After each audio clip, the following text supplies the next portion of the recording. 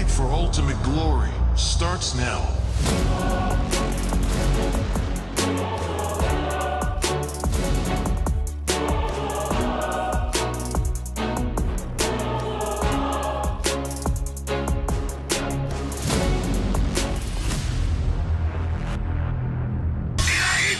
모바일 레전드 M6 スイスウォッチ明治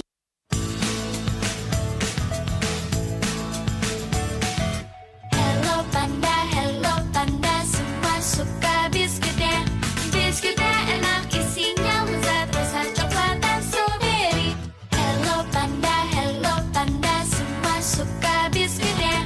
Biskuitnya enak isinya lezat rasa coklat dan strawberry. Hello Panda, biskuit isi yang enak.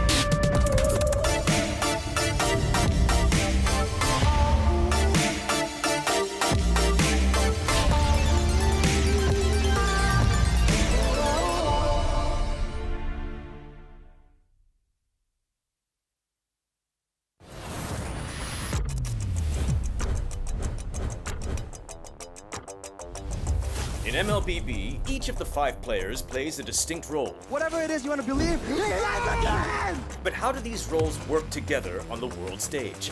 Going Sons, who picks up the... Mid laners and roamers are the bedrock of the team.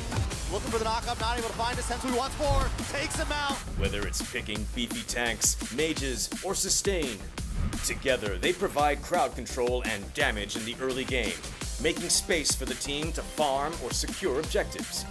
Then we have the EXP laners, usually playing tanky heroes. They poke and zone the enemy to create opportunities. All right, let's see. Another fight commences here. Gear goes in. It's going to be a lot of damage played. While the roamers pick to fill the team's needs and support if needed. EXP laners must win their lane and protect their tower with aggressive, confident play, ensuring map control for the team. Ooh, final slash. Finally, we come to the junglers, the early to mid-game finishers, and the gold laners, the mid to late game finishers. Irie, the god in the jungle, takes a double kill. For junglers, whether it's frontline tank utility or assassin early game assassin burst, they form the core of the team. They act on the space created by their team to finish off objectives, utilizing power spikes with the early game advantage they get from farming the jungle. It should be a retreat from the Burmese gold, and they get sent down into the ground. Gold laners focus on farming for gold to become late game monsters. 1v3. They are savvy observers, staying out of trouble and positioning well to deal the most damage with their fragile heroes. Do you agree? How would you describe the roles that make MLBB greater than ever?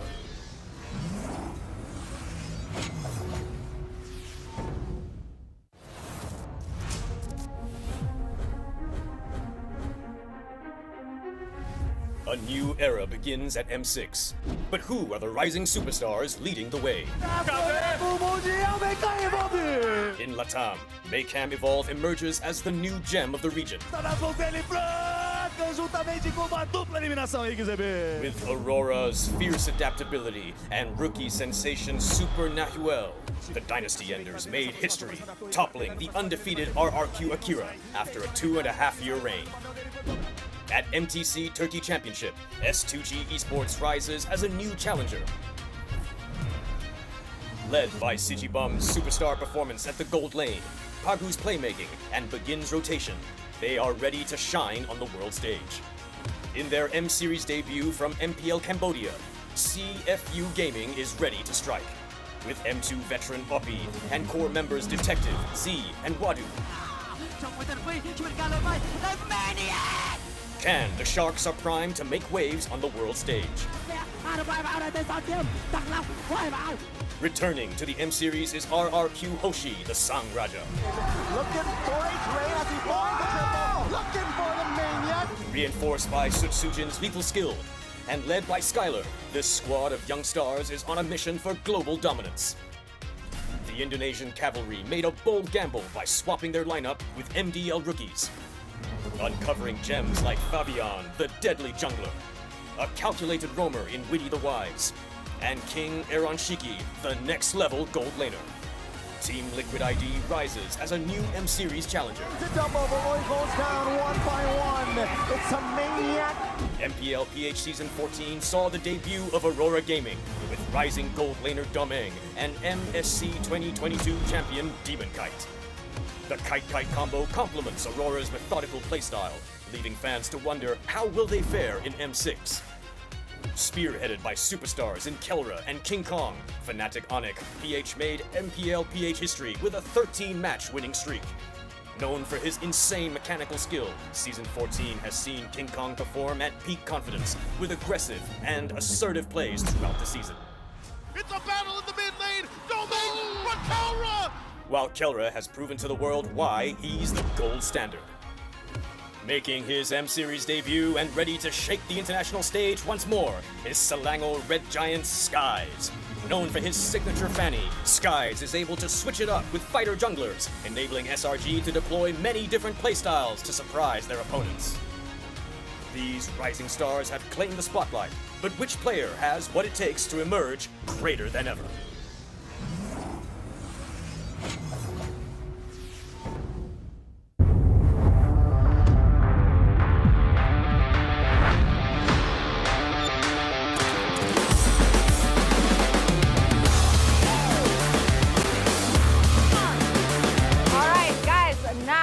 An Indo-MY rivalry over at the cornhole game. Two has to enter the hole. Okay, salam dulu, salam dulu. Salam dulu.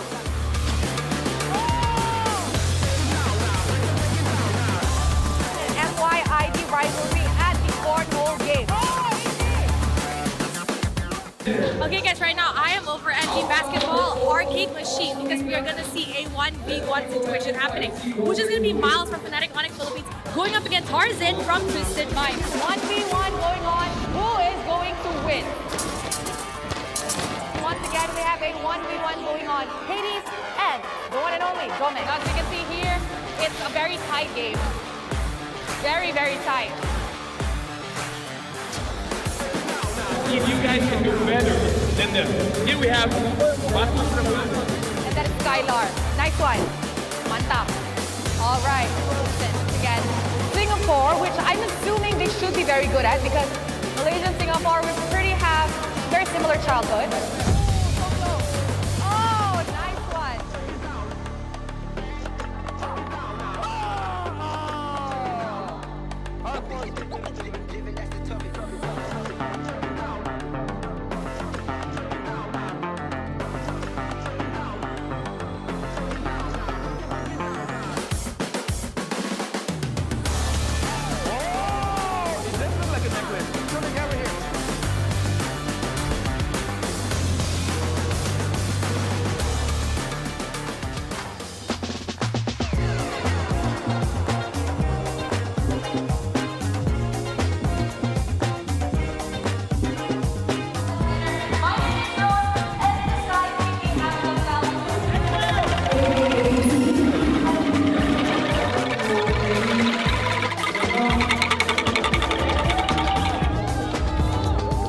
Just for your information, this is an official merchandise for M6 and TNT Gold Trophy of 2018. Terima kasih Malaysia, we are ready for M6. Kita siap untuk M6. ML Kitchen Hazardous. Kita udah ready buat M6. We are ready for M6. Handa na kami sa M6. We are ready for M6.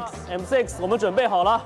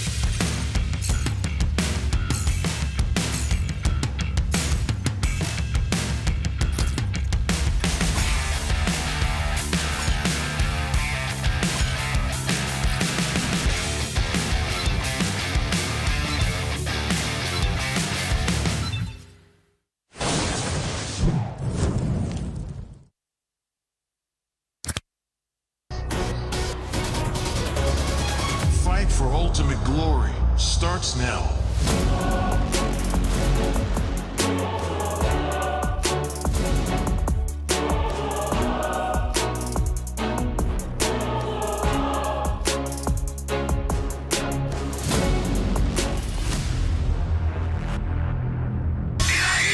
Mobile Legend M6 スイスウォッチ。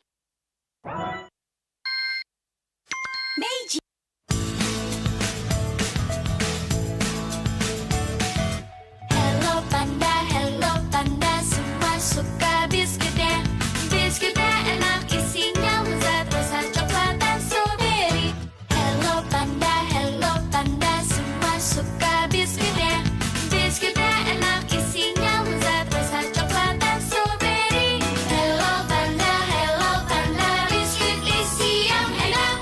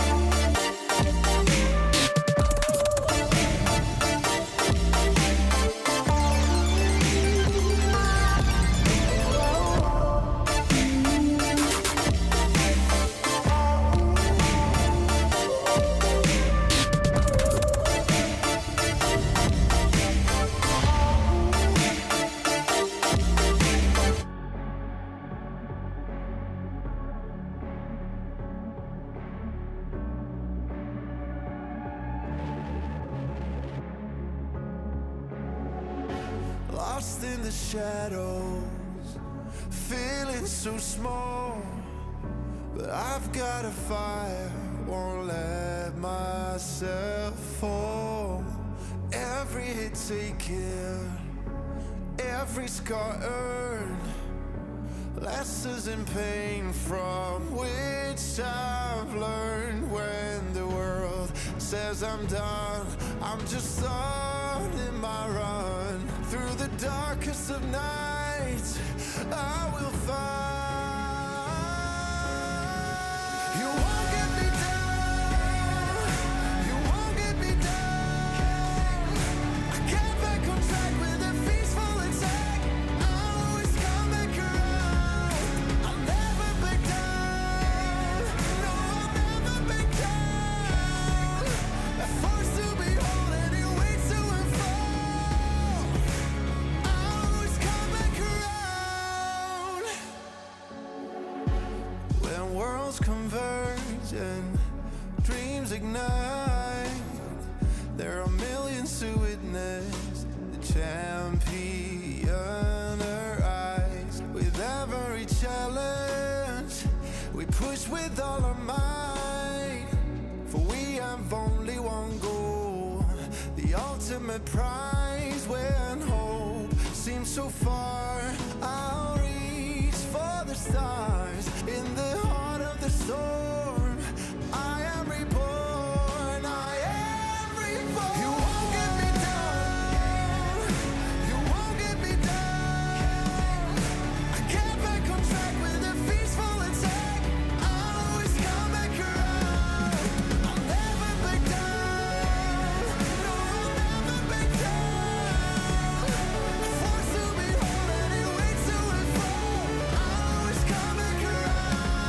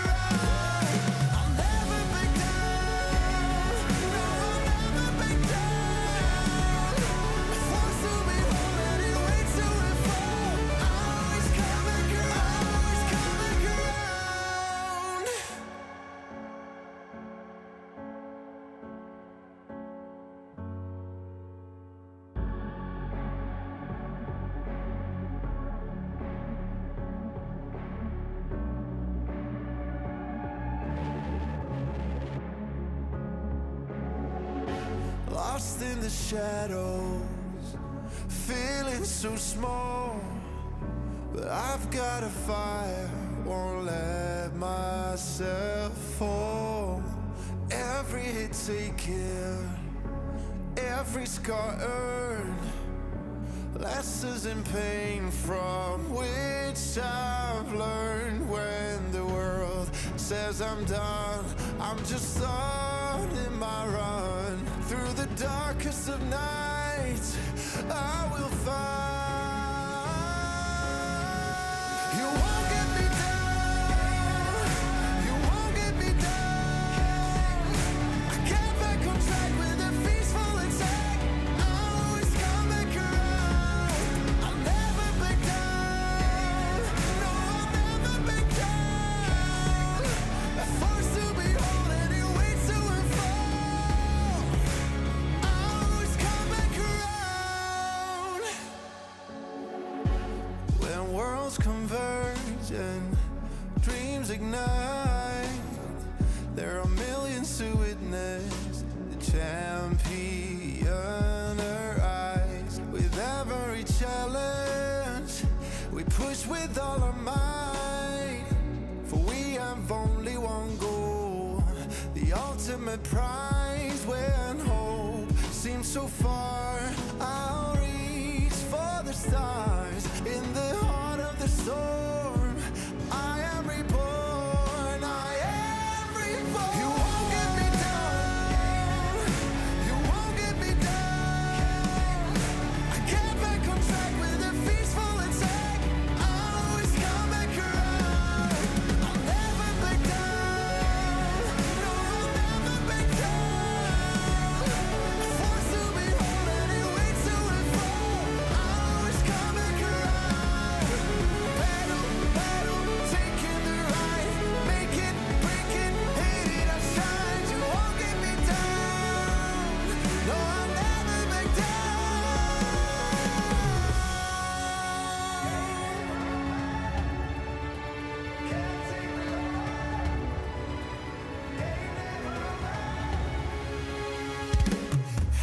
You won't get me down, you won't get me down. I get back on track with a peaceful attack. I'll always come back around. I'll never back down, no, I'll never back down. A force to behold and it waits to unfold. I'll always come back around. You won't get me down, you won't get me down. I get back on track with a peaceful attack. I'll always come back around. I'll never back down, no, I'll never back down. A force to behold and it waits to unfold. I'll always come back around, always come back around.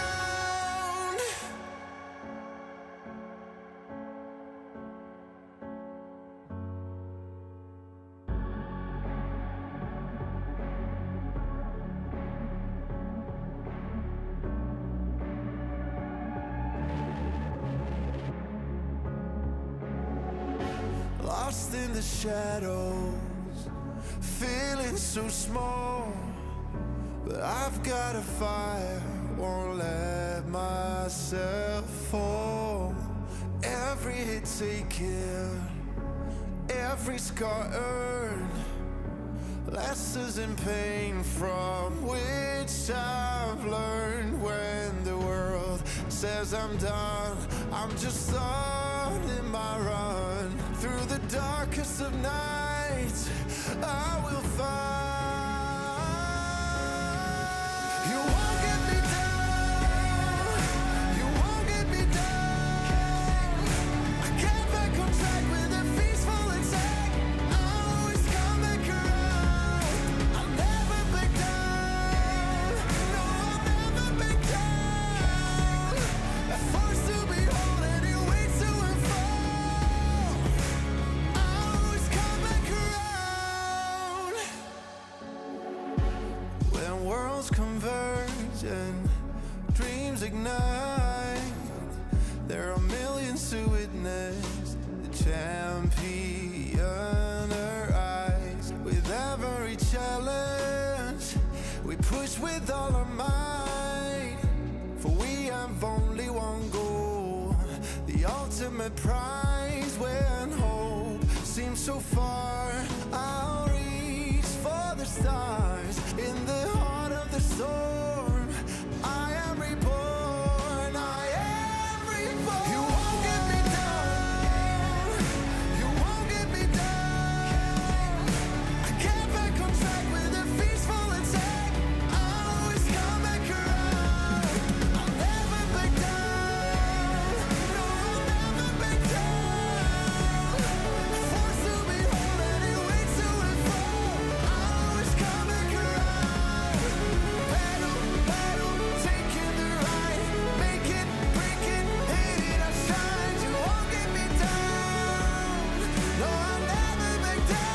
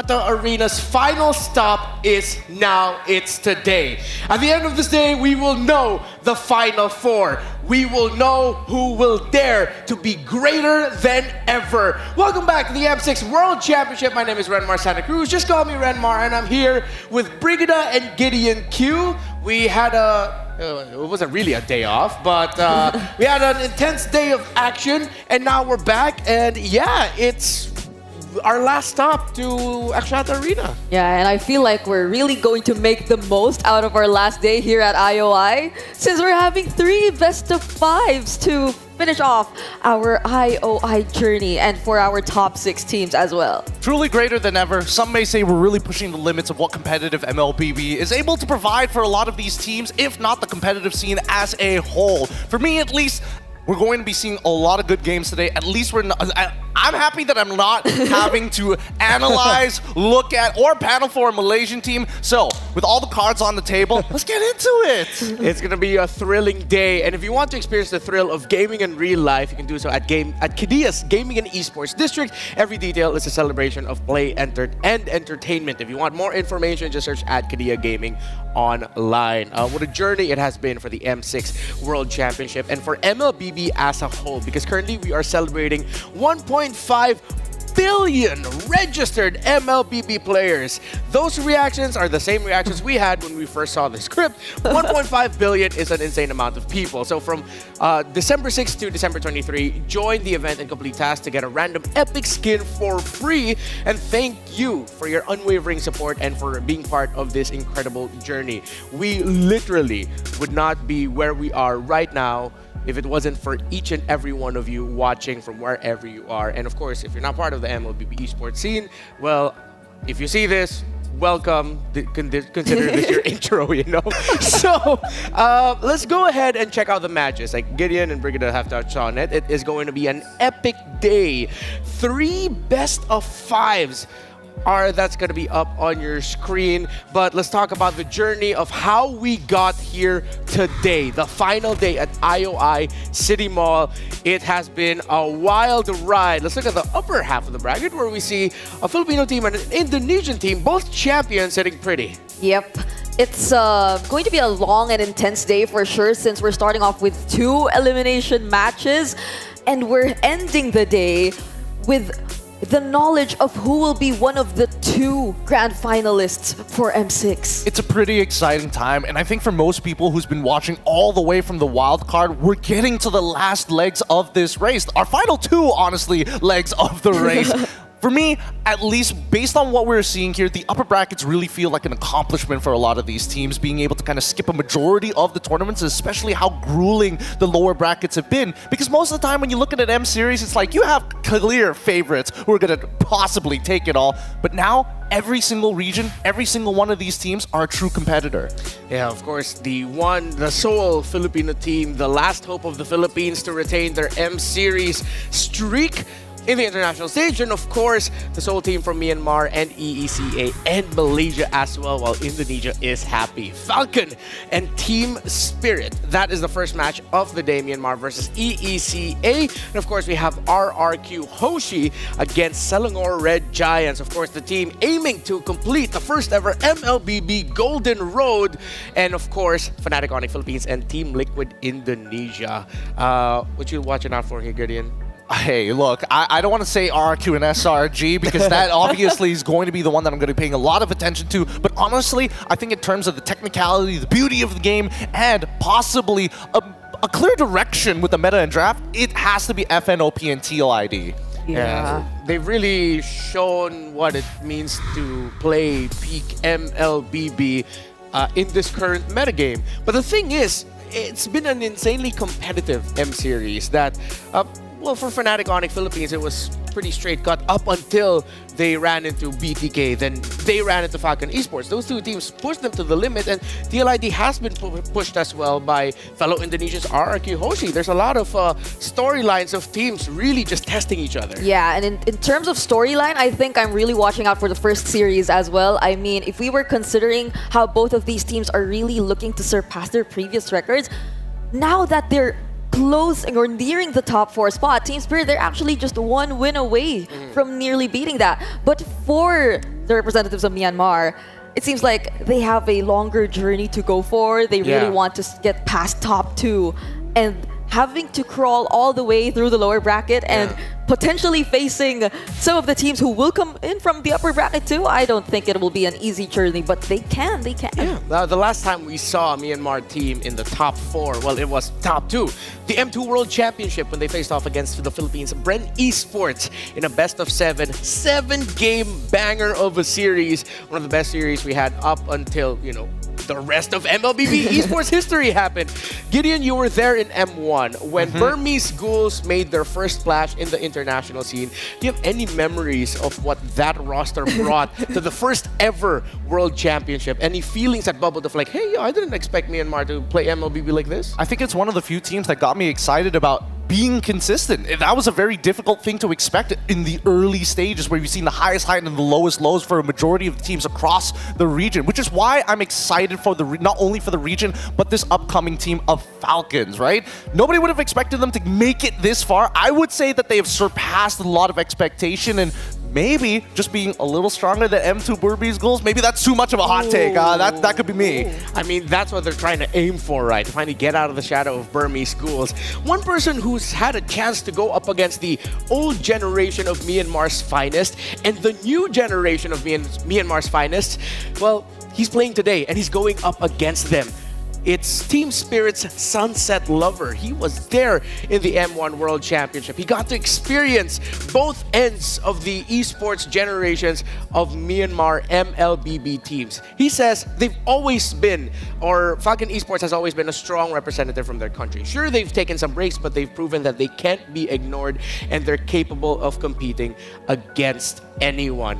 Brigida, if I ask you, where do you think Team Spirit will struggle more with today against Falcon? Will it be in the draft or will it be in the game? I think they've pretty much showed us yesterday how they're able to acknowledge their strengths in terms of the game, and that's particularly when it comes to the mid game, right? So they'll have to work around their draft definitely when it comes to that, because initially Team Spirit, especially in the earlier days of M6, they've shown us quite the surprising approaches in terms of the draft. They tend to go for that sudden swerve and that Balearic, which really suits and is able to respond well to those dive comps that a lot of their opponents use up against them. But recently, I feel like they've been struggling in terms of finding where Kid Bomba particularly is comfortable playing in terms of the EXP lane. But at least for yesterday, we've seen them switch things up a bit, and surprisingly, it really works well for them. So I'd say draft, really. But it's something that they've gradually learned to adjust, especially as they now know their strengths in terms of the in-game. I think that's a fair point, right? I mean, they are being coached by Coach Vren. He is notorious, some may say, for coming up with some wild ideas on the draft itself, but there's a lot of logic behind it. And I agree with Sunset Lover that 50% of the games that we've seen here at M6 from Swiss Stage, and I would even argue to the wildcards, begin with the draft itself. So, in terms of Kid Bomba and how he's going to be able to fit within the meta, I think Coach Vren has come up with a couple of ideas, but I understand the sentiment of these big playmaker EXPs. They've taken away our power and decided to distribute it across the board, and now we have to play as a second roam support. Yeah, it's so interesting that even Sunset Lover says that they still have more interesting picks to showcase. More interesting than their, Roam Belleric favorite, their mid lane Joy that Sunset Lover himself played, to the point where Kid Bomba, he's mind blown right now with the amount of picks that they have. And yeah, their creative draft mastery, would you say, Gideon, that it's a double-edged sword? I would say it's a double-edged sword for a team that doesn't have a deep hero pool. Think about it, right? It's not like Coach Vren doesn't come from a place with no experience. He has coached some of the best teams in the world. He used to be part of RRQ for a good amount of time. And now with Team Spirit, I think this is definitely a team that jives more, a little bit better with him chemistry-wise. Yeah. Because these are very intelligent players. Two veterans already. The rest coming in, I mean, it depends on how you see veterancy. I'm thinking way older. Because Kid Bomba, technically his veterancy does begin with M5 and then afterwards MSC. But I'm talking about Sawo and Sunset Lover. So with them at the helm to not only keep the mental ready, but also being able to whip out some of the more interesting picks that we've seen in the meta so far, I think that this team has an opportunity, but only if they can adjust to Falcons, because Falcons' adjustment usually doesn't really come in the draft. It comes in-game with the way that they team fight their opponents. Yeah, I think it was also previously mentioned how Team Falcons is a team that you definitely have to watch out for in terms of them being able to manage the team fights, their coordination, which for a moment or for one or two matches recently in Team Spirit, we weren't able to exactly witness from them. And they themselves mentioned it, that they felt a little disconnected.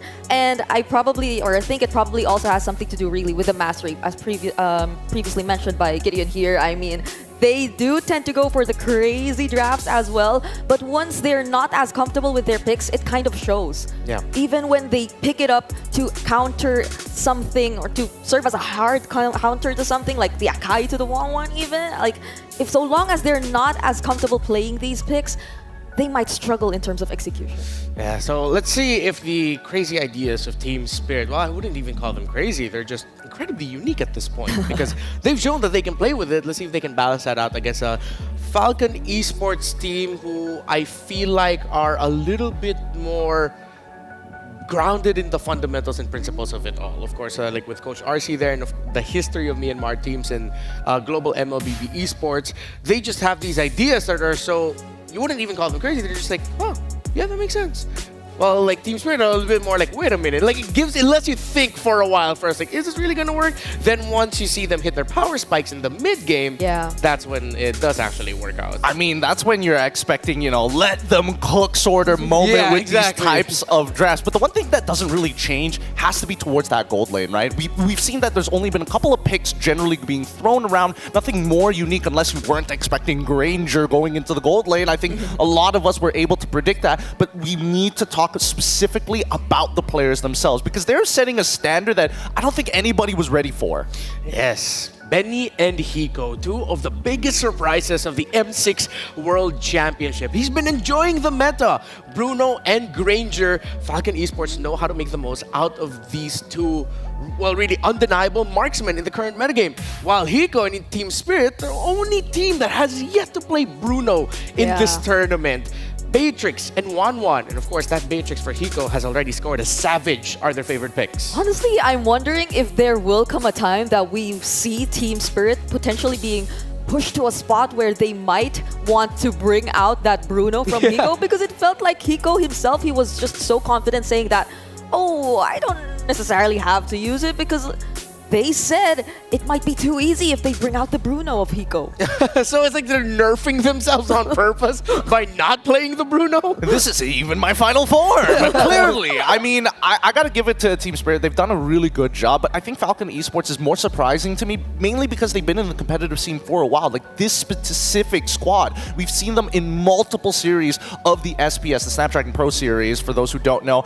And they were Tier 3. They never even made it and got invited to Tier 2s until recently. And I think now, after what we've been seeing here at M6, I wouldn't be too surprised if they make it straight into the Tier 1s for the Invitationals. Yeah, going up against Team Spirit, of course, Falcon know that Benny is, if not the best Bruno that we have in Global MLBB. A lot of players from a lot of teams praise him. But Hiko Mania has been undeniable this M6 World Championship. The young 16-year-old gold laner, yeah, throw up those finger guns, baby. Like, go ahead, man.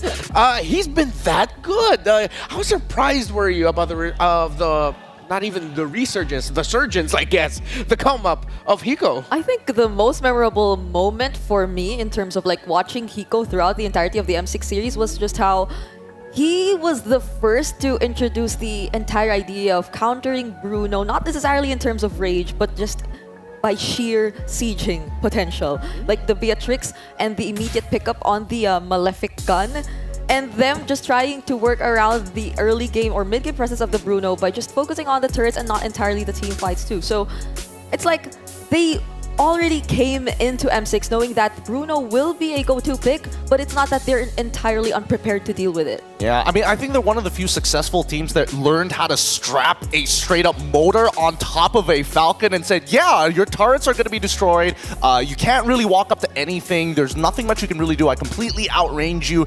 And it's one of the cleaner games we've seen in terms of execution when they have Granger on their squad. But Falcons in general, as much as they are able to kind of like play around Benny, I still think that the support system has definitely stepped up in a lot of ways. Royal Milk as well, definitely being a strong laner, but also a great distraction. Yeah, going up against NIP Flash, if I recall correctly, Falcon Esports Royal Milk absolutely tore the house down with a Game 1 Phobius pickup that got godlike before 10 minutes. He was just absolutely on fire. So of course you see the members of Falcon Esports and Team Spirit, the last team outside of Southeast Asia, still in the M6 World Championship. They are the last non-Seiya team. Can they continue their run against the dreamer run of Falcon Esports? Because really, it's similar to what happened in the M2 World Championship, where, of course, my fellow Filipinos and, you know, our good friends from Myanmar know just how hot social media got during that time, like, between our two countries. But there's always been that big sense of mutual respect. When it comes to Falcon, and when it comes to Myanmar especially, they are a region to be feared. But the Dragons of the North still remain defiant. They look down from the skies, well, look up at the skies to their fellow flyers in Falcon Esports and says, only one of us can rule from up here. So I think it's time for us to introduce the stars and the teams. Falcon Esports versus Team Spirit for the first match of the day.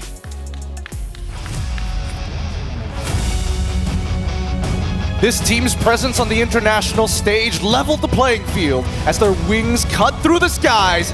Every witness gets reminded that even titans can bleed. Soar high, fly high, Falcon Esports!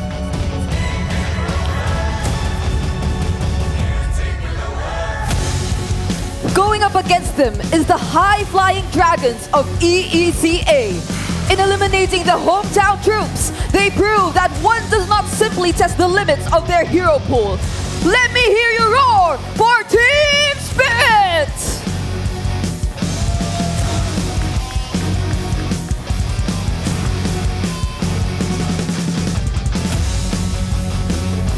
And here they are, the brains behind all of the brawn on stage. For Falcon Esports, it's Coach Nyochao and Coach RC, while for Team Spirit, it's Coach Fred.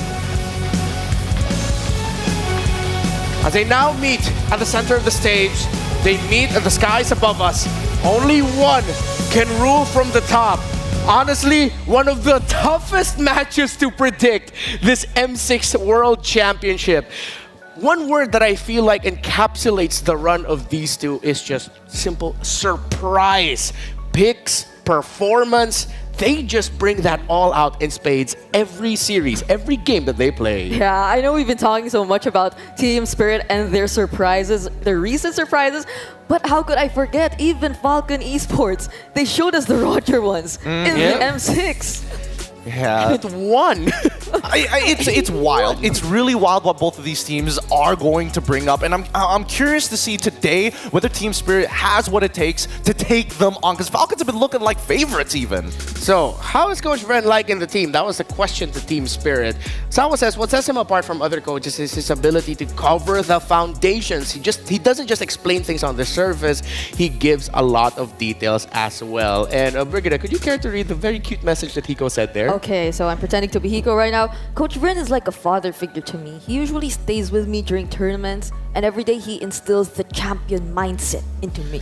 That could mean anything. The Asian dad mindset of like, do better after every game. Not good enough.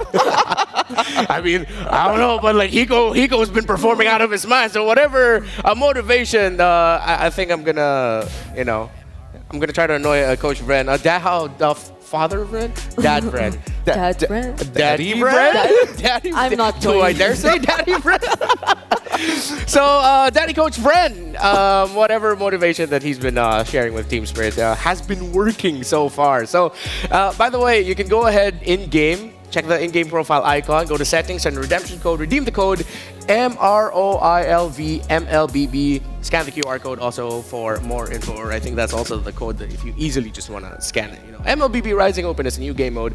Check it out in-game. So we are about to head into the draft, and honestly, my brain is perplexed. But there's one pick that I go back to that I feel like will be hotly contested, but at the same time, prepared for like crazy by these two. It's the Matilda. The shared Matilda between Kid X and Sawa, which I feel like these are very foundational teams, but I see them both as teams that really want to control the early game. Yeah, which is probably why I'm also thinking as to who will be getting their hands on the red side. Because I know for one that Team Spirit, they've been very comfortable with it. I think they played majority or if not all their games yesterday on the red side, which also was the reason why they usually got the Matilda plus another hero, and they usually got the hero synergies in their hands. But for Falcon Esports, on the other hand, their strong side seems to be the blue side as well. So if they get their hands on the blue side for Falcons Esports and the red side for Team Spirit, I think they'd be very comfortable in terms of executing the draft. Well, I think in terms of the meta right now, on a technical level, I would say that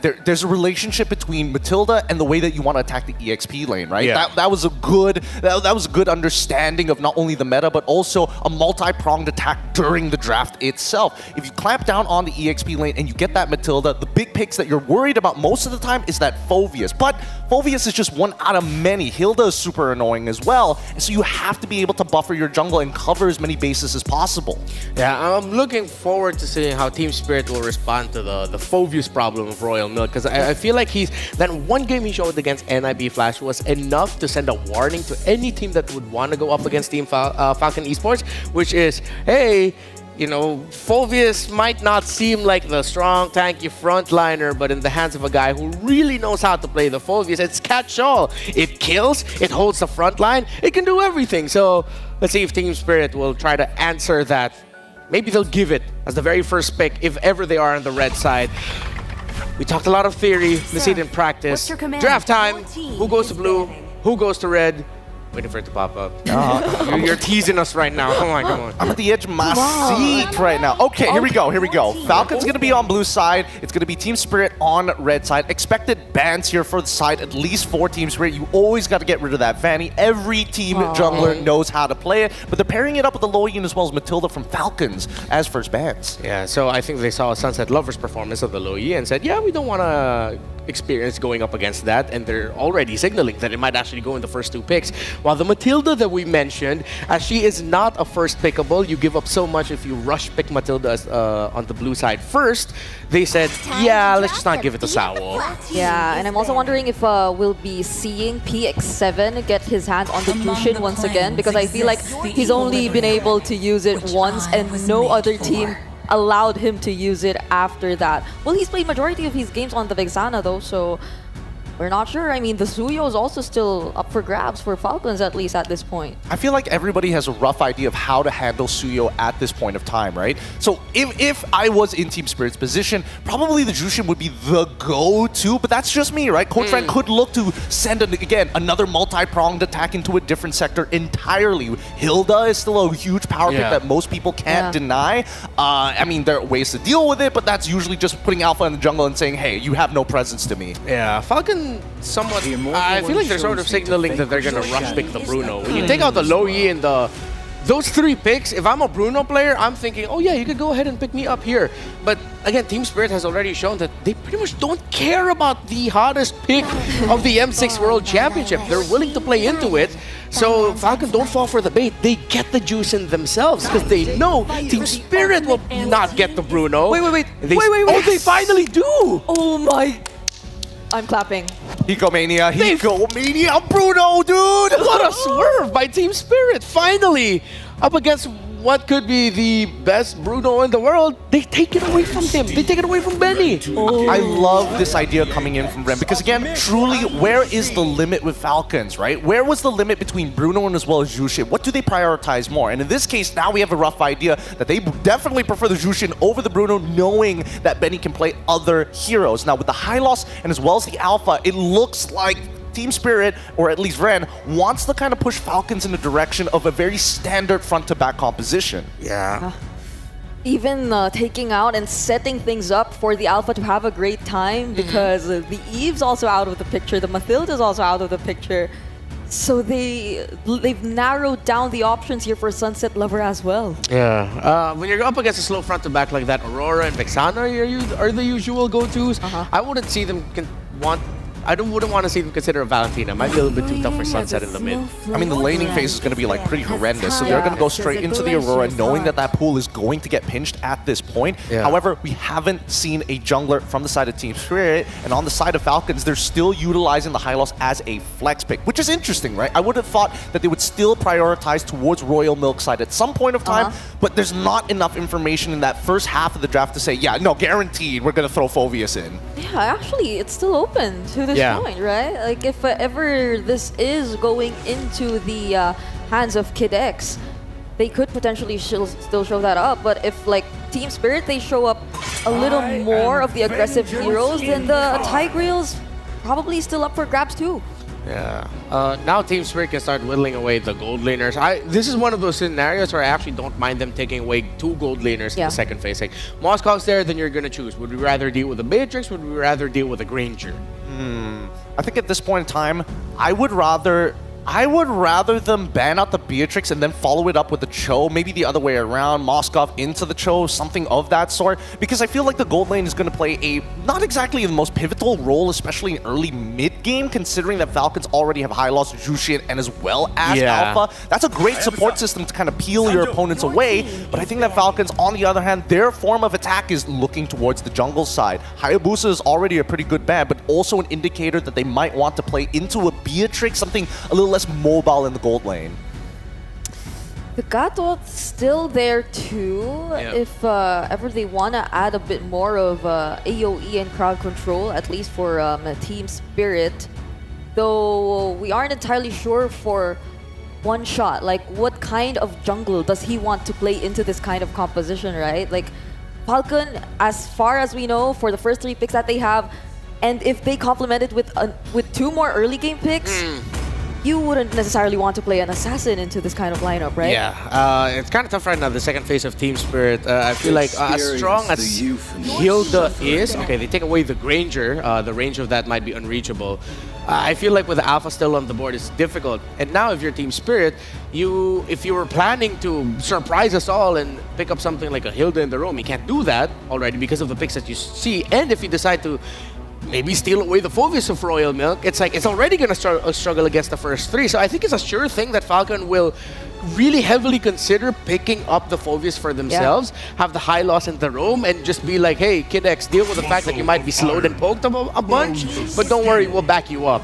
And now they take out the gods at Kacha too. I feel like the second phase for Team Spirit, Gideon is going to be tough. It is going to be tough, but it's not impossible to deal with, right? Hilda most likely isn't going to go into the roam support because, again, what are you going to do against Alpha, right? Yep. And I think that, honestly, Nyotra has done a very good job reading into the draft. He sees the Moskov, what do I respond with, banning out the Hayabusa, knowing that maybe they want to play Assassins as a potential jungle pick, and then looking to keep that Hilda as that flex, but I feel like they've already seen through the facade. Yeah. Do you think Team Spirit might consider taking away the Tigreal option from Kid X here now? I mean, if they do, and they go for a utility jungler too, like a Fredrin, that'll be such a front to back opposition, as we've mentioned indeed, but okay, like, still serves some sort of front. It is some sort of front, but I think the best part of it, you can at least disengage, right? Tigreal, you implosion, it's a very small area compared to a very large area, and as expected, we see the Beatrix get locked in for the side of Falcons. Now, I'm very curious about this last pick, because again, it's such a traditional composition. We've seen this many times in local MPLs, and finally the Phoveus comes through. There's not a lot of dashes to work with. I'm assuming that Royal Milk is going to be taking Vengeance in this upcoming game, just so that he can kind of frontline for the team. Yeah. And then the good thing is, I mean, there are displacers, especially the Alpha's knockback with the Spear of Alpha and what Jushin does with the Lantern Flare that might help trigger the Demonic Force passive more for the Phoveus so that he can bring out the Sinner's Marks a little bit more. So maybe that's them compensating for the fact that there are a lack of dashes on the Team Spirit side. Yeah, and it seemed like they really forced it one shot to either pick up the Fredrin at this point. What else is available even for one shot? I think they might go tanky. The Nolan or the Bane? Oh, interesting. Yeah, no, because playing into a tank at this point, they've got true damage, they've got many ways to kind of stop you. You're not trying to hold back when you've already got a Belleric on your side. With Bane, a complete disengage, at least you have a combination with Sawa and Belleric's Wrath of the Dryads. Yeah. Let's see if the Belleric and the Bane can do what the Matildan Bane did. It might be not as fast, but, well, it's gonna hurt. Welcome, ladies and gentlemen, to the matchup here. Thank you to the panel, of course, for breaking down the draft. It's a jam-packed day. We've got three, of course, best of fives. We're starting with this one. Again, I'm Naisu, and this is Ingan, and we're here to bring you the action for match number one. Ingan, what do we think of the draft? Again, it's some interesting picks, but we saw some of this even yesterday. Yeah, you know, the signature of Royal Milk again with the Phoveus. We all know that if Falcon starts out strong, especially for the side of Royal Milk, things could go really for their side. Well, we're going to find out because one of these teams will be part of the greater four. Will the Falcons soar high or will they be met by the Dragons of the North and cut short? Let's head into the Land of Dawn. It's game number one, best of five. And like we mentioned, with this lineup, the main thing that we've seen so much in comparison between teams is, again, double revitalize. And with the lineup that Team Spirit brought to the table, they're going to be looking to sustain fights, but not only that, but fight with just the area of effect that comes with this lineup. Also, real quick, everybody, again, the M6 Pass is now available. You can grab it while you can, all the way to the 29th of December, and reach level 75 for free by completing all the tasks. There's a ton of goodies for you guys. Claude's Battle Emote, the M6 Glory Avatar Border, the Battle Emote for Baksha, and of course, Baksha's new skin, the Dauntless Shield. Now, going back to it, this is a big thing. The gold laners here for both teams are massive to the success of these teams up to this point. And this time around, Hiko, the youngest player in M6, got the Bruno, the signature pick.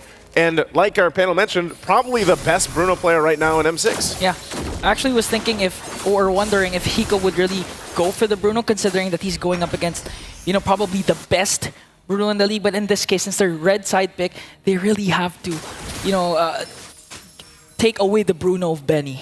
They got to take him away. I like the fact, too, that Hiko's going to be playing a little more defensively. No, he went with the tenacity here this time around, also on the Bruno. But that's the thing, you know, you have this Beatrix, and it's kind of funny because both of them have basically switched things up, you know, even in terms of the emblem here. But nonetheless, we've seen things work great for Falcon Esports. I mean, no one can forget the series they had against FNOP. Now for this one, first objective for the taking. First turtle's just going to be started up by Team Spirit. Okay.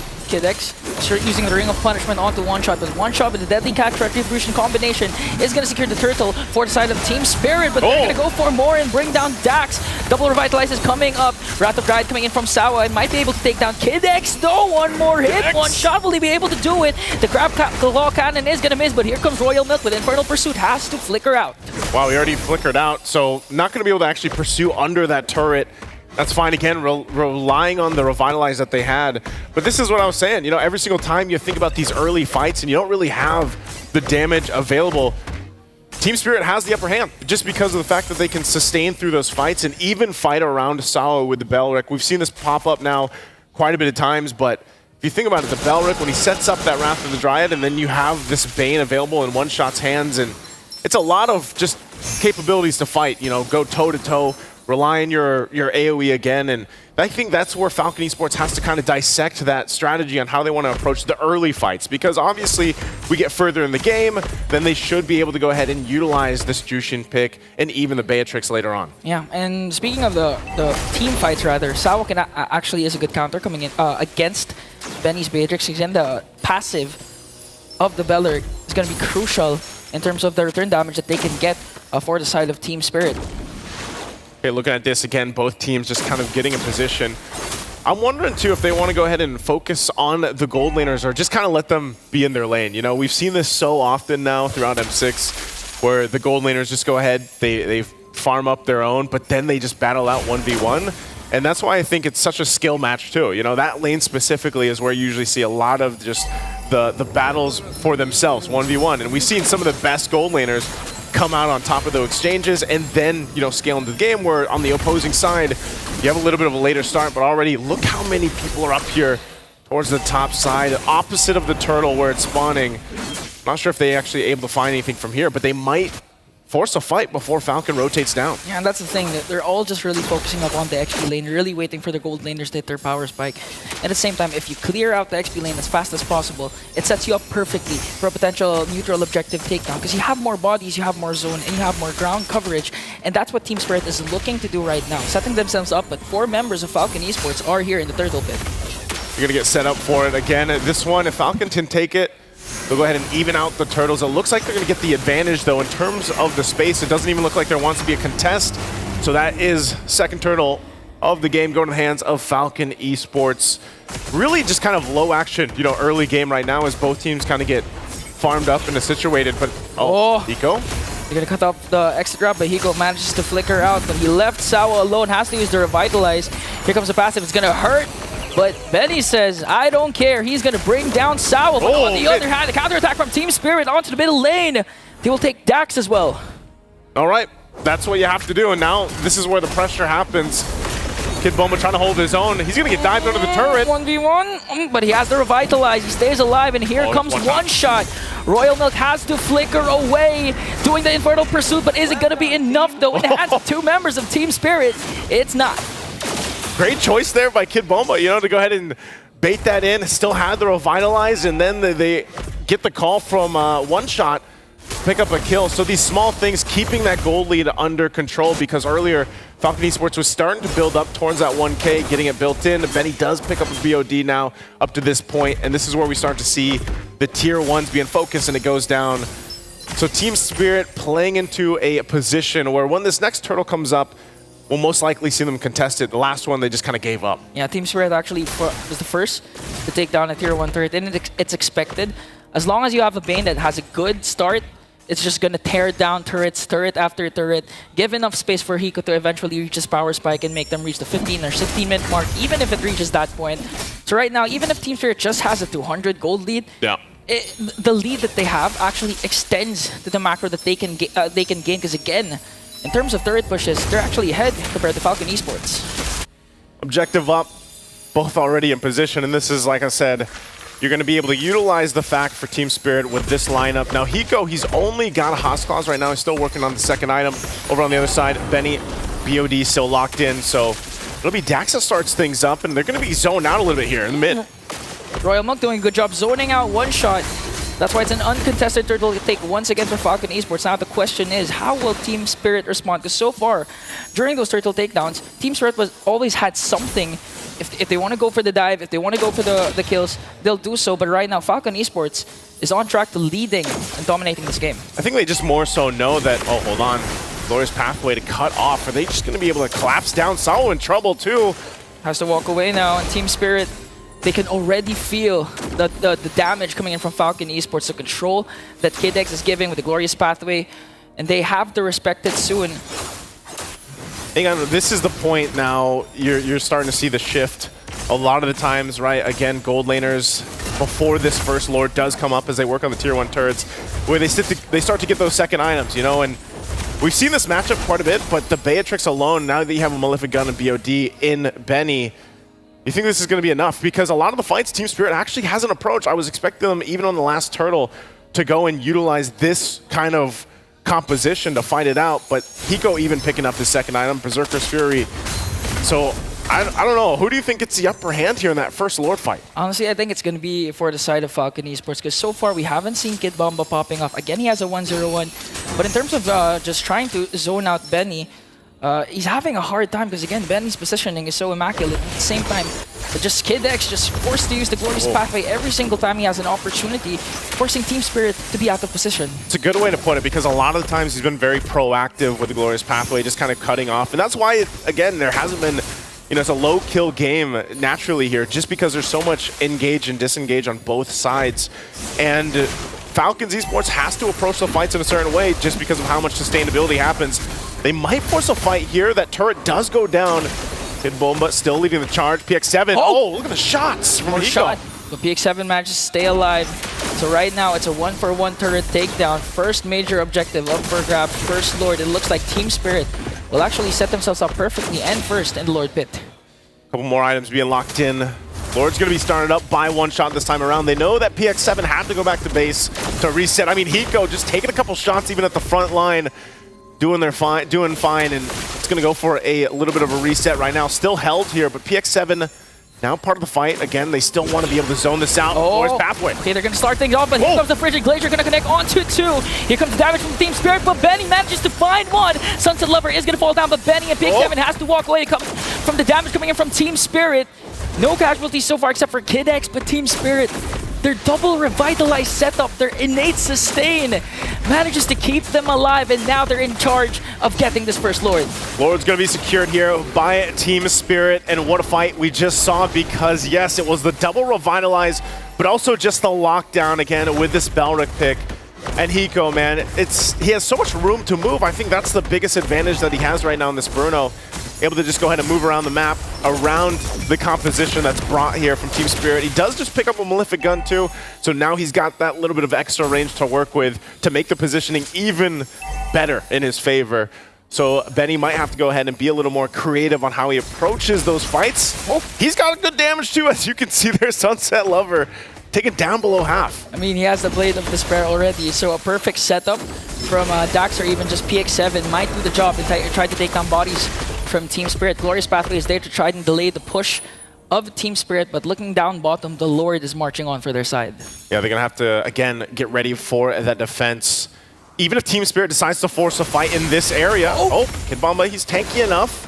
Sao's just around the corner. They are going to try to cut them off, because if they catch them in the choke point in the jungle, they do have somewhat of an advantage to work around with. Tier 2 now being worked on and focused. Still, the push up top can happen here, but this is going to be a quick clear on that Lord. Again, defensively, the high ground defense for Falcon Esports is pretty good. They should be able to clear things out, maybe even maintain the shields here. So far, the Crab Claw Cannon has been a menace for the side of Team Spirit. Just making sure to chunk out a huge amount of damage from one side of Falcon Esports before they continue with the engage, and now they're taking away major resources from Falcon Esports. All the outer turrets have been taken down, as well as the purple buff of Falcon Esports. So they deal with that. Lord already taken, but Team Spirit furthering that gold lead that they built. Rather slow burn, you know, on the gold lead. A lot of times here, the early game gets a lot of action, you know, these fights and battles, but it's more so Falcon Esports just taking the calculated approach. Eventually, Benny is going to be completely online. He's nearly there. Also just picked up recently the Sea Halberd, and that's why we highlighted these two gold laners coming into the game, of course, and just usually when in their matches, we talk a lot about Benny and Hiko respectively. as both teams really like to play around them, especially this part. And Royal Milk, essentially too, you know, he's been phenomenal for Falcon Esports, but they're going to rush it down here. Okay, Glorious Pathway going to be used defensively to try and evade the push coming in from Team Spirit. And I like that you mentioned Royal Milk, because so far, the Phobia's pick isn't doing good for them, because again, Renmar even mentioned this, that the lineup of Team Spirit, they don't have that much data, so it doesn't activate the passive of the Phobias, and at the same time, it's going to rely on the Spear of Alpha of Dax or even the Lanterns that are coming in from PX7 to at least activate the demonic force from Royal Milk. And so far, we haven't seen any major engagement from Falcon Esports, or at least for the last couple of minutes. So right now, the pressure is on for Dax and PX7 because Kid X Glorious Pathway is just there. But the problem is, where is the follow-up from Falcon Esports? Yeah, I think that's why, you know, even in a sense, Dax picked up the Winter Crown. Wanted to go ahead, and he might just be forced in a situation where he has to kind of jump in. PX7, though, taking a little bit here. He is dealing with them with the beacon. Kid Bomba doing this. Look at the shots from Hiko, though. So they'll go ahead again, just trying to get an advantage in terms of health bars right now. And they know PX7 has to walk away, then there's a Glorious Pathway. Infernal Pursuit is there, but that didn't catch as well. Frigid Glacier hasn't been casted. Oh, it did. But it did not connect to the members of Falcon Esports. Look at Hiko! Forcing Crimson Beacon, but still gets the shot. The one shot he needs to bring down PX7. And again, Team Spirit sets themselves up perfectly for the second Lord. Man, again, it's Hiko that's getting all the space to work around the team. And, you know, just a couple shots, and then next thing you know, you have no health or you're down. That's exactly what happened to PX7. So again, objective secured here as Team Spirit gets ready to go ahead and march in. So for Falcon Esports, still trying to work on how they approach these fights or get through that front line. Maybe the best time for them to do it is within the base on this defense. They can clear it out. Again, that's one of the power plays here that they can utilize the Beatrix. But still, it's going to be kind of difficult because Team Spirit will just most likely siege in forward. Wind of Nature now picked up for Hiko too. Already working on that bottom base turret. Lord charges in, bottom turret down. And now, can they actually go ahead and push in further? Kid Bomba leading the charge alongside Sawo as Hiko just works on that mid turret, waiting for the wave to push in.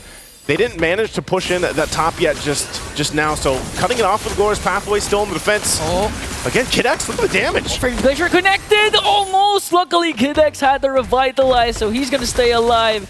Minions pushing down bottom, but they were able to clear the mid lane. No additional inhibitor turrets taken down for the side of Falcon Esports. Next wave's still being worked on. I'm not sure if they are actually able to get more, though. This is, again, Falcon Esports' lineup. We've seen it before where you can actually just continue to defend, deal with this top turret, though, actually going to be forced in and falls now. Finally, Team Spirit one hit away. He will be able to get that from a distance. Still, mid lane being held on as much as it can.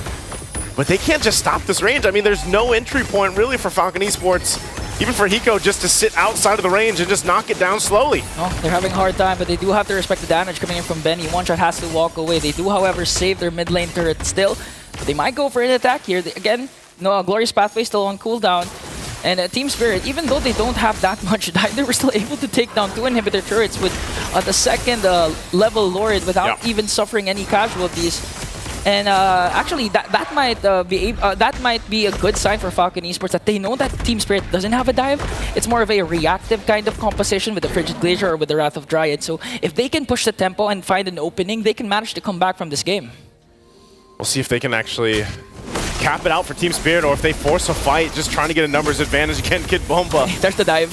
Goes in, but that's the thing, you know, there isn't a clear sign for them unless they can just try to get out some of the Revitalize, or maybe the Glorious Pathway alone. But so far, it's just been kind of the teams really just limit testing each other. And Hiko, if he's able to get a couple shots off, then great. If not, they can just do what they've done, you know, the past 16 minutes. There really hasn't been a situation for Falcon Esports to force that fight just yet. So we might have to look to see if once they get some of the items locked in, get a little more tanky, maybe they can approach it differently. Okay, so looking at one shot, he wants to go with the damage approach. He wants to match up against Benny, picked up his Blade of Despair as well as the Malefic Roar. So right now, Team Spirit just focusing on taking down this Lord. The Falcon Esports, Kid X can go for the Glorious Pathway play once again, but it's going to be crucial for Dax to hit the Spear of Alpha to the proper targets to activate Royal Milk's passive and then go for the Infernal Pursuit. Cool, look at that. Even Royal Milk just takes a couple shots, ends up at half health. If Falcon Esports can somehow get an advantage against this Lord, maybe even just steal it away from Team Spirit, that might be their moment, their window of opportunity to go ahead and bring things in their favor because, again, they have so much space to cover at this point. And it's really showing difficult, like how much even Sunset Lover alone on the Aurora, like you mentioned. There you go. Kid X from the back with the Glorious Pathway, forcing someone to use their flicker. Sunset Lover, actually.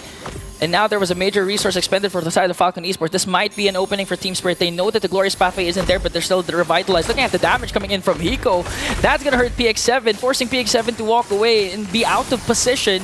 But Falcon Esports, they know that they have to contest for this Lord because so far Team Spirit has been approaching the pushes surgically. Royal Milk quite low, and Team Spirit will again go for the Lord. See, it's almost like Falcon Esports just wants to get these even revitalizes out if they can, but Team Spirit's doing such a good job at just holding on to it. Again, Glorious Pathway dropped down. That's how long the Lord dance was.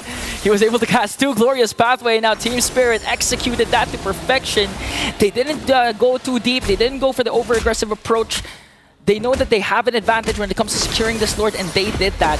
And this might actually be the final Lord that they need to take down Falcon Esports. Because again, we're in this 18-minute mark. Hiko has been really activated. They're saving their Revitalize in case they're targeting Hiko. And one shot so far, the damage is going to be enough for him. Just one Crab Claw Cannon can do the job and chunk out a huge amount of health coming in from Falcon Esports. At this point, they hold on to one turret, but it's going to be gone in a second. Base fully exposed now for Falcon Esports, and Team Spirit slow but steady in this game and just worked through the consistency. Can they end it on this Lord push? Fully locked and loaded. They're going to force the fight. Lord pulled up here towards the top.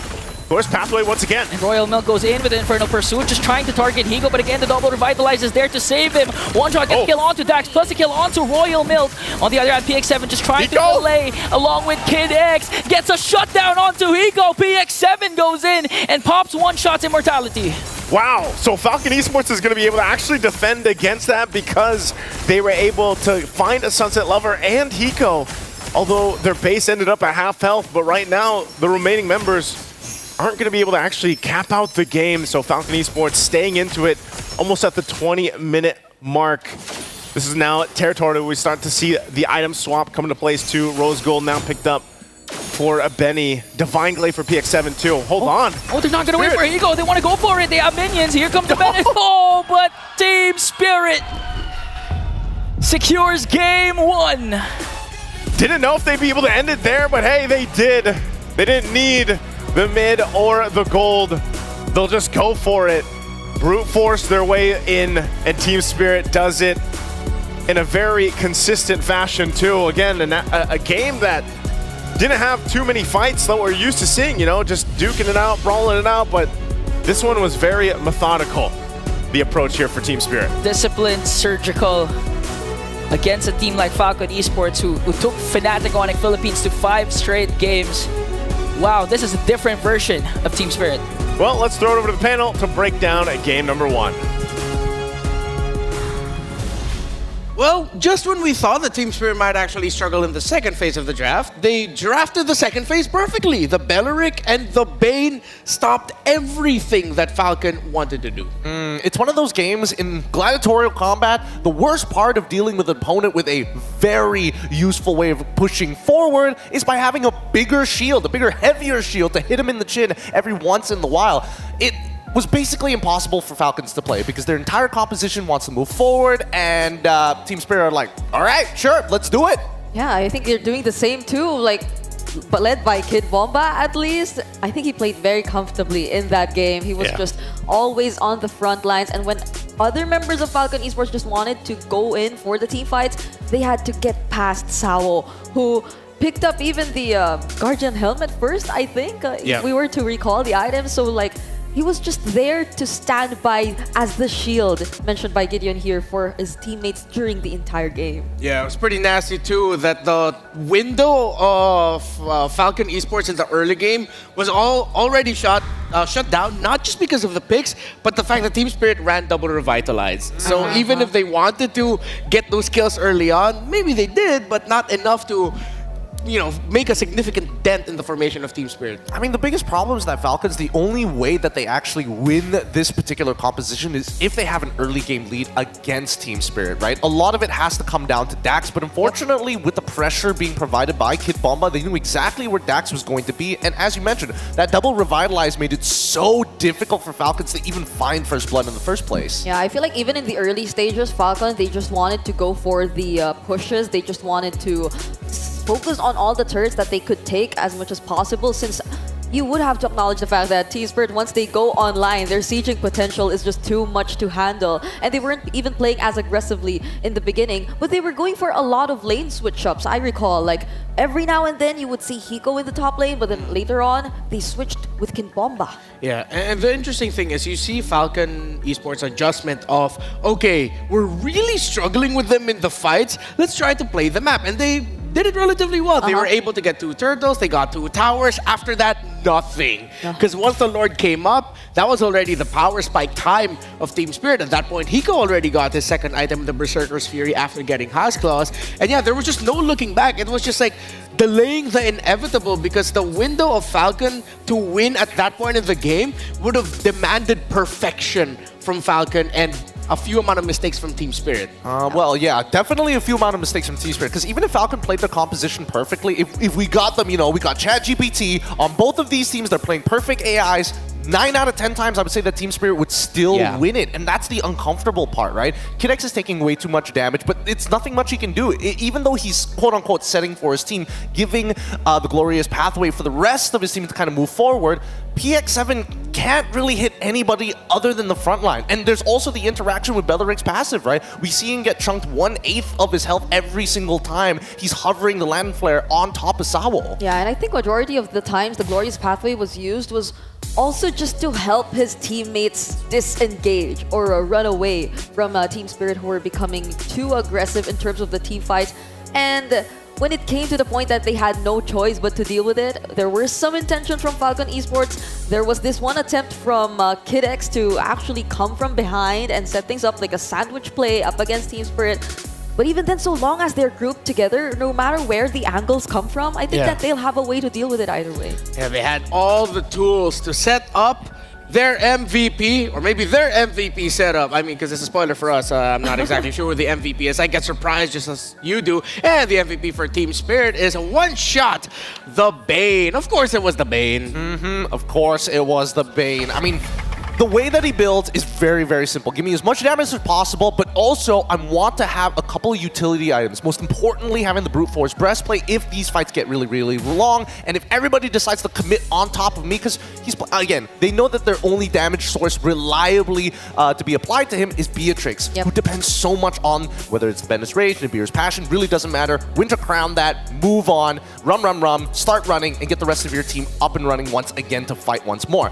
I think the only way that Falcons could really deal specifically with one shot is if they found an early kill on him. But again, I think this Phoveus pick really hurt the side of Falcons more than it did them good. And even if we switched it out for like Terizla, for an example, somebody had to eat dirt for the team. Yeah, I think the difference too is that once they decided to go in for the commit, there's almost no way for them to get out of it. I mean, the Glorious Pathway was there, yeah, but like Team Spirit, once they go for the chase, they're almost always able to catch up to Falcon Esports. It's different from when they have the Mathilda in their hands. Like, they can go in and then just get their XP learner out of the mess once they feel that it is not entirely on an advantage for them.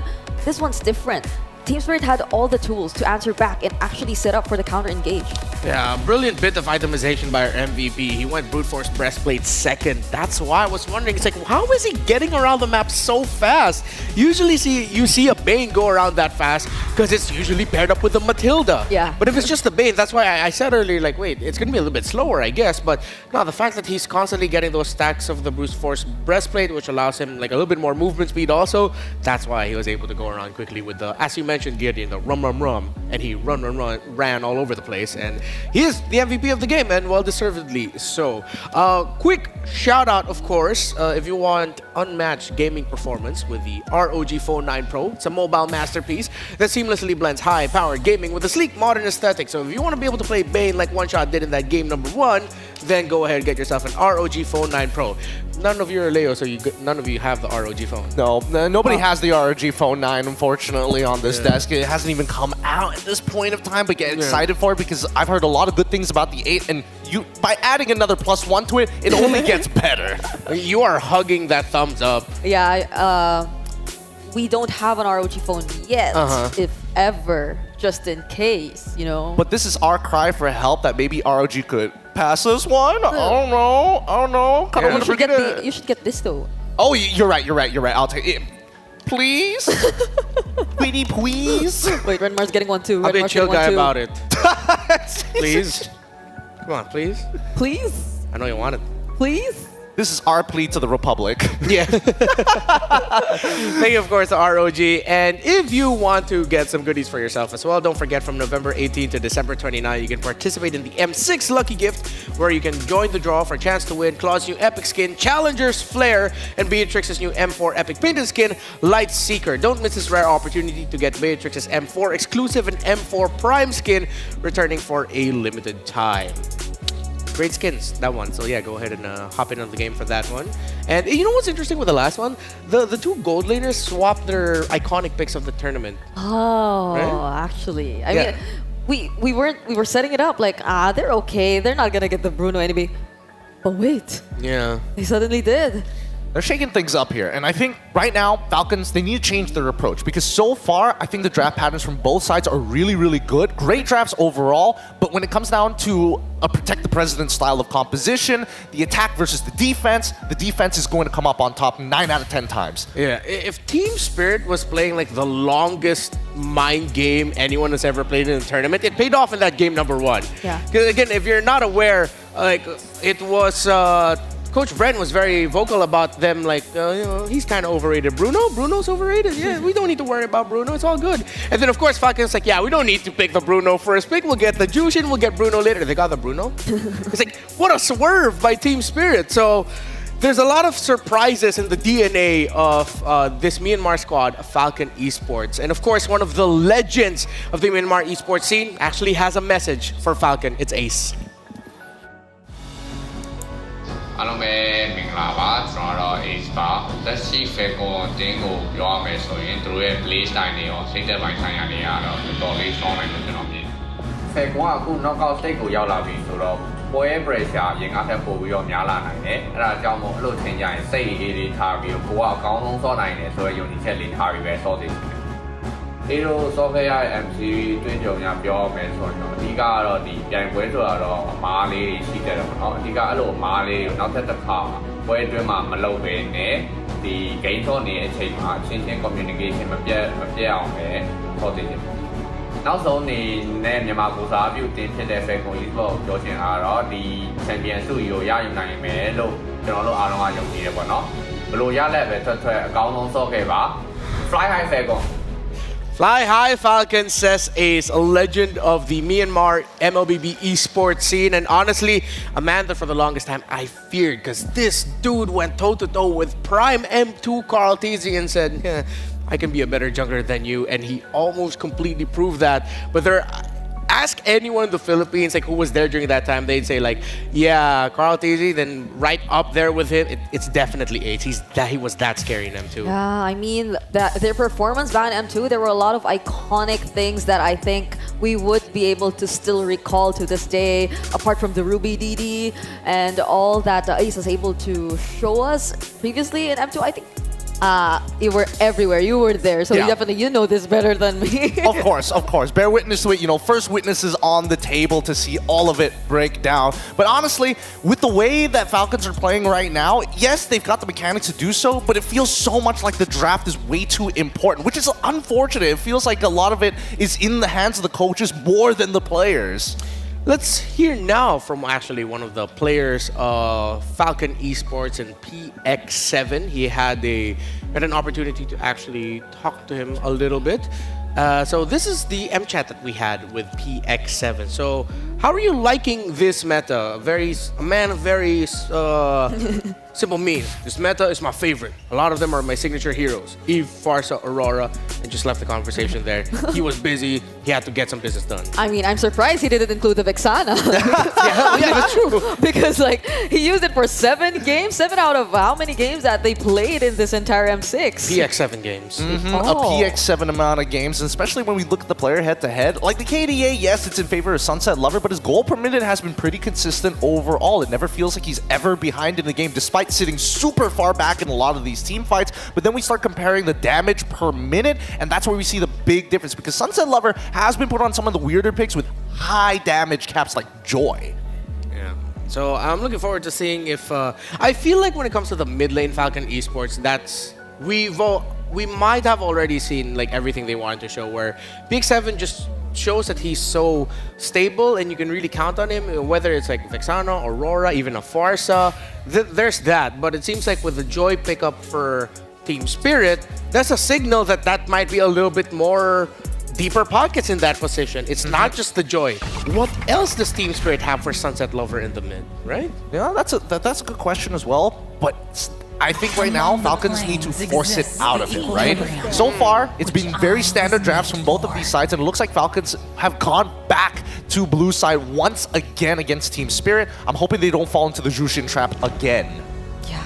It's I mean, the ban so far and the way that the draft is looking, it's set up for either the Alpha or the Jushin 2. So there could be a chance that we still see it being prioritized here for Falcon. The only thing is probably being a bit more mindful, because yeah, they were able to adjust their lineup enough to show us that there was some flex factor to the first phase, but that didn't stop Team Spirit from setting things up well for their Balearic pick. All right, a little bit of a coach drafting mindset 101 for y'all here. So if in this scenario, Falcon and Team Spirit ended up in the same positions, Team Spirit's also red, Falcon's still blue.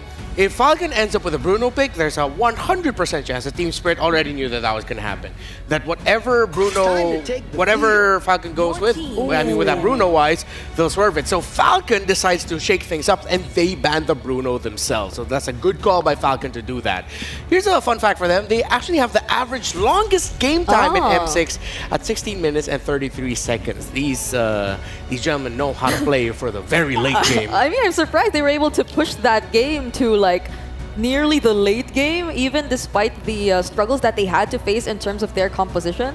So what more if they get their hands on a more comfortable type of composition, right? But as we're seeing it right now, I think the Jushin's still kind of possible for Falcon, and yeah, they go for it. Yep, they're going to take the Jushin once again. I do feel like this is a trap, right? But now that they've made the adjustment of banning out that Bruno, it makes the gold lane a little bit more volatile, and that's something that they need, because previously we saw that Beatrix, even with Bennett, it's pretty difficult to land the abilities on top of a double revitalized style of composition, especially in the early game, and it doesn't look like they were investing too many resources into it until we got to the mid game. So unless they have a way to kind of speed up the tempo, or at least the pace from the side of Falcons, I don't see this changing too much. All right, let's see how they'll pair that up with a Jushin. They get the high booster right away. Are they going to swerve and just pick up their course right now? Because honestly, the most surprising is to go high and then just pick up the Granger also. Yeah, the Granger too, because I mean, if you're talking about range, Falcon would want to deal with the Granger for sure. And they haven't shown their fronts just yet, but they will be going for the safer option at least. They will eliminate the factor of having an Hilda invade Hayabusa. This is actually really interesting, because now I feel like Ren is playing a mind game. Previously they were looking to kind of bait out that Jushin and eventually start locking in heroes like Hilda and as well as the Bruno. But now that it's gone, they want to threaten the gold lane and force Falcons in a position where, hey, if you want to rebuild that composition, by all means do so. But now you're forced to be picking, hey, you got the Phoveus, I got the Hilda, we know exactly what's going to happen again, but we don't show our gold lane first, which is a pretty good idea from the side of Falcons. So will Team Spirit be forced to show their XP roam as well in this kind of scenario? Because picking up the Phoveus, we've seen how they were able to respond so well to it just with the presence of the Balearic pick earlier. Yeah. But if they do that, yes, they get to reserve their mid and gold for later, but that reveals too much of their lineup as well. Yeah, I'm always quite skeptical about seeing Hayabusa get picked up so early, but that's usually a confidence thing. But I think Falcon has already turned off the idea of, okay, they actually pick up the Aurora. A part of me thinks Team Spirit cannot run it back with the Belleric because the Belleric was empowered by the presence of the Aurora plus the Bane. Without the Bane, wait, they can. No, but Falcon will ban it, right? What, they mid-Bane? will, right? No, Yeah, they can't play the Bane anymore. There's already Hayabusa. But So the mid, yeah. okay, well. Yeah, there's no room for Bane, so would you Belleric? Well, now it really depends on what the jungler is supposed to be. If it's going to be an assassin, it's a little difficult to play Belleric into it because Wrath of Dryads is relatively a slow spell as it encircles the Belleric. But previously, it was alpha. It's very straightforward. It only moves in one direction. You don't have to worry about too many angles when you are playing it. And as you mentioned, on top with the Bane as the natural counter towards it, disengaging sounds like a great idea. But look, they're banning it out. They want to set up alpha for themselves, and they want to see how Falcons is going to respond to it. Well, it's like Coach Red and Team Spirit going, like, we're in your heads, guys. We first picked the Hayabusa, and they banned the Belleric. I like what I'm seeing. There's so much respect. Yeah, this draft is very fun. You can tell that they're both trying to go one step over the other, just thinking ahead. So we're going to be seeing some new roamers. I think the Tigreal Valentina trade will now be active, even though the Tigreal might suffer a little bit up against the... If it is a roam high loss and then into a Juician, I feel like the Tigreal would mess up what the Phoveus would want to do. Yeah, I mean, the Cho and the Gaton are still available too for Team Spirit because I think you would be conscious of the presence of the Jushin if you were to go with the roamer that will eventually be scouted every now and then due to the Lantern Flare, due to the presence of the Lantern Flare. So I think they're more okay with having the Cho up against this lineup of Falcon. So let's see what Team Spirit goes for. They can either go for that or the Tigreal, as you've mentioned. I feel like the Tigreal makes a lot more sense, but that's a safer play. If they want to be bold, they want to be brave, they can technically take the Cho, but it's just empowering more Infernal Pursuits and the passive procs coming in from Phoveus itself, right? At the very least, I feel like it's more on Falcon's side to decide that. I feel like at this point, you've already predetermined what that EXP matchup is sort of going to look like, locking in.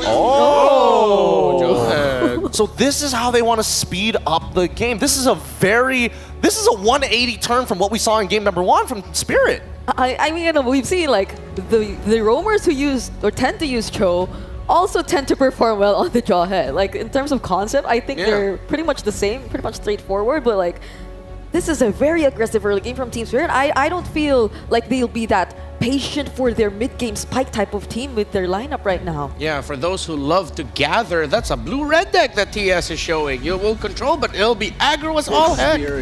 So how do you deal with aggro with a good amount of control? Well, you see if you can whittle it down from afar, but the Granger will definitely have to purify up against that Jawhead. Yeah, it's going to be pretty tough to play without it. I want to see what this final pick coming in from Falcons is. It's going to round out their composition, and they want to go for the Alpha once again. So it's going to be a protect the President here and let the President just bombard their enemies, but this is on the assumption they survive the early game. I feel like Team Spirit, they got a couple of interesting plays that they could make in the early game for now, but in terms of a support that would kind of, well, not really a support at this point. They're just looking for a gold laner. Yeah. They just need something that scales, right? Yeah. Let's get the Beatrix. Yeah, both would do. I don't think Kiko has a... I don't think a 1-1 will be played into this. So yeah, they just go for the Beatrix instead. Huh. Big bursts, hard chunks, nice combos from the side of TS. They have to execute well. Falcons, they can play defensively, but it's going to be a slow and steady lead. Yeah, strong counterpunch for Falcon Esports. Team Spirit, it feels high risk, high reward. Let's see if it'll be rewarding for a 2-0 lead, or they risked it all and they made it 1-1. Let's go. Nice winning. Very interesting to see the draft here once again. Game 2, it's Minaisu and Ingan. And when we get a look at the draft here, you're going to notice, if you saw game 1, not too much has changed for Falcon Esports' lineup this time around. Nearly all the same picks except for that Granger. But then on the other side, Team Spirit, definitely a different game plan this time around here. Yeah, I like the early game centeredness of their lineup. Again, bold choice to go for Sao with the Droid, but we know that these types of lineups, they can be punished, and so far, mistakes have been crucial for the previous series of every single game for M6. Well, we'll find out once again if Falcons Esports can bring this to 1-1 in the best of 5 as we jump into the Land of Dawn, or will Team Spirit make this game theirs, just like they did in the previous one. It was a slow burn, though, but this time around, the fact that they have a Jawhead alone, you know, they want to go for these pick-off potential early game picks, because if they can get a snowball already in the mid. Speaking of early aggression, One Shot's going right after PX7 again, wants to really control the mid lane. If One Shot gets momentum building on this Hayabusa, that's going to be great for the idea behind this draft. Taking a look at the emblems, of course, you know, you still got a little that extra tenacity there here for Hiko once again, but this time around on the Beatrix over on the other side, you're still running Festival of Blood and Rupture for Benny. Yeah. And that might help them. Again, part of the difficult thing they dealt with last game. Oh no. Early ejector onto Dax. Here comes the Revitalize, not going to save him. Whoa.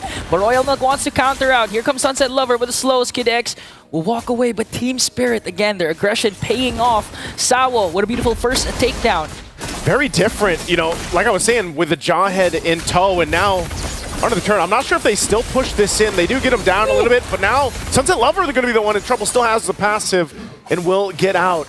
I'm surprised earlier on, too, the Revitalize wasn't popped a little bit sooner from Kid X, but nonetheless, you know, that first blood going in the hands of Team Spirit. And for Sawo, you know, if it went to One Shot, would have been a little more scary for Falcons Esports, but right now they're just kind of adjusting to this early game aggression from Team Spirit. Yeah, and that was also a good engage for Team Spirit, because even though they didn't get the call onto kill onto Royal Milk, they were able to expend this vengeance, so it's gonna give easier time for Kid Bomba in the laning stages of the phase. And now the first turtle has spawned. Team Spirit draw the first blood. Will they be able to take the first turtle? First turtle going to be started up. You know, Dax did this quite a bit in the previous game, and they were able to lock down objectives. It looks like they're going to do the same thing here because of the fact One Shot not even a part of this. So turtle secured for Falcon Esports, and it looks like One Shot just wants to go ahead, try to take the buff, but he's going to get spotted out. Good looks from Benny, taking a couple shots with the Rhapsody. One more. Okay, One Shot with Guachado. He's gonna safely evade a potential death coming in from Falcon Esports, and Benny just heads up play along with Kid X to make sure that One Shot doesn't get a trade after Falcon Esports got the turtle. That's what they gotta do, though. You know, even if it's down to just protecting those buffs for Dax. Dax really had a difficult time in the previous game on being able to utilize the alpha, and I feel like, you know, he wanted another shot this time.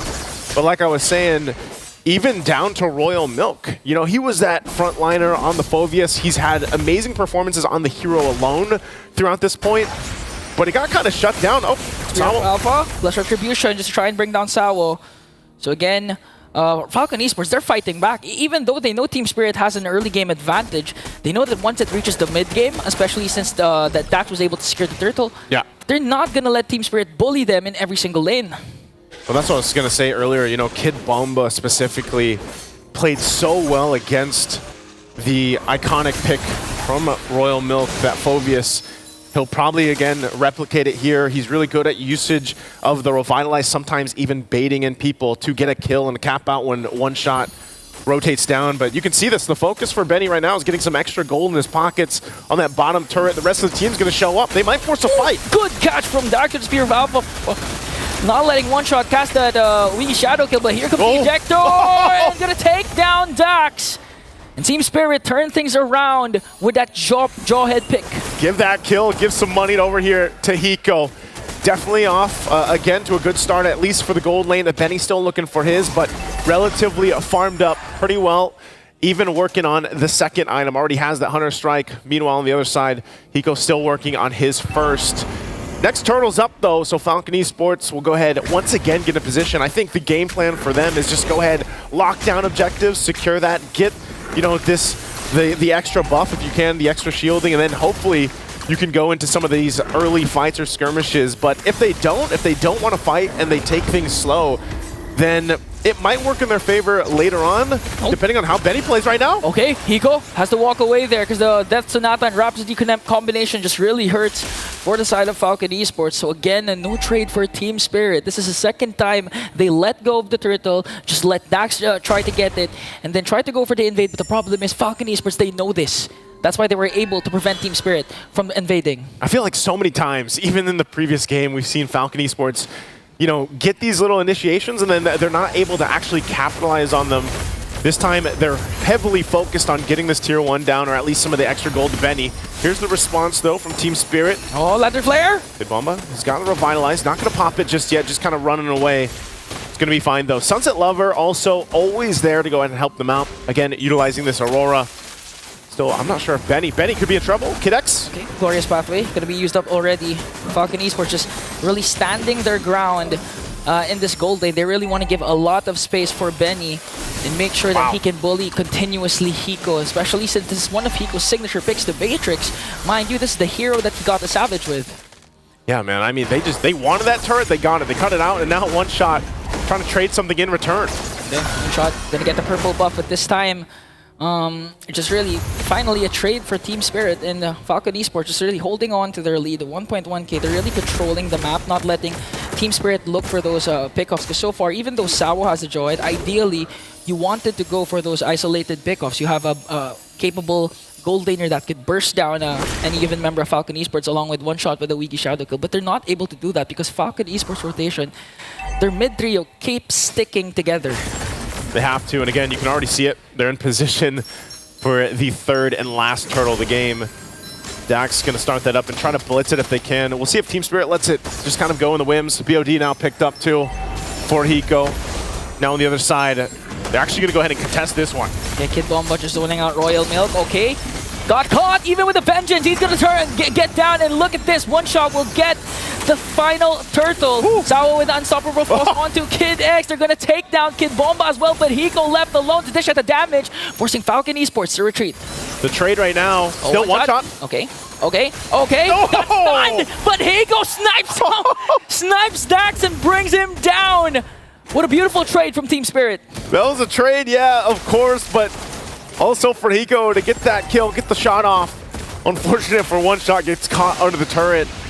And that's the thing, you know, you're seeing Team Spirit go ahead and find these pickoffs if they can, or force these situations if they can, and it's Falcon Esports trying to maintain that and stick together.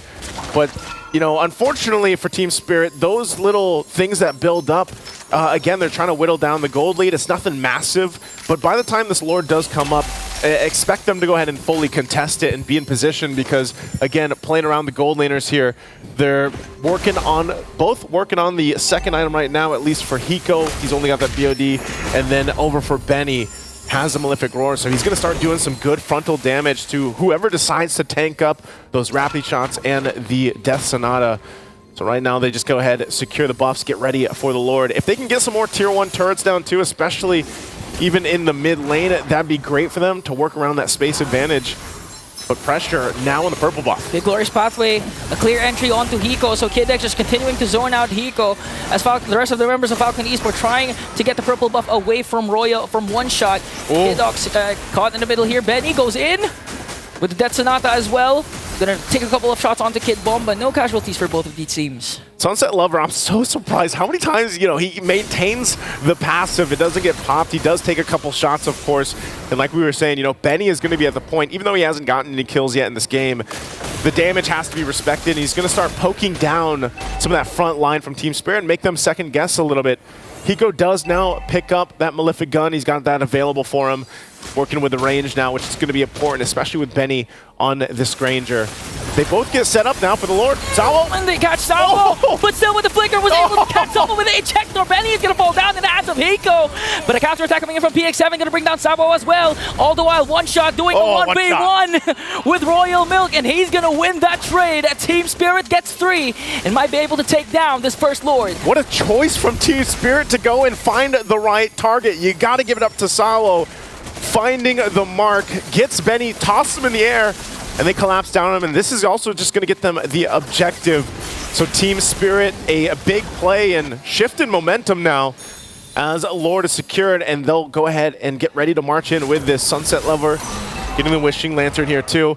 And you can see, I mean, is Sawo alone? The fact that he can go ahead and just kind of jump into things, and if he goes down, it doesn't really matter. As long as he got the right target, tosses them to the team, and they get a crucial opponent down, then that's great for Team Spirit. So Falcon Esports now has to be a little more cautious on that approach. Every time Sawa has that flicker available, they're probably going to go for that. Now the good seal from Team Spirit, but again, Kid X will cut their path off with a glorious pathway, gonna try and save that mid lane turret.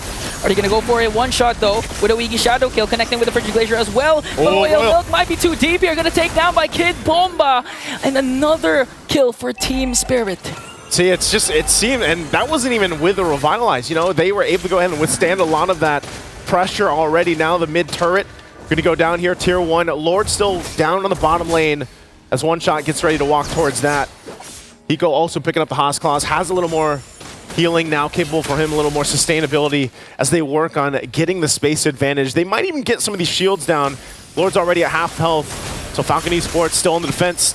Kid X gotta get back, gotta heal back up here. First shield down on the bottom side being popped mid next here. Once that wave does push in and they make their way top, so Team Spirit gets a big advantage just off that first Lord, building up to almost a 5K lead. Oh, one shot. Wants to go for the Wiggy Shadow Kill and gets down Benny! Whoa! Now he had the one shot, he took it. He might as well. His palms weren't sweaty that time as he was able to take down Benny.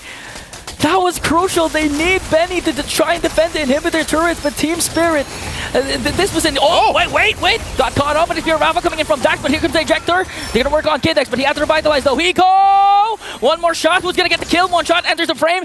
Sawo and one shot. It's just a matter of time. Who's going to take him down, but it's too fast. Wait, he's going to catch him. One shot's going to catch him. He knows it. Kid X just buying time. The rest of his team still in the base. One shot will be fine. The team gets half health on that base turret. It looks like Kid X made it, but the one shot does take him down. So Falcon Esports ultimately, defensively keeps all their turrets. You know, at least they keep the base turrets off of that. Could have gone way worse, but Kid X being the sacrifice there buys them some more time. I mean, just looking at the game, it's like a complete repeat of game number 1. It's just that it's more clashes. But right now, the difference is for Team Spirit, they had to wait for 3 Lords because, again, they didn't have that dive potential. But in this case, they have Sawa with the Jawhead, one shot with a Hayabusa. So this game for Team Spirit is actually relatively easy compared to game number 1 because again they can go all in with just one injector, and looking at the way they play, they don't care if Sawa dies as long as he gets a proper target, might it be PX7 or Benny, it's gonna be hella worth it for the side of Team Spirit. Yeah, and right now Hiko locked in, hasn't died just yet. Benny as well though, at least he's got a win in nature, so might be able to actually help contest this.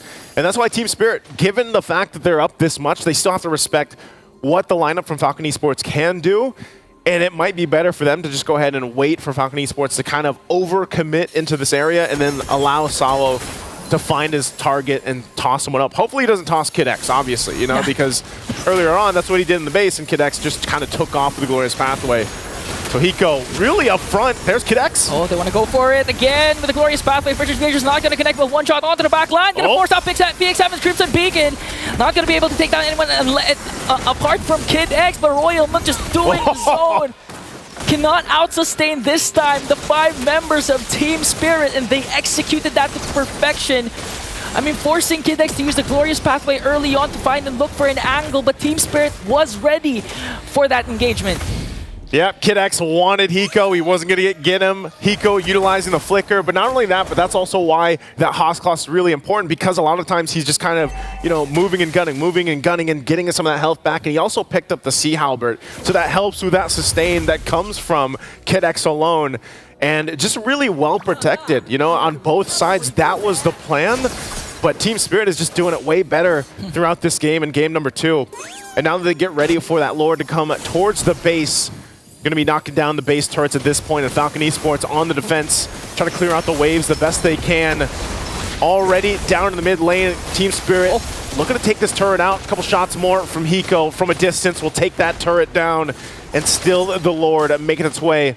One shot, picking up the Blade of Hepsies. He might look to go in again, and he assassinates Benny. Benny is a crucial part for Falcon Esports to stay in game 2 as that Lord charges now, taking down the top base turret. They might force the situation. Sawo! Oh, but Sawo gets Royal Milk and got bursted down right away by Hiko. Deletes him. Kid X, though, with a Revitalize, just doing their best to try to delay the push of Team Spirit as One Shot will work on the bottom lane turret. The rest of the members of Team Spirit trying to work on the Crystal. Here comes Owiki Shadow Kill. A Winter Crown play coming in from Dak, but they're going to bring him down. The next target is Benny in a full-man wipeout for Team Spirit.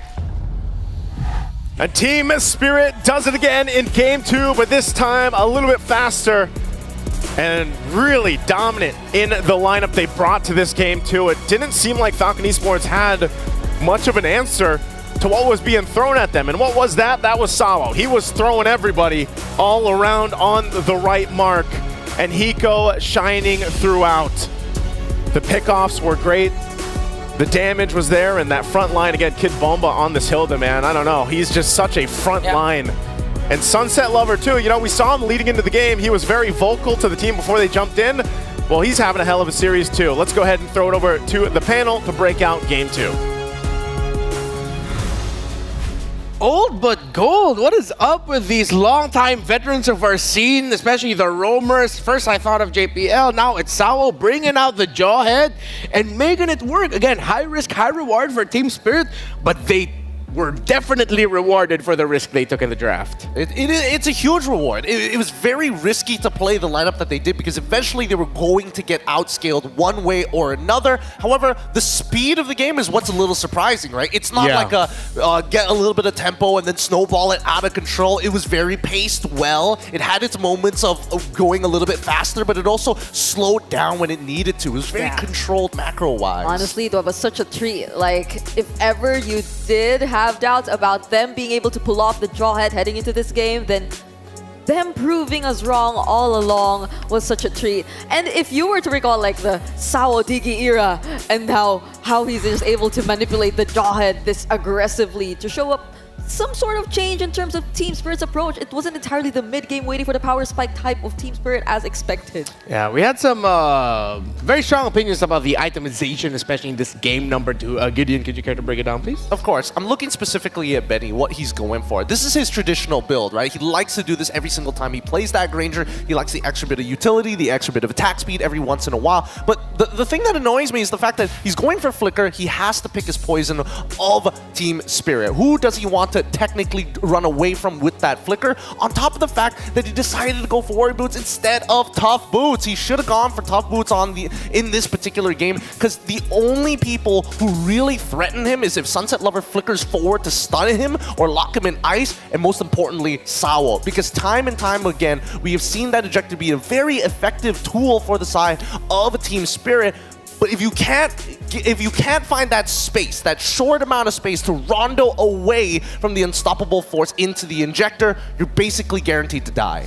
Yeah, and PX7 are rushing the Sky Piercer, though we were a little bit more split on the opinion of that. At first I was like a little bit too greedy, but at the same time I understand that they needed to equalize the burst that Team Spirit had by potentially banking on the idea of, hey, maybe PX7 can get a snowball from here, which they had the possibility of. Yeah, we saw the intention, especially in the early stages where they were like making sure that they had the information as to where One Shot was all the time, where they were trying to kind of pick up the pace and go alongside the rotations of both Sawo and even Sunset Lover.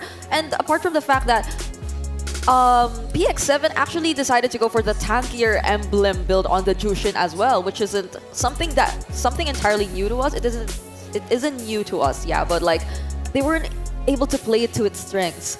The mere fact that Team Spirit were the more successful team when it came to just surprise ejector plays and pickoffs towards Falcon, I don't think they had the liberty to just stand in front of Team Spirit as much as they wanted to do. Yeah, I gotta ask you this, Gideon. At some point, from my perspective, it felt like Falcon, instead of being protect the king, protect the Granger, protect the Jushin, it looked like their front line was a little bit too preoccupied with just catching Hiko. Well, yes and no, because again, I feel like as much as they want to play around Hiko, there's a lot of things you got to worry about, right? And if Hiko is the main damage source, the main big source of burst, at least if you can stop that, you can kind of outplay One Shot by sticking together, maybe even getting a Winsome Nature. Sunset Lover is a little bit harder, but at the very least, they had flickers that kind of move themselves away from the Pride of Ice if necessary, especially the Frigid Breath. Now, I think here, that the biggest thing for me is the fact that that early game is what caused a lot of problems for Falcon. The fact that we had to see Kid X go for an early recall, that's when the tempo fell into the hands of Spirit. And once Spirit had that tempo, you could see that they knew for a fact that One Shot was getting a little aggressive in the early game. They had to defend Benny on his side, and that just means that they lose more pressure over the mid. If we had to go lane by lane basis, Sunset Lover clears the waves faster than PX7 on the Jushin. So the only way Jushin can actually keep up with him is if Kid X comes over with that concussive blast. But unfortunately, if One Shot is hovering around Benny's lane, Kid X has no choice. He has to stick around because Benny had to use that flicker early on. And I think Kid X did a really great job if it was just about tanking all the damage. I mean, look at it.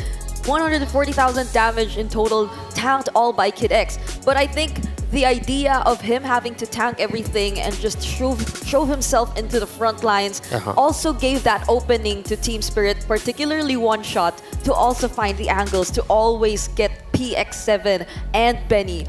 It was always the most important heroes that were taken out by One Shot, especially in the latter portions of the game. Yeah, this is another harsh reminder for us as to how powerful the early rush on the Malefic gun for the Beatrix is. I mean, we've mentioned earlier in the pre-show that this is a signature for Hiko.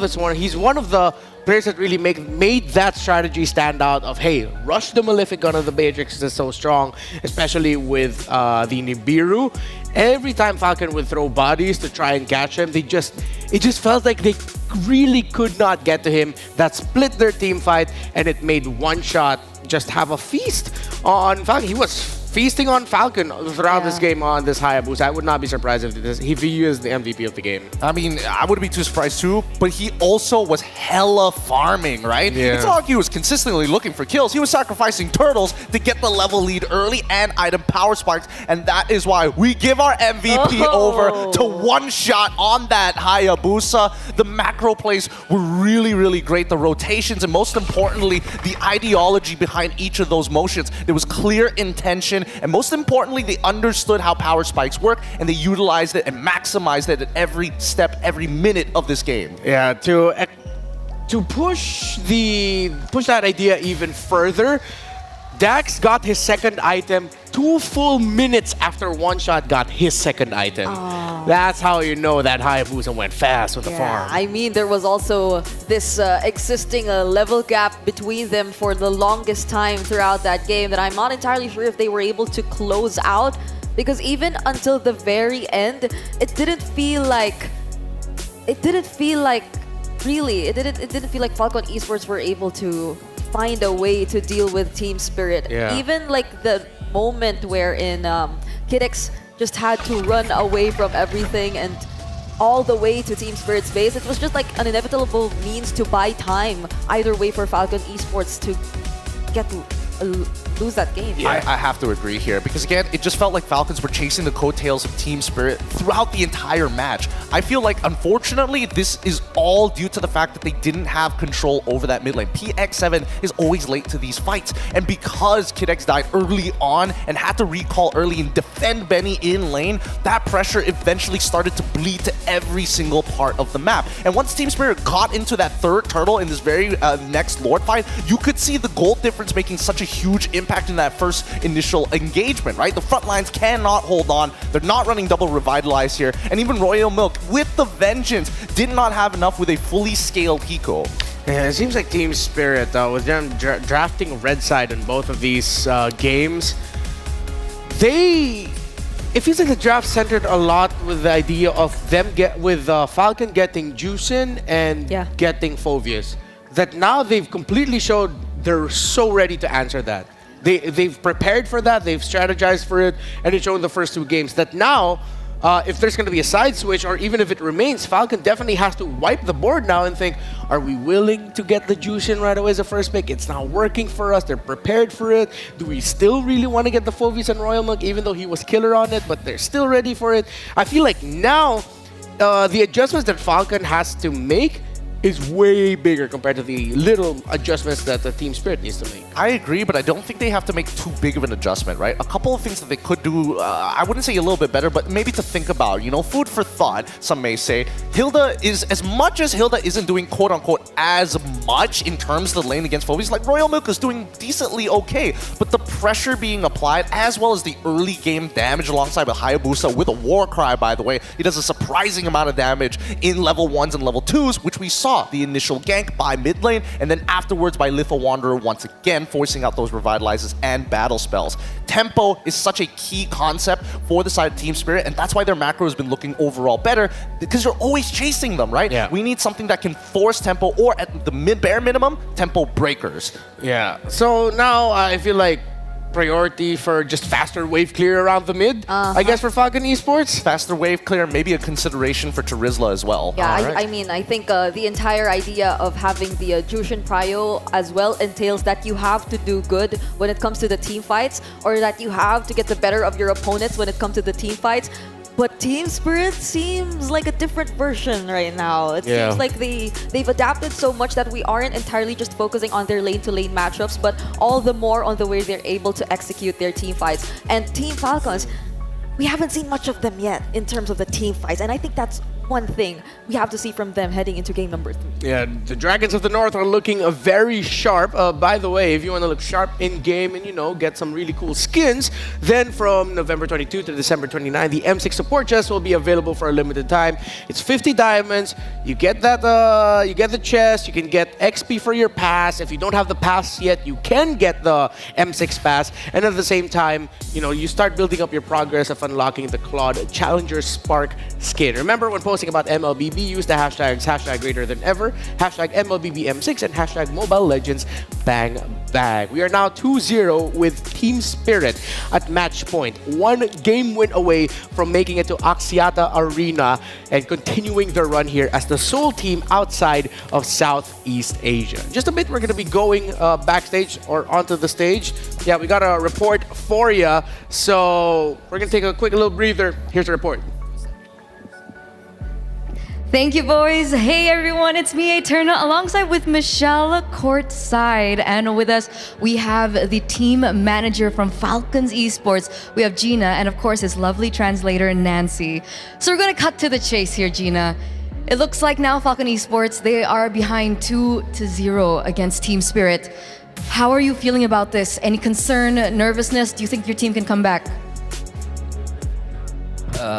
I think my team will be prepared because I'm no worry for them. They can fight until they win. Yeah. So you're confident that they can come back? Yeah. Yeah, 100% confident. Okay, but I still need to ask, is there any suggestion for the team or the players to turn the things around? Any suggestion after the first 2 games? Can you? Any suggestion for the players and the team to just turn the things around and get a bounce back, maybe? I don't have anything to say, but I want to tell to my player, I love you guys. You can do it, bro. I love it. I love the support. I love the support coming through. And we were wondering as well, right? We've seen Falcon Esports before. We've seen them at M4 where they achieved 56th place back then. How does it feel now that they could possibly end up top 4 for M6?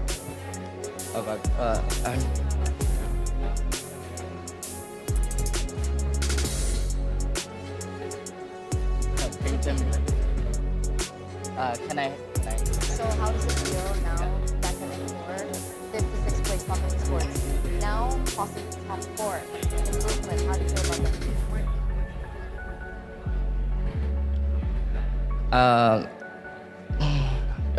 ကျွန်တော်မြန်မာလိုပဲပြောလိုက်ဒီနေရာကိုရောက်လာတဲ့ကကျွန်တော်တို့ကချန်ပီယံဖြစ်ဖို့အတွက်ပဲကျွန်တော်တို့ကလာခဲ့ရပါကျွန်တော်တို့က top 4 တွေအဲ့လိုမျိုး top ဟိုတွေအတွက်ကိုကျွန်တော်မျှော်မှန်းပြီးလာခဲ့ရမှာပေါ့ကျွန်တော်တို့ရဲ့တကယ် target ကချန်ပီယံပါပဲ We are here to be a champion, not top 4, top 5, anything, just for a champion. champions #1, Michelle. Sure to be the top one, but it's okay. So just relax, okay? Because we know like the Falcon has gained a lot of the global fans things after like the MSC 2024. So how did you find like back home watching, supporting, and backup for your team?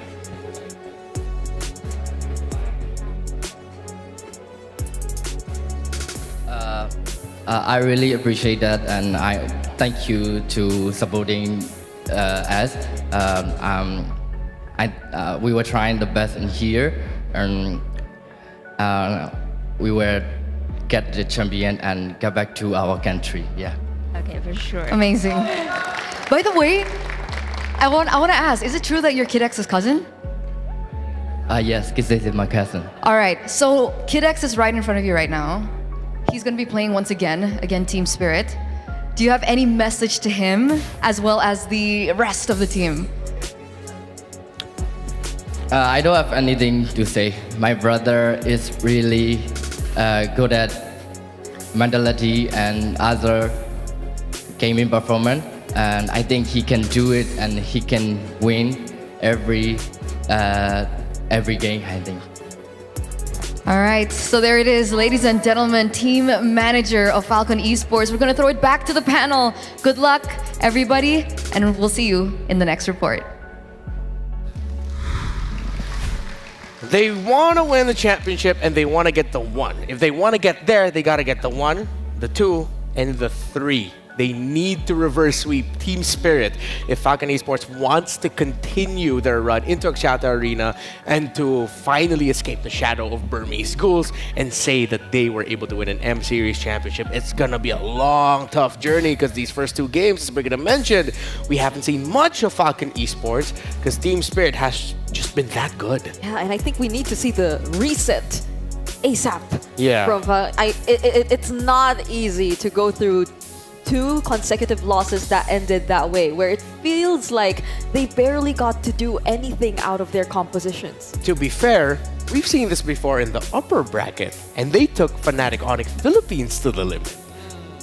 Well, yes, they did, but I don't think they were expecting that type of draft, right? Your pre-preparation can only take you so far, and I think that right now, Ren is playing a very nasty mind game of like, hey, you ban out one of our potential picks, let's turn the entire composition around. We're not going to play your game anymore, and it feels like it's never on their terms. We need to see them take control here in game number 3. Let's see how they're going to take control in the draft. It seems like from the very beginning, the draft, it's not even it's a condition now. Win the draft, win the game. Like even Sunset Lover said, at this point it feels like 50% of the games now are determined by drafts. Speaking of, because of their lengthy games, they frequently need to contest for Lords. Dax actually has the most Lord kills. So that's Lord Securus in this tournament so far with 15, tied with Fabian from Team Liquid ID. Yeah, with 15 as well, of course. That's what tied means.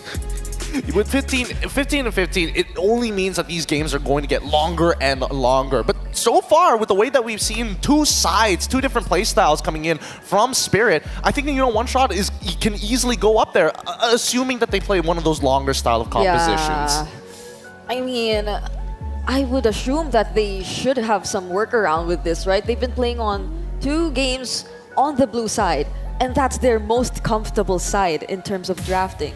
But Coach Bren has been getting away with this, but player head-to-head, real quick, One Shot, he has some good-looking stats overall, aside from the fact that he can pull off almost any kind of jungle. He can play a defensive jungler, he can play a more farm-heavy jungle, he can play assassins as well. I mean, it's true, Team Spirit has a really deep hero pool. However, we haven't seen the big highlight players like Dax, for an example, really get to pop off. He's been put on alpha 2 times so far in this best of 5, and his joy keeps getting banned out. I'm really questioning at this point, do they need to start thinking about neutral objectives differently? Because right now, that's what's really holding them back. I want turtles. Next thing you know, One Shot's 2 levels ahead of you. Ooh. They fall into it. So now Falcon Esports, they banned the Jushin, they banned the Hilda. It's going to be a significantly different drafting scene right now. And if I'm Falcon, I think I set on the Bruno. It's potentially your last game. You have to play for comfort. Yeah, either the Bruno or securing that Suyo, possibly? for it's going to them be open. change things around, since it's going to be open either way, depending on what Team Spirit would like to ban for their last ban into the first phase. They've been banning that Suyo, and they still do. They hammer down on the jungle picks, and they want Team Spirit to go pick the Bruno. And they go ahead and pick it up. All right, so now they got their Bruno, one of the most successful picks so far. 54% win rate, at least 90 plus in terms of pick and ban. It's always picked or banned in these matches. Let's see how Team Spirit is going to respond this time round, because at least we know from Falcon's side, if they're going to play Protect the President, they can absolutely do so. But how are they going to approach it? Are they still going to go with the Granger tech like they usually do, or are they looking for single target lockdown? I think that Benny's more comfortable with single target lockdown, so I would imagine that they would play more for a dive. Yeah. I don't know if they're gonna secure the Hayabusa early too. Oh, they do. I wasn't expecting. I mean, the Hilda's out of the picture either way, so I think they'd be okay with this. And you tend to limit the possibility of the alpha since you already have the Eve in your hands. Yeah, even though, okay, they see the Eve, so instantly the first two picks are, let's answer the Bruno while getting our comfort playstyle. Sure. I feel like this is also a trap, because if Falcon overthink this and they go like, let's pick up our two beefy frontliners, Hylos, Gato, Tigreal right away, that can be just countered by Team Spirit. Don't forget, Team Spirit has an Akai option, has a Belleric option as well that could pair well. So let's see, they play the Fredrin Bruno into the Eve, but it is the Hayabusa they're up against in the jungle. They pick up the CC. I don't like it. I mean, they changed the hero for Dax, but will this be the best option next to the alpha denied here by Team Spirit? I think they're making a hard read on the EXP lane. They're like, we want something dominant. We want something that is able to win out his lane, but it has zero lane pressure in terms of just raw pushing, right? So at this point, like even if Bumba decides I'm gonna play something like Gatot, I don't mind losing like half my HP bar as long as I move out of that lane first and you don't get to participate. I can force 5v4s around neutral objectives. See if Team Spirit will fight with a slow Roam EXP front. My goodness. Oh, and they go glue too. And that's another pick to give a massive headache on that Fredrin. I wish it was just a glue, but this is Kid Bomba's glue. Yeah. And it's been denied him countless times. That if Kid Bomba getting the glue, okay, let's say, you know what, Faramus is open, but would you really want to play the Faramus into the Eve? No, you just ban it. I think if you're in Spirit's position, you just ban it. You target the mid lane, force PX7 to play. I would say that the bans probably look like Farmus, maybe even Vexana to a certain degree. I would say that Valentina is usually the go-to in terms of the bans, but in this case against PX7, those would be my two guesses. Oh. They're really making sure that Kid Bomba gets to play his game, but now Falcon Esports trying to look at Sao. They seem to be opening a lot more gold laders than we thought. Hope will find a way, even when others fall. Yeah, Vexana takes taken out. Really great call coming in from Ren. This is such the blind CC. It hurts, but it's going fast. But they're also making sure that the high loss is gone at the same time. Yeah, Team Spirit are sort of trying to give a very attractive option of an Angela mid to Falcon. But I feel like that would be a trap, because the Angela empowers the Bruno, and most importantly empowers the CC, which will be the linchpin of your draft now. But if they go Angela, they'll be highly susceptible to the Hayabusa. Yeah, I'm also thinking about the 1-1 possibility here for Hiko even. If like Falcon Esports, their lineup is just so much focused on the front lines, the melee heroes, that their range is kind of limited just from the Bruno right now. And I don't think that they'd be trying to pick up the Farsa into this kind of composition as well. So they reserve their gold laner for later. Done. It's done. And now what does Falcon Esports go for? What does PX7 pick into this kind of composition? The Valentina is still there. The Louis is still there. But like... I think your best bet, even Loi feels kind of bad, right? It really depends on the angle of which you want to approach these fights. I mean, you have to at this point. I feel like you don't have a choice. And they, with the chip, maybe they can come up with some more creative angles here. Falcons really have to execute a strong game, because right now, I'm saying that TS has got the draft down to a T. This should be a Granger pick. Yeah, this is a winning draft for Team Spirit. But Falcon might just be able to pull off some moves in the game to force game number 4. But whether it's a Granger, yeah, the fact that they pick up the Farsa sort of turns off the idea of a 1-1 unless Team Spirit is that brave enough. I mean, it's Granger or Beatrix. Either way, you're chunking out your opponents and looking to help set up for Eve, Granger, and now you're just going to let One Shot just do his thing. Well done. Well done. Beautiful draft by Team Spirit. Team Spirit might have just already secured game number 3 in the draft alone. But if we know Myanmar and if we know Falcon, they will fight, they will claw, and they will try to continue flying to go to Axiata Arena. Potentially the last game. Is it Force 4 or end it here? It's a great question to ask here, panel. Thank you again for breaking it down. It's match point for Team Spirit. Again, I'm Nice, and this is Ingan to bring you potentially the last game, but can Falcon Esports bring a game in their favor to extend the series? They've done it before. Can they do it here? I mean, just looking at the draft, I agree. Team Spirit has won, but again, that's just 50% of the match. Falcon Esports, if they can execute this to perfection, they have a huge advantage when it comes to macro. And if they can outplay Team Spirit in that category, we can just see another 5-game series. Nice. We can hope.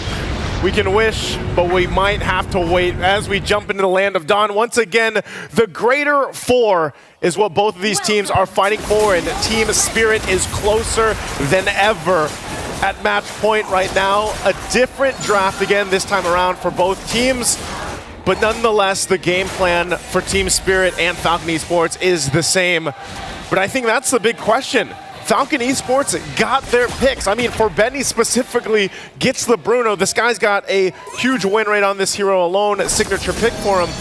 But is it going to be enough to actually go against what Team Spirit brought to the table? Looking at the emblems real quick too, he's got that little extra defense, of course, the tenacity, some of that extra crit, quantum charge is what he's running, has a flicker to help him out, but also is going to have to rely on Kid X. And over on the other side, Hiko has been phenomenal. Just, again, the youngest player right now in the whole tournament, and he's been doing great. I mean, even though he gets his hands on the Granger, another favorite pick of his when he does see something like the Bruno across from him. Oh, they're ganking up Royal Milk right away. Wiggy Shadow Kill will do the job for One Shot to take away Royal Milk. And I was about to say, apart from Benny who needs to step up, it's also Royal Milk. Because if we're going to look back at how Falcon Esports played against Fnatic on the Philippines, this was actually Royal Milk popping off in the early game. So they had to rely on the XP lane to dominate that laning phase and eventually let Benny reach his power spike early on and just wreak havoc against their teams. But with an early kill onto the CC, this might just be the same story that we've seen for Game 1 and Game 2. And part of that is the fact that that early kill, that first blood, went in the hands of One Shot. And I said this in the last game, you know, One Shot didn't get that first blood, but he was part of it. But this time that he gets this, you know, small advantage as it is, it gives you that confidence also on a hyper-scaling hero like Hayabusa to go ahead and get somewhat of an advantage. And maybe that's why Dax still went with his Fredrin. They trying to make a play. Trying to make a play onto Kid Bomba. They're going to do so successfully. A lot of artillery coming in from PX7 to dish out the damage onto Kid Bomba and Team Spirit.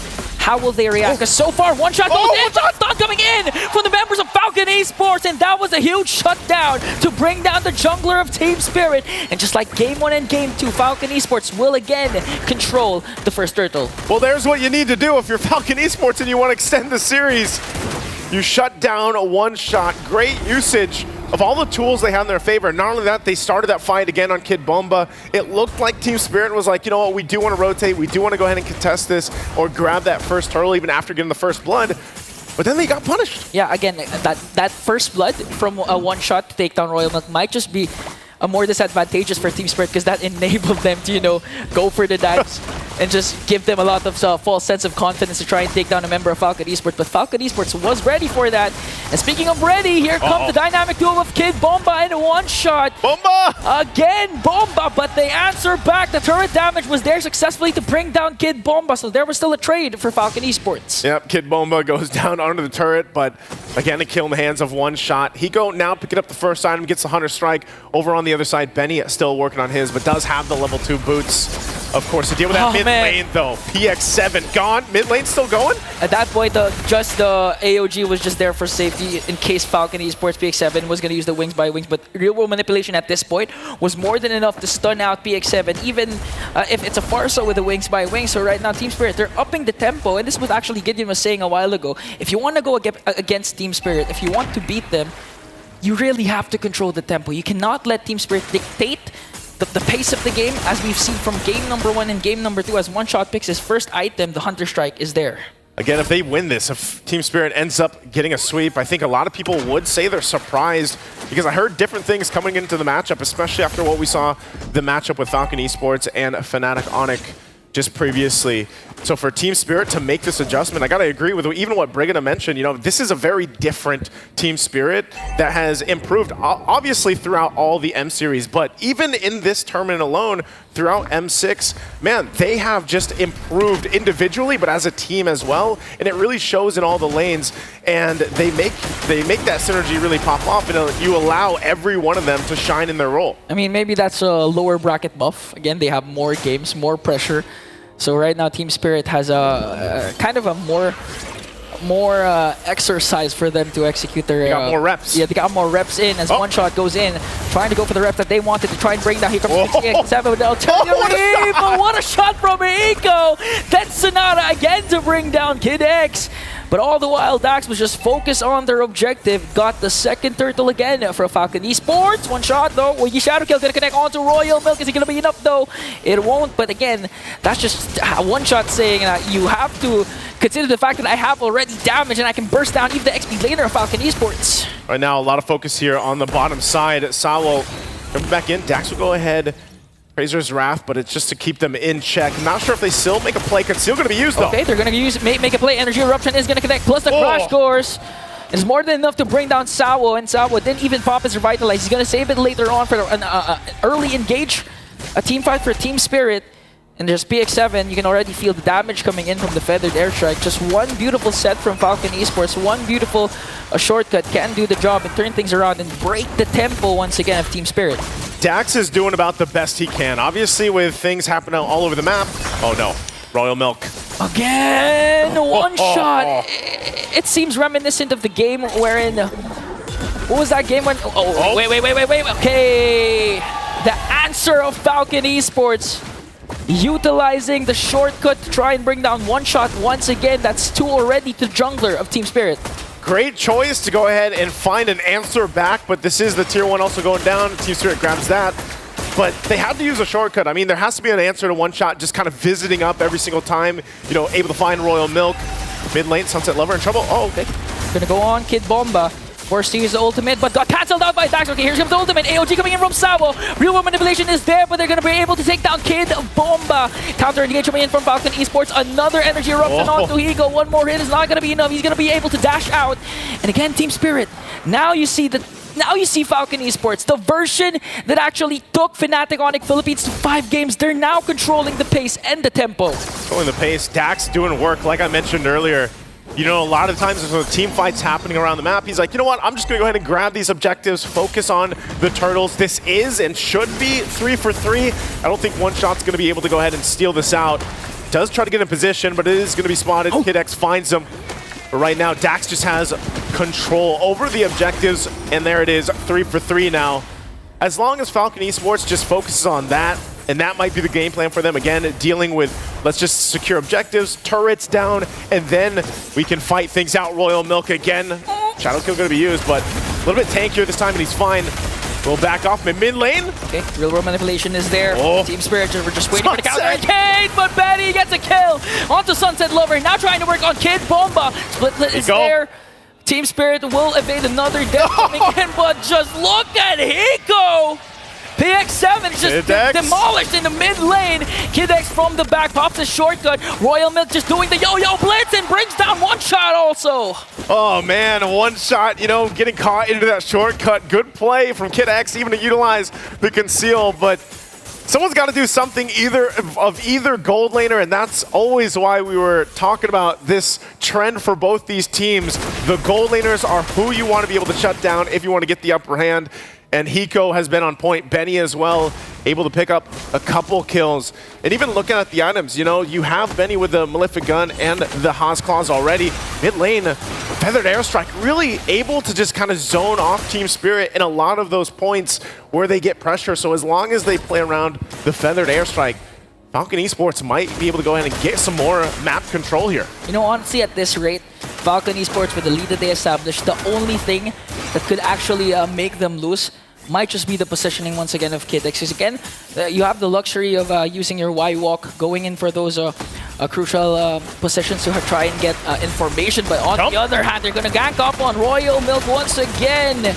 A lot of ultimates has been used, but that was more than enough to bring down Royal Milk. Oh, look at this. The possible response to it. It's going to get spotted out, though, with one Death Sonata. That turret's nearly going to go down, and we'll clear this out. What, one hit from the cannon minion won't take the turret down, one shot away on that, but Lord is now up as Team Spirit is going to go ahead and rotate towards there. Again, they might be able to go for a pickoff if they can before they actually commit to the Lord. But it looks like they get the space advantage already to work around with. Falcon Esports going to have to get here in time there. Kid X shows up, waiting to utilize the shortcut if he has to. They take their time. Dax now takes control of the Lord right now on the Fredrin. It's the best thing to be able to do on that hero, but it looks like they might just go ahead and let it go for now. Not really with an advantage that they're looking for in terms of space. Oh, Royal Milk! Royal Milk! Okay, still able to escape. Here comes the AOG plus the shortcut coming in from Kid X, though. It's going to be a 5-on-5 clash. Artillery coming in from PX7 with a feathered airstrike. Going to bring down Sawo, and that's a huge advantage for Falcon Esports. Hiko, though, on the other hand, that's not going to connect onto Royal Milk. No casualties for Falcon Esports. No casualties. Sawo is the only one that went down, and one shot, meanwhile, is getting the buff. We'll see if they actually commit to the Lord. They might still second guess this. They're going to take control, and it looks like Falcon Esports should be able to secure themselves a Lord, locking in another objective. So objectively, Falcon Esports has been on point for this game. We'll see if they're able to utilize this now and get more momentum in their favor as they work on this tier 2.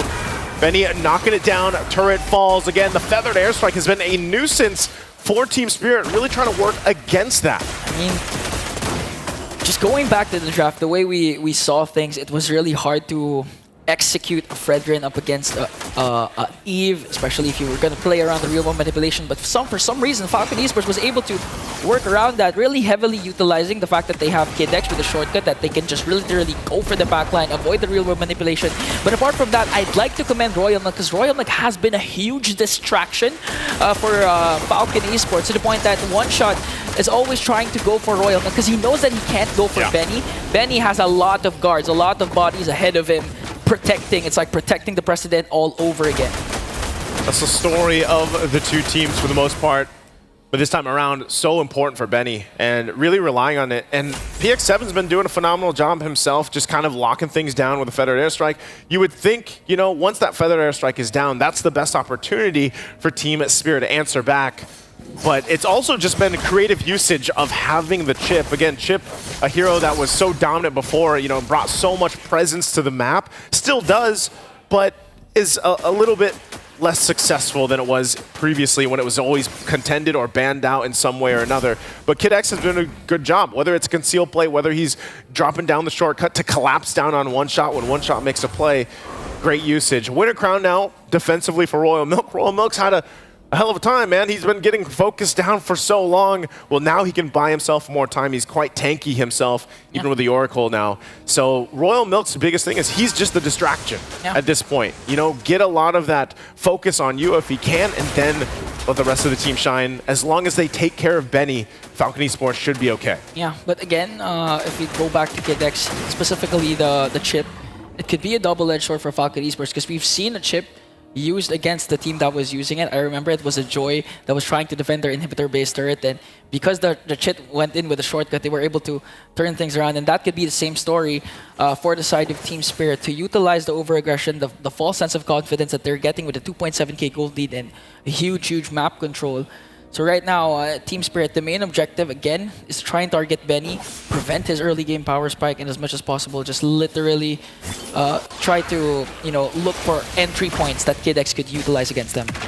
Right now, they're just trying to control from losing their side of the jungle, because Falcon Esports has been all over the place, you know, playing around the advantage that they have. Again, even down to the turrets. You know, Team Spirit only has one turret down, and that's in the bottom lane. So now, on that side of that bottom lane, the Lord does come up.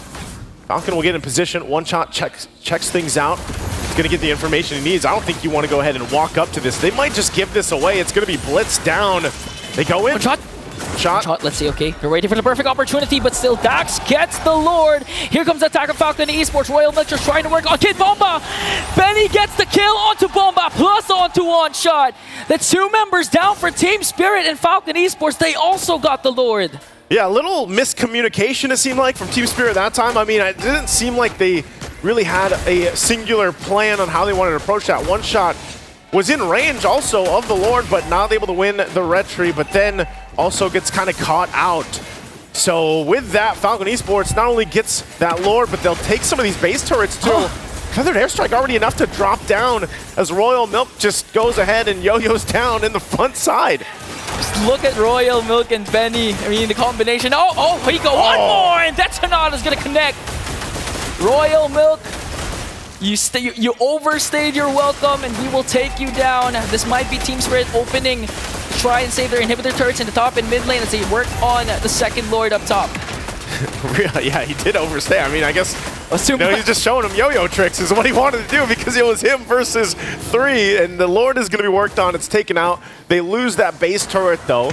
Down the bottom side, Sawa jumps in. PX7 was able to evade that with the wing spike, but here comes one shot with the shadow kill. No, that's again for the side of Falcon Esports. So that was two ultimates used up for Team Spirit, but they failed again to take down a major damage dealer for Falcon Esports. Surprising here, the amount of damage Sunset Lover is obviously able to set up Hiko alongside him. Whenever that real-world manipulation is dropped down, you know, you kind of have some free reign. And then even for PX7, it's just, those are the very precise damage that comes from PX7 with a Feathered Airstrike. So in turn, Team Spirit, if they drag the game out longer, you know, they do have a deficit to work against, about 5,000 at this point. But even that being said, like, they could still technically contest the next Lord that comes up. The hard part for them is actually getting through some of that front line that's being set up from Falcon Esports. And a lot of times it is Royal Milk, obviously, that will do that. Okay. But here we go again. Again, Kid Bomba got taunted down by Dax. Casting on the Feather Airstrike. Look at Kid X onto the backside. Already casted the shortcut. Here comes Killing Spree coming in from PX7. They're working on Hiko. And they're able to take him down with the help of Royal Milk. Now Sawa caught in the midst of everything. Gonna use the AOG to walk away. One shot. One member left for Team Spirit. It's just Sawa and Falcon Esports again. Utilizing Kid X shortcut to reach the backline. Royal Milk, all part of the plan, will get a triple. And there's the shots from Ben. He's actually going to slide into the base, work on the turret. They're looking to cap out the game. It's only Sawa left alone, taking the shots. They clear it out, and Falcon Esports will take it to another game. Wow, channeling their inner strength, their flight, their fight. They're not going to back down to anyone, and they're looking to extend the series and take this once again to 5 great games. It's step number 1. Box 1 checked off here for Falcon Esports. Again, we've seen them do it before. Can they get the distance? Can they go to the game 5? Well, right now, they've done this one. They got game 3 under the belt. We'll see the adjustments that they make, but so far, you know, it was looking a little grim in the early game, but they were able to come up together, work around Kid X. Great usage, again, of the utility that they had with the chip and make it all work. Let's go ahead and throw it over to the panel to break down this game 3. Just when the Dragons had the Falcon in its claws, they got scratched back with the talons and even poked in the eye with the beak. And Falcon Esports forces game number 4. They are still in this. I want to start off by giving my flowers to PX7. His aggressive Farsa in the mid controlled Sunset Lover and effectively controlled the entire rotation of Team Spirit. If I could ask you two, one person that you'd want to give a spotlight on, Brigida, who would you want to give the spotlight on? I mean, I think we'd have to somehow talk about Royal Milk and all that he had to endure in the early game just for them to be able to somehow control the map, even despite all that aggression coming in from Team Spirit. And at the end of the day, being able to serve as one of the best aggressors against Team Spirit and the disruptor up against Team Spirit. Every single death that he took in the early game was worth it after they've been able to just establish dominance in the other portions of the map. My shout out has to go over to Kid X on this chip. I told you, they needed a tempo breaker, and they found it in this chip. Every single time you see a response coming in, an initial movement of aggression coming in from Team Spirit, Kid X demanded that they respect the Falcons. He's bringing his whole team halfway across the map to make sure that they get something back. The trades were always 50-50, and Falcons even started to gain a lot of momentum during that mid-game. But when we're looking at the item list, right, I feel like Team Spirit heavily disrespected the Falcons, and they need to remember to check the right boxes when they're dealing specifically with a global ult of chip. This could have gone so much better for Team Spirit with the lineup that they had. Yes, they're playing a Hayabusa into an Fredrin, which is historically the Fredrin will be very happy, but they're playing that Hayabusa into a Bruno, into a Farsa. Yep. 2 early deaths that Team Spirit gave at the center of the map after they got their first kill. It was, if I'm not mistaken, Kid Bomba and was it... One shot or yeah, Kid Bomba and one shot early on in the mid gave 2 deaths, and that helped Falcon gain their footing early on. And I also think Sunset Lover hasn't used the real world manipulation in its ideal timings as well. Yeah. It's almost like the geometry was always there in a sense that whenever Sunset Lover got to use the real world manipulation, he would be suddenly bursted down by the feathered airstrike from afar from a better angle, which also affected the other members of Team Spirit as well. So they weren't necessarily able to show us that team fighting prowess that they were able to in the first 2 games. I have to agree here. Again, that's why I say it's a lot of disrespect in the early game. Like, as much as you're, Kid Bomba, despite having a bad matchup into Royal Milk on this CC, I mean, tanks generally struggle against the CC, but the difference with Glue is that he can actually sustain through it, sustain through a majority of that damage, right? And he even called over one shot a couple of times to help him win his lane, but he still traded 1-for-1 every single time. And now the big issue is that once Royal Milk is not behind, once he throws that curtain call, suddenly PX7 becomes a huge threat. Suddenly Kid X is able to catch up with the rest of the team.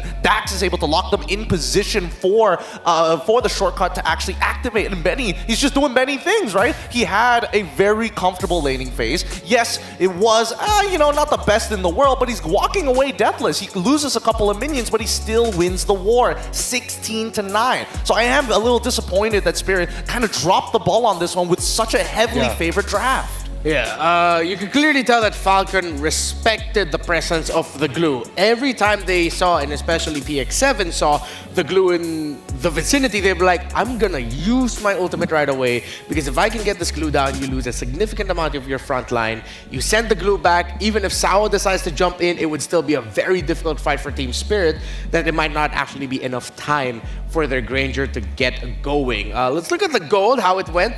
Of course, Falcon got the early, and then at around the 6-minute 40-second mark, that's when they just completely ran away with it. Team Spirit was able to balance it out. The kills that they were getting into Royal Milk, but then at around that portion of the graph where it starts going Falcon's way, that's when we started seeing the creativeness of the chip and where he was going the map, the responses of it, and how they were rotating. Yeah, I also feel like they could have been a little bit more decisive in terms of the trades that they could have taken in the early stages of the game, because Falcon felt like they were just set on taking the turtles. In contrast to what we've seen from them previously, it's not just the turtles even. In terms of even the lords, like Dax is just so reliable in terms of securing that. And I think One Shot has done a great job in trying to catch up. He's always seen in the opposite sides of the map, trying to get the enemy jungle as well to catch up in terms of levels. But in terms of converting that, I think Team Spirit was kind of lacking when it comes to conversion. Yeah, it's tough when you're up against the Fredrin, because at a certain point, once Fredrin has like a single level lead over One Shot, he just starts walking up, chest out. I want your buff, I'm gonna take it, I'm gonna force you to use Retribution. If your other buff is still up, I'm gonna do the exact same thing and rinse and repeat this process. I think, unfortunately, One Shot was not able to find these angles because of that early game discrepancy of trading 50-50, when honestly, it should have been pretty clean from the side of Spirit, because they found some really good isolations. Yeah, and because though of the presence of one hero, just turnarounds from one specific ability messed up what Team Spirit wanted to do around the map. Because again, as Gideon mentioned, once Team Spirit would call a sequence, this guy would show up and say, hey, it's our turn now. Let's bring in the entire gang. Whether it's to break one tower after killing one who's defending it, the chip will mess up the team fight and the macro of Team Spirit. And it did. Yeah, we gotta see that one highlight wherein they were just able to immediately punish one shot, if I'm not mistaken, towards the top lane, because that was just such a quick usage of why walk shortcut to make sure that there is a clear punish towards Team Spirit. And that's the thing. It seemed like Team Spirit, in as much as they had the Avatar of the Guardian, in as much as they had the RWM, a lot of resources to set up for a counter setup, I didn't think they were able to use it or actually show us a great counter engage. Yeah, that's the unfortunate part, right? I do feel like there was a couple of times where Sabo probably could have sacrificed his life, just use the GOA on top of that portal, deter the rest of Falcon Esports from actually taking it, and that could buy a little bit more time for the rest of the team to move out. I mean, unfortunately, he did have Revitalize. If he had Flicker, maybe he could like try escape as well, but then again, I understand how the early game went, and that's the big issue here. Despite having a really clean team that is based off of these simple combinations, slow down your targets with either Sunset Lover or Hiko. You have the range to do so. Even Kid Bomba can be up in front. And when you do so, that's when you can start looking for these big plays. I think that one shot played the early game a little bit better overall, but once we started rotating into the mid game, it felt like they caught him with his pants down. Oh, you took out Royal Milk, next thing you know, Kid X shows up and instantly finds the clapback. Great response by Falcon Esports, and they tick the box that we suggested they tick heading into this game number 3 draft, which is get faster wave clear at the center of the map so that you can get into position a little bit better. With that change, with PX7 showing up with what's slowly becoming a signature Farsa pick in his hands, how well it meshes with the Fredrin and even the Bruno of Benny, I think now Team Spirit has a lot more to think about, because it's, again, we might be seeing a similar story to Falcon versus Fnatic Onyx Philippines, which that went all to 5 games, and it's on the back of surprising draft moves in games 3 and 4 from Falcon. Yeah, and that was a bold move from Falcon Esports. They decided to suddenly switch things up because it felt like they had a different plan in mind coming into this series, but they knew that they had to do something. And I'm liking this version of them playing around that early burst, those quick rotations in the early game, so much that Team Spirit, so much that Sao and Sunset Lover aren't necessarily able to catch up. Yeah, that was a tough game for Team Spirit to play, but of course Falcon now we've got ourselves a series. Could this actually go 5? Does it end at 4? Will Team Spirit stop the momentum before it even gets truly rolling? I mean, it is for tournament life. Whoever wins this advances to Axiata Arena. Whoever loses this will go home. So we're gonna take a quick breather, just 5 minutes. We will be right back. It's Ren Marsana Crew with Brigida and Gideon Q. See you in a bit, okay? See you in a bit.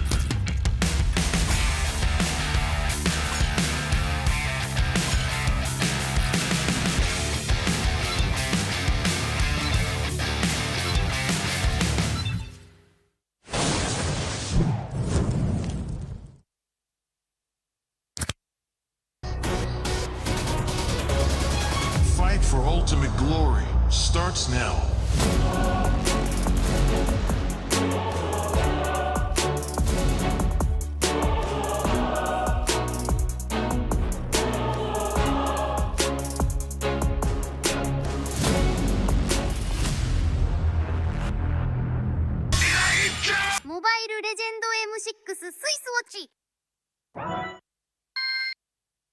明治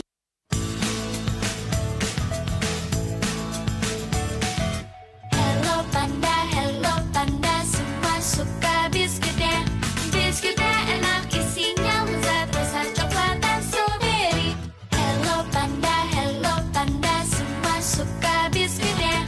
Biskuitnya enak isinya lezat rasa coklat dan strawberry. Hello Panda, biskuit isi yang enak.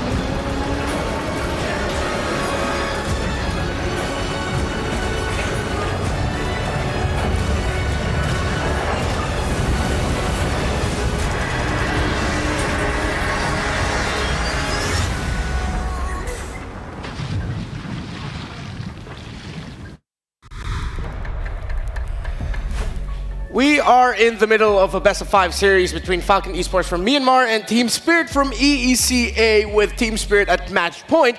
But Falcon Esports just got one back, so they are down 2-1, potentially going to force this into a game number 5. Welcome back to the M6 World Championship, the final day of the knockout stages here at IOI City Mall. My name is Renmar Santa Cruz, still here with Brigida and Gideon Q. And I had long thought about the draft. Ooh, a long thought. A long thought. And my outcome is anticlimactic. Because now I can't think of like how the possible permutations now with what.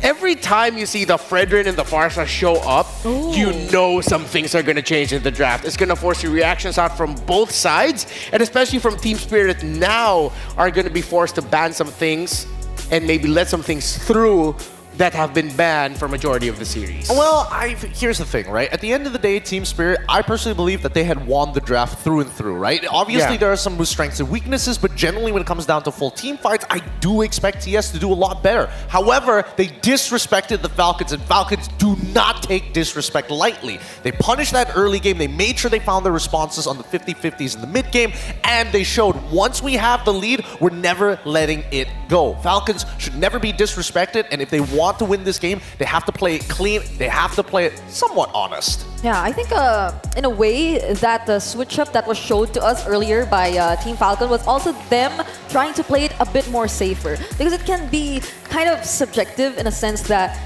it actually does resort back to them playing their comfort picks. That was the Farsa, that was them getting their hands on the Bruno. It wasn't entirely the Phoveus pick, so at least in that particular aspect, there was some sort of adjustment to it, because it was necessary for them to have that adjustment. All right, so we have a very interesting thing prepared for you here. It's a video, actually, from the Myanmar side, and we're going to be flashing it on your screen right now. So, again, for the series, it's been part of a story, just the draft has to be so important. Whoa. But for Myanmar, this series, this team means so much to them. They are packing out theaters back home in support of Falcon Esports.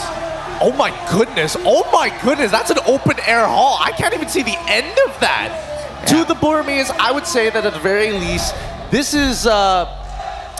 this is important, not only important to them for national pride, but this is a lifestyle, making sure that they can stand behind not only the representatives, but their flag that they hold so highly in regards. And I think, you know, if most people in Southeast Asia are imagining that like, you know, maybe some regions don't take it seriously, think again. Yeah. All I can say is that they're actually very passionate fans. Even back when we had this series between Falcons and Fnatic Onyx Philippines, you could hear them screaming here in IOI. And I'm not sure if they're in attendance today, but which I feel they are because they're slowly filling in the seats. But like earlier, when Falcons were starting to get their momentum, you could feel it.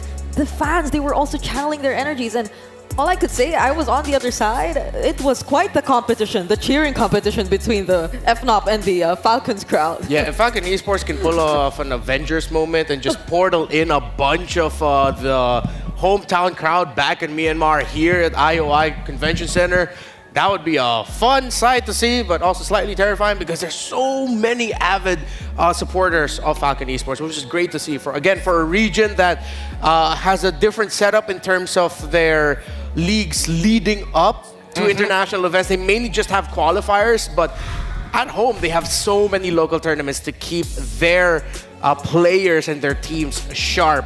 Let's put Coach Ren and Coach Nyo Chao of Team Spirit and Falcon Esports up on the screens for a head-to-head.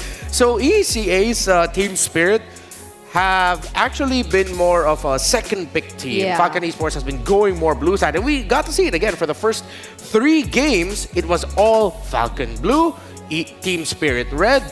And now, if it ends up the same way again, I would not be surprised. Yeah, I mean, they're playing to their strengths. They understand something about that side of the map that other teams have not been picking up, and that is why they're currently in their position right now. However, when we look at the win rates, 53.3% to 64.3%, that's when you see a very big difference. And I think, you know, a majority of Red side is leading into the data, 51-49. I think that, you know, the numbers are probably updated at this point of time. I'm not 100% what they are, but at least you can understand that Red side does have a significant, well, a 1%, maybe even 2% advantage coming into these games overall. Yeah, and if Falcons does want to stick with the blue side since they're more comfortable with that, we really need to see the adjustments because for the past 3 games at least, Team Spirit, they've been winning the drafts. They've been getting the upper hand in terms of the drafts. And that's aside the fact that they're in the red side, which has a relatively greater win rate as compared to the blue side. So at least for Falcon Esports, I think we're seeing those adjustments and a lot of respect coming in as well. The mere fact that they're not allowing the Mathilda to go through, Sao's showing us some different picks for this entire series so far. Yeah, and again, I posed that at the beginning of the draft in the pre-show where the Matilda will be hotly contested between these two because as much as Sao is proficient with it, Kid X, as far as I know, is also quite proficient with it as well. Now, for a part of me really wants to see, honestly, just same, Falcon Blue, Team Spirit Red. Because those are their best sides, meaning that we'll see how they're going to try to manipulate the draft to make sure that they get their side, like, to get that W. One of the picks that I'm looking out for here that might become something that Falcon gets blindsided by is, what if Team Spirit decides to pick up the Cho, but not put it on Sawa, they put it in the EX Billion in the hands of Kick Bomba. They turn Kid Bomba into Kick Bomba. They get a pick off, you get Kid Bomba as your roamer, and then Sawa can come in a little bit more for the follow-up. What do you think about that, Gideon? That's an interesting take. Actually, let's look at the stats real quick about that, right? It feels like that is a good possibility, but they have to supplement it a couple of times because right now, between the gold laners, they're generally playing the same thing, and that's the majority of that quote-unquote burst. Yeah. But now, we look at Sunset Lover, right? On that Eve, it's not very bursty per se. It's a lot more dot unless you have a significant lead. So let's pull up those stats once again because so far his glue has been a little on and off, right? Yes, he finds a couple of advantages, but generally has been winning enough games on it. So with the stats up on board, it's 2.4 to 2.5, similar KDAs, very similar average DPM as well. 3.6, that's like absorbing 2 ults from Farsa for rough numbers. And then average KP, honestly, 11% leaning in towards Royal Milk. It does show that at least from Team Spirit side, there is a 4-1 opportunity. It's less likely to happen for Royal Milk. Yep. If there's one thing that I've observed from Kid Bomba as well, amidst all of the different XP laners he showed us, the Yakais and the Glues, it seems like he is a little bit more proficient when it comes to the kinds of EXP laners which just have to serve the job as the tanky front lines, not necessarily the setups, not necessarily the crowd controls. It's more of the disruptors such as the Hilda, it's more of the pressure such as the Glue of Kid Bomba. So we'll have to see a bit more of that Bomba mentality in terms of that, because I think we're about to head into the draft for game number 4. All right. Do they stick same? No, it gets shifted. And I love the first 3 bans of Team Spirit because now they're respecting Falcon in the draft even more so, banning the Fredrin, banning the Joy, and they ban the Bruno. 3 power picks at now for Falcon, with the Suyo on the other side. You don't need to rush the Alpha, you can pick it third, but you can test the Hilda here. Yeah, the drafting patterns, it's hard to kind of like say that there's a consistent drafting pattern for the side of Team Spirit, because I feel like Ren wants to keep Nyota on his toes constantly by, you know, making sure, oh, you think you figured it out just yet? No, let's play a different comp. Oh, you think you figured it out just yet? Let's switch sides. These adjustments are going to throw people off of their game. I want to see the responses because Hilda got to go through on top of the high loss as well. Oh, 2 power picks immediately for Falcon Esports, them showing the roam and the XP, but that doesn't seem to be much of a problem for them. They denied the Hilda from Kid Bomba alongside the high loss from Sao, so they might have to revert back to those less aggressive types of roamers. I mean, the Tigreal's still there too, as well as the Jawhead, but then they won't be bothered as much because they already have the high loss and the Hilda. So if ever we get to see Kick Bomba, that'll be the first time this tournament, and that will have to get supplemented, as Gideon mentioned, with Burst. And I think they do need Burst, but they need to balance it out with sustained damage because those are 2 tanky boys. Well, tanky man and tanky woman up front. And so they instantly respond with the 1-1, and we're not going to get Kick Bomba, we're going to get Glue Bomba. This is dangerous. This is a little dangerous here because they're willing to sacrifice Kid Bomba just to make... Oh, wow. Hard read, but instead, Falcons are not going to take the easy way out. They're going to lock in the Harith in this matchup into the 1-1. They could have gone for Irithel or even go straight into Farmis. I feel like Farmis is more punishable, but wow. Oh, they take out the Balearic too. This is a really interesting take from Falcon. Ooh. They could have even gone like Farsa third, because with the 1-1 and the Glue so early, the Farsa could have been a great response right away. But Falcon instantly, they're showing their hand. If we want to snowball fast, we want to be aggro, we want to be in your face. This is going to be dive all across the board. I think the mid laner is what we're going to be seeing later. Let's see if Team Spirit will read it and ban the Farsa out, because if they don't, well, I mean, even Eve is a good option. Farsa Eve sound like great options right now for Falcon to complement the possibility of the burst damage. And I mean, if ever Dax wants to show us some of the assassin picks even, I think the Hayabusa is still available here. A great counter to the 1-1 possibly even. So also, since they have the Hilda in their hands, like, they don't have any problems in terms of those who can actually serve as the front lines. Oh, and they banned the Jawhead too for Sao. Very good call here. Very, very good call. They want to make sure that at least the frontliners don't get pushed out of position, and then, you know, maybe TS picking up the Aurora alongside it. Good man. This means that the Vexana is open, though. Yeah. Vexana would be great. You still get a little bit of that crowd control if ever they get a little bit too close for comfort. And, well, you have 2 of them. Let's see if they'll lean into that. Oh, whoa, that is... What? Aggro. They picked Mid-Angela. Do they want to final pick Ling here? Do they want to just supercharge Benny? This is a very interesting take coming in from Falcon. I wouldn't have expected the draft to pan out like this. No. So do they just go Tigreal now for Sao? Possibly.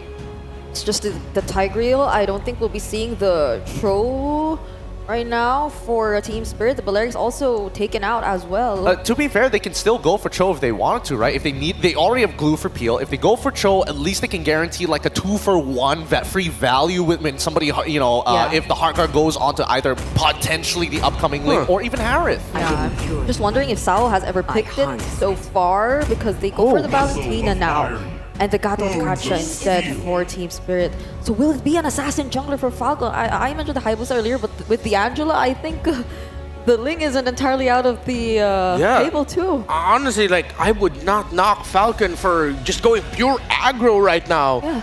like the most aggressive lineup, because with the Valentine in the mid, with that 1-1 there, they can afford it. Oh my it's Angelique. Aggressive. This is going to be interesting because, again, it's all about getting a heavy snowball and they have to end the game as quick as possible. Good luck. Good luck to Falcons. Interesting take. Is it enough to force game number 5 or does the flight end here? Let's see. I think what better way to gain flight than bring a lineup like this to game number 4. Again, fighting for their lives and to be part of the greater 4. Again, I'm Naisu, this is Zingan, and we're going to take one last look at the lineups here. By the way, amazing watch parties happening here for Falcon Esports. The support is phenomenal. This lineup, man, is aggressive, Inga. Aggressive as it can be. The Angela Ling combination. Again, this is potentially this is match point for Team Spirit. With Falcon Esports, they have a lot up their sleeves. Will Falcon Esports gain more altitude to meet up with the Dragons of the North, Team Spirit? They need this game in their pockets to take it to another game of 5. We're in the land of Dawn. Once again, Team Spirit and Falcon Esports. Okay, so the panel mentioned a while ago that Falcon, they really want to go for the control in the early game. Again, they have the duo of a Hylos and the Hilda that could really be a thorn in the neck of especially One-Shot in his own jungle. But again, these are the type of glass cannon lineups wherein if you snowball, you automatically win the game. But at the same time, if you're on the receiving end of the early game, it's going to be hard for you to catch up. You have to wait eventually for that link to scale up. This is also a very different kind of mindset as PX7 takes a lot of shots here in the mid lane, but... Oh, one shot! Oh! He had one shot, he took it! And that he did. First blood drawn by One-Shot once again. So this is what we were saying, Nice. So if you're on the receiving end of this kind of lineup, it's going to be hard for you to come back. Right now, too, still focusing. Already getting the Tempest Blades out. Okay, 4 Blades is there. But again, Dax was able to still get his purple buff. Now, considering the fact that they were able to pick off the mid lane, I think Benny needs to really step up and step on the pedal to the metal and just really be on the aggressive front. It's going to have to be. Well, the whole lineup really is built for that. But what I was going to say earlier, too, is Dax is in a different mindset this time around because, remember, for the previous games, he's pretty much played utility. You know, the Alpha and then the Fredrin. Now he has this Ling. Oh, mid lane again? Forcing out the Revitalize early on, okay. Even though, I was going to say that was worth it already because they popped the Revitalize, but that made it more for Team Spirit. That's 2 kills already for One-Shot with the Suyo. Team Spirit's locked in right now. They're just layering everything like a cake at this point. Dax in trouble, does have to pop the Tempest Blades and will escape, but he's gonna have to back off the buff. One-Shot dies and the turtle's secured. Okay, Royal Milk with the Power of Wilderness to bring down One-Shot. Now the revenge from Team Spirit. So fortunately for Falcon Esports, they were able to take down One-Shot early on. 2-1 start for One-Shot. Now Benny, this is the Benny that we want to see for the side of Falcon Esports. Be a lane bully up against Hiko's 1-1. And this is your time to shine because again, early game, you're going to dominate the laning phase. This is the thing still. Again, the focus on the gold laners, but right now it doesn't need to be that. This is one of the difference in the series where you see the nature of drafting change from game to game. And now even with this, you know, it's the junglers who are really the highlight of the early game, and it has been so far, except for Dax. He's dealt so much pressure. He's dealt with so much pressure from Team Spirit. And even in the mid lane, if they continue to do this to PX7, I mean, this has been happening time and time again where PX7 can't really, you know, be in that front side of the mid lane because of that threat of just being collapsed on or the layering of skills that Team Spirit can throw and take him down. So if you actually get rid of PX7 and then you either burn the flicker or he's not able to use the heart guard, that's a big piece of utility gone out of the plans here for Falcon Esports. Okay, so right now they're trying to work on Kid X, wanting to force out their Revitalize early on, and they will do so once again. That's why it's a signal for them to not go deep. Don't try to go for the over-aggressive dives, because that was the objective. Just literally pop Revitalize Kid X. Yeah, get it down if they can. Again, Royal Milk going to go ahead and battle it with Kid Bombo up here, but ultimately wait for that next turtle to come up. Sunset Lover will hold on to the heart guard here. So part of the fight is really how does Sunset Lover use the options of ultimates he has. Well, most of the part, you're probably going to see the Hard Guard, but also the Glorious Pathway. Now focusing in this side of the jungle, they might just go ahead, trying to limit test. They still have a Revitalize for Royal Milk. Both junglers going to work on the buffs, but Turtle's up now, so they'll go ahead and rotate up to their gold laners. Will stay to their lanes. And right now, some of the first items also being locked in. Royal Milk gets the Thunderbelt. Kid X again, pop the Glorious Pathway. Huge pulls right away onto Kid X, forcing the Glorious Pathway to be used defensively. This is a huge disadvantage for Falcon Esports. Here comes the Hard Guard. Now they're trying to go for Dax. Okay, Tempest of Blades is there, plus the AOG is going to connect. But still, Dax having trouble with the addition to damage, but he will do so successfully and break that one shot with the help of Kid X. But now the engage from Team Spirit is going to work on Kid X here, and Samo might be able to pick up the kill. That's a 1-for-1 trade, but the problem is Team Spirit again. They lost one shot. They lost one. It looks like Dax, you know, as low as he is, he's going to go ahead and grab the buff. No one was able to commit to the Turtle because they forced the fight. Good usage of PX7's Hard Guard, but we then also saw it from Sunset Lover to go for the fight, but they kind of got, you know, collapsed down on, and that's what the Ling does best. Dax also now getting his Berserker's Fury first item locked in, and we'll see if they actually get ready for that Turtle still. Starting with Scythe now for Benny too. He's been farming up well. Hiko only has Corrosive Scythe, so still working on it, but both junglers kind of up to the decision. Like, do we actually want to prioritize these Turtles, or is it better just go for the kills here? Top side, looks like Kid Bomba is going to be on the run. So has the split, but he did burn that flicker. Again, it's a matter of just literally burning resources before engaging in a huge team fight, and both of these teams have been doing well when it comes to that department. Again, Kid Bomba used up already the flicker. Now they're trying to work on Royal Milk. Here comes one, Dax again. Plus the Eternal Guard, going to connect with the Tempest of Blades, going to bring that one shot. Not a good start for Team Spirit. And now they're trying to work on Kid Bomba though. Hiko, on the other hand, is here in the picture. His Dax are there. He's not going to cast a crossbow attack, as it's more than enough to take down Royal Milk. Again, a 1-for-1 trade, but it's always one shot. Who's suffering from Team Spirit? That's what happens. Like I said, you get collapsed down. I mean, Kid X slowly but surely working on Sunset Lover. He's going to have to back off. Good push there from Benny down to the bottom side to get the tier 1. Same thing happens on the other side of the map. Hiko locks that one in. And one of the games now for the first time where we don't see all this Turtle priority. This one still up for the taking, but second Turtle for the game. Not sure if we'll get, of course, to the third one. Right now, it's just being worked on. It looks like it's going to be secured. One shot will go ahead and grab that.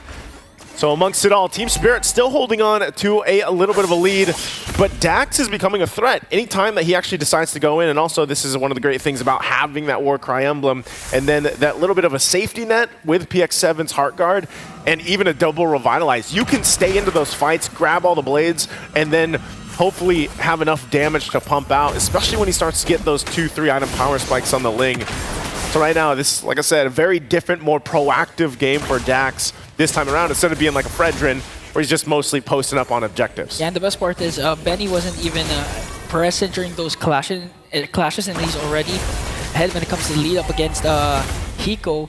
So right now, if they go on full dive 5-on-5, especially before the 12-minute mark, Falcon Esports really has a huge advantage. And again, just looking at the sustain, as you mentioned, there are 2 revitalized, not to mention PX7 with the Angela. And right now, they're trying to work on Royal Milk as Kid Bomba zoning out the members of Falcon Esports. Royal Milk going to get focused down here. Oh, going to connect with the AOG onto 2 and going to bring down Royal Milk. Now they're going to work on Kid X. And a double kill coming in from Sunset Lover. The catching Falcon Esports wasn't prepared for the engage that Team Spirit did. That's really what it comes down to. Like, both teams have this option of, let's just jump on in. Whether that's the Tempest Blades from Falcon Esports or the Avatar of the Guardian from Sawo. Oh no. If they catch the angle they're looking for, they get an advantage. One shot's gonna take this opportunity to be like, I'm gonna start your purple buff and take this away from you. And that he does. Hiko will go ahead and take theirs. They'll secure it up so that, you know, Dax can't rotate and possibly take it. So now just had to go ahead and push that top turret down. He does get the tier 1 on the top, but he is going to be starving for a little bit here until the next take on the buff. And we're also 10 seconds away from that Lord coming up.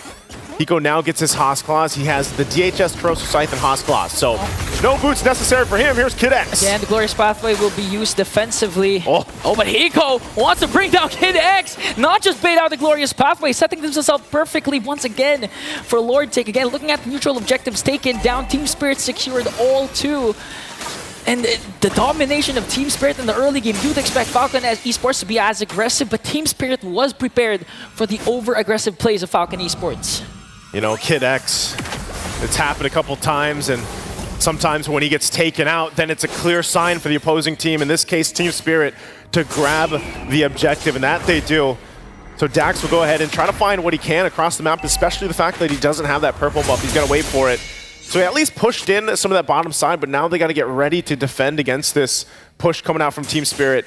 And that's the thing, you know, that's exactly why you saw, like, Hiko, he actually hasn't had to really use the crossbow tang much. A lot of the fights that he's going in for, oh, Dax, okay, he's hovered over the hard guard, but you can see how kind of careful he has to be here, even just traversing through the map. One more shot and it could be the downfall of Dax here. And they're really struggling to keep up with the pace that Team Spirit is giving. Again, okay, Kid Bomba goes in, AOJ connecting onto 3! And wiped out 3 members of Falcon Esports!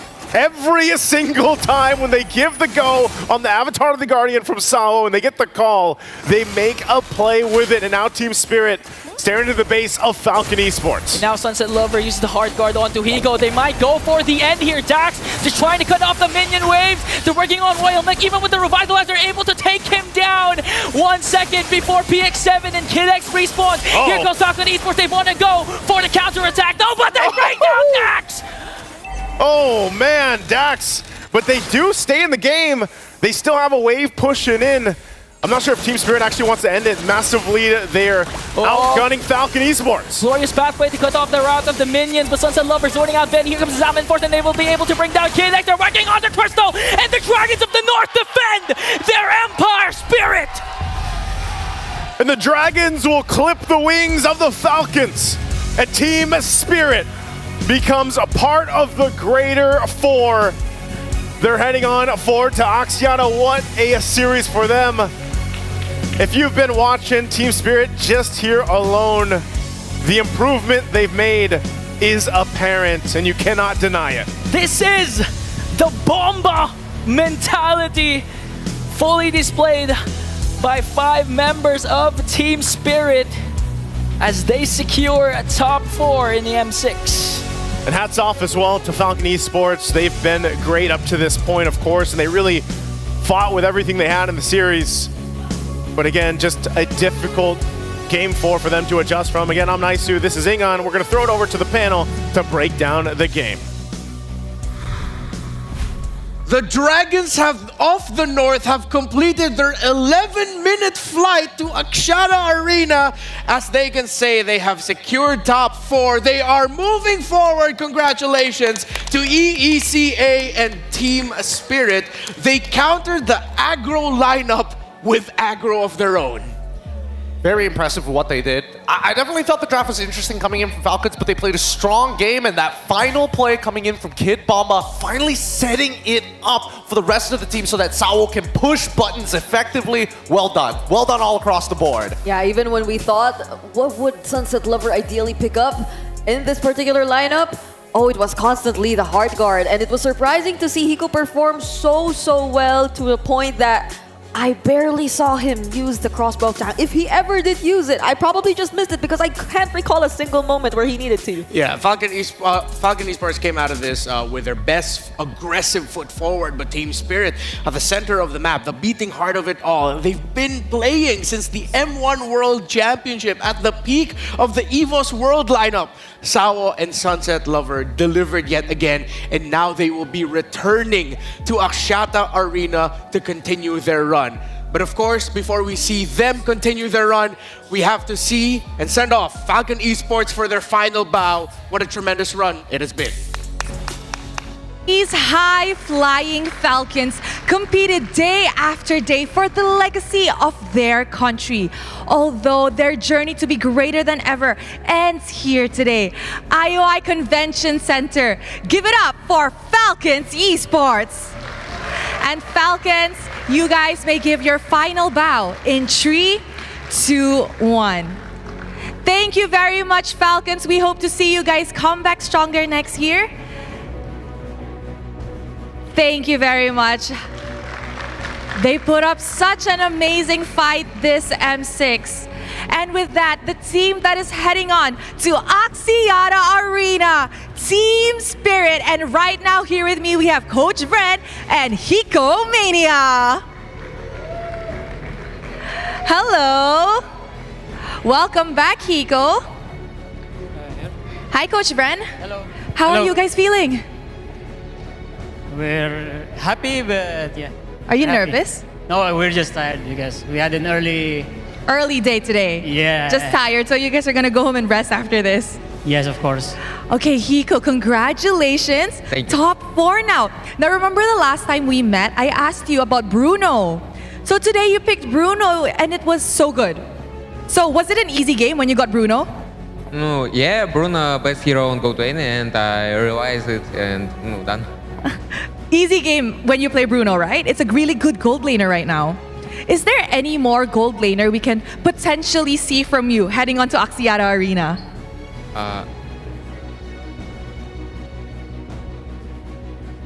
I think no, it's just no. I have like simple hero pool. You just have a simple hero pool, but you know what? You're very good at it. Though you're young, you're very, very good at it, Hiko. Are you happy today? Yeah, we win, and no, I'm happy that I wake up early. You're happy. Now, Hiko, are you excited to play at Axiata Arena? It's a really nice stadium. Yeah, I think it will be a good experience for me. It's a good experience for you. Coach Bren, we know that Hiko is like 16 years old. How is it like being like a father figure to him? Is he a good boy? He's a good boy and sometimes annoying. Sometimes annoying? What does he do? He just asks random questions all the time. Like? What kind? Like about some things like, what do you think about this food? Normal things, you know, outside Mobile Legends. And you just have more patience to answer him all the time. So we can build our communication together. I see. But he's such a wholesome boy. He's so happy every time. Yeah, he's very bubbly. Always smiling. He has these smiling eyes, you know? Yeah, he does have these smiling eyes. Every time he comes up during like player walk-in, he's just like smiling and he's so happy to be here. Coach Bren, maybe you could say something to Hiko. He's so young yet he's achieving so much already. Well, like I always told him, just be humble. Tables turn in this life, even to young people. Before you go to adulthood, enjoy your gaming experience and always remain humble in life. Aww. Hiko, do you love Coach Bren? Huh? Do you love Coach Bren? Of course. Of course. Is he like your father? Maybe. Maybe. Okay, now Hiko, your team's highest ever achievement was top 4 in the last M series. This time, you guys have also entered top 4, but this time with your help. So, do you think you guys can surpass top 4 last season, last M series because you're here? So my team have 5 M series appearance and как это, с каждым M все больше и больше. Like after each M series, we get more and more results. So yeah, I think we can go through further. How confident are you that you can help them? Yeah, I'm confident, but no. How many percent? 100. 100%. Okay. I like that. Okay, Coach Bren, the deciding match on who will be your next matchup at Axiata Arena is going to be after this, which is RRQ Hoshi versus Selangor Red Giants. Now, Coach, we all know you used to be in RRQ Hoshi. Same goes to Coach Arcadia as well. Who do you want to meet? Of course, RRQ. You want to meet RRQ? Why do you want to meet RRQ? They beat us on best of 1 and I want to meet them again on best of 5. You want to get your revenge? Not really revenge, but just to meet Skylar again. Just to meet Skylar again. Would you like to say anything to Skylar before we end this interview? I know he's a great guy, also a leader figure, so I just wish him the best on their upcoming series and I hope we meet in the next round. Ooh, Coach Bren wants to meet RRQ. What about you, Hiko? Who do you want to meet, SRG or RRQ? Maybe RRQ because I want revenge for them. Do you have anything to say to RRQ? Good luck, have fun. Okay, Hiko, before that, what do you want to say to everybody watching you and supporting you? Because you are having a lot of fans now. Thank you everyone for support and we keep doing better and see you in next match. Thank you very much and congratulations to Team Spirit, Hiko and to Coach Bren for moving on to Axiata Arena. With that, let us throw it back to the panel to break down what happened in this game up against Falcon. Thank you, Rose. It's always great hearing from Hiko Mania and his maybe father figure in Vren's Sanity. Tremendous performance by Team Spirit in that game. I have to correct myself. Sawo and Sunset Lover are not returning to Axiata Arena, but they avenged their M1 performance and will finally get to play in a World Series in Axiata Arena because they missed out during M1. So Yeah, Team Spirit, again, they've performed better and better each M series. And I think this performance from them in this final game number 4, I think it perfectly encapsulates some of their best quality so far in the M6. Yeah, I think it's the cleanest game yet that they've been able to play throughout the entirety of the series.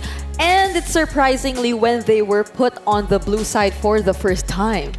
As mentioned, you know, Ren likes to keep teams on their toes, changing it, well, in a completely different direction most of the time. And I can appreciate that, especially coming from, you know, most of the time it's in the draft, most of the time 50% it's a mental game. 13 seconds faster was this previous game. To the fastest game between RRQ and Vamos. It is now set by Team Spirit as the fastest win in the M6 World Championship. A time of 10:43 that is very, very difficult to beat. And I mean, it all just started from the way they were able to again gain the upper hand in the mid lane. Those surprise and early pickoffs that were given to one shot on the Suyo. And I think that was one of the first few Suyos we've seen for this entire series, but it was able to play so well up against Falcon. With the limited wave clear that they had, it felt like they were always pushed to a spot in the mid lane. Yeah, it's funny that one shot at one point just said, you know what, I'm building the Dreadnought armor. I'm getting sick and tired of getting bullied by this Ling, by this Hilda.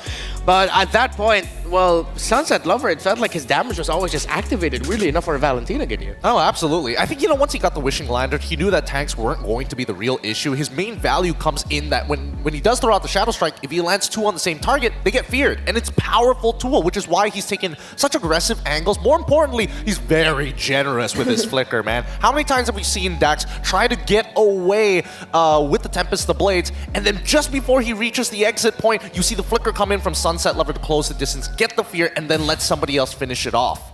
I think they were just always so confident to go in. So long as they know that Dax isn't there, and especially for Benny, because I think he had to spend some time farming up against Hiko, and overall, since Hiko was able to play another stable laning phase, it was just Team Spirit constantly on the lookout for a team fight against Falcon, because they knew that they had the damage in them, and Falcon, they were yet to actually secure that level of damage.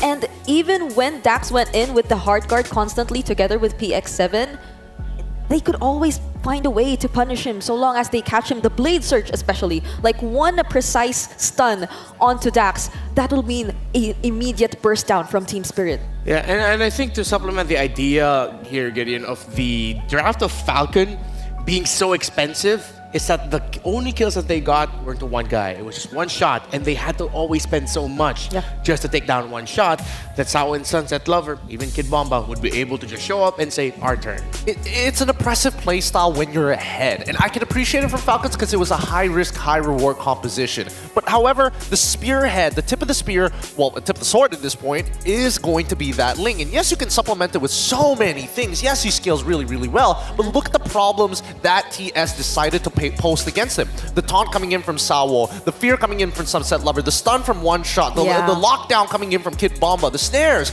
There's just too much to deal with, and you only have a single Tempest the Blades. Yeah, and I don't think kiting would have been a great option for Falcon, because that's one of the strengths of Team Spirit as well. It also felt like they didn't need to do it either. They were always on the chase against Falcon Esports. Let's check out the MVP. Gonna show up on your screen right now. Been doing this since the M1 World Championship, and for a year or two, even before that, it's Sunset Lover on that Valentina. And his impact on that previous game was instant. The fears and those little bits of poke early on before he finally got to build and dealt burst stopped everything that Team Spirit, that Falcon Esports wanted to do. Yep, really punishing this Angela, forcing out so many revitalizes, buying that extra bit of time to get their rotations off. As long as they layer it well, it's really difficult to come back from, because he was not missing a single ability. Not to mention, out of all the ultis, you know what? I'm not going to take the Glorious Pathway. Give me the Heart Guard. It felt like he was constantly just standing there, confident enough that they will be having the upper hand in the lane. I mean, look at this. He's always forcing PX7 to play it safe, and this was the first blood that we've been talking about earlier from One Shot. And it seemed like this mid trio from Team Spirit, they just played the early game so well coordinated enough that Falcon Esports weren't able to bank on their advantages in terms of the lineup. But really, it's just playing around Dax, and even that was a struggle for them. Again, expensive was what Falcon wanted to do. There is definitely an alternate timeline wherein they got the early game of their life and forced game number 5, maybe within the same time frame that Team Spirit won. That's why you bring out your best aggressive foot forward. But Team Spirit showed in this metagame that is not the safest choice. In fact, it's an incredibly risky choice, especially if you cannot trade more kills, if you're committing so much just to take down one. And also a harsh reminder as to why Valentina has always been in the meta, despite so many changes to the meta. Ever since she got introduced, Valentina will never, ever disappear. Yep. But falls in that same category with Cho, with Beatrix. Yeah. There's so many right now in the meta that there's too much versatility. And I think a lot of teams right now have kind of cracked down. At least I would assume, if I have to make some predictions, about 70% of what the meta has to offer. The last 30% is dependent on the team's overall playstyle. But we've seen teams who have made it here to getting closer and closer to that top 4, not exactly the most early game aggressive teams. We've seen more teams pop off in the mid to late game sections rather than the early game now. Yeah, I think that's one of the most important meta changes that we've seen recently after MSC 2024, where it's not if you win the early game, that's it, you win.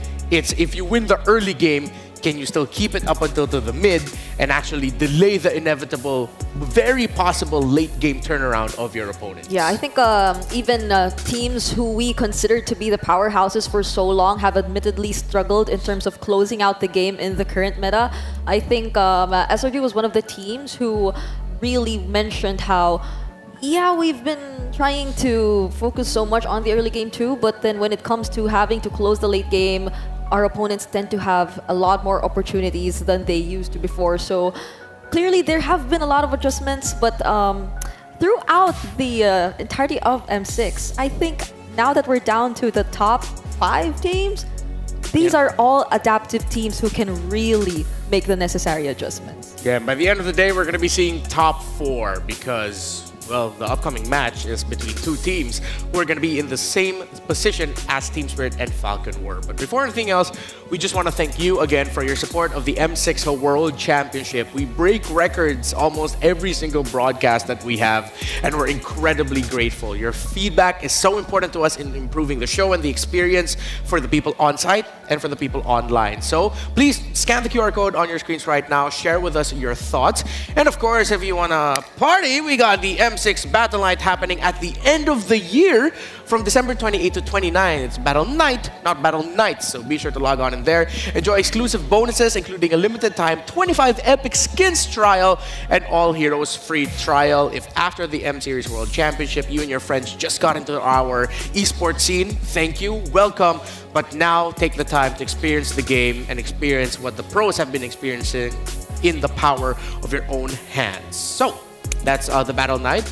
But we also have a new mode called the MLBB Rising Open. Quick, Brigitte, please read that on your screen. Okay, so this is a tournament that everyone can join because it's about to launch and features a lower entry barrier. So there are simple participation methods for this, flexible mechanisms, and abundant rewards and honors waiting for you to claim. By participating in the matches, you can earn exclusive tournament honors to display on your personal profile. I know we like a lot of things to display on our profiles, and profile name cards showcasing your skills to the world. And every time you win the weekly championship, you'll receive generous rewards. Win or lose, you'll earn MRO coins that can be exchanged for permanent skins, exclusive avatar borders, and other valuable rewards. So we hope that the MLBB Rising Open brings you a fresh competition experience, continuing the passion and excitement brought by M6. Basically, if you're familiar with MCL, you'd enjoy this one. It's like MCL++. MCL. But now it's the Rising Open. Yeah. So it's cool because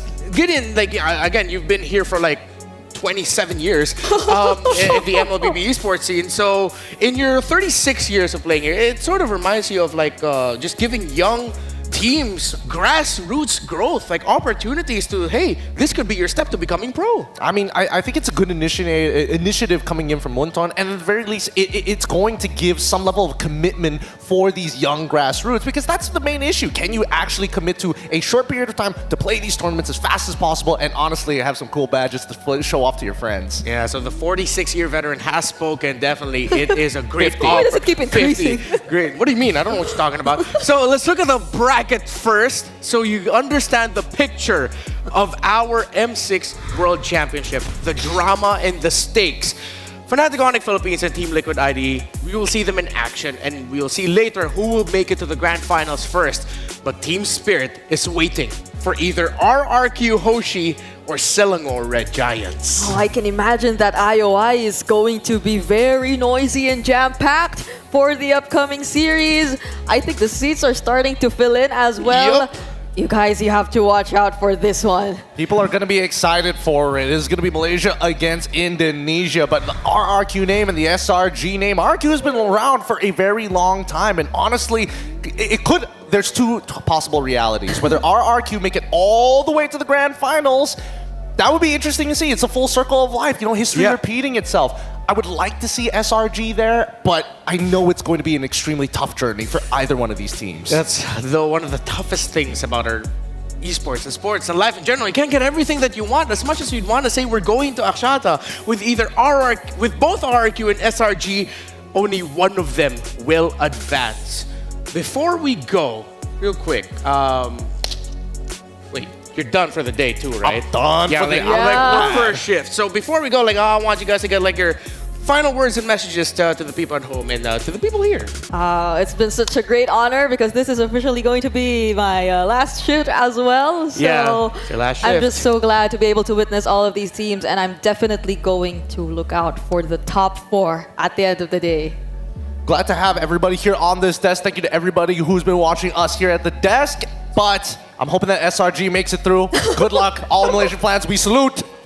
That's been Gideon Q, Brigida, her second name and real name is Alex, Ingan, Naisu, and Renmar Santa Cruz. M6 isn't done. We'll see you with the others in a bit.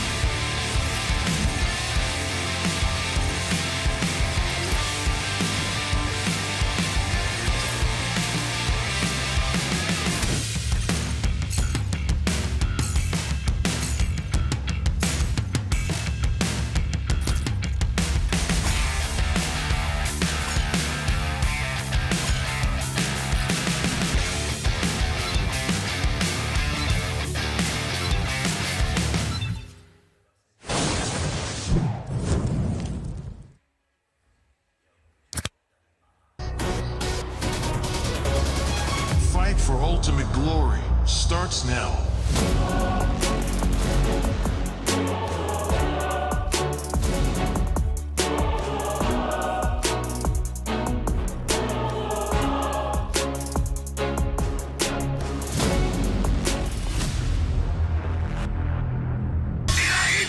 Mobile Legend M6 スイスウォッチ。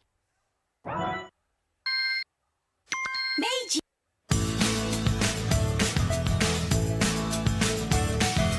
Hello Panda, Hello Panda, semua suka biskuitnya. Biskuitnya enak isinya lezat rasa coklat dan strawberry. Hello Panda, Hello Panda, semua suka biskuitnya. Biskuitnya enak isinya lezat rasa coklat dan strawberry. Hello Panda, biskuit isi yang enak.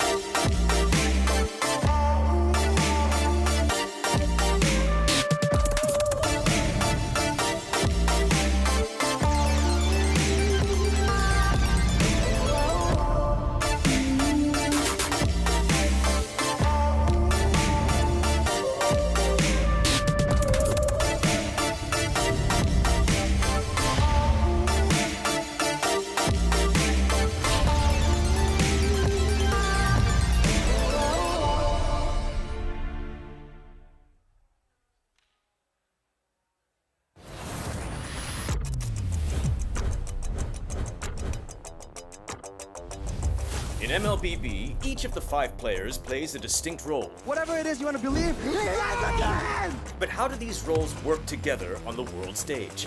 Going Sons, who picks up the Mid laners and roamers are the bedrock of the team. looking for the knockup, not able to find it, sends who he wants for, takes him out. Whether it's picking beefy tanks, mages, or sustain, together they provide crowd control and damage in the early game, making space for the team to farm or secure objectives.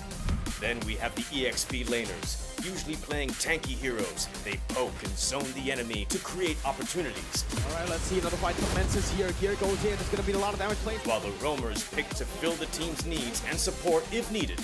EXP laners must win their lane and protect their tower with aggressive, confident play, ensuring map control for the team. Ooh, final slash. Finally, we come to the junglers, the early to mid-game finishers, and the gold laners, the mid to late game finishers. Irie, the god in the jungle, takes a double kill. For junglers, whether it's frontline tank utility or assassin early game assassin burst, they form the core of the team. They act on the space created by their team to finish off objectives, utilizing power spikes with the early game advantage they get from farming the jungle. Should be a retreat from the Burmese gold, and they get sent down into the ground. Gold laners focus on farming for gold to become late game monsters. 1v3. They are savvy observers, staying out of trouble and positioning well to deal the most damage with their fragile heroes. Do you agree? How would you describe the roles that make MLBB greater than ever?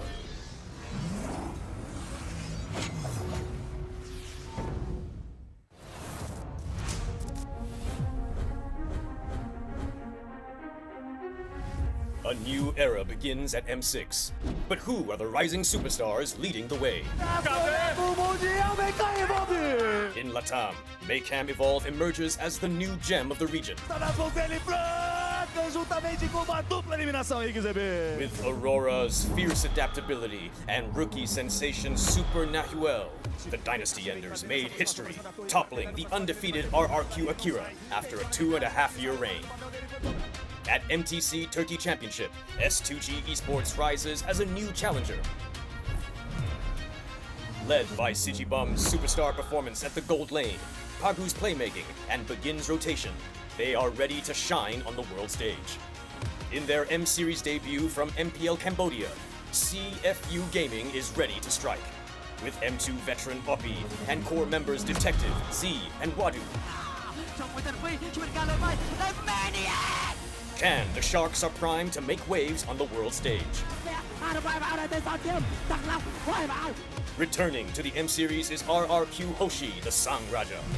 Looking for a train as he finds the triple. Looking for the maniac. Reinforced by Sutsujin's lethal skill, and led by Skylar, this squad of young stars is on a mission for global dominance. The Indonesian cavalry made a bold gamble by swapping their lineup with MDL rookies, uncovering gems like Fabian, the deadly jungler, a calculated roamer in Witty the Wise, and King Aaron Shiki, the next level gold laner. Team Liquid ID rises as a new M-Series challenger. To double, the Roy goes down one by one. It's a maniac. MPL PH Season 14 saw the debut of Aurora Gaming with rising gold laner Domeng and MSC 2022 champion Demon Kite.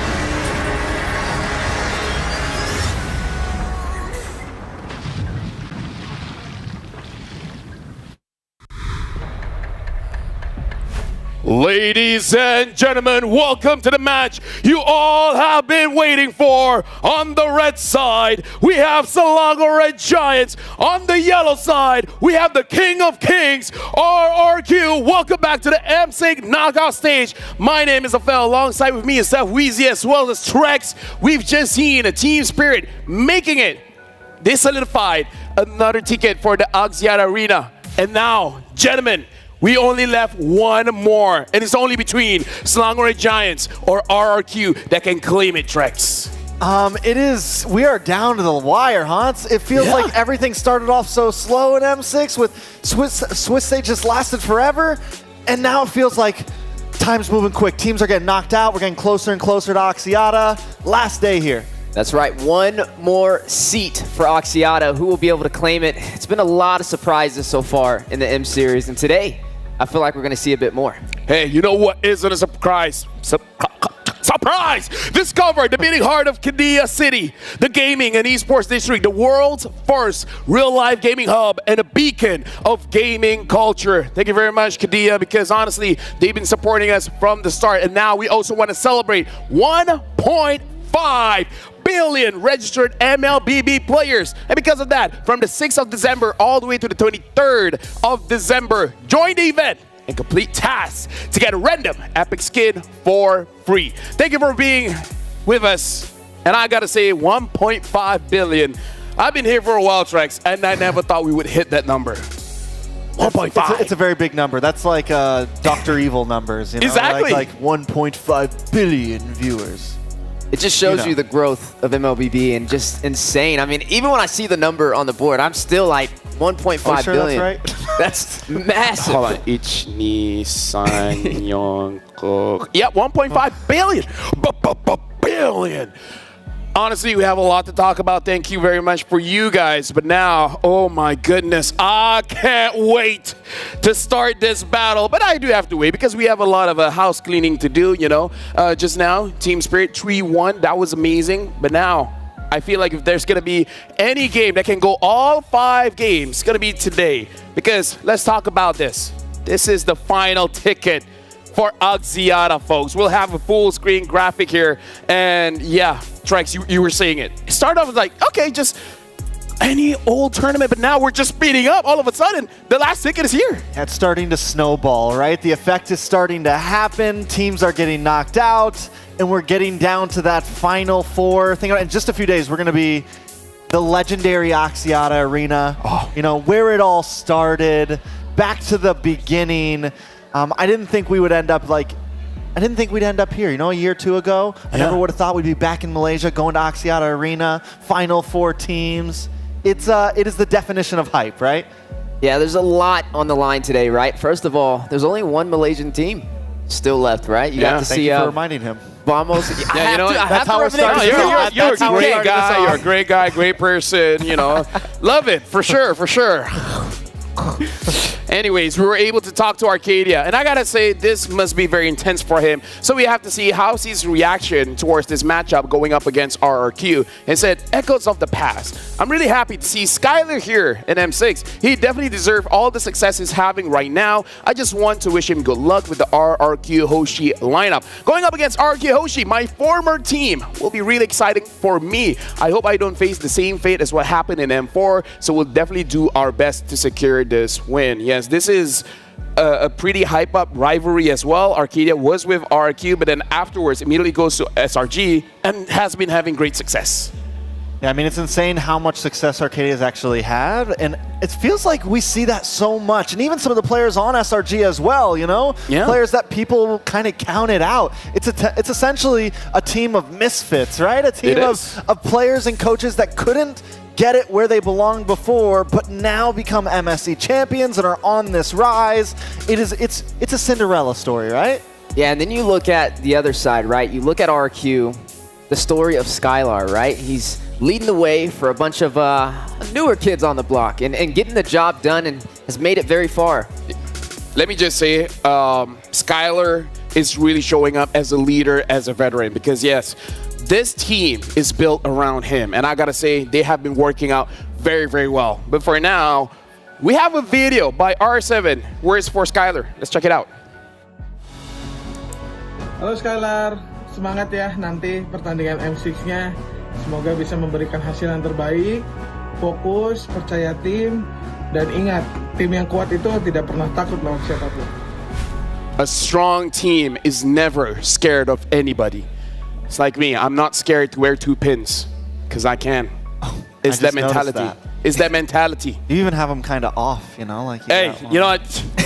Just you have really? 2 watches on too? Don't challenge me. Oh. Don't challenge me. Look what you started. Normally it's 2 watches. Today it's 2 pins. I got 2 rings. Leo's got 2 watches on over here. Where's your second watch? It's not sponsored by Fairy, so I really like your pocket thing though. Oh, thank you. It's not mine. Well, it looks nice. It does look nice. Speaking of nice words coming in from R7, trusting the team and never scared of anyone, which I kind of feel like both these teams should not be afraid of each other, because RRQ as well as SRG, I would say RRQ is the more aggressor compared to SRG, where SRG so far, the early game hasn't always been the best, but somehow at that 8 to 10 minute mark, they pick up steam. Yeah, RRQ, they're definitely able to get the job done. Putting Skylar in a position where he can get comfortable in the gold lane is really where it's going to start. When you look at SRG, even their matches yesterday, right, looked a little shaky in the beginning, but they're able to pick up the pieces and follow through. So today, we got to see a lot of metals going to be tested and who's going to be able to withstand that battle. Speaking of which, Skylar, the king, will be going up against the half-man, half-beast, Innocent. This is going to be an intense matchup of the gold laners, which, Trax, maybe you were the one that had pointed out that this M6, the gold laners, everyone's really stepping up. Yeah, I feel like all of the gold laners have been, at least all the ones who are left, you know, have really been popping off.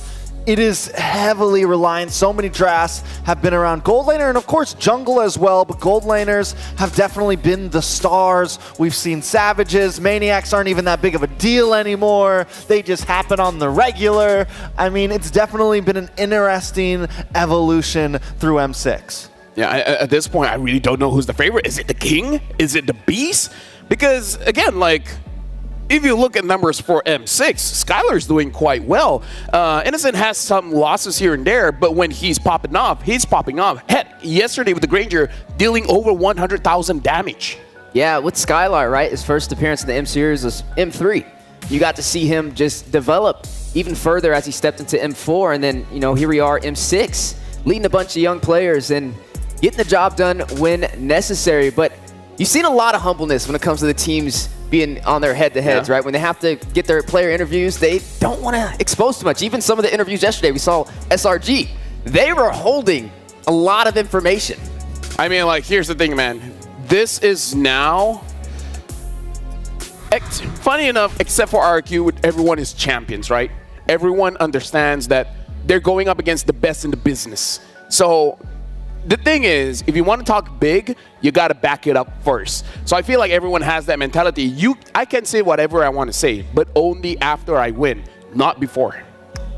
Fair enough. When you're down to this level, the talking's over. Right? Yeah, the talking's over. Like, talking's over. Put your money where your mouth is. Walk the walk. Because the last thing you want to do in top 4 is, you know, talk a big game and then get swept. Yeah, so. This is stressful, right? Because last ticket here, RQ and SRG. Like, if you want to be champions, one game at a time. And this game is very crucial because if not, your final game will be at IOI, not seeing the Axiata Arena. Yeah. Did you think that we would see RQ, SRG, lower bracket fighting for final life? Like, when I was thinking about like Final 4, things like that, this was not on my bingo card at all. The fact that it's RQ against SRG, you know, champion against RQ, a team that wants this so bad. It's definitely it's sad, but it's fun, it's exciting, and it's all of that mixed into one match. I think with this M series, it caught a lot of people off guard, right? It was the age of the upsets in the beginning, from the wild cards all the way through the Swiss stage. And then now here we are in the knockout phase. Everybody full of surprises, and we're just getting started, right? We haven't even made it to Axiata. We've seen so many amazing regions competed out. EECA, a little bit of a flashback, looking like an M5 Prime again as they step into a top 4 prospect. And now we get to see who will claim that remaining seat. I was trying to balance it out. I still can't. Maybe I need some kind of mirror. I'll help you later. I gotcha. I just don't know if I need, you know what? Screw it. I'll figure it out later. I'll figure it out later.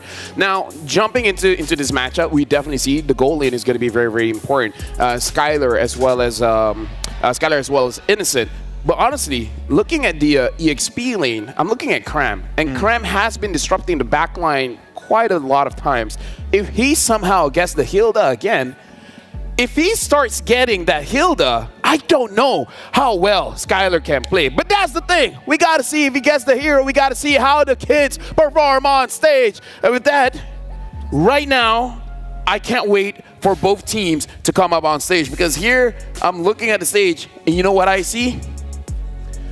I honestly cannot because it's dark. But you know what I mean. You know what I mean. I'm pretty sure they're standing behind there. Yeah, I mean, it's going to be a challenge. When it was SRG competing yesterday, we saw them struggle a little bit in the early game, but we noticed a little bit of a pattern, right? They were able to disrupt their opponent and force them to separate, and then that's when you got to see Cram be able to rush into the back line, be able to create chaos and take over the match. And one of the things that really stood out was just one mistake was all that it took to pretty much turn the game in your favor and close it out.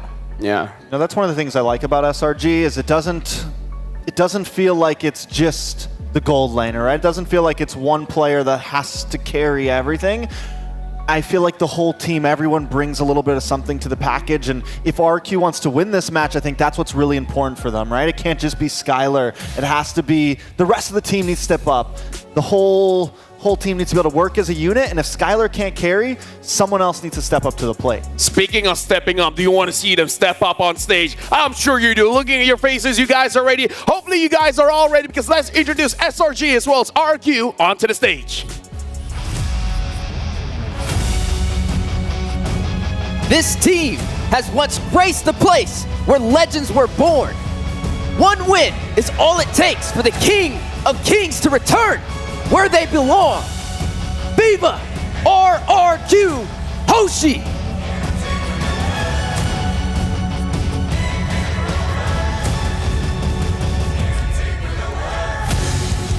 On their backs, they carry the hope of an entire nation. The kingdom is but a stop for the end of the Golden Road is their ultimate destination. Make some noise for Sangalore Red Giants!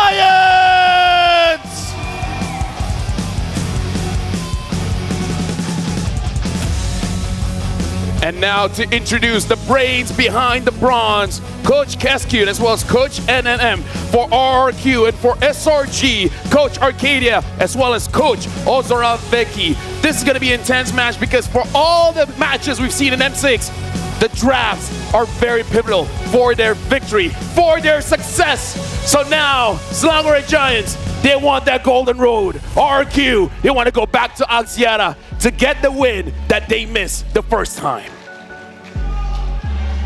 I like it. We're coming in strong. The match is inching closer now in terms of draft because that's what we're going to be jumping into. What do we think? You know, the big debate right now has been red side, blue side. Hey. What do we think these teams are going to be aiming for? I'm colorblind, man. Oh, yes. First pick, second pick. Second one. Second one. I feel like second pick is great. But it's definitely a team-by-team kind of thing. But right now we have an M-chat. And I believe we were able to talk to Innocent because we were curious on his take on the meta right now. So we asked, how did the team get better at using the meta heroes? And he said, actually, we have used those heroes in scrims, but we were losing because we didn't know how to maximize their potential. Hopefully we're doing better now. And then we just like, cool king. Cool king. Yeah. Well, they're definitely doing better. I mean, even Coach stated after winning MSC, there was a lot of pressure on their backs and expectations that were growing. And now, you know, the reigning champs from MSC trying to earn another title, trying to earn that golden road. And this is one of those hurdles they'll have to jump through to earn a spot in Axiata up against RRQ Hoshi. Not gonna lie, there's a lot of matchups here that we have to watch. Like from MPLMY, Sakis have met against Susujin quite a few times when Susujin was in KGE. And so far, in most of the matchups, Sakis has been winning that one.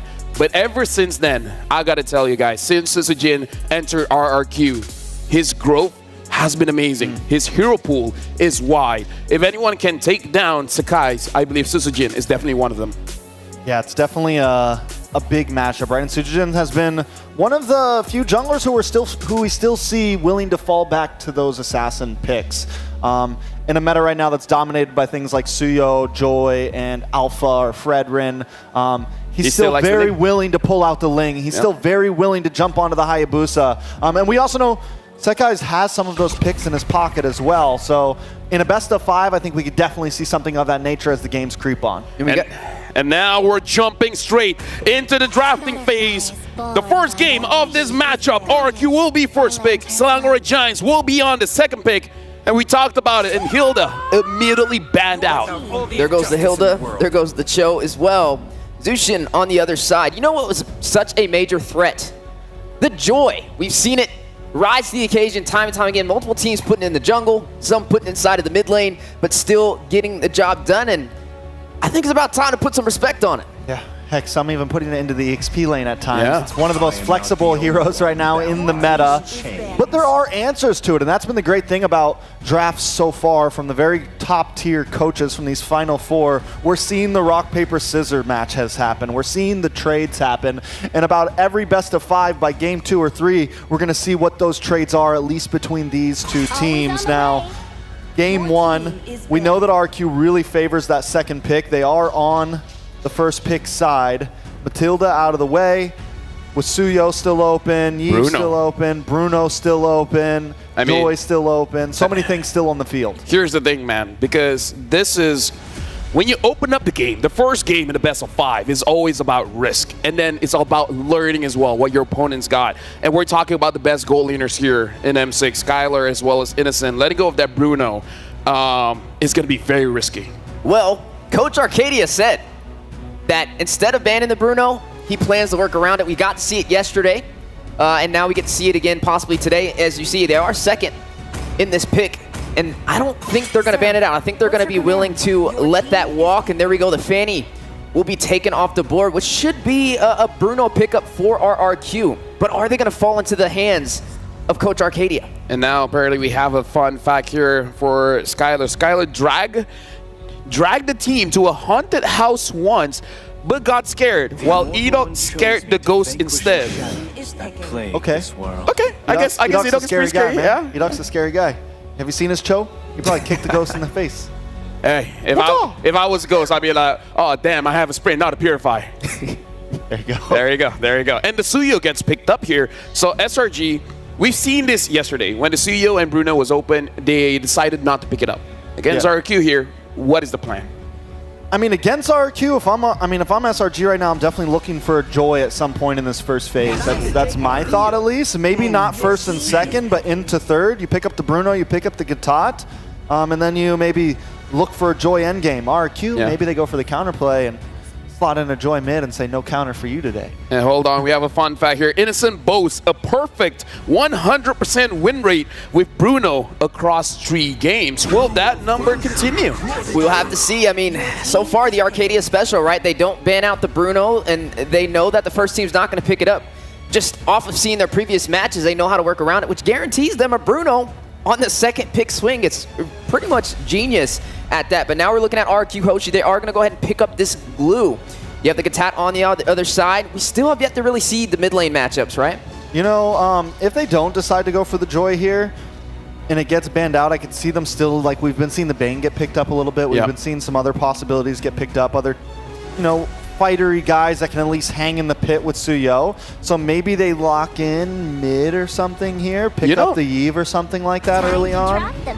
All right, time to drop the beat of the They keep flash. it safe. They keep it safe. You know one thing that's actually smart about this Granger pick, not only is it good against the Bruno, but it's also good against one of Stormy's bigger picks this M6, which is the Lu Yi, where you can open up the map so you don't have that kind of surprise. So by picking up this hero, in a way, you kind of ban out the Lu Yi, and even if the Lu Yi gets picked up, he has ways to fight against it.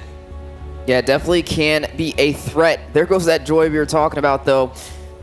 They need a little bit more to kind of slow it down in its tracks. Yes, we have the glue, but other than that, the Joy has just been such a strong pick, and just some excellent reading from SRG so far. We got to see the mid laner matchup, though. If they do try and go in for this E for RRQ, there's a lot of challenges, a lot of threats that could be a problem. First of all, the Joy get into the back line. The AOG coming in from this Gatot as well could be a major threat.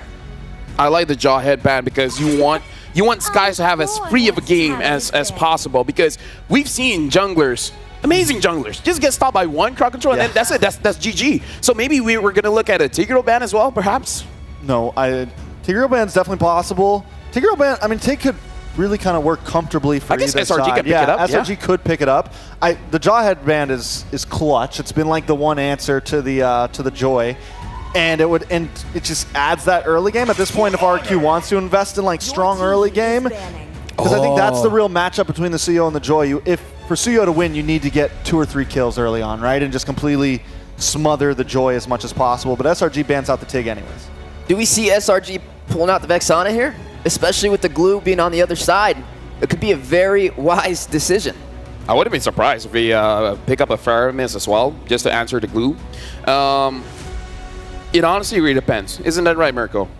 Who said there are no short answers? Yeah. What? What? No, I don't think that pick is good. You think so? I mean, okay. Mirko said they should pick Mia. That's what he said, yeah. I disagree. I disagree. Especially when you already have the Bruno. No, mid lane Mia. Oh, no, not fam. I'm still waiting for Stormy to use this Joy in the mid lane. Right now, Slangorite Giants. You think they're gonna pull mid lane Joy? If anyone can do it, Stormy can. If Stormy better than Sunset? Oh yeah. Oh yeah. Stormy's my boy. You don't debate me on this. Stormy's my boy. He can use anything mid, and it will look incredible. Fair. All right. Thank you. I forgot who I was on the desk with. Well, that also begs the question, is this instead. Gatot going to be Roam or XP as well? I mean, technically the Hylos is still up for grabs as well, and we've seen SRG like to go for this double dive composition when it comes to Cram, when it comes to Yumes, to be able to disrupt teams and get to their back line. So we'll have to see which way that goes. Artillery being locked in, though. Farza now on the board for SRG. You know, we've seen RQ sometimes pick up things like the Ruby could be a possibility. I'm trying to think of a nice tank for them. I mean, maybe even like a Grok or something that just gets to the Farza or something, you know? Honestly, even just the Hylos, just opening up the pathway makes... Yeah, right? Hylos exactly. is still open. Yeah. That's the safer, easier call. But the Bellaric! For the Joy, right? Oh, yeah, for the Joy, but... Belly Boy. Outshines the golden crown. Oh! This is a throwback! Oh, dead! M5 throwback! F-Cap Odette against the Joy. The Odette is good against the Joy, I gotta say. She got shields. The throwback. The Kingdom stands strong with the Odette pick. One last option for SRG. Now, is this going to be a Gatot XP? Or will this be a Gatot Roam? I mean, they could take the Hylos at this point, just have a super bulky front line. But whatever they pick, either way, for those that don't know, Odette has been a clutch pocket pick against the Joy in past M Series and past MPLs. It's been a hero that I didn't think we would see, but still, it's pretty hype, man. And RQ's putting a lot on the line there. SRG, final lock-in. There goes the Edith. Nice pick-off. Nice answer to the Odette. Probably even possibly a cleaner answer than the Hylos could have been. But yeah, I like it. Looks like the Edith will be going into the Roam. And I got to say, the first game in this match looks to be very high with this interesting picks. Thank you very much, my panelists. But now, I got to give it over to the casters for this game. It's the King of Kings versus the Immortal Giants. Only one of them will make it to Axiata. Mirko and Leo at your service with you for the action in this best of 5. Hey man, it's always great to be casting an RRQ match. It's always great to be casting an SRG match. The fact that we get to cast an RRQ SRG elimination match, I'm hyped. The home court is anywhere when you're playing with these two icons, these two titans of industry. When you're talking MLBB esports, RRQ on their pilgrimage back to where it all began. SRG on that golden road. The journey has started already. The journey begins once more in this best of 5. Game number 1 as we head into the Land of Dawn. No team has done it, Leo. No team has been able to complete the golden road. Just last year, we got Onyx ID making it to the grand finals of the M5 World Championship, almost doing it a game away, but still, it was a game too short. Now SRG, they're proven to be really good favorites, contenders here at the M6 World Championship. Speaking of the M6 World Championship, the M6 pass is available from the 18th of November to the 29th of December. Complete all the active tasks during the event to reach level 75 for free. Get amazing rewards, including Claude's Battle Emote, the M6 Glory Avatar Border, the Baksha's Battle Emote, and a few other bits and pieces. Get them now. Get them now, man. I mean, what level are you on? I'm at 69. You're at 69? That's a nice I played a lot of games the other night because of how the meta has been evolving. And once more here on the world stage, the meta evolves once more. We're at hero number 76. Hero number 76 out of 126. Action in the top lane. Yeah, it's the Odette pick. I think Trex already mentioned this earlier, but yeah, this has been an answer before. It was AP Brent that brought it up in the previous M series, but I believe it was only in the group stage. So to have the cojones to actually bring it up here in the knockout stage is really, really great. Tyrant though, going in with the stop pass, Jim goes in as a flicker forward to Rins. All the way from the mid lane, using the flicker. Cram, no more revitalized. Gonna be taken very low. Cram still going in. Sutsujin claims first blood for the Kingdom. At some point, Cram just understood that he was gonna go down. It's up to SRG to find plays elsewhere to make the most out of their XP laner's sacrifice. Ikram might have died for Vayne because there's nothing SRG are finding. RQ Hoshin up about 600 gold in position for the first turtle. At least they got the flickers out from Dyrant, from Rins, but yeah, it does seem like, you know, it's gonna be really tough for SRG to contest for this neutral objective. Sutsujin might not even use the Retribution. Yeah, just goes for the Soul Sever, claims it away. Stormy tries to go for the read on Skylar. Will get caught in the Death Sonata, but yeah, not much SRG can go for. No trades available for them. The Sangraja cooking turtles. Oh, now up by about 500. He's in trouble. Stormy's down. With a Swan Song. No flicker, no problem. Gets the immobilized Stormy. Definitely overstayed his welcome there. Yums walks up with the Earth Shattered as the electrifying beasts are going to be caught in the wrath of the Triad into the slashes of Sutsujin. The AOG comes in, but it's a bit too late. The Mercenary finds one. 3-0 currently. RQ Hoshi pushing the tempo here for the invade. He's going to go for that little camp. Sutsujin playing it really slow. Whoa, great cancel on the Feathered Airstrike.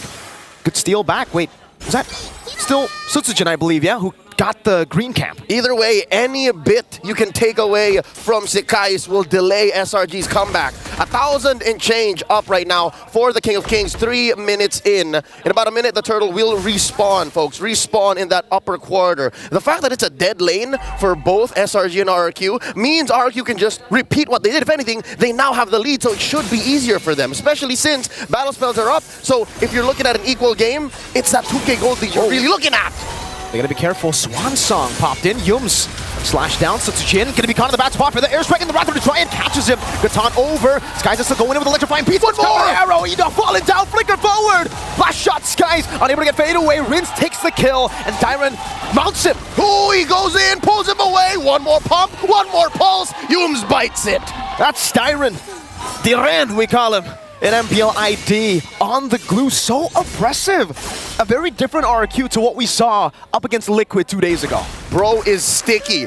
Committed the flicker to be able to get more out of that engagement. And now they're approaching the 3K lead. 2.7, 2.8 now, 4 minutes in. They want to push it even further. This is only just with the first turtle. 5 kills. Yums trying to open up right now. Gets caught with slam, pass. That's an onward.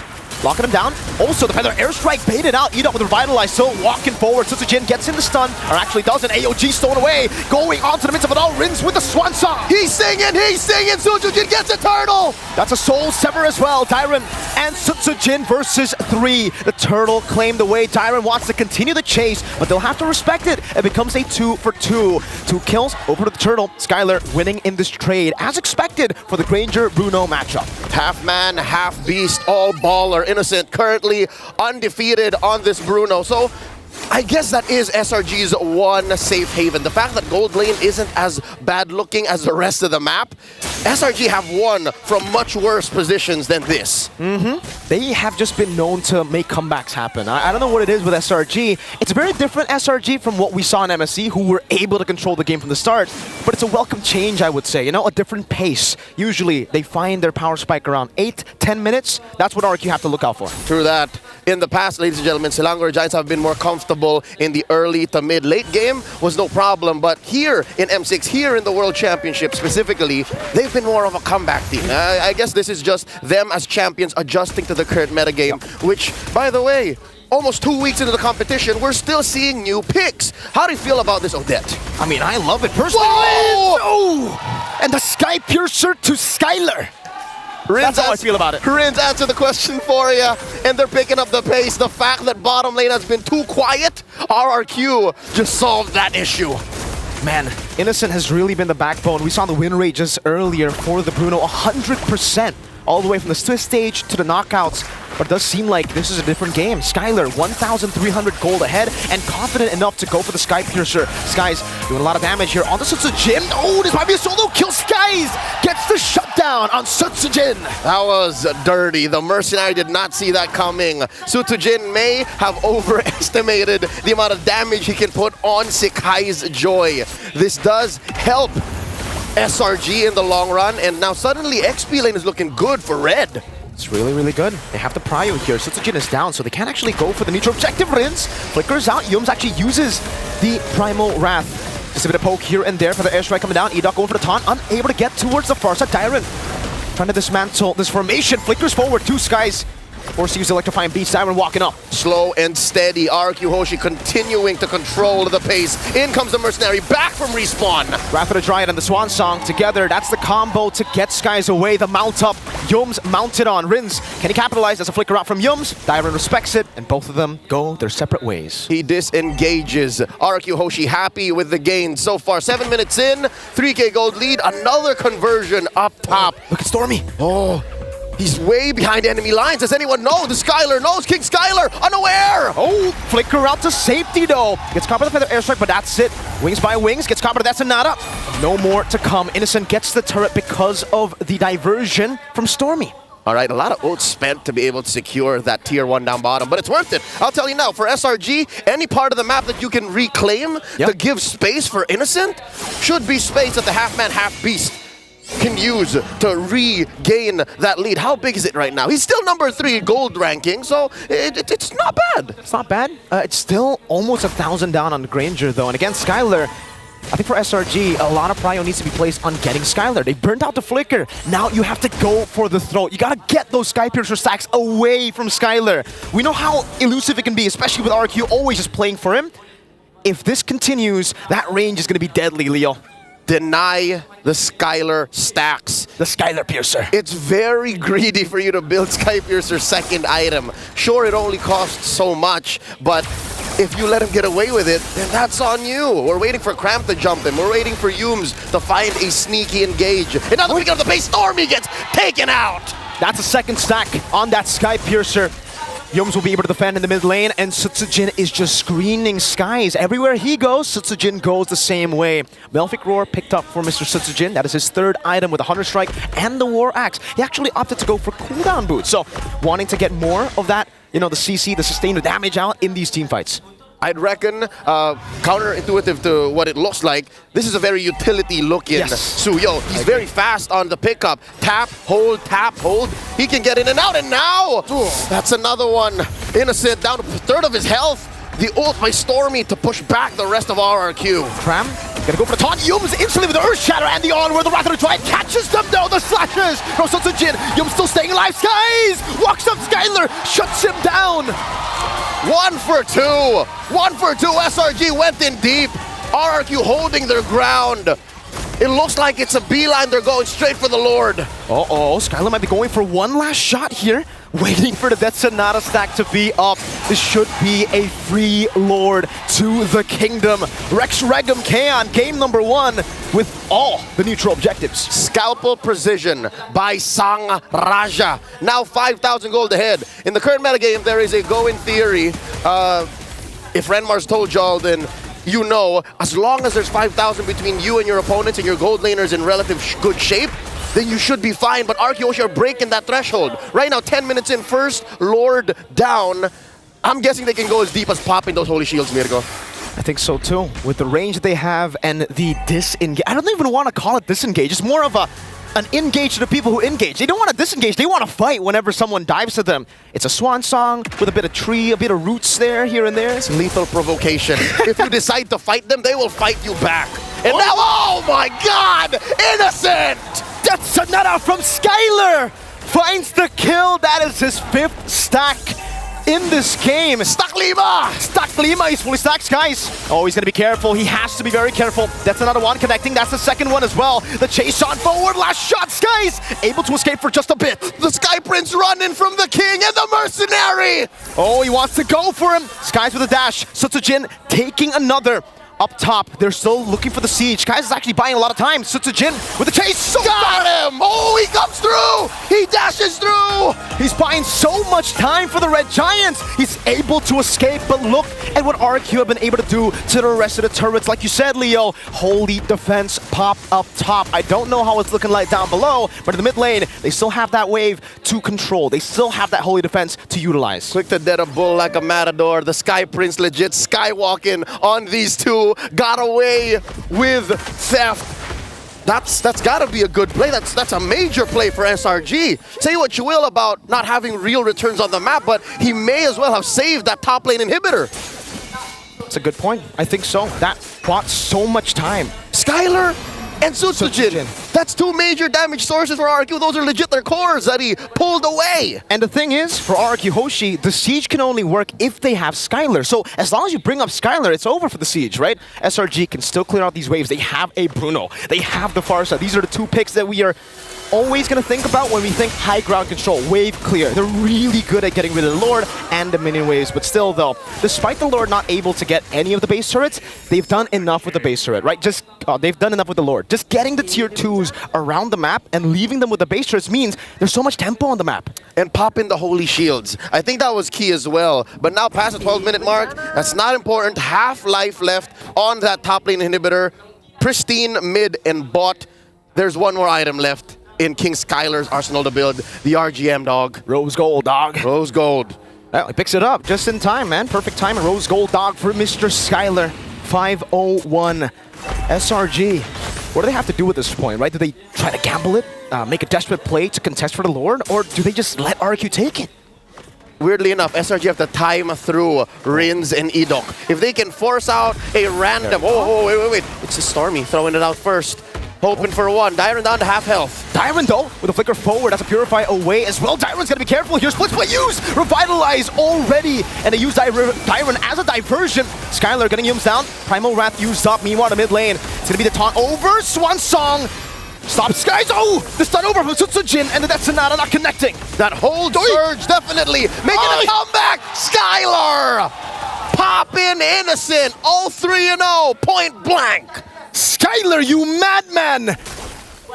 The king graces us with his presence, 6-0-1 on the Granger. A phenomenal performance, a risky one at that.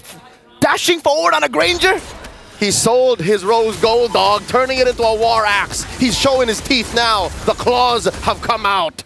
That's kind of local, man. Dashing in forward against a Bruno, against a Farsa. Sky's got to be careful. He's going to be chased down. He already cleared out the Lord, so he's done so much just for defending. But now, I don't know if he can escape. Skies, can you escape? Here's 3! Right there, immobilization. Skylar gets the kill, 7-0-1. Not again, the king says, not again. Not in my kingdom. Almost 10,000 gold between these two. The Lord taken care of about a couple of minutes before the next one spawns. I think SRG are still in it, but it's looking very dire. Oh, Cram looking forward for the airstrike over to the wave. Skylar is going to try to go for it. That's Tanada. 3 of them hitting on the Stormy. The 4th one whiffing. In the top lane, it's a base turret taken down. Cram with the AOG. Defensively used. Counting these resources. 1 ult down. 2 more. The flicker from Yums keeping himself alive. The base still standing. Yums goes in for the conceal. Edok cancels it away. 2 base turrets taken down. I think RRQ Hoshi are happy with that siege. They seem very, very content. Permanent damage dealt to the top and mid lanes. SRG now have to control themselves from crossing the threshold of the river. Even their own jungle isn't as safe anymore. Ooh. And look at this Lord position. Look where it spawned. Long lane is the lane that got penetrated by RRQ. So this is definitely a huge problem for SRG. Holy moly, that's a 3,600 gold lead between the gold laners. Skylar's been farming kills and minions. Innocent cannot afford to buy a Wind of Nature. So Innocent right now is struggling with economy. Yeah. Despite being number 3 in the gold gains, in the gold rankings, it's not a good look. He's suffering. Wait. He's struggling. Leo, is that a 4,000 gold lead? 4,500 gold lead between the junglers. We haven't really been talking about Sutsujin that much, but you know, I think the biggest criticism, the biggest point of criticism towards Sutsujin in the match against Vamos and TLID was the fact that his retreats just haven't been on point. He hasn't been able to secure neutral objectives for the team, and now it seems, you know, that problem's gone. Look at these numbers, folks. All turtles, all lords, taken by the mercenary. If you have coin, he can do the job. And here we go. 1 more Lord up on the docket for the Sang Raja. Stormy preemptively uses the flicker and the feathered airstrike. Oh, Ritz is down! Lethal ignition with the burn. Diamond coming out. Sky's in the back line. Skylar trying to cut away. That's Sonata away. And now Sutsujin claims the Lord. Skylar still with the Rose Gold Meteor. It's a win for SRG. They're chasing onto Edok. And they back off. Healing back. And now Sutsujin in the middle of it. Innocent goes in. That's an immortality for Sutsujin. The comeback might be real. With a crown by Sutsujin. Can he escape? No, he cannot! Cram takes him out. 3 for none. RRQ Hoshi gamble everything for that Lord. They get it, but at what cost? This Lord is going to be giving negative gains. That was a phenomenal fight by the Selangor Red Giants. This is what we were talking about, Leo. It came a bit later than we expected. We expected the 8 to 10 minutes to be SRG's green light. But now they are online. They have bought enough time for the Bruno, for the Farsa to be a threat. Skylar needs to be very careful. Clears out the wave, and SRG will have to be happy with just the tier 2 down below. King of Kings lose about half of their gold lead, down to 5K between these two. Titans, and now Innocent dashing off, using that Purify. He's safe for now. Very close. Innocent with the Purify. Mini heart attack for all the SRG fans all around the world. They cannot afford 1 more death on Innocent. No, sir. That win in the Lord Pit, amazing. The art of the turn. SRG putting on a clinic, but they got to do more than that. I think 1 more go at that. Can they get there? 1 more. About a minute and change from now. I guess we'll see from the items here. Is that a Holy Crystal that Stormy is building towards, right? And for the Bruno, like you said, man, no Wind of Nature for him. He knows that even if he builds the Wind of Nature, there's going to be so much power from that Sky Piercer to actually execute him. So might as well go for the Rose Gold, go for the Wind Talker, try to evade from the damage instead of tanking it up. Meanwhile, though, for Sutsujin, he's also trying to bank on the true damage. Endless Battle here already bought as well, trying to get through some of the defenses that SRG have. his last item could be anything between a Sea Halberd or a Malefic Roar. Some of these engages leave SRG with like a third, a fourth of their health. Sutsujin just wants to end it. Sutsujin just wants to use the Queller and just end things. RRQ maintaining the lead, putting pressure on the bottom lane. This is the only lane they have yet to penetrate. Skylar building the Sea Halberd. All right, they understand that Yums and Cram have been getting away with it. And we have to think about it this way. For RRQ, their jungler, he used the Winter Crown earlier. I think it should be back on cooldown, right? It should be back up. But the Immortality is a long shot away from being back up. So there's no more full item slots for Sutsujin. That's why I think he's going for the Glass Cannon build. Yep, full on damage until those active items come off of cooldown. Stormy here, preemptive Feathered Airstrike, so just clearing the perimeter. About 15 seconds until the Lord spawns upper quarter. This is good for SRG. The fact that long lane is their safe lane, the lane that has a turret left, this should be a go signal for SRG to try and contest. They need to manage the waves properly though. Again, even though they have that close lane to them dealt with, it's closer towards the Lord. The bottom lane has actually been slow pushed by RRQ. They've set up very well into the Lord setup. 5,000 gold lead at this point, it really doesn't matter anymore. SRG have already caught up in gold, in scaling. I think they might actually be ahead. Even with the 8,000, 9,000 gold lead earlier, SRG pulled the turn of a lifetime. Here's the concealed play coming in. Cram crashes through, finds Dyron. Skies wants to go in. Whoa! Skies gonna be stunned up. Winter Crown into the AOG. Skies with the Immortality buy, and that's gonna be the Winter Crown for Sutsujin as well. He buys it in time, pops it in time. Cram able to disengage, but meanwhile Dyron all alone against Innocent. Deep. Dyron went deep. He was too far away from his teammates, and that's a free pickoff. 45 seconds till Dyron can get back into the action, and now SRG have the man advantage, 4v5. 40 seconds on the death timers now, 20 minutes in. Long timer, Sutsujin. I don't think you want us to go on that. Edok, the tank, a bit of damage here. SRG on the Lord, going on to Sutsujin, he still has the dash, goes in for the blink. 24 seconds on Dyron, SRG need to pull the trigger now. Watch it, there still is an ult on Odette. An ult on the bell ring. Here comes a flicker. Rose gold from Skylar. Oh, Skies! Going into the back line to win a crown. No, it's just the Immortality for Skylar, taken down by Skies. The king has fallen, and now the mercenary in the crosshairs of SRG. The Red Giants want to continue this chase of Feathered Airstrike to take the mercenary down. And now it is just one. It is Dyron left to defend against the Red Giants. A delayed wipeout. Dyron versus the Giants. Dyron versus the world. Chain CC, the glue, cannot tank that damage. SRG against the 10,000 gold lead, against the oppression of the Kings. Come back in game one. The MSC 2024 champions first on the board, 1-0. A solid start in the IOI Exhibition Hall up against the Kings of Kings. You can hear it in the arena, folks. The power of the Malaysian crowd, the power of the Selangor Red Giants army. Back to the drawing board, RRQ have to go. Figure out where it all went wrong. They had an amazing start, an amazing early, mid, even late game. But what caused this comeback? We'll throw it over to our analysts, LaFell, Wheezy, and Trex to break it down. That was definitely a game. Like, SRG has been talking about finding their identity, and this is their turnaround, man. A lot to talk about, but again, gotta give big shout-outs to my boy. Stormy with the Feather S-Right, finding Rins at the edge of the Feather S-Right, hitting two. Rins basically gets taken down by the emblem, and then after that, SRG is like, it's go time. Once the Odette is not there, Sky says freedom. This is typical fashion for SRG so far. This is a kind of repeat from their last series that we've seen, right? They're playing from behind, and a slight mistake, they're able to turn everything back around. You gotta be on your P's, you gotta be on your Q's when you're going up against them. Any moment of weakness, and they're gonna push through and take that game from you, and that's what we see for game number one, is the Kingdom fell for that one. So now they are now leading the way in this series. Yeah, I mean, it was definitely an amazing series.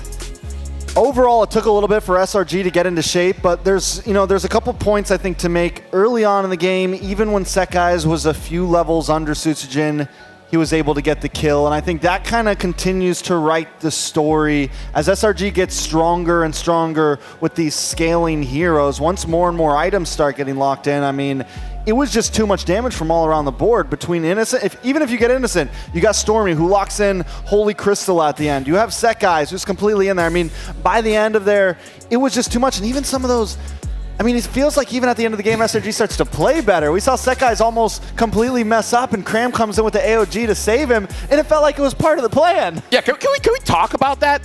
What is that synergy between Skies and Cram? Because they understood Skylar's a problem, Rinse is a problem. Skies, can you do something about that? And it's like, I can, but I need help though. And Cram came in with that help. Yeah, just getting the job done. I mean, even Skylar in the beginning, he picked up that Sky Piercer, and it was such a threat, picking up kills left and right. There was a moment where Mirko even said the King was gracing everybody with his presence, but then you got to see SRG. They found a way to get back to him, get to the back line. The audience, let's talk about that for a second. They were going insane. I mean, how could you not? How could no you matter not? what side you're on. No matter what side you're on, you know? Because, like, RQ, like, it looked 5,000 gold lead, full items on the jungle as well as the gold laner. Look at the damage Skylar dealt, 86,000 damage. Look at Innocent, man, 93,000. Like, he just needed space. And I gotta tell you, Sekai's and Cram really gave that space. You know, and there's something important to note as well. We heard Mirko and Leo talking about how Skylar was also building a lot of damage. And we saw those emblems a minute ago. And again, Skylar goes for the full damage emblem instead of picking up Tenacity like Innocent did. Like we see a lot of that continues to be the toss-up. And I think in endgame, that's when you get so much, you get a lot of profit out of that, right? Because once you get below that 50%, you're getting a little bit extra defense, and you can last just a little bit longer in those fights. Maybe when Sekai's jumps on you in the end game, you don't immediately go down. And some of those risks, you know, in the end, the risk capitalized over the reward for Skylar. Speaking of risk, speaking of reward, as we take a look at the gold graph, I mean, look at that turn. For a while, it was RRQ's game. They took 3 turtles, 3 lords, and still that one slight mistake and a turnaround from SRG. Now, I want to pull all your attention at the 1708 mark. If you guys see RRQ there, that's where they got the Lord. And this is the fight where Stormy was able to find Rinse, and then after that, Sekai's was able to go to the backline. Now, we can see how big the shift was, but pay attention as well. Before 1708, there was a bit of a shift as well. The highest was 10K difference. And then Selangor Giant start to slowly get the advantage. And I feel like the biggest thing is access to the backline, because if you look at the core understanding of SRG's draft, it's all about dealing with Skylar, right? As long as you get the main damage dealer, then you're all good. Where you have the Gatakacha as well as the Joy. Edith covers the backline. Farsa can engage as well from afar. Innocent just cleans house. So honestly, I gotta give big props to Cram and Skies. They did their job well. Yeah, and that helps out Innocent, right? Because for a while, he was behind in the economy compared to Skylar, right? I remember Leo at a point in time, he said he couldn't even afford to get the Wind of Nature. He was so far behind Skylar, but with the help of Sekai's, with the help of Cram, with the help of the entire team, he was able to start slowly getting to those core items, and once that Bruno gets online, it's a very hard machine to stop. And now we gotta look at our MVP. And I gotta say, people have been criticizing this man's Joy, but today here's the MVP. Sekai's on that Joe, dropping the beat of the Flash. Dropping the beat of the Flash, and very well done. I mean, just knew his objective, knew his job, and was able to split up the enemy team. And I love what you said, Lavelle. You know, having to take out Skylar, having to take out Rins was Sekai's job, but once he does that, also we saw a few times Dyron gets separated, the rest of the team gets separated, and that was SRG's win con, right? As long as we can get them a little bit apart, then Innocent and rest of team can handle this, and Cram and Sekai's can get to the back line, and SRG wins out when the fights are separated, right? SRG has enough damage spread out among all 5 of their members that they can disband their members a bit, put them across the map, and win as long as RQ's on different parts. And he had a lot of challenges to go up against. First of all, the glue on the table. We saw that stun come in. It was about, what, 1.5 seconds where he just couldn't move at all. That was the Odette, that was the Odette as well, yeah. And then on top of that, There was a moment where RQ Host was trying to take the inhibitor turret, and he runs all the way to the opposing side of the map and forces the team to chase him on that engagement to buy SRG the time it needed for the defense. Yeah, something to really point out here is, I like what you said, he bought time as well. So what we see here is honestly Skies being the MVP, not because of the KDA. He got the kills, he got the assists, sure. But how he played the macro game as well, pulling away key targets away from Slangorai Giants, that's key. I love this play right here. Now look at those levels, 3 levels ahead. If this doesn't prove that Joy is the better counter to Suyo, I think that just nails the coffin in. And I'm sure at some point we're also going to see what you said, the running away. Whenever Lord's coming, he's completely pulling everyone away. At one point, I think it was second or third Lord, he soloed Lord top lane and stopped it from even getting to base. I mean, overall, Sekai's maybe his KDA isn't perfect this game, but everything else was. I mean, he was willing to sacrifice some HP. And Slangorai Giants, they have really changed the way that they play the game. Where before this, it's methodical, it's calculated. Now I would say Slangorai Giants, they're more chaotic because so far we've seen a lot of wins is by separating the team fight. It's like, hey, you know what? A lot of teams on M6, they're very good at team fighting.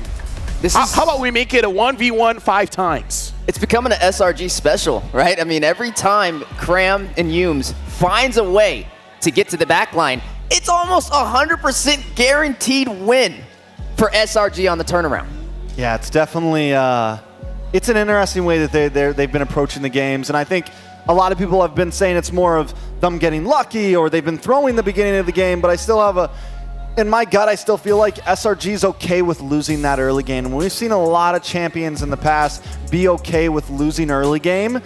This snapback was maybe a little bit risky, letting it get to 7, 8, or 9K, but a lot of teams are okay with letting that gold lead escape until the first or second Lord, you know? And then first Lord, 8 to 10 minutes, that rubber band happens. And now it's, okay, we're back in control. So SRG's been playing for those mid to late game power spikes, and there's nothing wrong with that. So many amazing teams have played that same exact way. Speaking of which, do you know SRG, they meet Ferry. Gaming meets luxury. Luxury meets gaming. Ferry's first. M662 watches, a special jewelry collection for Jushin and Mia, and brand new champion rings and medals. Which honestly, the medals look pretty good, by the way. I'm trying to do the Japanese style. M6 Suisu watches. It's on the ad, all right? It's on the ad. I got the watch. I got the ring. I got the bling. You just need a pendant now, right? Did you make your mythic? Right? I am mythic. I am mythic. Okay, so you gotta get your pendant. If you guys hit mythic, they have mythic pendants available as well. And oh no, is it not here? Did they not give it? Oh well, whatever. Fuel your game with Hello Panda Crunchy Biscuits filled with creamy chocolate or strawberry, the ultimate snack to keep you energized. Level up your day and visit Hello Panda's website for more. Heck, you know what? We need to hit that website up because we need more of that. I definitely need more. I think Trex ate the Hello Panda. No, they haven't showed up yet. I will eat them once they get here. But, no, you know what? I feel like it's partly our fault. Maybe we took a little bit more than we were supposed to. You brought the bowl out the other day. Did you bring a bowl again? Something told me that that I was not gonna have to use it, so I didn't know. Talk about the game? Yes, let's talk about the game. Speaking of Magic Chess Go-Go, the game, a multiplayer strategy game now soft launch in Malaysia and Singapore. Pre-registration is now underway for other APAC regions. And I gotta say, Magic Chess Go-Go, honestly, I've been playing it in just one day. I went from Warrior, now I'm Grandmaster. I know on the BM desk, Adin has been grinding as well. Personally, for me, I love the Northern Vale one. It's like Carrie's passive, and it's incredible. So, shout outs Magic Chess Go-Go. I personally am gonna invest more time onto that. You know it's what? gonna be an esport, trust me. And there's no need for fast fingers. So strategy and luck are your keys to victory. Team up with your favorite heroes and also strategize with your friends wherever and whenever. Put your strategies to the test and outsmart your opponents and claim the ultimate victory. That was clean. I've been outsmarting quite a lot of people. Have you? I have a over 94% top 4 rate. Oh. How many games have you played?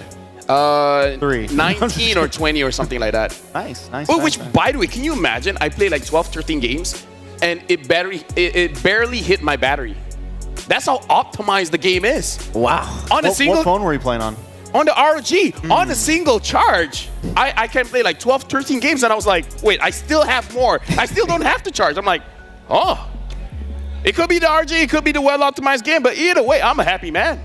Speaking of a happy man, I was happy that SRG won, but that was close. Now, Trex, can we imagine that is SRG when they're losing by 5,000 gold? Imagine if they're only losing by 2.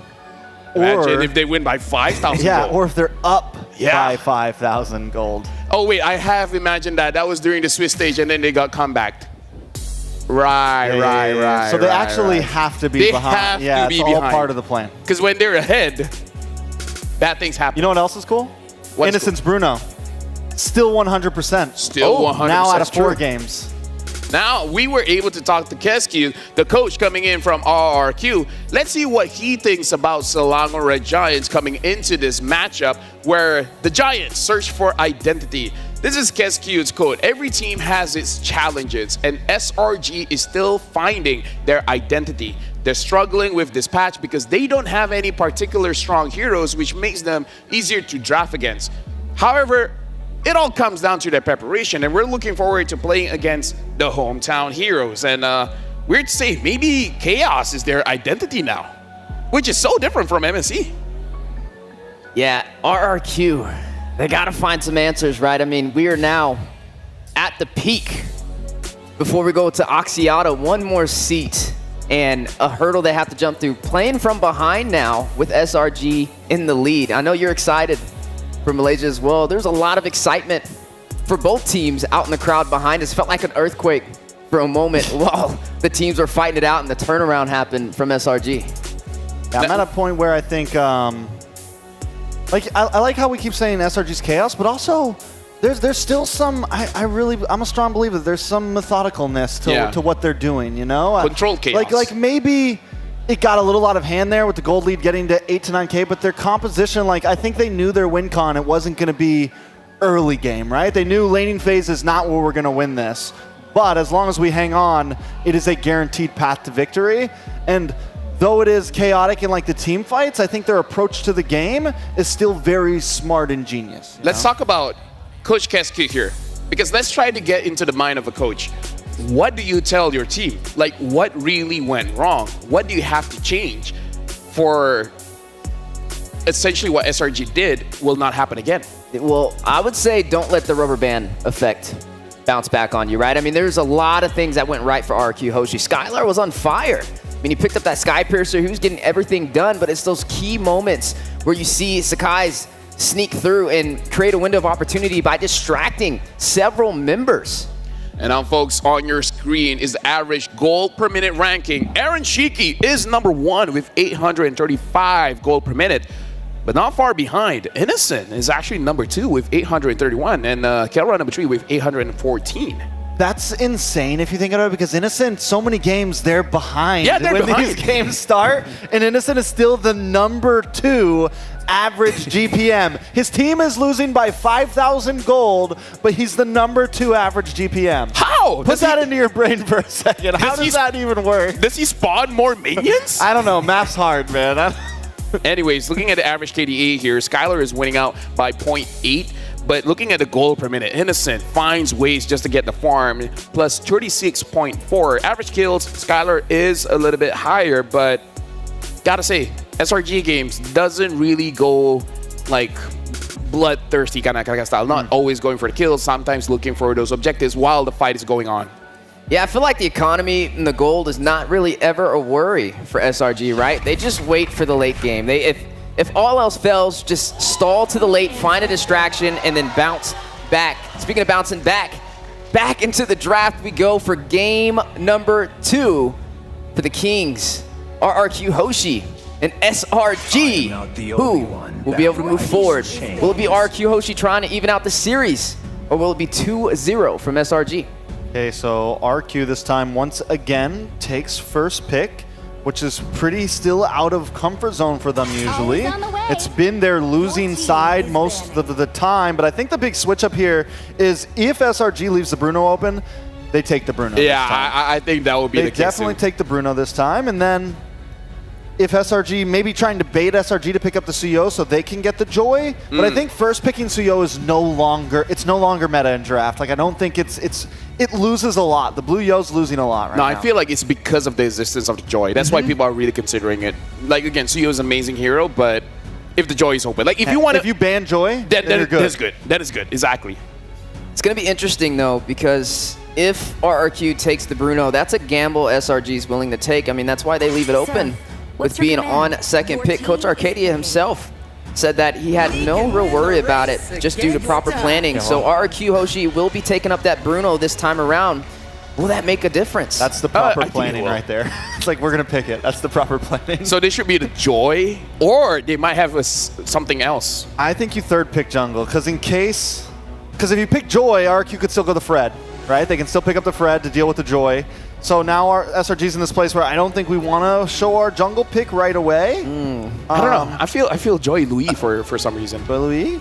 I say Joy still because even the last game there was multiple counters to the Joy and he was still able to get the job done. So I feel like that's a gamble. I feel like with SRG they're not really too worried about the hard counters as often, and they just want to find a way around it. So I do think maybe the Joy walks. The Lu Yi would be got the first. Very interesting. The Suyo! Wow! After we talked about how good the Joy against the Suyo is this a bait? I was saying RQ's trying to bait them into Suyo maybe by picking the Bruno first, but I'm still a little surprised by it. I mean, don't get me wrong. The Suyo can be good as long as you're willing to finish. Like you have to get that lead immediately, which hasn't been SRG's Time to drop the shining zone, you know, and RQ immediately responds, takes the Joy as the counter, gets the glue as well. So right now RQ's looking clean. Looking at draft here, looks like they're switching sides, where RQ this time they have the Joy and they have the Bruno. What? After this, RQ will pick up the Farsa? The Farsa. And then Stormy is the one picking up the Odette? I don't know. This is definitely a swing that I didn't expect, right? RQ Hoshi now with this Joy definitely can make that lean in their favor. We don't really see anything to really stop it in his tracks so far. I mean, maybe the Bellerin comes out. Maybe the TIG comes out. Definitely some viable options. Maybe even locking in that Granger here could be a wise decision because they need an answer for this Bruno. We'll find a way. I think we're going to end up seeing and since he's not going to pick his marksman here, big chance RQ bans out the Granger.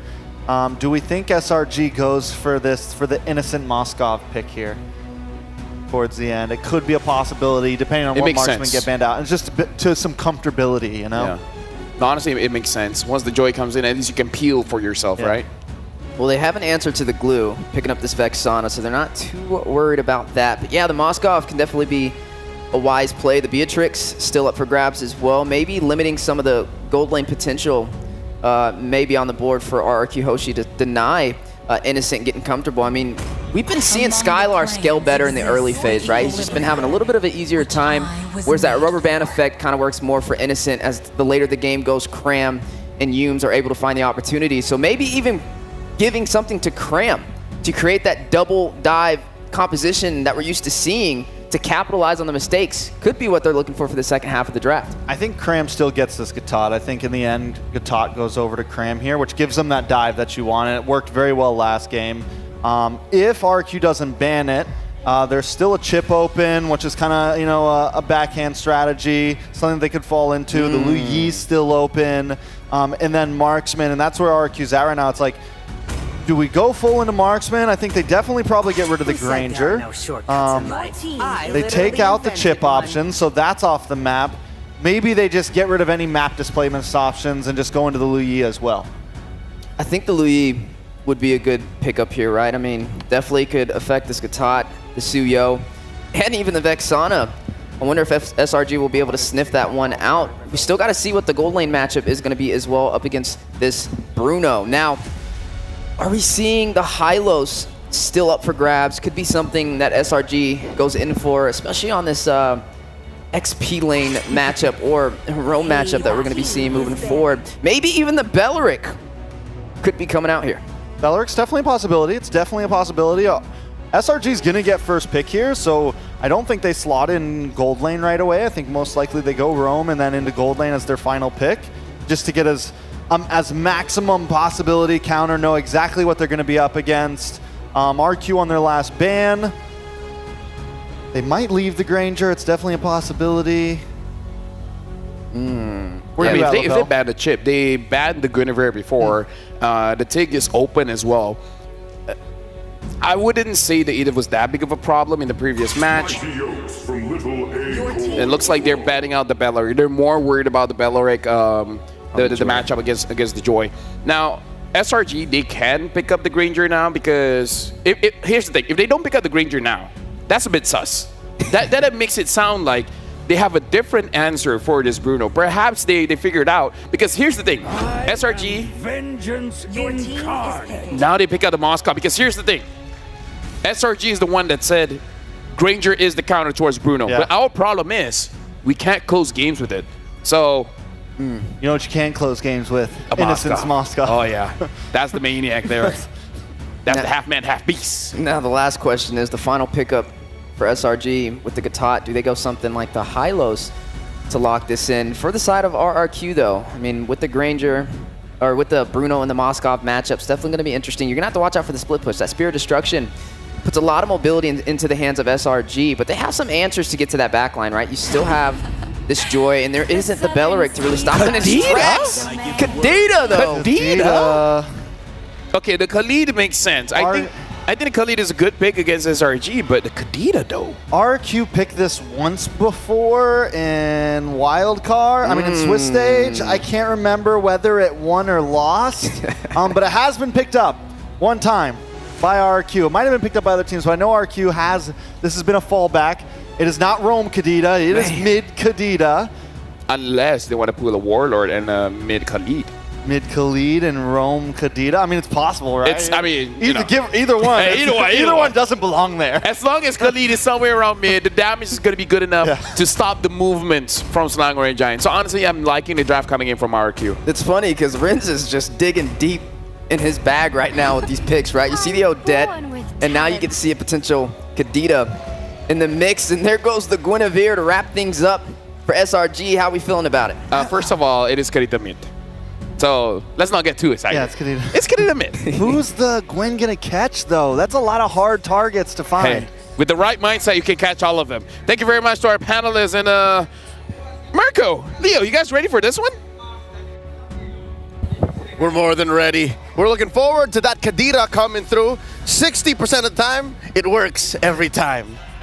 50% win rate is the win rate we have right now. 2 times it was picked up already in the Swiss stage, I believe. Yeah, no knockout stage appearance, so this is the debut of Mrs. Kadita on the world stage knockouts. That is the Indonesian siren conquering the seas against SRG, who came back in game 1 and now are once again deploying Hume's Guinevere, which came at the bane of NIP Flash last night. Here we go, game number 2, into the battlefield we go.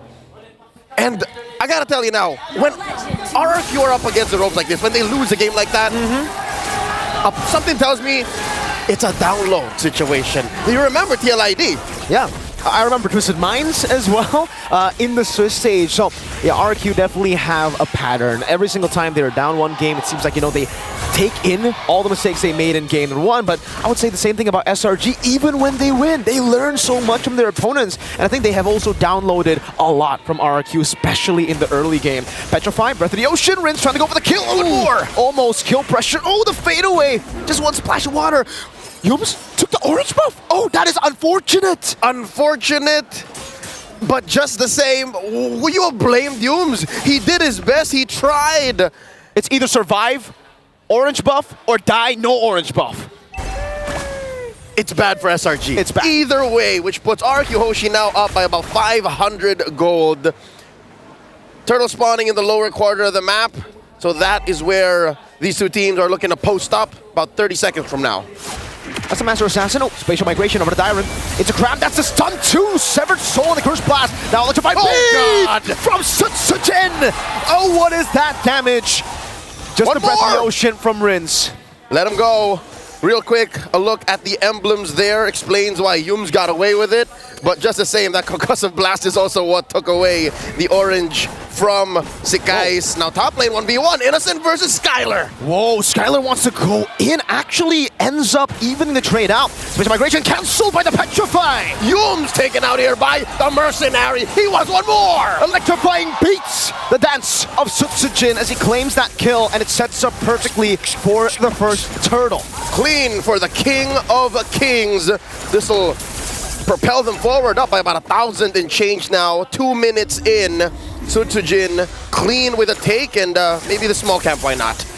Just invading. Didn't need to use the retribution, so you can actually just go in, get a very, very safe invade, a bit more of a lead. And now it's just deja vu, right? I think for the most part, both SRG and RQ find themselves in this situation in most of their games. RQ are always leading at the start, but then lose out control. SRG are always down in the early game, but somehow manage to gain control in the mid game. A very templated approach by RQ Hoshi. Patterns upon patterns you see. And I'm pretty sure Kezcute has drilled it into their minds. He brought out the blueprint, just laid it out and said, this is what you did last game, do it better. And what better a start could you ask for? A turtle, a compromised orange, 3 kills on the Mercenary, and now look at this Edok pushing back to Yums and Sikais. Do it better doesn't even cut it anymore, you know? That was an M5 thing. You gotta do it greater in M6. Than ever. Than ever. Game never over. I mean, that is just one game that they dropped the ball on. And again, the only real L is when you don't learn. And so far, I think the fact that they're pushing the tempo, speeding it up, putting Rins on a hero that can pick off easy targets, Innocent, Stormy. I'll tell you now, even Sikai's come to mid-game, he's gonna hurt. Definitely. Does seem like right now, I mean, I'm paying attention into this gold lane matchup. It does seem like in this game, Edok is paying more attention to Skylar than he did in the previous one, right? Despite the fact that Granger was winning the matchup. I think now they're thinking, okay, we got a Bruno up against a Moskov. Even if we get to mid-game, late-game together, if they scale up properly, Bruno should still have the edge. That's right. So by sending Edok over there, they protect the early game, they secure the mid-game, and then the inevitable late game. Yep. Bruno is, I want to say infinitely scaling, but when you put it... Basically. It's almost there. Especially if your opponent has to start juggling Winter Crowns, Wind of Natures, and maybe Innocent doesn't even walk away with, oh, Yums jumping in, thump through, forcing Rins to skip him as well. Turtle here, now began the dance, there's a knock-up. Tyron with time plan, pass, good revitalize. Stormy will be taken down by Edok. Rins caught in the bad spot, Cram trying to go for the chase, but it will just be a pick onto Stormy and then neutral objective for RRQ Hoshi. It's a man down for the Giants as RRQ Hoshi go ahead to barrel away at the Turtle. 2,000 gold ahead. Turtle soup on the menu here for the King of Kings. There you go. Another neutral objective without the retribution for Sutsujin. A clean and simple take through a fight. It's always about catching your opponents before the fight. And SRG, I think they're now finally understanding the pattern. Skylar, though, wants to continue to push up top against Innocent. He has to be careful. He has to purify. No, doesn't even need it. Dashes away from the spatial migration. Slide tackle, so useful as a tool. Engaging, disengaging. Okay. Stormy spots one, Rins. No. Oh no, he gets caught. Raging Sandstorm, Rins pops in a rough wave just in time. Cram looking for it, goes in for Tom, but it's only onto the back. SOD connecting as well. That's Innocent with the Spear of Misery. Rins still able to survive. Cram here, down to a fifth of his health. In comes the EG. Stormy disengages. Meanwhile, in the mid lane, Sutsujin is having a little bit of a dance with Innocent and Skies. Innocent sent down below, and they will have to concede this turret structure over to RRQ Hoshi in the 5th minute of the game. Skylar has just been so oppressive on this Bruno. Basically, that's what this 3,000 gold lead buys for RRQ Hoshi. The fact that they can send one, oh, Stormy pushed back by Spear Misery. See, this is the situation I'm talking about. The fact that you're so far ahead, Rins, popping, Innocent, full combo. Rough waves from Rins. No Purify, they baited it out earlier. Sutsujin trying to bait out that spatial migration again. Great read on the spatial migration. And now Dyron's coming by. Oh no. He has Violet Requiem. The Breath of the Ocean connects. Now the slam and a pass. Won't be able to connect Yums. Can he get out of the situation? Yes, he can. Cold Yums. Staying composed. Hey, if Rins had that combo, my Malaysian goat would have been cooked. Is Yums your Malaysian goat? Yes, he is. I see. Who else would be? I don't know. Skies? Nah, I think Yums has been there longer. Right. I agree. The Sky Prince, though, we got to talk about his performance. 0-2 right now, 6 minutes in to game number 2. I think all the critics, all the pundits, all the analysts online are saying this is not the same Sakai, but wait, they're looking to get one here. Oh no, the knock-up! The Valor Requiem 2 and the AOG connects. Rins goes with the rough waves. It'll be a trade. Edok taken down. Now Cram's gonna be next on the chopping block. Ooh!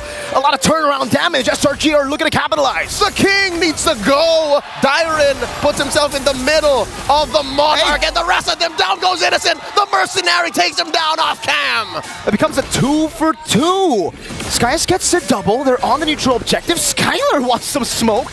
Goes over to Cram. Slide tackle forward. Oh! Almost a goal.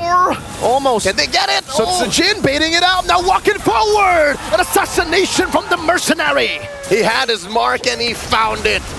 The Mage Prodigy could not go anywhere. He committed everything. And now Cram staying alive. Barely. Just barely staying alive there. Uh-oh, Skies, he didn't use a Retribution. He should still be able to contest this, but I don't know if he should. Edok's walking up, and Sutsujin will be the one to claim the purple buff. What's the term? Grand Theft Purple, baby. He is guilty. 3,000 gold ahead. It's the same story as game number 1. SRG, if you ask me, I think this lineup right here, it might actually be built better to come back. Yeah. I actually like it. The chances of this lineup coming back compared to game 1 is better. But watching this game, 8 minutes in, RRQ Hoshi are going faster. So will they even find that window? I think it's a great point you brought out. SRG, they have a better comeback composition. But I could say the same thing about RRQ. They have fixed on the errors that they had in game 1. They have a better snowball composition. Yep. If they get the lead that they got in game 1, which they're working to, very, very close to getting, I would say, in this moment of the game, right? 8 minutes, we saw a very similar amount of gold lead. Petrify! Oh, rough waves again! Innocent didn't even get the Purify out! And now Yums pushed back. No dice for SRG. Yikes! That's what we're talking about. The Rins played the Odette prior, and now that it's the Kadira, who by the way just picked up the concealed boots, AOG coming through, Rins might get punished! And he will ready set time! Edok! Finding Stormy in the backslashing him, and Skylar will just go with the balls, with the House Claws as well. Now Cram mounted up. And now, Innocent! Spear of Destruction coming through, down goes the King! Innocent in the midst of it all, Diamond going for Slam. Innocent with a blink again, Diamond not able to get the mobility, so Jin walking up, Skies with a stun, only onto Dyron. Electrifying beats as Innocent gets mounted up, both going for the wrong or different targets. Skies in the bottom lane, juking away from Sutsujin. Run, Sky Prince, run! One more! The shutdown by the Mercenary! Oh, Dyron's got to be careful though. He chased a bit far. Spatial migration from Yums, and Dyron just Inibanchanas is it up. Oh my lord. The Lord spawns here, upper quarter. About 9 minutes and a half into game number 2. The fact that RRQ Hoshi are now finishing what they start and they find their marks. Another one for Rins! Stormy goes, let me finish my sentence. Kila Rins! It's very deja vu to the previous Kadita gods. He follows a lineage of amazing Indonesian talents, and now on behalf of the King of Kings, he's looking to right the wrongs of game number 1. Even the orange here, Sekais is struggling to secure. The orange buff taken away, Sky's not able or didn't need to go for the Retribution. And RRQ against Skylar, what is he looking out? He's looking at 3 items, almost 4, actually just 2 components too. So he's pulling them out to be a beast. That's a concentrated energy for Sutsujin. So wants a bit more sustain in these skirmishes, knows SRG can actually still threaten him in a lot of these dives. RRQ Hoshi knows that they're sharing the core role. There's 3 main damage dealers on their lineup, and that should lead to more than just an inhibitor shield popping here. Oh no, Cram's in trouble. AOG defensively in the back. Rins again jumps in with the rough waves and a Petrify, but it only connects on the Yums. Now the SOD to the back. Do they take it? That's a spatial migration, and Innocent's there. Edok walking up. And they push back. The rest is super team, and SRG pushing back on RRQ as well. Innocent. No one goes except Dyron. It's just Innocent, man. He's always on point. It doesn't matter that you've shut him down 3 times, Leo. 2 and 3, now he's building back. Current net lead for his team at least. Number 3 overall. That's 7.8 8K on Innocent. Currently has the Trinity, but just the Trinity. Halfway through a rose gold dog. So that should help him against Susujin, should help him against Rins. But the truth be told, that's just an extra layer of protection, because once Innocent finds a window, you've seen it happen at least once or twice in this 12-minute game, he will SOD into the thick of it. Okay. Cram? Yeah, RRQ actually don't want to go in on that. I'm going to take a look at the items. Actually, Blade Armor and the Thunderbelt, those are the only two items that Edok has right now. He's building towards what I assume to be an Athena shield up against this burst of SRG. But yeah, these targets are still very squishy, right? Because I think Edok has more ways to deal with the Moskov, but now we definitely know why Dairon's been taken down 3 times. Yep. It's because he just doesn't have enough physical defense yet. He's on his way to a Blade Armor, so that should spell disaster for Innocent. Even Sekai has to watch out for it once he, flicker splits, which he, by the way, has right now. I think they're all just posting up for this Lord spawning in the lower quarter. That's still about 5,000, 6,000 gold. Edok spots Cram, push him out of that bush. I wonder if he knows. Not gonna fall for it. That bush set up by SRG. Could have been a Kumar moment right there, Mr. Leo. Could have joined that long list of Kumars building. Started off with the M5 World Championship Grand Finals. Yeah. What is that currently? Like 6 or 7 dudes on that list. I lost count, if I'm being honest with you, but Lord will be spawning back in the game. This is the second Lord of the game, an enhanced Lord, 13 minutes in. And I don't know, do SRG want to contest? I think they have enough tools to actually deal with this Lord still, but do you want to play that gamble? I mean, we've seen them come back from much worse, right? Game number 1 was a 9,000 gold lead. Here at just 5,000, and again, a more comebackable lineup. It should be fine. Look at this from afar! Stormy gets caught by Rins, the full combo, and now Dairon putting Yums here into the grasp. Oh, good flicker from Yums to cancel the slam, or the pass, bring back, and it will just be the Lord for RRQ Hoshi. Man, Rins has been on point. That last update on Kadira, the force swing, the backswing reduction time, making that combo all the more elusive, cutting sentences, starting fights from out of nowhere. Stormy couldn't even flicker away. Look at that, 5 kills so far. 4 of those were off of Rins. Yeah, and okay. I thought Stormy got tough boots for the tenacity, but it doesn't seem like that's the case. Enhanced Lord of the mid lane will be able to break the base turret. Raging Sandstorm from Edok. In the thick of it, now he fights one. Sekai's has fallen. Selangor looking for the clapback. Innocent walking up. Sutsujin with the damage. Over now. Spatial migration from Yums. Unable to connect. Skyler. One last crit is all he needs. Innocent gets back to the base in time. The conceal, allowing for faster movements, allowing for a re-engage, and now Sutsujin blasting them all. Yums the last one left. Immortality out, and that's a wipeout. Rins. Gila Rins. An equalizer from the Kings of Kings. Satu the score. We have a ball game. RRQ Hoshi with the equalization in game number 2. And just like that, I mean, we kind of knew it was, we all predicted it was going to go all games. Kadita banget. How did SRG not see this coming?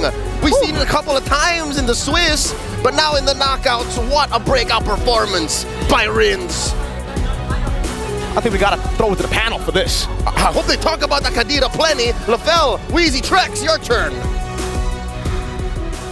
Dude, that Kadira worked out. You guys ready for a long day? Because looks like we are, because this is a series. Satu Sama.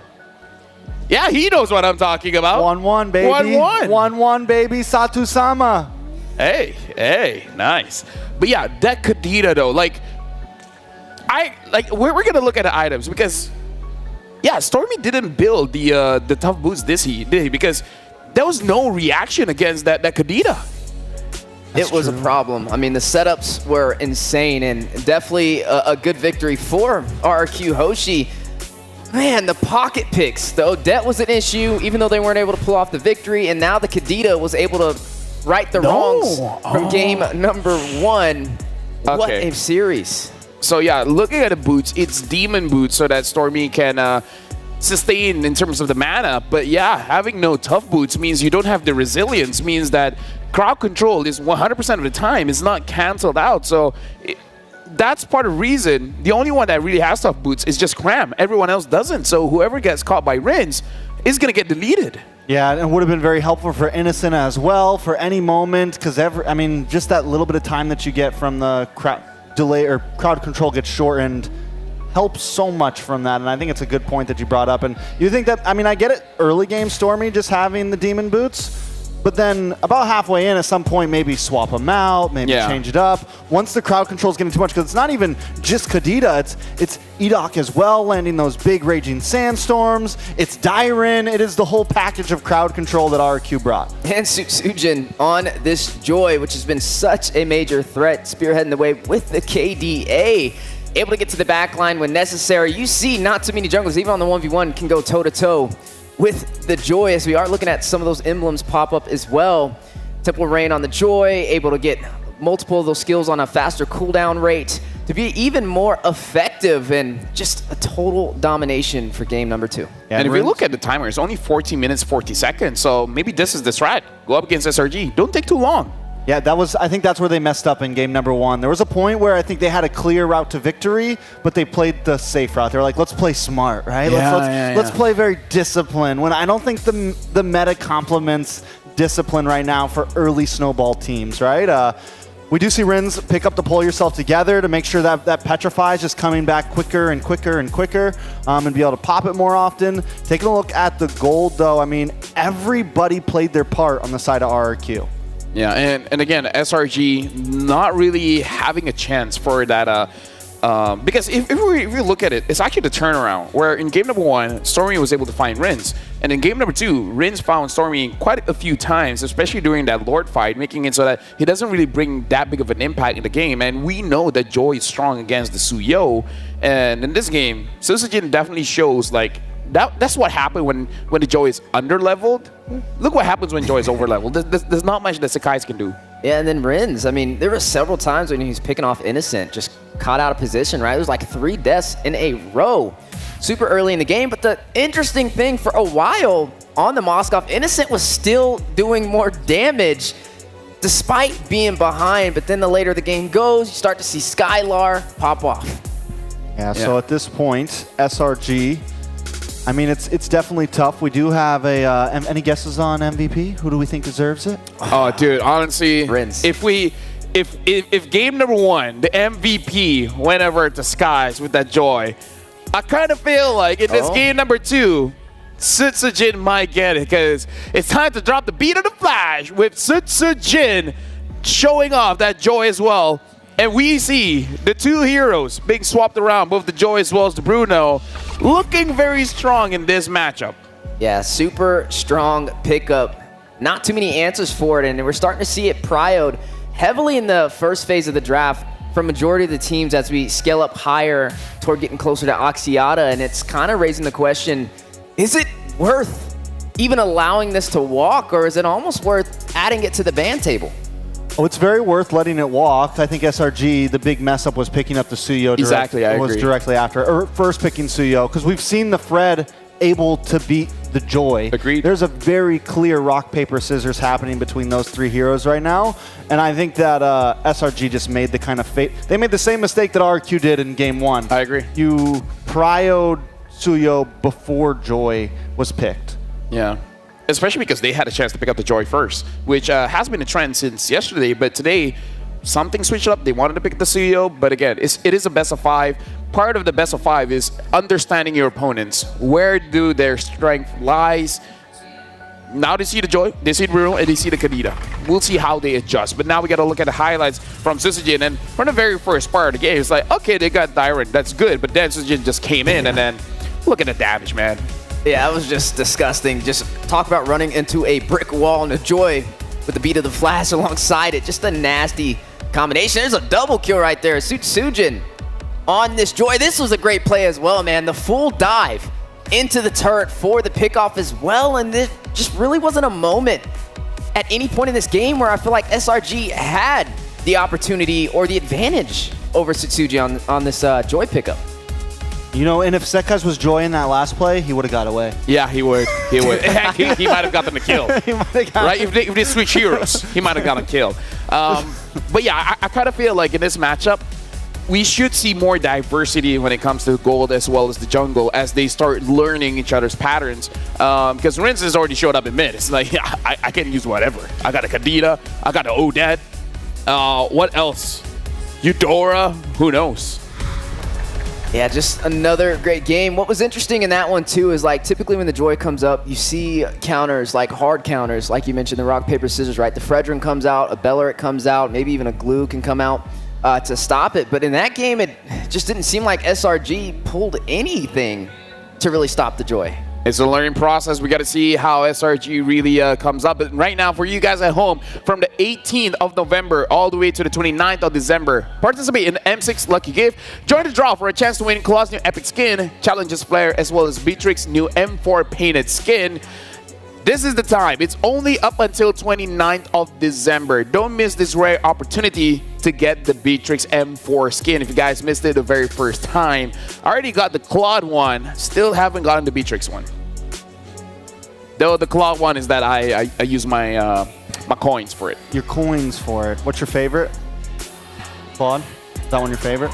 I mean, based on rarity, you really want the M4 Prime Beatrix skin, which I do not have actually. I don't have it either. I don't have it. You have it? I liked the Yuzong. I have the Yuzong, and I'm about to have the Claude Prime skin. I did not get the Beatrix one. But now, shifting back into this conversation, because I agree with Trex. There's a rock, paper, scissors, and perhaps whoever shows their jungler first is going to have a little bit of a rough time. Unless, of course, if you ban the Joy, so the Suyo is a bit free there, yeah. Yeah, and we saw that exact thing happen between FNOP and Falcon. Yep. In their drafting, they started. It was a big toss up between those jungler picks. So we'll see SRG if they also have the choice now to pick first pick or second pick. I keep forgetting that I can't say blue or red side. You can. It's just like I just have to figure out which one is which. So yeah, SRG has to pick between first or second here.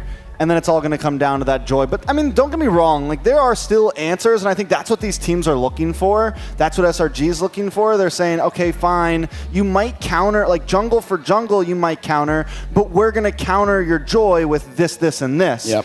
But it's a big risk right now with how much of a carry certain junglers can be. And you add that up with the Bruno on top of it, it was a lot of merchandise over to RQ. And then another element is SRG's going to have to deal with Rins, right? The unpredictability of the mid lanes that he's been picking up so far. He pulls out the Odette, he pulls out the Kadita. And even though they didn't take game number one, he performed, right? They need to find a way to get him uncomfortable so that he doesn't find these opportunities, these setups that have been massive for RQ Hoshi. Yeah, and as we're talking about the game, I'm actually looking back, and I see Eterna as well as Poji there on RRQ side. So, looks like something's going to happen down court side. So, let's see. Eterna and Poji, are you guys there? Ladies and gentlemen, are you not entertained? 1-1 right now. It's Eterna here, and we smell blood. And it's not only on stage, because things are getting even heated and even more intense in the audience as well. Right now, I'm with both side community leaders. From RRQ, we have Minda. Hi, Minda. Hello. And we also have Bob from SRG. Hi guys, saya Bob, community leader untuk Selangor Red Giant. Woo! SRG! RSG, Selangor, yeah. Bob character is like that. Bob character. Oh, sorry guys. Bob. Dia ceritanya lagi cosplay. He's doing a little bit of a cosplay for the community leader for SRG, is that right? Yeah. Okay. So, Minda, right now it's 1-1. How are you feeling right now? Are you nervous? Do you think RQ can win this? Yeah, I'm from Malay, Indonesia. I'm here to support RRQ. All right. What about you, Bob? You think SRG can come back from this? This is our home ground. This is Malaysia. For sure, we will go to grand final. Okay. So 1-1 right now, and everybody keeps talking about that this is still a brawl server. So far, for the past two games, I'm going to start with you, Minda. Who do you think is better at the brawl server? Do you think RRQ has got it, or do you think SRG's got it? Kalau saya rasa bukan brawl server lah. Dia orang main bagus. Dia juga main sangat keren. Meskipun di game pertama tadi kena comeback, ya cukup sakit, cuman dia buktiin kalau di game 2 benar-benar bisa seperti RRQ yang kita kenal lah guys gitu. So Minda feels like it's not a brawl server. She thinks that RRQ has been playing really well. Despite losing the first game earlier on, they still are playing consistently and can still play consistent for the next coming games. Okay, what about you, Bob? What do you think, Bob? Because for me, apa yang saya rasa, because we have already upgraded. Before we are easy server, now we are already at medium server, as been mentioned by Mobazin. So hopefully, I explain best of luck for both team. But I'm more on Selangor Red Giant side. What's the other half though? I'm sorry. It's peeking out a little bit. You want to cover that? You want to cover that a little bit? Okay. I think maybe you should like. There you go. There you go. Can we have a peek? What's inside? The kingdom wants to know. The other side. Open it. What? Lepaslah tangan tuh bang. Apalah bang nih? Okay, quick predictions. Predictions, please. Bob, we'll start with you. It will be a close match, 3-2, but to Selangor Red Giant. Okay. What about you? 3-2 tapi untuk RRQ Hoshi. It looks like both are going to be agreeing that this is going to be a close best-of-5 match. But before we throw it back to the panel to continue game number 3, let's do a little bit of a cheer battle. How are we feeling about that? Cheer battle? All right. Can we start with RQ? You want to go first? Okay. All right, I'll give you the mic. Semua suaranya ya guys. Oh macam nih. Lihat tengok abang nih lah. Oke, boleh. Tahu chantnya tahu? Oke. Semuanya. Viva! Viva! RRQ! Yay! Thank you so much, Minda. That was amazing support coming in from the kingdom here in Malaysia. What is going on with you, Bob? It's peaking. Close it. Okay. Because we're gonna go to SRG now. All right. Let's walk over there. Can you walk slower for me, please? All right. Okay, SRG, are you guys ready? I'm gonna give it over to Bob to lead the cheer battle. We heard from RRQ earlier on, so let's hear from SRG. Ready ah? SRG! Saya tak tahu, Bob tak datang. Okey, apa cantik dia? SRG!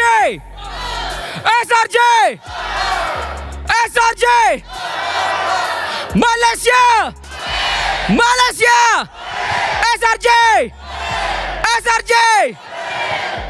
SRG. Thank you very much. I like it. Very classy, huge support coming in from both of these teams. So without further ado, ladies and gentlemen, we're going to game number 3. Panelists, take it away. Thank you very much, Eterna and Bob.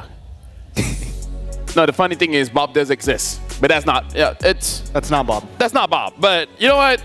Shout outs to Bob either ways. Interesting coming in from the crowd. Looks like they say they're not brawl server. They've been playing very well and everything. But I think brawl server sounds nice though, because it really shows their eagerness to fight. Ring to it. Yeah, it has a ring to it. Man, he looked like he had a split personality out there, right? RQ and SRG, the fans. Shout outs to the merch as well. If you guys are here at IOI, you guys can get the merch. RQ, SRG.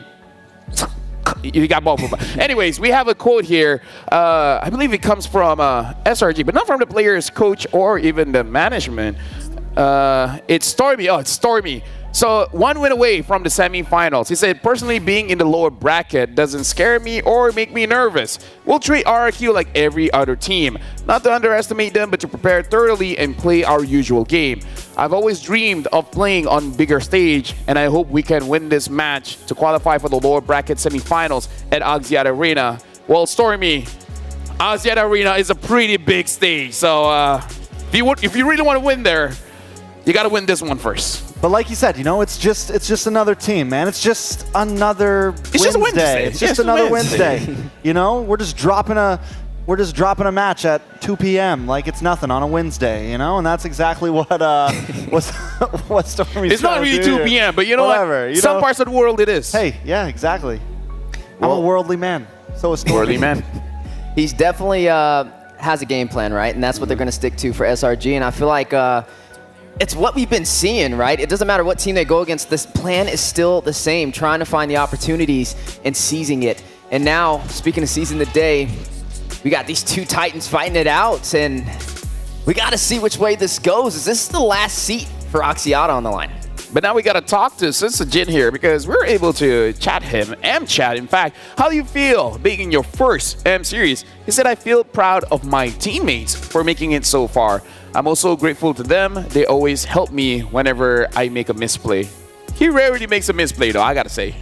Yeah, Suchiden has stepped it up tremendously, I feel like. And what I wanted to see from RQ was more members being the star of the team than Skylar, and that's what we're seeing right now from RQ, at least in the previous game.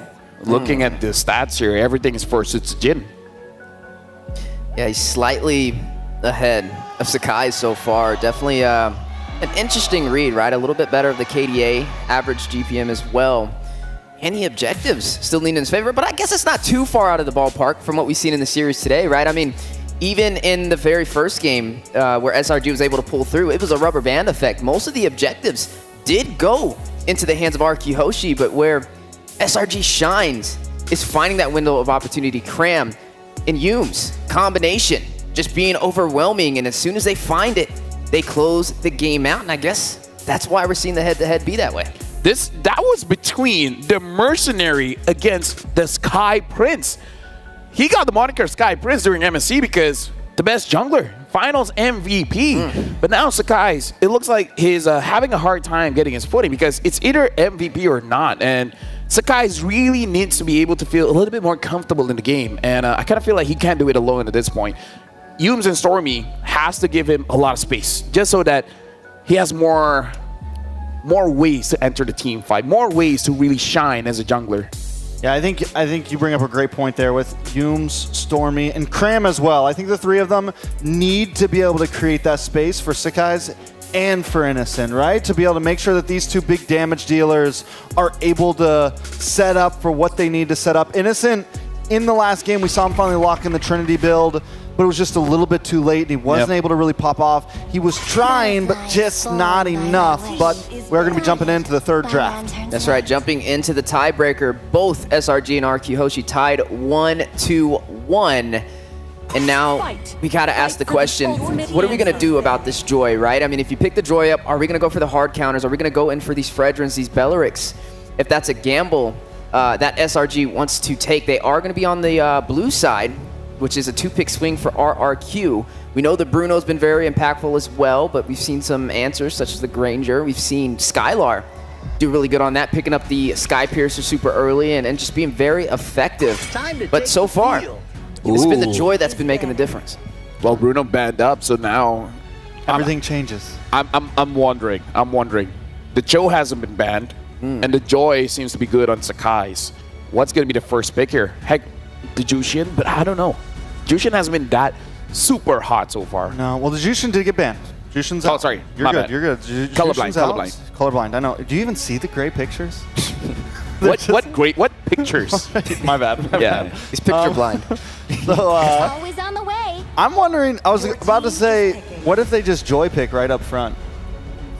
But then you still leave an opportunity for the Fred. Joe could be solid. Hey, time to drop the big up. Yeah, time to try to beat up the Flash. This is what FNOP did, but FNOP banned out Fred in first phase. Yep. So RQ, are they comfortable on the Fred? Are they on the same boat that works out? If they are, either way, I think they definitely lock in Cho here.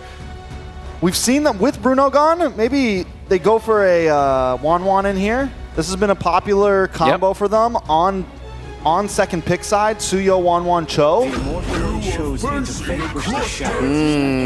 There goes the Blue Yo and the glue. Now, the glue has been effective, even on the Joy. I mean, we've seen just the stuns that it's able to provide, but there's still some counters on the table. I feel like the Joy first pickup's a good read from SRG, but yeah, it's definitely makes it a little bit easier for RQ Hoshi to form some strategies around it. Now, Gold Prio could be into the hands of SRG now with the Bruno being off the table. Could go in for something like the Granger.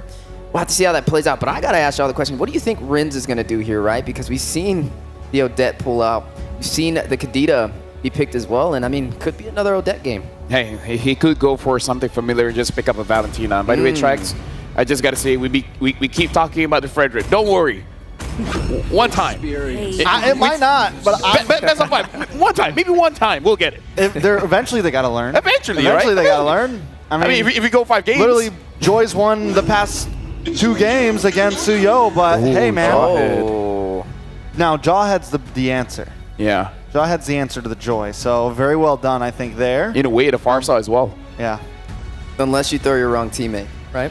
Well, it's not SRG or Vamos that has the Jawhead, so, you know, odds are in favor of RQ here. Well, there you have it. You're going to see the Farza picked up as well, so some artillery to work on SRG's side. Now, do they answer range with range as we go through the second phase of the draft? I mean, when they previously they banned out the Eve as well as the far side. The Eve, I think, is still in quite okay band because it's hard. Like, do you want to ban the Odette? Like, is that a route that you want to go? Because it was pretty effective in game number 1, even though RQ did lose. Yeah, I don't think you have to ban out the Odette. I think the Farzal ranges it. I think you're pretty good. You can still play for late. I think banning into Skylar right here is important and pretty big right now, and I like the 1-1 ban. I'm just, the Jawhead is scary at this point, man, and we saw RQ last time already went out in early game in game 1 against Joy. I don't think RQ will make the mistake again of not closing out around that 12 or 13 minute mark. So we'll see. SRG, I want to see maybe a little bit of early game opportunity here, something to kind of help them push and make it through in that early game.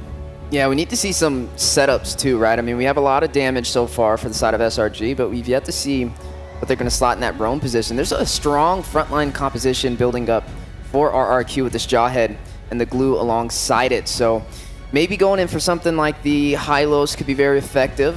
Definitely give you a little bit of room for mobility, especially on these objective plays. Could be a possibility for the side of SRG. And then we also got to see what marksman will be slotted in. They already took out the Wan. Definitely worried about Skylar. And now they're going to take out the Irithel as well. I like that. I like that because that pressures the Farsa as well. I'm really curious to see what roamer will Humes be using because going up against the Jawhead, you can get picked off quite early in the game, and then we see what kind of snowball RQ can get for themselves. So I feel like EXP with the Gato being gone, I'm pretty okay with Cram using any kind of hero. I'm just worried about Humes. What does he have for this one? It's a tough spot. I think I don't know if I don't know how well the Hylos is going to do against the Jawhead. Called the Valentina, by the way. Late game turnaround. Valentina's very clean. They get the feathered airstrike. They have opportunity. SRG.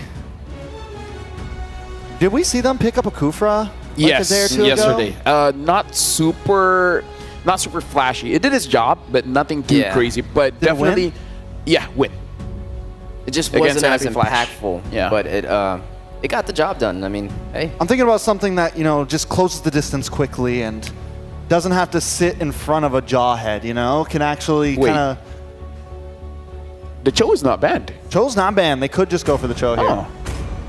Because the Cho has been banned for quite a few games now. I was like, okay, don't even think about the Cho, but I wonder if Humes even wants it. He does. Yeah, you heard that. So it's not you. Okay, we both got one. Hey, there you go. There you go. So EXP Cho, Kufra in the Roam. Cho against Glue. I mean, at least you keep up in rotations. You can still pressure jungle a little bit. And the way that SRG's been playing the Joy is they'll send Joy down to EXP, and Cram will just be up in mid and top side. They pick up the Claude. How are we feeling about it? Blazing Red Skylar! We'll see how it turns out because so far the Claude hasn't been winning that many games, but this is Skylar where we're talking about. So thank you very much, gentlemen, on the panel. Mirko and Leo, I hope you guys are ready to receive the throw because I might not do it. Nah, I'm going to do it. it's your turn. Now who's ready to throw? That Jawhead, and of course a few favorites coming in from the way back machine because we're seeing old Kufra come back, we saw the Claude come back, and what a way to start off Game 3 after we went in a 1-1. It's a Farsa and a Granger, right? They picked that up really early, and though it's amazing, obviously, for zoning, you are quite susceptible to the dive. And RQ, they kind of like doubled down on that. They were like, if we want to dive, all of our heroes should dive. They didn't just double down, they tripled down, they quadrupled down. Every one of them does well when playing in the paint. Over the battlefield, Claude and Dexter look over as we go into game number 3. The Immortal Giants versus the King of Kings. One of these teams are Axiata bound.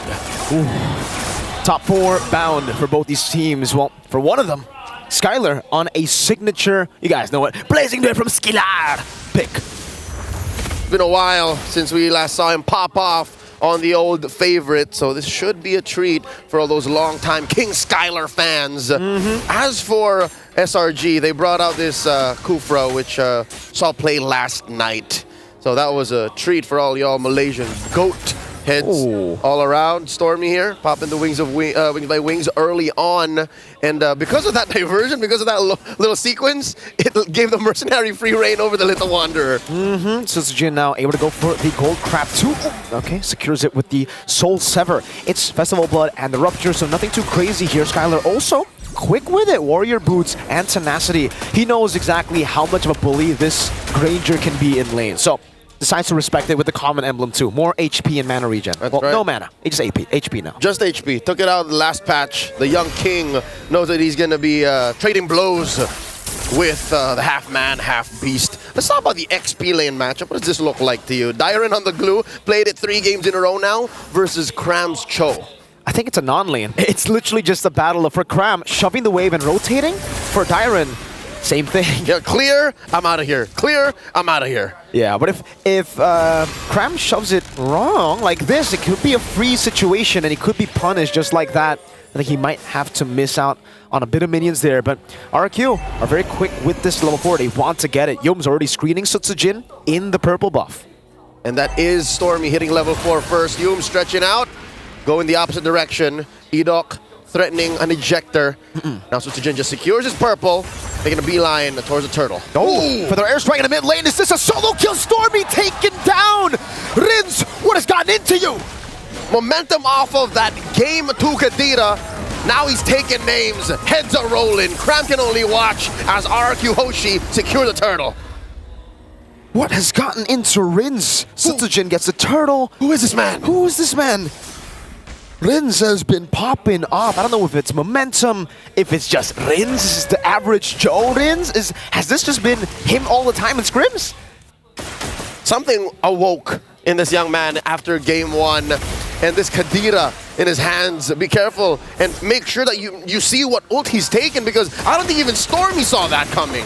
No, definitely not. Didn't expect him to go and steal the feather airstrike, point blank him. It's a mortar, point blank mortar. Blasted him like 3 or 4 times. There's nothing the Mage Prodigy could have done. Let's see now. For RQ, it definitely has to just be the slow game. And for SRG, I don't think they want to fight and look for skirmishes around the map either when there are no neutral objectives. So it's literally just going to be a battle farm. RQ leading by only 200 gold. Kram walks up. The quadruple dive isn't going to come into play just yet. Yeah. What RQ Hoshi have walked away with in the first 2 or 3 minutes of this game is literally just stuff that came to them for free. That means they're just waiting for Skylar.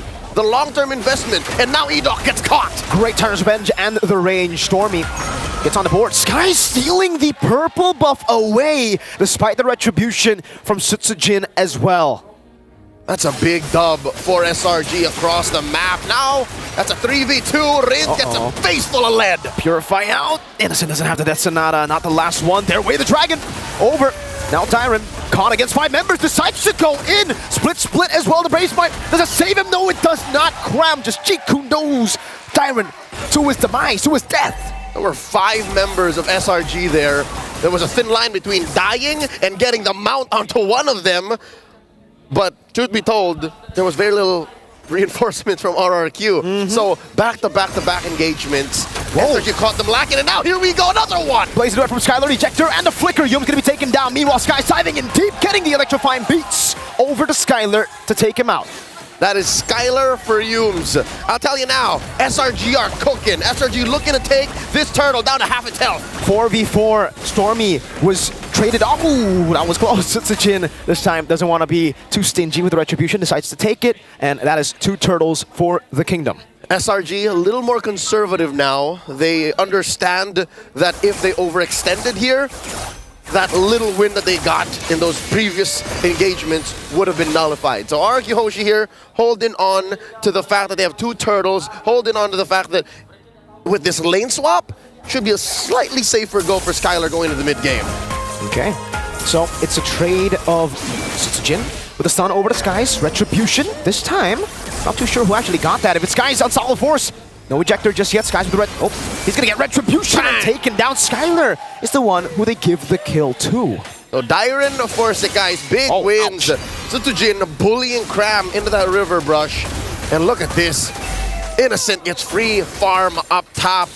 The delayed trade down bottom for King Skylar. This puts him now in a comfortable position, about, what is that, 600, 700 gold behind Innocent, so he's catching up. It's a turret for turret trade on the board.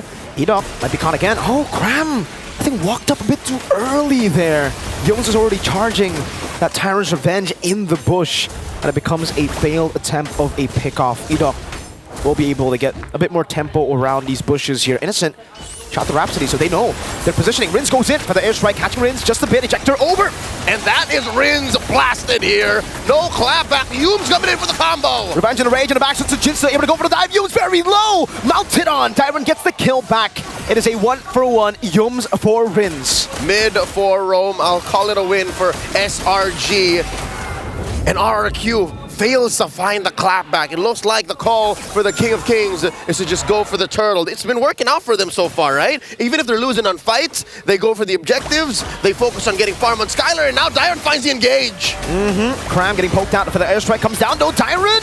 Might be caught, pops in the split on solid force, Skylar blazing duet on the Purify! Skylar, BMI backward, Skies! Finding the King, pops him, and Cram looking for the kick, gets the Purify out, and Yums! With a Tyrant's Revenge! Now with Skies wiping him out, Innocent wants to go! And he gets the Maniac! Half man, half beast, all guts coming through with a late game play at 7 minutes. That was a wipe out, folks. In the 7th minute of the game, RRQ Hoshi tried to battle with the Red Giants, but they ended up getting stomped to the ground. John Vincent Banal, also known as Innocent, walks into the kingdom, brings out his guns and says, put them up. I'm taking y'all down. We gotta get the replay. We gotta watch that for a second time, man. What happened in the skirmish? I'll tell you now what happened. Yums looked into the future and said, Innocent, I got you. So they got scrambled up over here. Cram forced out a Purify, and then that was the go signal. The green light for Yums to catch 2 with the Revenge and Rage, and the Innocent to just start blasting people into the back line. And those were Sky Piercer stacks, buddy. It wasn't just kills. Oh my goodness, Cram almost finding an angle to get Tsujin, but he blinks just in time. Now, RRQ Hoshi find themselves in a situation that they place SRG in both 1 and 2. If anything, this is a better look for SRG than anything Game 1 look for the Kingdom, especially for Innocent, specifically for Innocent. What is this, 8.5 minutes in and already 6 stacks? Plus the Malefic Roar built off the back of that Maniac. Yeah, Skylar's not going to be able to walk up just like that. Rins gets punished too. Yums is healing off of Rins' damage. Yeah, that gold lead is playing a big, big factor here in game number 3. SRG, they can smell match point already. And for RRQ, it's the long game that they have to play with a Jawhead. That's not a good long game. They have to hold out. And when a Jawhead is forced to hold out, when a Jawhead is used as a defensive tool, that's no bueno. RRQ Hoshi have to find pickoffs. I think counterintuitive to what the situation calls for, I'd say RRQ should, you know, do this, try to get one on Cram, maybe on Sekais, but it looks like it's a non-starter. Sutsujin isn't even getting his buffs. Nah, it's not. They can't walk up. Cram actually went for the way to Dragon, though the angle was off. Skies was able to steal away the purple buff, and this is a level lead for the Sky Prince. So for RRQ, the big question is the question we've been asking for SRG. Do they want to contest the Lord this time in game number 3, right? They're so far behind, but I think with this kind of composition, they might have to gamble with the Lord contest. I'll say, just make sure Skylar is in the clear, right? Do the dance if you have to. Put Dyron up in front. Put Edok up in front. He has a flicker, so maybe you can, I don't know, go back to as far as 2021 and TikTok play out of something. Do it to Cram. Cram has been putting himself in harm's way. It's actually Yums who's been hiding in bushes more often. So that's, I think, the reason why these turnarounds are happening. Why that big play from Innocent happens because of the way Yums just caught 2 dudes. Golden Staff for Skylar. That's the 3-item power spike, but he has been outscaled out of that power spike, I feel, you know? SRG have that snowball building, and that's a BOD that Innocent is almost complete. In 10 minutes, 4th item BOD? Oh, Innocent's gonna hurt. Before the 12-minute mark, might even be after this Lord spawns immediately, this BOD is gonna be built. There you go. There it is. He's just farming, power farming here. That's a 2,000 gold lead between the gold laners. Lethal pokes. And look at this, can't even stand in the Y brush. No. Dyron is a passive push off camera, but that's all that RRQ can get as SRG secures the Lord. Just one Death Sonata, and you can see how much damage it does to Skylar. If he walks up against a Feathered Airstrike plus Death Sonata Rhapsody, I don't know, man. And that's what puts King Skylar in such a predicament. He's forced to build the Wind of Nature ASAP, or go this way, Rose Gold. Because at least to him and to RRQ, the real threat is Stormy. The real threat is Sekais. The whole Innocent situation can only really happen if everything is set up for him. Yep. So, I'll tell you now, this is a solid go. They're focusing on what's important. They catch Edok. Wave the Dragon from Cram. Edok caught all alone. Has the flicker, but Skies will just pick this kill up. No flicker necessary from Edok, and Skies just assassinates him. 5.5k gold lead. Cram is looking for more. Doesn't have the flicker anymore, but this should still be a good angle for him to attack. Lord taken. Oh, Death Sonata. Dyron will body block the second shot. Sutsujin is down below. The Mercenary just on his way back. Holy Shield pop. Wave cleared. Dyron looking for a mount. There's the Feathered Airstrike! That's payback! And more! Innocent gets the Death Sonata. Again, the Sky Piercer on him. Cram with the way to Dragon. Over to Sutsujin. This time Skylar with the blaze of the one again. BMI to the back. Stormy taken down. And that's more on the docket. Triple right now for SRG. And the trade-off, Sekai's shut down. The assault ends. The siege quelled for now. The kingdom still stands. 3 for 2 in that trade. On top of the 3 for 2 that SRG won, they got the base turret. And that will be the far lane base turret away from the Lord. An enhanced Lord is waiting for SRG and for RRQ Hoshi. The longer the game goes, it's getting more and more desperate. It's still worth it. I'll tell you now, what RRQ committed to and got away with, they were going to lose that turret either way. Yep. So the fact that SRG are reeling from their loss on Cram, rather on Sekais and so wait, Edok gets an ejector. Purify away the Dragon. Edok gonna be taken down, but the airstrike coming down. Oh, Yums cancels it, and Innocent guns him down. Dyron.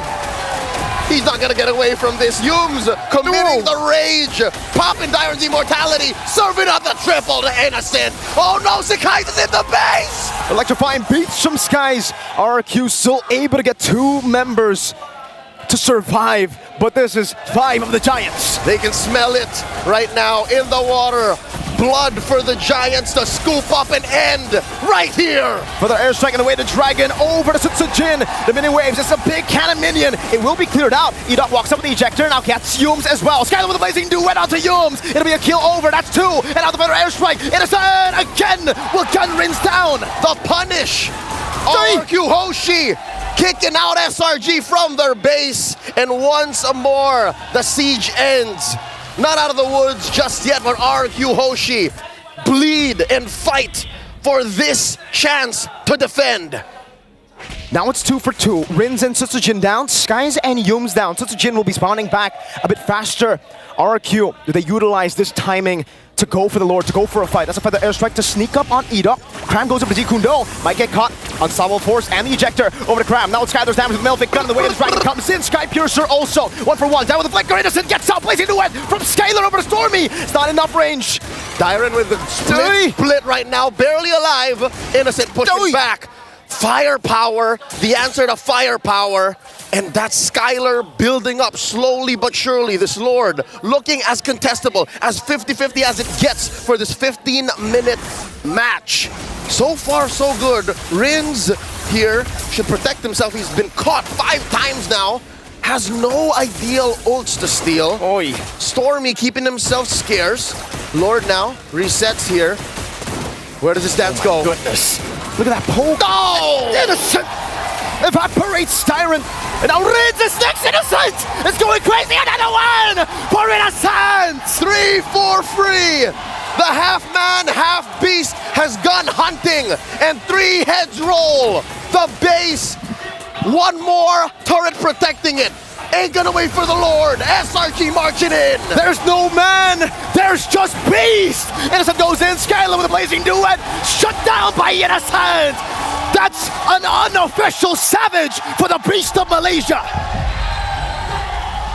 IOI erupt as SRG approach match point. One more game for them to make it to Axiata. You try to catch him. You try to find ways to beat him, but he's too damn innocent. You can't put down this beast. 19 kills on Innocent.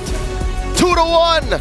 RQ Hoshi, their pilgrimage is at trouble. He broke the most kill record. It was Skylar who had it. Let's talk the analysts. With 1906 KDA, I feel like we should skip forward and just say he's probably the MVP. I don't think I need anyone to let me know, because I feel, am I crazy to think that he's the MVP? Not at all, not at all. You know how you always stay innocent? You never get caught. Yeah. In this game, he never got caught, not once. 19-0, that is a brand new record. Oh yeah. We had the trivia the other day. 17 kills was the most in a game. Whew, and it was Skylar. Well, now he holds, and it's Skylar, Yeah. so he just took the record from Skylar as most kills in a game. He got a Maniac and an unofficial Savage to close it out as well. Talk about a flashy play. I mean, there were so many highlights in just that game alone that I thought we may have seen a Kadea play of the day. Hey, you know what? Without that Bruno, Innocent feels good. It's like, oh, no Bruno in my face? Let me pull out that Granger. But before we talk more about him, because he's the MVP, let's just make that clear. We can talk about it a little bit more later. I kind of feel like Skylar, in the early stages of the game, he used the Blazing Duet maybe a little bit too aggressively, giving a lot of opportunities for SRG to deal out damage onto him specifically, and then eventually getting all those kills. I think the problem is as well with the Blazing Duet is sometimes it puts this false idea in the rest of your team's head that, okay, it's time to dive. You know, all right, let's keep this fight going. Blazing Duet just showed up, you know, Backup just showed up. And then they stay a little bit too long, and we saw in one of those final few fights, after the Blazing Duet, they all try to run away, but SRG just catches up to him. Yumes gets the knock up on 2. The rest of the team able to follow up as well, and that was kind of the big moment where SRG just took full control. And now we're seeing a shift for SRG, right? It was the rubber band effect in the beginning, but now it's more like we're controlling the early game, we're being the aggressors, and we're just going to win overall on these objectives. We're just going to do better. Yeah, and Rins as well. First blood, it was great against Stormy, grabbing the far side. Oh, but then after that, not really doing all that well. Maybe it's just because you fought against a Valentina quite a lot of times. You roughly know the patterns. Going up against a Nodet, going up against a Kadita is a little bit more unknown. So maybe that's also part of the win for RRQ when they're using a hero that SRG is really not that comfortable with. It's not like super OP or anything like that. It's just that you don't go up against it often. Yeah, it's definitely tough. Rin's 1-6-1. I just noticed how rough of a game he had, and Dyron as well. And that's not uncalled for with Dyron, right? 1-6-1. Dyron's very willing to kind of put his neck on the line as long as the rest of the team profits off of it. But it just felt like with Rin's down so low, Skylar is their only damage dealer, and the Claude already isn't, you know, the biggest He's not a big damn dealer, right? He's more of a shredder, and even that we've been questioning throughout M6. It just felt like RQ had nothing to really lean on as that game moved more and more forward. Yeah, I mean, Rins was really the opener in the beginning matches, right? With the Odette pickup, the Kadita pickup, and now on the Valentina, just a lot of pressure that did not work in his favor, and you can see a major difference in this game. Innocent.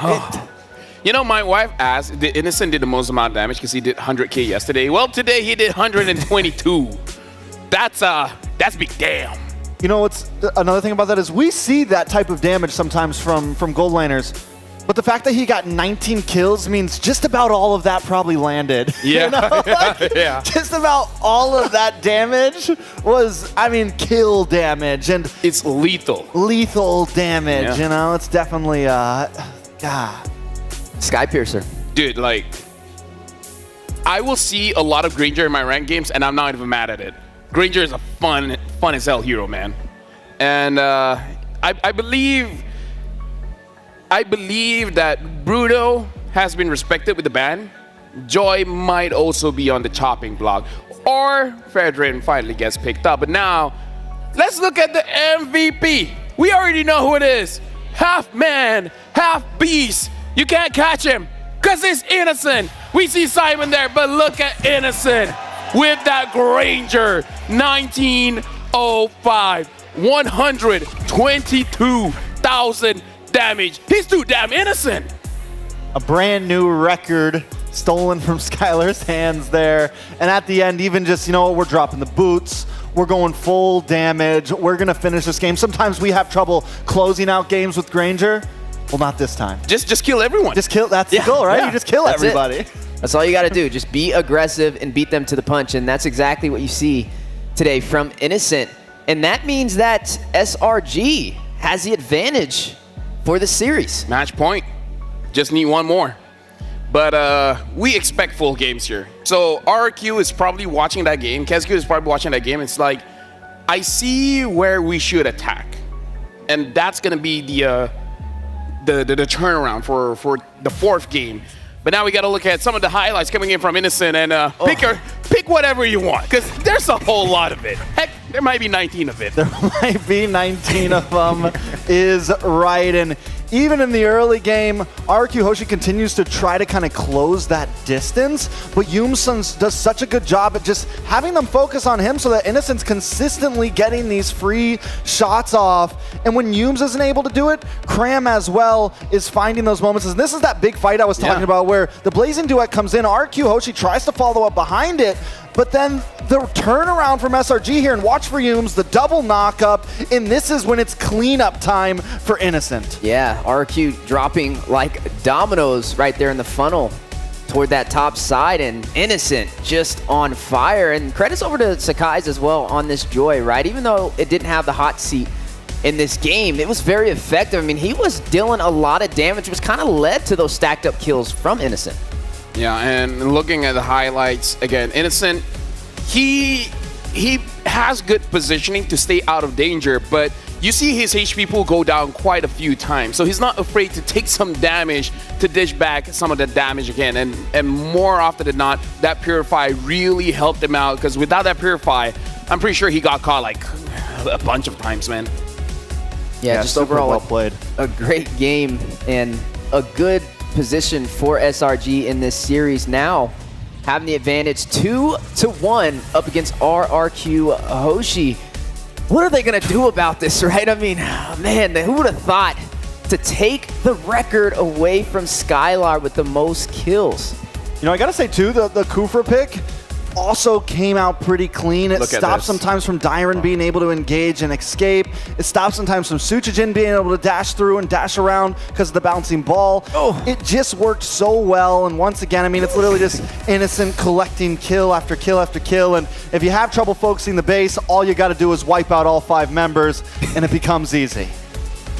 Dude, like, a few of those clips, absolute cinema, right? Like following the Joy to kill the Valentina and be like, oh wait, the Lord is there. Boom, and then just went for the Lord and got Sutsujin. It's like, dude, he was clean with that.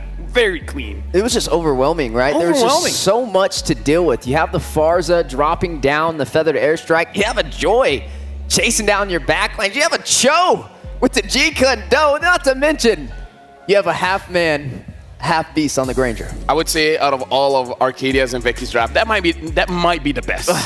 Might be the best draft from SRG in the M6 so far. Yeah, I think it was a very, I mean, even up front picking the Joy is kind of, when we started M6, if someone first picked Joy, we'd all be like, what are they doing? Like, what? This is ludicrous. This is bonkers. But now it's like, oh, this is genius. You're a madman. You're a madman. Big brain plays. But now, after 3 games, we're going to give some time for the players to adjust because possibly might be the final game. So we're going for a 5-minute break. But after this, we're resuming to see who will take this series away. We'll see you guys in 5 minutes.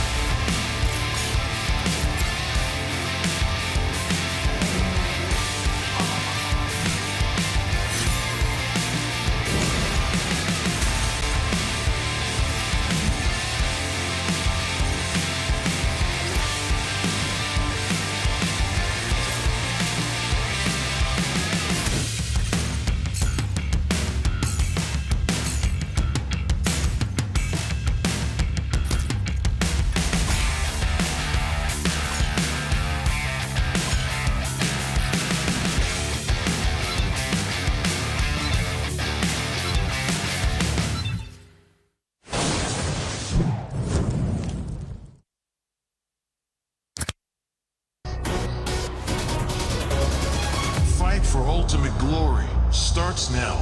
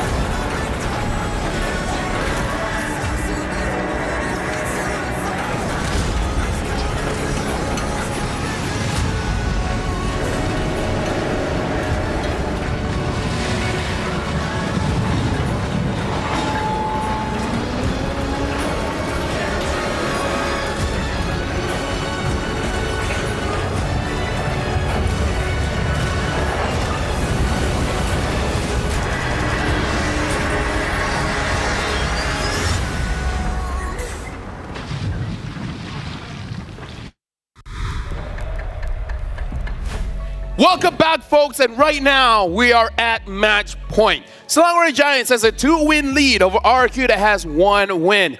This is a best of 5, so 1 more win, and Selangor Giants will get the final ticket to go to Axiata Arena.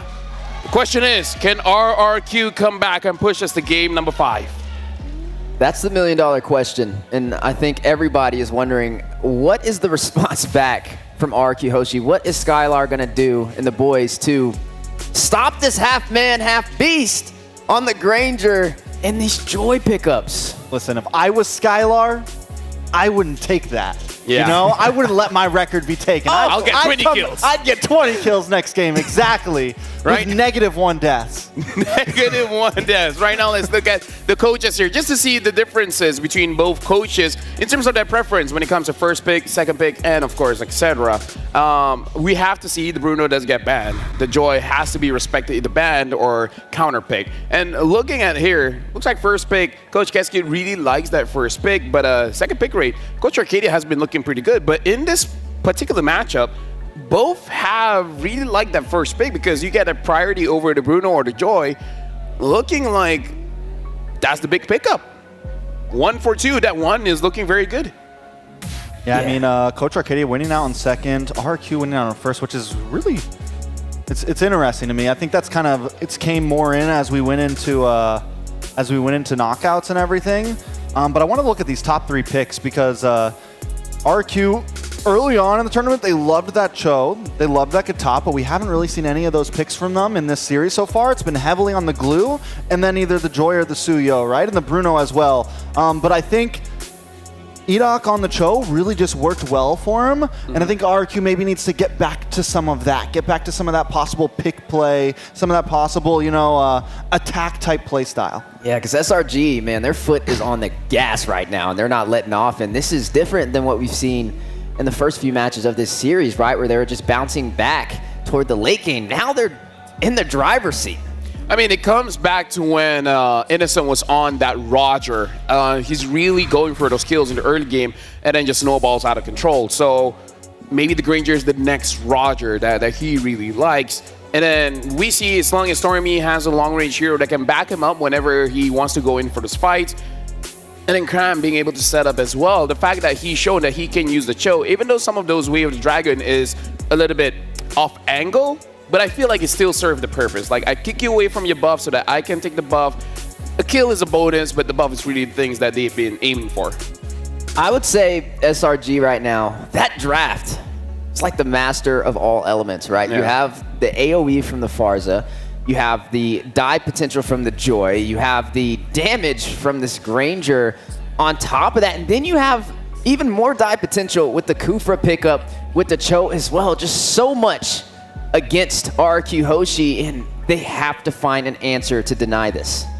Yeah, right now I want to look at the MVP rankings because here in M6 we just want to see who's on top, and it's Innocent, Skylar, Aaron, Shiki, Kelra, and these 4 people. Four-way tie. Four-way tie for number 1. Right now you see Innocent there, but Innocent, Skylar, Aaron, Shiki, Kelra, all gold leaders have 5 MVPs, and then you just have Suzuki with 3.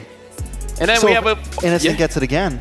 Oh. He steals that from Skylar as well. Oh, just taking away from Skylar. Fun fact, Innocent now holds the record for highest kills, 19 in a single game. Highest KDA, 24 in a single game. And the highest kills with 0 deaths in a single game in the M Series history. He has 3 records. All in one game. All in one game. Look, if I'm Skylar right now, I'm getting that MVP. I'm telling the team, give me the kills. Give me everything. It's time to put that crown back on. Rinse! Use Dreadnought armor! Rinse, just use Athena shield. Let me feel all the damage. Exactly. Yes. Syzygen on that box cell or something. I don't know. Give me the kills. Commanding the lords. You know what? Let me use the red tree. So, I mean, that essentially means that we just witnessed possibly the greatest game that Innocent has ever played. Yep. Could be the greatest game he ever plays. If it gets better than this, I don't know what else has to be done. Like, I can't imagine it being better than this. Yeah, I don't. It's very true. So we are going to be jumping into the draft now. RQ takes first pick, blue side. Okay. SRG on the red side. No Bruno ban. Cho ban from the side of RRQ. Hilda, Matilda. Joy still open. SRG's giving him the bait again. Take that Bruno like you did in game 1. We're going to take the Joy. Yeah, Innocent's like, you know, I'm liking the Granger. Innocent be like, I'm feeling good in the Granger. I feel good in the Granger. You know, let me shoot him with violins. If I'm RQ, I think I first pick the Joy. I would take the Joy. I agree. Race against But no, they pick up the Bruno. They pick up the Bruno here. Okay. So Joy and what did they do last time? Joy Gatad or Joy? Game 1 was Joy. Can't remember second pick. It was Joy. Either way. Either way. They go Joy Gatad here. I feel like they go Joy Hylos. They go Joy whatever. All are strong options, but for certain... Joy Farsa, was it? Yeah, possibly. Yeah, Joy Farsa was the first 2 picks. Or they might have third picked the Joy because they gave it back and RQ still took Suyo. Oh, yes. Either way. What? Yeah, doesn't matter. Potato, tomato. What am I even here for? Yeah. The question is, after this They're taking Joy the time, by the way. comes up, what does RRQ do? What if they don't pick it up? Time to try to beat the Flash and Ranger. So now if I'm RQ, I mean, personally, you know ahead. what I would do Frederick. at this point is pick Frederick. Oh my Because you know it has beaten the Joy multiple times. Frederick Glue then. Frederick Glue would be great. Or Frederick Anything Tigreal. but Suyo. Oh, man. And then they pick up a Bane. Actually, Bane could work. Yeah, Bane might I'm pretty sure we saw the Joy get beat by the Bane. Yep. Or we saw the Suyo get beat by the Bane. We know the Bane is viable at least. We know for certain, too, though, with SRG, when it comes to Cram, when it comes to Yumes, they're going to go in for these dive potential heroes, right? They're going to go in for that Gatad. They're going to go in for that, well, the Cho's gone, so there's a little bit of limited capability there, but they pick up the Khalid and the Farza, which means... They're going for a Bane last pick or something different. Their mid duo. They're going to pull a 5, yeah. Their mid duo is very strong. And that's viable. I'm not against that at all. I don't think they have to rush because, you know, if you're not going to pick the Suyo, you don't need to rush jungle at this point. You can kind of lock in some other important picks, and Khalid is great right now, especially against the Granger and everything. You can get to that back line, and so it's a nice start for RQ here. I wonder what does Stormy want going up against the Farsa, because honestly, Farsa has been pretty strong in this matchup so far. I kind of like against Farsa playing range with range, but looks like they're going to pick up the Gatad first, keeping Stormy's hero a secret, because if he wants, he can still pick up something cheesy like the Veil. Yeah, we saw that actually. Yeah, I mean, even a Guinevere could sneak up in here. You never really know what's going to happen, but for certain, we know SRG likes the double dive composition, especially disrupting team synergy, so something that RQ is going to have to look out for. Now, we are looking at the Granger-Bruno combination again. Typically, we see the Granger just be a little bit more effective, at least lately, especially after last game. But as we are moving forward, range with range, that's the million-dollar question right now. Do we go with this Eve to pair up against this Farza, or do we go for something like the Valentina to take the Feathered Airstrike, or do they try and go for something else entirely to disrupt it? There you go. At least they know. They know. They know. They know. They know. They see it coming. And then after this bad Bane or something, and then forcing out a Suyo. Yeah. Or like something weird like a Ling or something like that. Yeah, you know? You force them into some sort of assassin pick there. RQ banning out the Eve. I think on SRG, yeah. I mean, you could definitely ban the Bane, ban something, ban anything here at this point. Any other assassin and just hone down even more. Try to force him into... maybe as well. Hayabusa, yeah. Yeah. So far, Joy, by the way, has a 100% win rate today.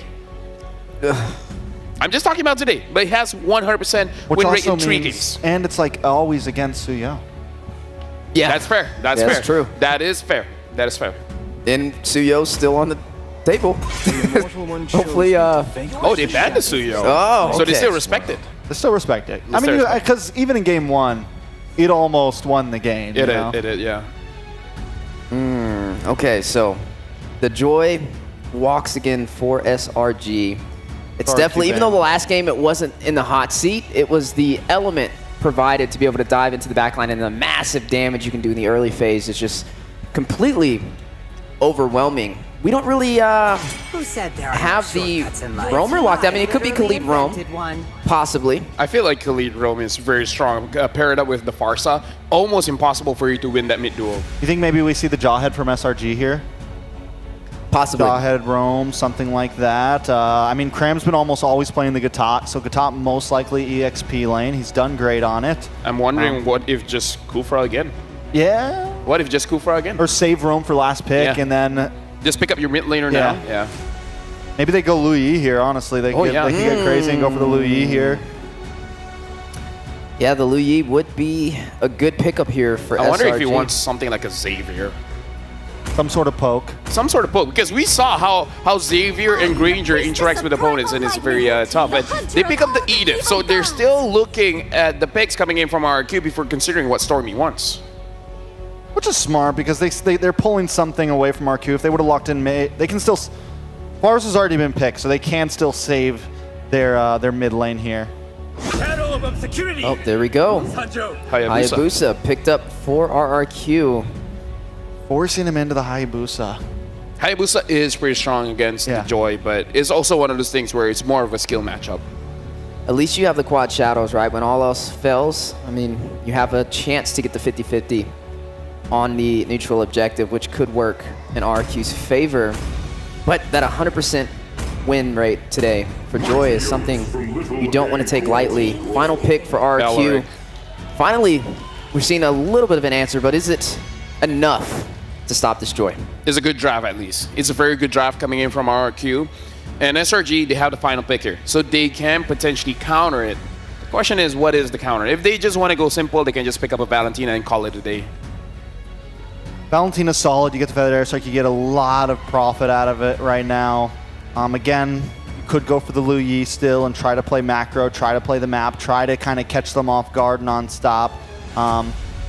Aurora, I mean, anything really could fit here as long as they're ready to play around it. It just kind of is going to attract a different type of play style depending on what it is. But yeah, a lot of things work. I would even say a Lunox would be kind of fun to watch here, especially up against the Hayabusa. Yeah, the brilliance. Flows as freely as the winds. Oh! Veil. Called it. There's the Called the Veil. Stormy with the Veil. Fits his name. Bring in the Storm. Has a lot of range. Can deal with the Farsa, but I gotta say, the damage is quite high. Thank you very much to our panelists, and time to blow it over to Mirko as well as Leo for this game. It all comes down to this. One more game for Selangor Red Giants to punch their ticket to Axiata. One more game for the King of Kings to play the game of their life, fighting for the chance to make it to Game 5. It all comes down to this. It's all on the line now. Stormy on the Veil. We've only seen it once, but like LaFell said, it almost feels like this pick, this hero, is built for Storm E. It's a win, Stormy.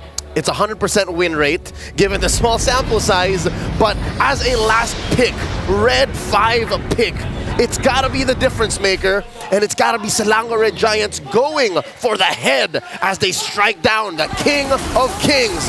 But if we know something about RRQ, the Sang Raja is that they don't go down so easy. We'll have to see in this game. Sutsujin was given a signature pick too on the Hayabusa. It's something we don't see too much of in MPLID even, but it's always kind of the go-to when they're in a tough spot. RQ will always go back to the Hayabusa of Sutsujin. Throw in the Beleric into Edok as well. Allows for that strong front line from Selangor Giants. Hell, even the Joy in the hands of Sekais to actually just stop. And suddenly, Tyrant caught. Oh, Earth Shatter from Yums. This time it starts off differently. It's SRG who get first blood, and it's Yums early on. Dyron shut down almost immediately. Out the gates, the King of Kings stumble suddenly, and we didn't even talk about the matchups, lane to lane. XP, you know the story. Dyron rotated out a little too far. Gold lane, though, they somehow end up with the Granger and Innocent once again. 19 kills just in the previous game here. In the books. 19 kills was the record-breaking stat, by the way. If you guys are just tuning in, it was previously held by Skylar on a Beatrix in M4. I think it was a game up against the Onic ID team of M4. Sky's walking up, Rins forced to use the wings by wings. But yeah, Innocent took it away. 19-0 in the previous game. Got to be quite the mountain to conquer for Skylar right now. His record taken away from him. Tournament life at stake in the face of this very hero, this very player, Innocent. Now mid lane, you see that a TKO was put onto Rins there, forced to go back. Is it really that bad? Is Stormy's Veil really that good against even an artillery mage like Farsa? I guess we'll have to see. Good control from SRG to take it back from RRQ. Cram's gonna be taunted back. Yum's Earth Shatter actually finding Sutsujin. They have more prio over the turtle. Cram is still in the back, trying to go for the AOG. There it is. Shadow kill from Sutsujin. The Retribution as well, claiming it. But they've used a lot of resources down the Feather Airstrike and the Raging Sandstorm from Dyron. Yum sent back. No ult, no Primal Wrath just yet. And that's a clear win for the King of Kings. Up now by about 500 gold. Dyron pushing them back even further. 600 gold ahead now, RRQ. SRG tried their best to get as much prio on the map. Yums plus Cram, Gatatkacha and Edith is actually a combination that we've seen more in MPLPH in the playoffs. That's right. These are high priority heroes for the Filipino playstyle. So could this be Coach Arcadia, you know, digging deep into his arsenal going, hey, this combo works. It's such good prio in team fights. You have great disengage. The range and the coverage that you have for your CC is also very good. But sick Kais here dodging that last salvo. Oh, you gotta just hold your breath there. Sky's almost falling towards that feathered airstrike. It was almost a good read from Rins, trying to predict the dash, but it was outside of range. SRG, now they're playing on the back foot, right? It's something that they are quite comfortable doing, actually. We've seen game 1 all the way to game 3. Up top, though, it's Yums who picks up the gold crab. It's this pace that I think SRG will feel more at home in. And oh, wait, Yums flickers underneath, saves himself from almost sure doom. I think this is RRQ understanding what I was about to say, that SRG, if you don't push them up against the wall like this, if you don't apply pressure, then they'll just farm up on Stormy, farm up on Innocent, and it'll be the same story. Hell, I'm not even considering Sekais as a core. He's so useful and so used to just playing from the back as a Joy that it doesn't matter. I think the real cores here are still Innocent and Stormy. He finds those moments in the team fights anyways, right? But I don't know, this time around, how much of a scaler is the Veil? I think that's a question we got to throw out there. Stormy, consistently throughout the wins of SRG in the series, has been on the late game picks. Is Veil a late game pick, do we think? I'll tell you now, he's more of a mid-game power spike, because he has the utility that the Farsa doesn't. Yeah. But at the best times in the team fights, double Genius One. Double G. So I think, this is safe to say that mid-game is where Stormy really is going to power spike because of the Genius Wands on both of them. Sutsujin, first item built is the Sky Piercer. Just a passive Fury Hammer. Oh, here we go. The taunt brings them into the Raging Sandstorm. Cram still able to escape. Sky's in the back, jumping in. Rather try it was saved by Edok, and now they get caught in it. Stormy too. It's still gonna be the few of those beats from Skies. And they retreat. Cram and Skies down to a fifth of their health. In comes Dyron, slashing away. Scimitar to the face, and Cram looking to repair the situation in a different front. Innocent finds Edok. Oh, he's gonna look for more. That's a flicker from and just like in game number 3, Innocent is online very early. That's a double. Diamond's looking for a few more shots. Skylar up top takes the turret. It is give and take. It is always a trade. RRQ have to lock this man up. Multiple counts of murder from game 3 onto 4 as well, and he hasn't died yet. Add one more crime to the list. That's a second item, Sky Piercer for Mr. Innocent. So Hunter Strike in Sky Piercer. The jungler, Sutsujin, is racing Innocent. And I'll tell you now, the setup for Innocent is so much easier. There's the Feathered Airstrike, starting it up. 2 big resources. Sutsujin with the Quad Shadow back. He needs to go back in. Oh, the Windstorm finds him. Sky's in the back looking for the play right now. Skylar goes in with the balls as well, but Innocent is still there. Diamond trying to get him down, but Innocent is too damn good. Rins goes in. AOG coming in. Rins is going to get punished here. Triple for Innocent. How can you constantly just do this? Innocent 5-0 up against RRQ Hoshi. That's a shadow kill over the Sky. Sutsujin will get the assassination. A taunt over. Stormy with the wind blow. Sutsujin is gonna bite it here. Cram makes sure he stays put underneath that windstorm. Mirko, one might speculate that maybe Innocent has a death note. And he just repeatedly wrote all 5 members of RRQ. He has a death sonata. Something even better. On command, on demand. A song. Let's see. Raging Sandstorm under the turret. Innocent. Oh, doesn't even matter. Where did Dyron's HP bar go? Feathered airstrike over the Yums. At least they get something. But brother man, 4 kills. That is a crazy amount of Sky Piercer stacks. Almost with a fadeaway. Innocent. RQ want to chase him, but they can't. They cannot. Right now, RQ's game isn't break SRG's base, it's dodge Innocent's bullets. Oh my god, it's a mini game. This man is packing heat. Bazookas in the left, bazookas in the right. And with 6, I'll assume 4 Sky Piercer stacks, right? 4 ticks of that. Stormy's also just building up. The fact that Stormy can just let go of his kit, as RQ Hoshi make the approach, Innocent can clean up. Oh, so okay. Confirm 4. 4. Got that right. He's got 4 stacks in. Approaching 400 Capriccio. 7 minutes. Approaching 400 Capriccio, yes, and now the Malefic Roar built in. So even Edok, even Dyron is gonna reel. And now this is great for Innocent. He can just participate in every single team fight. Skylar is so far behind on the Bruno. It's not even close when it comes to the damage that he could deal. Look at that, Skylar's already a quarter of his HP. Dyron walking up. It's going to be a sliding tackle to evade from Cram, but he's going to constantly just go for the chase. Oh, Riz gets sniped down again. Sky's in the back, Skylar with a slide tackle. Sky's electrifying beats, and they can't even punish Skies. Look at the flicker coming in with Yums. Edok in trouble. Innocent gets another one. 3 for none. 19 kills was just a warm-up to Innocent. He's already almost halfway there. He wants 20. He wants to break his own record in the same series on the same day. Oh, despite all this, whoa. What are those ticks? What was that? Was that Stormy? Well, he does not have the glowing wand just yet. I think that was lethal ignition. That could be. The fact that Sutsujin survived, so RQ Hoshi have to start counting their blessings. SRG now up by about 1,000 and change. And these dirty engages from Cram, I'm gonna call them dirty engages from Cram and Yums, they're just doing enough chaos to RRQ's formation to scramble them to make them forget where Innocent is coming from, because Innocent is doing so well to throw bullets like this, and then look, he's gonna just either go all in or re-engage from a different angle, like that. Defensive Raging Sandstorm. That was a show of dominance from Cram, the AOG. Just towards the lane, he's like, I got you. Sutsujin, oh, he's got to be careful. Look at that damage. Skies, he's 1, 2, and 6, but he doesn't look like he's dealing 1, 2, and 6 damage. He looks like he's dealing 6, 2, and 1 damage. I think that's perspective. The fact that SRG are keeping it low to the ground and their farm is mostly on Innocent, the damage that Sekais is doing with this very small kit is going towards a very soft RQ Hoshi. Sutsujin bullied out of that bush.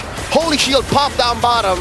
And mid is just about to follow. Windstorm! Oh! The snipe to the side! Dyron, quick sand guard. Able to body block for Skylar. That would have been Innocent's 9th kill of the game. That would have been another Sky Piercer stack to add onto it already. And by the way, Sutsujin, on the other side, we have someone doing really well with the Sky Piercer. Sutsujin has got nothing with the Sky Piercer. One of those purchases is a regret right now. 3,500 gold up. I think RQ Hoshi are going to beat themselves. Scarce AOG coming in. That was a Windstorm. Raging Sandstorm to the back. Innocent trying to go for it. Again, dove on, but there's no one to follow it up. There is no Feathered Airstrike from Rins. He used it previously. And SRG just get themselves out of that Raging Sandstorm. Innocent using the flicker. And now the choke. Watch as Sekai's what? Sutsujin taken out with nothing to call his own.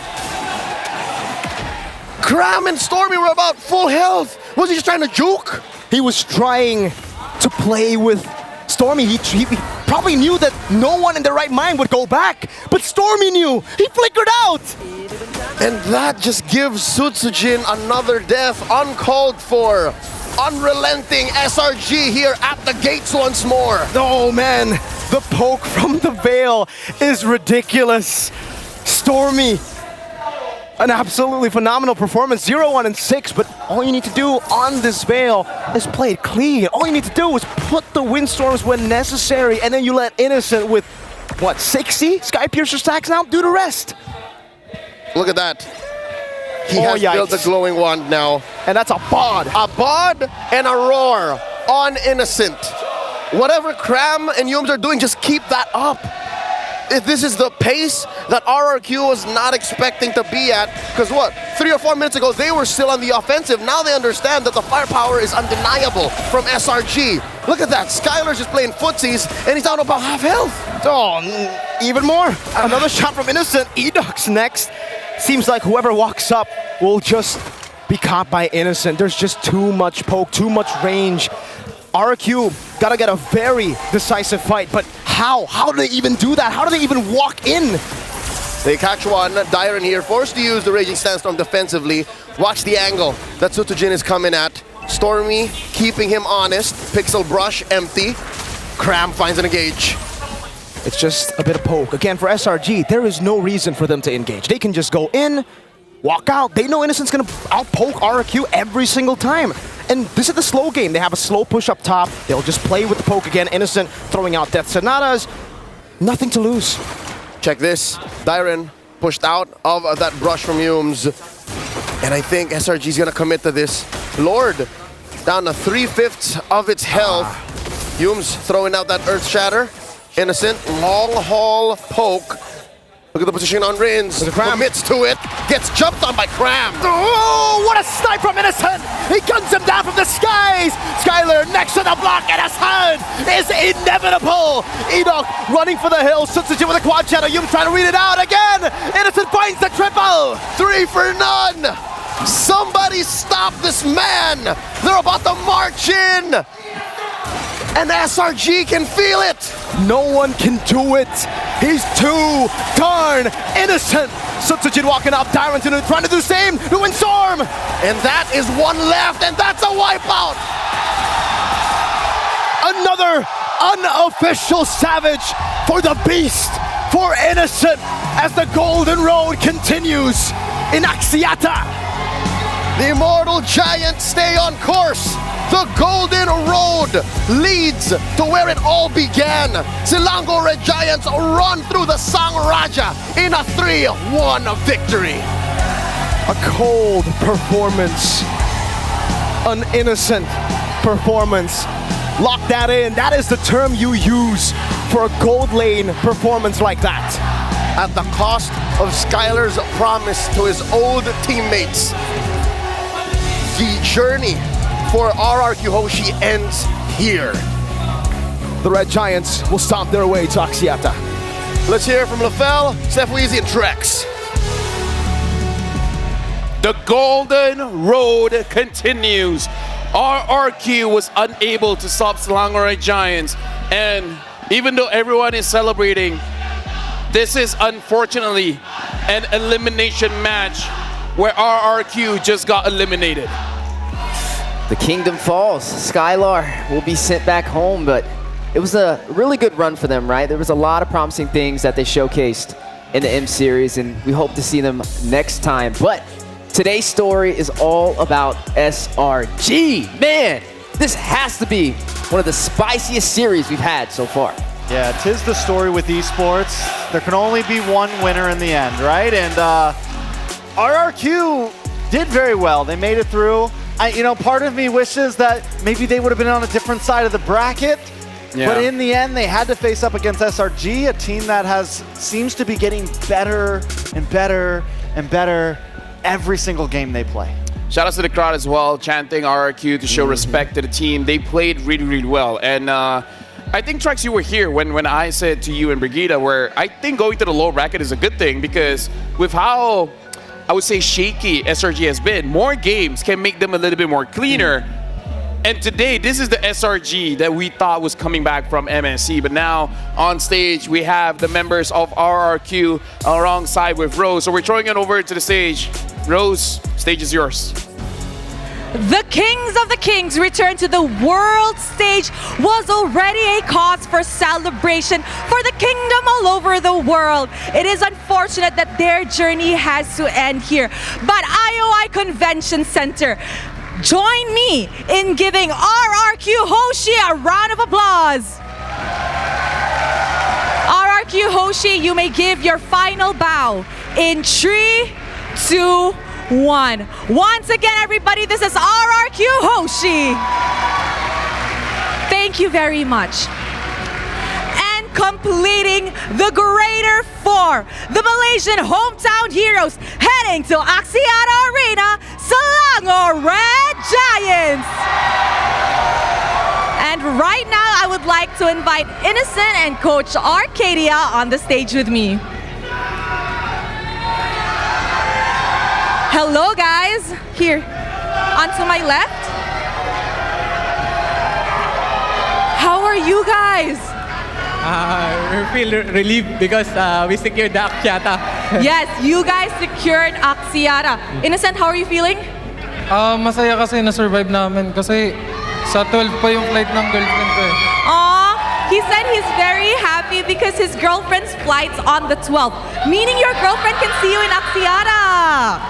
Okay, now, what does it feel like to be top 4? You guys were very shaky in the beginning. Now that you guys are top 4, how is it like? How are you feeling? I think we're just, because I feel like we're more better when it comes to high pressure games like being in the lower bracket. So I think something like above to us, more pressure, we perform better. So we're just relieved that we're now in the top 4 and hopefully we make it all the way to the grand finals. Coach, you say you like high pressure games, but I'm pretty sure the Malaysians don't like it. Everybody was shaking. Do you guys agree? It's very nerve-wracking, right? Okay, Innocent, do you like stressful games, high pressure games? Can you perform better pag nakaka-stress? Yeah, because I'm very excited to play high pressure game because it's very, very hard to play and there's a lot of macro, micro, and also the plans of the game because you need to adjust very fast because they might do some unique strategy or something.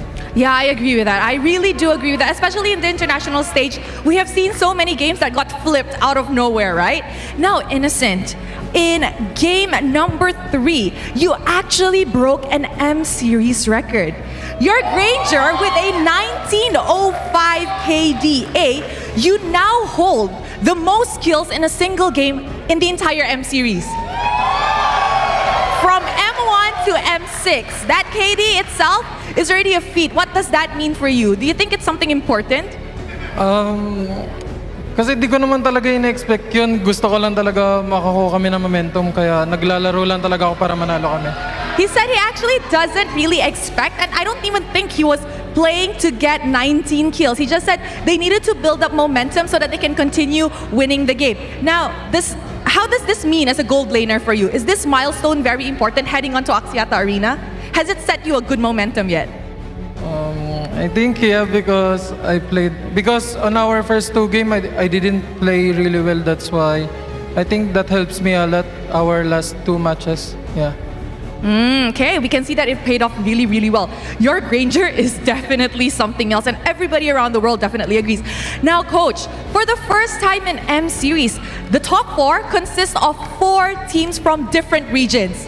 What does this mean for you in terms of the MLBB scene across the world? I think in a competitive perspective, I'm very happy because it just means that all regions are stepping up. So it's something healthy for the industry, and we hope that this trend stays the same until the next international tournament. Do you like it when there's a lot of regions trying to fight for the championship title? Yes, I think it's if you're someone who's really competitive, it ignites your fire better. Yeah. I agree. Okay, now, yesterday, before the little incident or fiasco with Stormy and Humes, I'm pretty sure you all know what that's about, I asked Stormy, how confident is he that you guys will be bringing back Malaysia's first ever world champion trophy? He said 120% confident. Innocent, do you agree with this? Are you also 120% confident? For now, I think it's 150%. Game by game, match per match, the confidence is increasing. Maybe you can share why you're 150% confident? I think we already found our play style. That's why we can play really well. Coach, what about you? How many percent confident are you? You're usually the humble guy here.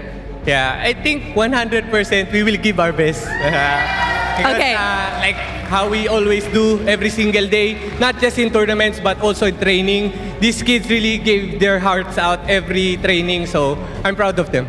Oh, that's so cute. All right, now we can see a full house, and just now in that last game, the entire arena was cheering for you guys. Do you have anything you want to say to the fans who have come today to support you guys in the arena and across Malaysia? And I just want to thank all that came here. And thank you for always supporting us. And I want to thank my family and my girlfriend. See you at Axiata Arena. There you have it. See you at Axiata Arena, because the next time we will be seeing this bunch will be at Axiata Arena. Congratulations to Coach Ark, to Innocent, and to SRG for completing the Greater 4. Let us throw it back to the panel to break down what happened in this amazing, crazy match up against RRQ Hoshi. Innocent look very confident. But I gotta say, if I got 19 kills, and then afterwards I got 13 kills, I would be that confident too. I'd feel invincible. Yeah. Like I could win the world championship. Something like that, something like that. But now we gotta talk about the game where this time, almost the same kind of thing. Outrange, and this time it was Stormy using that veil. Not really, how do I say this? He's not super flashy, but we see that he actually brought trouble through Hayabusa. Like, Hayabusa tried to go for the skills, and then Stormy just like, sup, buddy? I'm here. I heard mages counter Hayabusa. Time to test that theory out. And, dude, he did well. Yeah, normally the story is more on Cram, right? Getting those setups in Yunes, but I'm right there with you. I think Stormy definitely shines in this one alongside Innocent on that flawless gameplay yet again on this Granger. This is history in the making, right? A milestone for SRG, and also a highlight and an achievement for Innocent with the highest kills in this series for the M6. Before we get into this, just to let you guys know, the highest Malaysia has ever been is 3rd place, and that's M1. So SRG right now are, in the 4th place seeding. The higher they go, the more that they can beat records again, beating Toda, what they previously did in M1. Yeah, it's quite the achievement for SRG. They've definitely become, like the golden egg. And I like how you guys have been focusing on certain players. For me, it goes back to when we first started all of this. Everyone on SRG performed today. There was even some final plays there, I think, on the last Lord where Cram zoned away Skylar, and it seems like every time throughout a game, I am saying at least one of their names during every fight, and it switches around, and that, once again, I feel like is what overcame our queue today, right? Yes, Innocent stole the show, but all 5 of these players showed up and did their jobs to a T. Sekai's on the Joy never lost, right? I mean, just overall was monstrous. I'm looking forward to what strategies will be come up on going up against SRG, because their next matchup against Team Spirit, I'm pretty sure a lot of respect bans will be held there, and we'll see how both teams try to fight it out. Now looking at RQ going up against SRG, unfortunately Skylar was not able to really dish out anything in this game, but like you said, Trex, everyone did basically everything. Where Stormy handled the front lines, Cram, Skies, they handled the back line. So we can really see that there's a squad here. Squad A, Squad B. Squad A go to the back lines, Squad B handle the front lines. Well, we gotta also ask the question, there was a record to be broken in this match. Do y'all remember? Oh yeah. The MVP record. The MVP record. Oh, yeah. We'll see. We'll have to see as we get to that point. But nonetheless, man, overall, it's hard to pick a specific hero like Trex mentioned, or a specific player. If I could give the full team MVP on this one, 100%. We don't give participation I would do trophies it. But you're right. There is no participation trophies here. Overall, just some great gameplay. The Joy still with a 100% win rate today. Honestly, with Innocent doing that well, I feel like he will be the MVP. But remember, another name on that list was Aaron Shiki, which, a bit of a spoiler, he'll be playing a little bit later. But now we got to look at our MVP, and once again, you know who he is. He looks guilty, but really, he's Innocent. Half man, half beast. Was the Roger player, but now on that Granger. Death Sonata all the way. Just a monster, taking the counterplay with the Granger to the Bruno to a different level. And overall, I mean, for a lot of us, I feel like the Granger has kind of been still kind of on the teeter-totter, wondering whether it's really as good as it looks or whether it's not. And also questioning builds. Is the War Axe worth it? It seems like the War Axe is no longer worth it. It is Sky Piercer or nothing at this point. You're looking to gain momentum, as Innocent said, and he did it perfectly. Plays the hero to a T. I mean, I think we're going to see a lot more Innocent Granger as we move on to Axiata Arena. Unless it gets banned. Unless it gets banned. Just say it. Then it's just Bruno. Then it's Bruno, yeah. Now we got to look at some of the highlights here. And again, this is the SRG a lot of Malaysians are waiting for because everyone played clean, right? Every once in a while we see 1 or 2 guys making mistakes, but here, everyone is doing their job very, very nicely.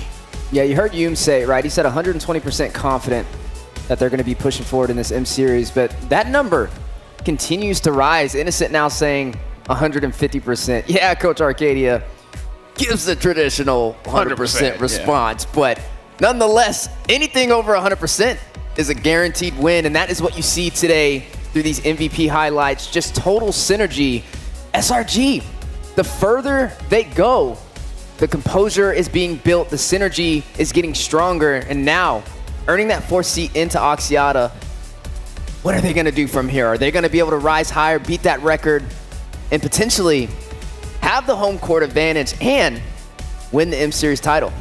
Personally, I do hope so, but yeah, absolutely clean game. And I like how Cram opened up, like he paved the way for Innocent to come in. Like, as a Joy, it can be very daunting to go in because you can get caught and then you will die. So Cram is just like, you know what, let me clear the way for you. Let me give you a straight line, and then you just go and do your thing. Yeah, the moment he gets the taunt, somebody's jumping on, right? And then even if Sekai's goes down or has to get out of town really quickly, they do their job of splitting up RQ there.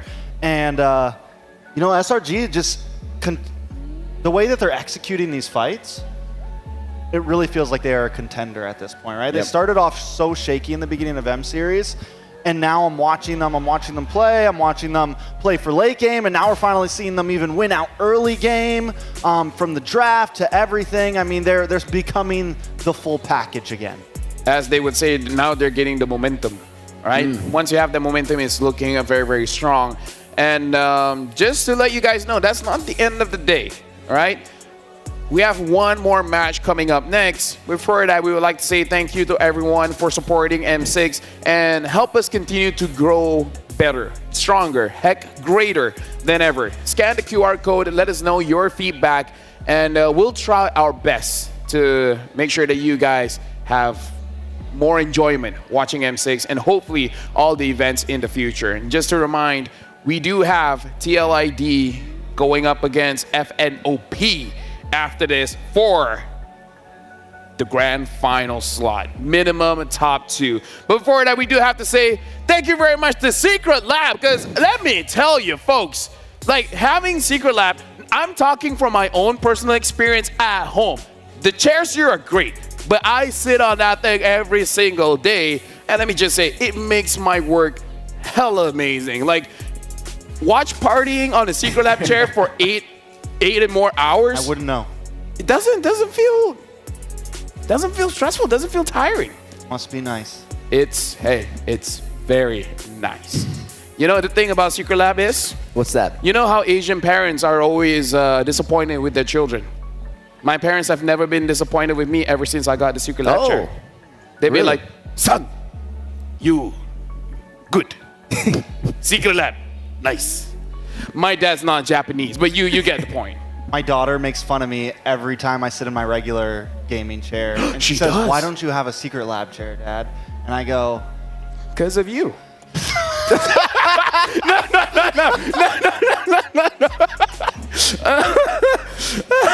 Well, you have a point. Don't miss M6 Battle Line, happening December 28th to 29th. Enjoy exclusive bonuses, including a limited time 25 epic skin trial and all hero trials. Sorry for that one. I just had to say it. You know, I think it's insane that we're only halfway through the day. It's just getting wilder. Yeah. The higher we climb. And Trex, I do hope you get that Secret Lab chair. Hopefully I'm right beside with you. I'm right there with you. I'm sitting in an old chair at home, but here in this And then you can make fun of your daughter. And you know what's the perfect thing to do inside of a Secret Lab chair? What? A tournament. a tournament that everyone can join is here. Yep, the new MLBB Rising Open mode is about to launch. It features lower entry barriers, simple participation methods, flexible mechanisms, and abundant rewards and honors waiting for you to claim. By participating in matches, you can earn exclusive tournament honors to display on your personal profile and profile name card, showcasing your skills to the world. Every time you win the weekly championship, you'll receive generous rewards. Win or lose, you'll earn MRO coins that can be exchanged for permanent skins, exclusive avatar borders, and other valuable rewards. We hope that MLBB Rising Open brings you a fresh competition experience, continuing the passion and excitement brought to you guys by M6. Hashtag Mobile Legends, hashtag MLBB Rising Open, hashtag greater than ever, hashtag MLBB M6. There you go. Can't forget the last one, right? No, I just couldn't see. Colorblind. Anyways, coming up next. Knockout bracket time. Nah, just shut up. You should be happy. Look at that Shut knockout up. bracket. Yeah, look at that knockout bracket. Anyways, I feel like we have to pay homage to the teams that unfortunately have been eliminated. NIP Flash, Vamos, Falcon, and unfortunately RRQ as well. A lot of eliminations has happened so far, and more will be eliminated later. But going to Axiata Arena, our Selangor Giants going up against Team Spirit. Winner moves on. Loser, unfortunately, goes home. And today, we're about to see Onyx Philippines going up against TLID, where the winner goes straight to the grand final, and the loser goes down and will face either SRG or Team Spirit. Whew! Man, it's a lot on the line. 4 different regions still standing strong for the top 4. Oh, this is a You feel it? Huh? Oh, I feel it. Feeling it? It kind of snuck up on me, you know? It's like out of nowhere, it's like, oh yeah, this match right here, the winner's gonna be in grand finals. And I'm like, wait, what? Already? This is in grand finals. In grand freaking finals. Either Onyx or TLID. Going up straight, skipping a few matches here. And I believe SRG and Team Spirit, even though they're facing up against each other, but they're also watching and be like, who am I possibly going up against? And that's scary, because you don't want to go up against Onyx or TLID. Yeah, you got to pick your poison. Yeah. With that being said, after this, we are going for a break, preparing for the upcoming match. Now, SRG, that match was amazing, but this is to be the grand finalists. We'll see you guys in the match of TLID going up against Fnatic, Onyx Philippines.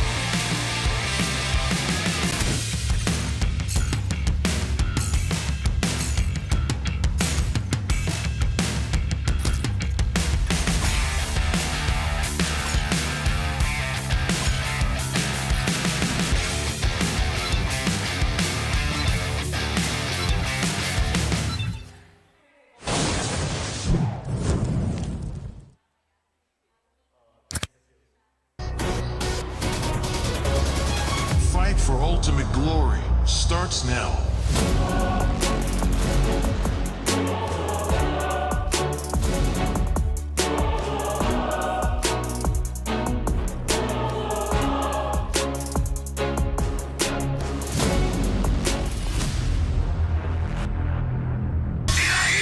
Mobile Legend M6 スイスウォッチ。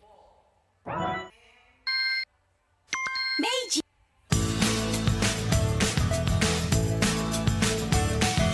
Hello Panda, Hello Panda, semua suka biskuitnya. Biskuitnya enak, isinya lezat, rasa coklat dan strawberry. Hello Panda, Hello Panda, semua suka biskuitnya. Biskuitnya enak, isinya lezat, rasa coklat dan strawberry. Hello Panda, biskuit isi yang enak.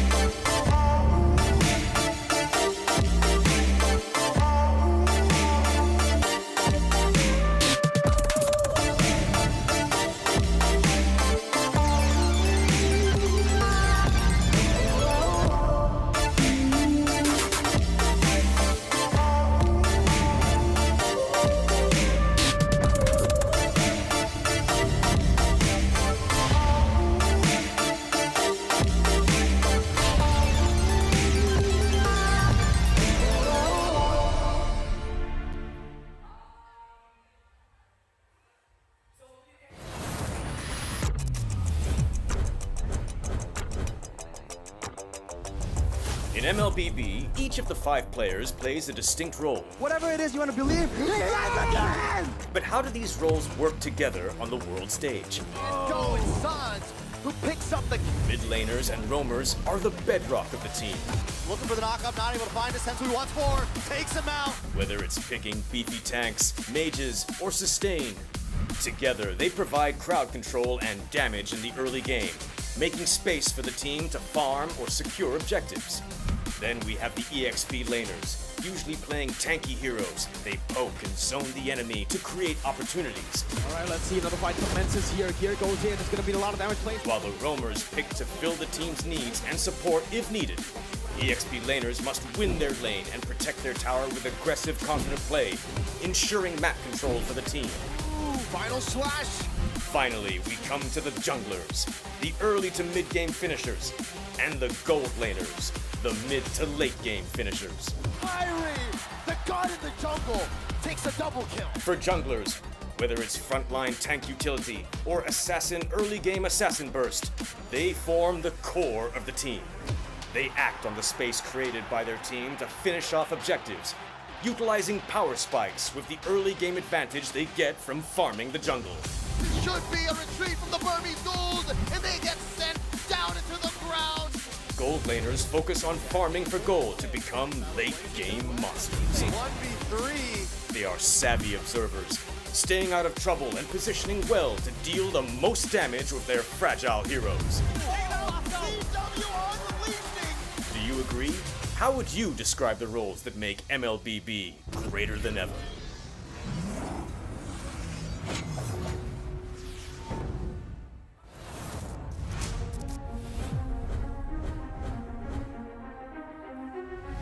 A new era begins at M6. But who are the rising superstars leading the way? In Latam, Maycam Evolve emerges as the new gem of the region. With Aurora's fierce adaptability and rookie sensation Super Nahuel, the Dynasty Enders made history, toppling the undefeated RRQ Akira after a 2.5-year reign. At MTC Turkey Championship, S2G Esports rises as a new challenger.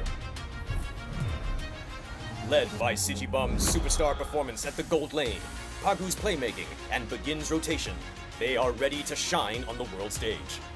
In their M-Series debut from MPL Cambodia, CFU Gaming is ready to strike. With M2 veteran Poppy and core members Detective, Z, and Wadu. Can the Sharks are primed to make waves on the world stage? Returning to the M-Series is RRQ Hoshi, the Sang Raja. Looking for a trade as he finds the triple. Looking for the maniac. Reinforced by Sutsujin's lethal skill, and led by Skylar, this squad of young stars is on a mission for global dominance. The Indonesian cavalry made a bold gamble by swapping their lineup with MDL rookies. Uncovering gems like Fabian, the deadly jungler, a calculated roamer in Witty the Wise, and King Eronshiki, the next level gold laner. Team Liquid ID rises as a new M-Series challenger. To double, the Roy goes down 1 by 1. It's a maniac. MPL PH Season 14 saw the debut of Aurora Gaming with rising gold laner Domeng and MSC 2022 champion Demon Kite.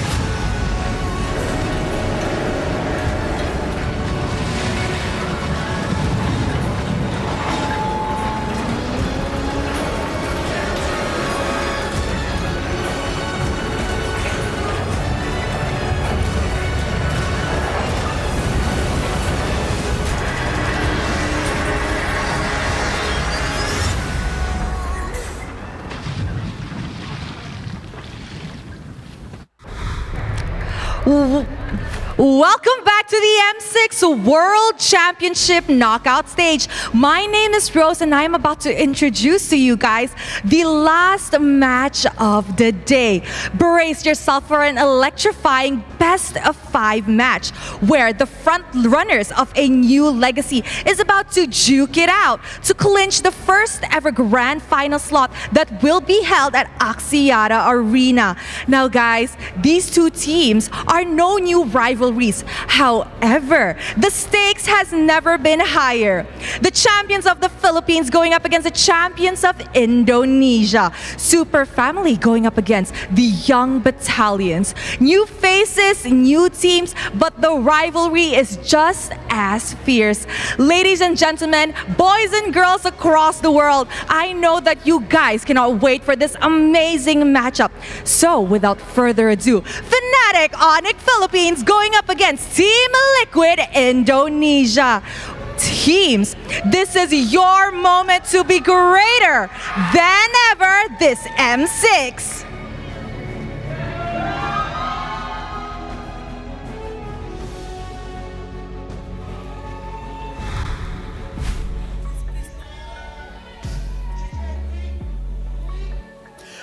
As a wise man once said, King Kong, I want to solo kill you. And now we're at the point where that could happen. TLID going up against Fnatic Onyx Philippines. Champion versus champion, man. Like, you would have thought this is one of those things that you see in the grand finals, but no, this is the fight for going to the grand finals. It's the Stallions up against the Super Family. You gotta decide who's gonna kind of reign superior in this. Is it gonna be the Philippines? Is it gonna be Indonesia? You know, hey, let me just say, from I think ever since M2, Philippines has always been in the grand finals. So as long as Fnatic Onyx Philippines can win this one, they keep the legacy alive.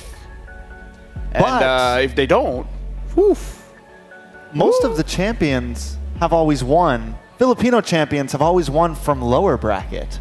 Every one of their wins, I don't know, was Brand a lower bracket? Was M2 a lower bracket win? I think so, I want to say every yes, single one of their wins was a lower bracket stomp. So, do they need the mummy dust, right? Do they need to lose here to be able to take home the trophy? Honestly, I do believe for you to win, you have to lose first. I mean, like, personally, I've taken a lot of L's in my life, and I'm happy where I am right now. So, legit, this is one of those, like, this whole tournament, it's a marathon, right? Like, even SRG, they started off slow, but now they're looking strong. Both TLID and Fnatic on the Philippines, they look very strong, but between both of them, I would say TLID lost a little bit more earlier during the Swiss stage, and now they're looking stronger than ever. Yeah, we got to see them actually face off in the Swiss stage, right? And it worked out in Fnatic Onyx's favor. But now this is a different story. This is a best of 5, and we'll have to see what both teams bring to the table. But even if we go just this week, right? We got to see them both previously, yesterday actually, go in their best of 5s up against Falcons with FNOP, and then on the other side, RQ up against TLID. Both of those went to a game number 5. And you know, FNOP was pretty dominating in the beginning, to whereas on the other side of things, the side of TLID started off a little bit shaky, and as they move forward, TLID seemed to get stronger and stronger and stronger, to whereas FNOP has kind of dropped a few more games, right? They don't seem as prime form as they did in the beginning of the tournament, and I feel like if there is a time for TLID to take a win, it's going to be now. First of all, I gotta say thank you very much to Kadia, because Kadia's gaming and esport district unites gamers, communities, and fans across all genres and walk of life. Heck, Kadia has seen it all ever since MSC. They've seen teams rise and fall. Trex, let me just give you one thing that's very special for Fabian. He's one of the only Suyo players to win against the Joy. Oh, let me just put it out there. And it was against RQ. It's like Suyo Joy is like, okay, maybe Fabian will lose. Nah, fam, he win. I mean, we'll see. Yeah, we'll see. This is King Kong. This is King Kong. This is King Kong. Probably one of the best junglers right now in M series. Just a complete beast. But he's got a target on his head right now. He's got a certain other player coming for him, you know? He's got a certain player that wants to solo kill him in the lane. Fabian, the favor fave. You want to try saying it? Lower your voice. Point King the camera. Kong. Yes. I want to kill you. No, it's like I started. I I want to solo kill you. Yeah, there you go. There we go. I practiced for a bit. The solo part is the important one. He doesn't want friends to help him out. He just wanted to be a 1v1, like a Ling Hayabusa, and then see. Meet me at the Purple Buff at 3 p.m. You know what? Lord fight. Wednesday. No one is there. Yeah. You, me, Lord. Me, you, Lord. And Retri don't use. Just to put it out there. We just let the Lord hit us and knock us up. We don't actually hit the Lord ever. The knockup, come up, don't dodge. Take the knockup. Exactly. Now that's more of an EXP kind of thing. Yeah. That's a Kirk and Aran. Exactly. You know what? We're actually both going to play EXP lanes today. Yeah. You know what? Just to remind, like, what are your thoughts, Weezy, here? Because this is one step closer to the grand finals. Whoever wins this one, so far again, in M Series, from the lower bracket, looks like having a better chance of actually going to the grand, well, to win the grand final. Well, but either ways, what are your thoughts on this matchup? Well, for me, you know, I think everybody's asking the question, who is stronger, right? Is it going to be the Super Family? Is it going to be the Cavalry? We got to see it in the Swiss stage. It was definitely a little bit of a challenge for Indonesia. Fnatic Onyx just was able to dominate. But again, this is a best of 5, and now we're going to get a little bit of a sneak peek on who is actually a little bit better when it comes to these engagements and these objectives. Becoming greater than ever. A step closer to the grand finals. The Super Family against the Young Stallions. This is one of those games where you feel like should be in Axiata Arena already. We might get to see it again in Axiata Arena. Very, very possible. But what's also crazy and what matches this so well is none of these players have an M Series championship on their belt, right? Yep. None of these players have done this much in their career. This is all fresh new ground to them. This is holy ground to them. This is setting sails to new lands, something they've never seen or played at this level before. And it's just, you know, it's so hard to even fathom what this means to all of these players right now. So what do you think? Like, I heard Trex's take, but what is your take? I think when it comes to both of these matchups, right, King Kong, we know he's just super dominant inside of the jungle, and it can definitely be a problem. Super Prince, the mid lane matchups is going to be an issue as well. All of these players from both regions, they're heavy hitters. They're heavy swingers. There's no secret when it comes to the top 2 regions. Everybody always mentions the Philippines. Yep. They always mention Indonesia. But even in this entire M Series, now we have 4 regions going to Axiata, not 2. Yeah. And so now we're going to ask the question, are these the top 2 swingers, or are we going to see SRG or Team Spirit hit a little bit harder? Honestly, focusing just on this matchup, I really want to see the draft here because just like what we've been seeing, the Joy has a 100% win rate for today so far, and the Joy is King Kong's favorite hero, where I believe that his name really derives from the Joy. So I'm wondering if TLID will let that go, where Fabian is just like, I don't bet any of his heroes. Just let him have whatever he wants. In return, let me have whatever I want, and then we'll see who's the better jungler. Like, I don't know if the players can convince the coaches to do that, but you know, I'm just putting it out there. I mean, I think both teams have definitely figured out the importance of the Joy, have figured out the importance of the jungle back and forth trades. We saw FNOP learn it against Falcon, and I think we really just saw the coach of SRG learn it down. So TLID is the only one that we haven't really seen go for these trades, but if you've been watching, I don't think TLID are slumps, right? I think they'll be ready for these trades. I think they will be able to approach the draft correctly, at least hopefully. If not, they'll learn by game 1 or 2. I mean, like, one of TLID's best draft. Suyo, Granger, and then a long-range mage, right? There's so much poke coming in from the Suyo, the Granger, as well as we've seen the Xavier, we've seen the Eve, right?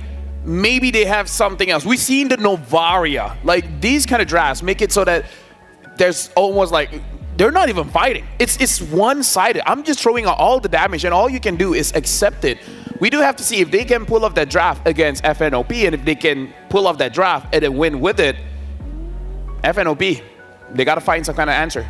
You know, something that sticks out to me too for TLID, even in their series up against RQ Hoshi, one of the struggles was Aran, right? Getting something, or forcing him to play something like the glue and not letting him have that Hilda that he's very dominant on as well. Could be a game plan going forward for Fnatic Onyx. And I mean, there's just so many heavy hitters on both sides. It's just going to be highlights everywhere. If we thought the Kadia game, play of the day came from the last series, I mean, 19 kills. You know, I don't know if that's getting beat today. Yeah, it's like that Mania was pretty insane.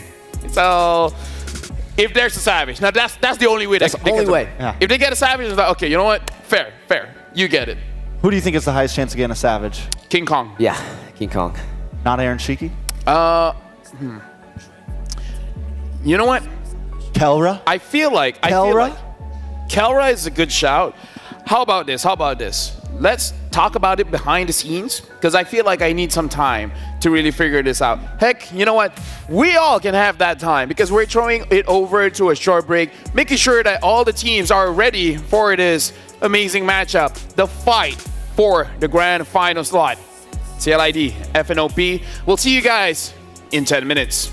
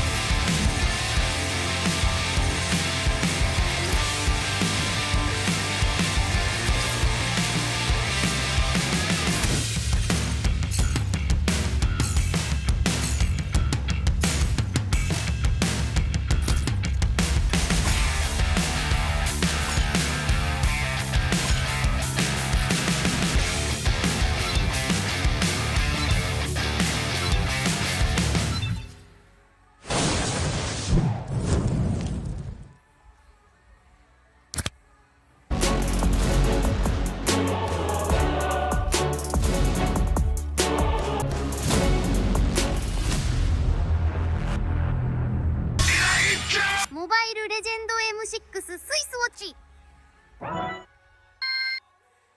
Meiji. Suka biskuitnya, biskuitnya enak isinya lezat rasa coklat dan strawberry. Hello panda, semua suka biskuitnya, biskuitnya enak isinya lezat rasa coklat dan strawberry. Hello panda, hello panda.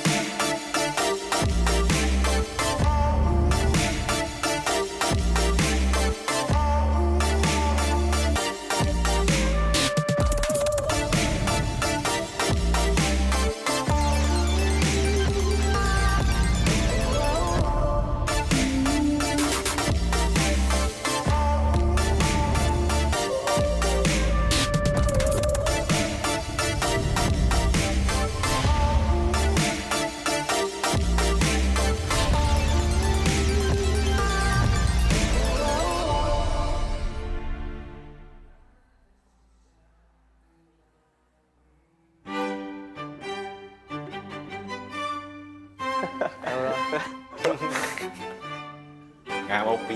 Nice to meet you, bro. Hello. How are you? Dream Team Alliance rules. No self-voting.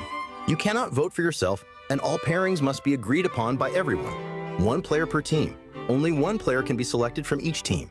Role consistency. Players must stay in their assigned roles. Team name and justification.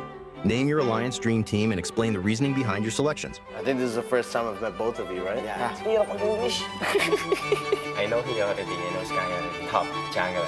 How about you, think? Top jungle. You is God in Godland. For real. You trash talk mainstream. You because you jago sangat lah. Your gameplay is good game ini. Okay. Question. I think now have Still. Still easy server. Who you want to take in jungle? Maybe take King Kong in jungle, so now take Super Marco. I want to choose Skeldra because Skeldra the individual mechanic is good. He's probably the best of the rest. I don't like Nets. Why? Because he's so noob. For a god name, we choose Skeldra. I don't like all player because he's cannot champion in my country. Okay, I think we need to discuss. 3 player, right? Yeah. We need to choose 1 player to go out. Kick the player first. Okay, Babazin go first because you choose my teammate, right? Yeah. I think he's the strongest here. So strongest on table right now. I think I beg to disagree. I like Yums more. I think Yums is more good than Zorn. I want to kick Yums lah. Kick Yums? Yeah. I agree. You agree? Yep. How about you? I think I want to kick Zorn. So our vote is kick Yums first. So we need to put out Yums. Sorry dia makai. I don't want Zon because Zon is my teammate, right? Yeah. Because Zon for me only. I think it's also the same for me. I think I'll pick Zorn because he's not my teammate. How about you, Bazin? So I get to choose. You're the verdict. I'll put Zorn. So Zon. Our prince. Yeah. My same to me. I think Rosa. Rosa? Yeah, nice. He's super slave. He's perform all hero like unexpected. Yeah. Especially his Lilia. Valentina. Lilia, Valentina. He does 2 backline so fast. I don't know why he can do this. Yeah. Okay. For me, Rosa too. He's here? Yes. What do you think? Oh, I like ini apa? My Venus. Yeah. Same gameplay, right? So aggressive. Where Rins, bro? Rins? Nah, no need. We have Sunset Lava. No need Rins. Okay, you also want Sunset, yeah? Let's go. Yeah. Yes. Proper. Sunset for mid lane. Suka-suka dia lah. Itu, Cok. I don't want Sanji, Haji, Lemon, Moon, Pasti. Think I go for Pew. Because the brain is so good. Yeah. Right? Alright. I agree. For me, I pick Suns because I think Suns is mechanically good. Like, even before when he was a jungler, I think he's very good. I just picked Sunset Lover because I didn't want to go for Indo or PH. I didn't want to go for Indo or PH. For me, though, on the table, I like Few most. Because he's been playing for so long, and he's always been pretty consistent. Oh, I want to kick out Sunset Lover. Same. Alright. We're down to 2. For this one, I think I'll go with Few. I think I take Few too. I take Few also. I'll go to Few because I choose Few, right? So, Few with our Dream Team Alliance, mid lane. Yes. Alright. Yeah. Okay, we choose here. Yeah, okay. Choose here. Cool. Later I will story to him. Guys, why? Why choose you? Oh, I think definitely he is my teammate and I really trust on him. And for me, he's the best, yeah, for Roma. I think right now, best Roma. For me, I think he too by Roma right now. I play Rome too, I also watch he play. And what he do one by one is so clearly. Yeah. Against Young's so super annoying when he played you. This your idol, yeah? You sure? Yeah. Okay, this also your idol? No, this is my motivation go to playing Mobile Legends, bro. Really? Okay, let's take him out. So who do we take out? Maybe Crumb? I think Luke. No need Luke. Boots also. Boots not playing anymore. Yeah. Hey, you playing at XP London? Yeah, okay, let's. Bye-bye. Bye-bye. Now we have here, Tyron, no need. So, what do? We choose your idol or your friend? Idol or friend? Rusak kali ya. Sanford, take him out? No. Wait, easy, who you want? Hey, I don't like him. You don't like him? Okay, bye-bye, Flip Team. Because you cannot choose the same team. Like, why? Oh, nga pala. You guys want to go for Sans instead? Yeah, sure, again. Sans, we need to put Sans. So Sans is our bench player, and then Pew is sick, and then we need to change. Pew is sick. To check this, right? I'm right. Travel. Yeah. I want him out in all time.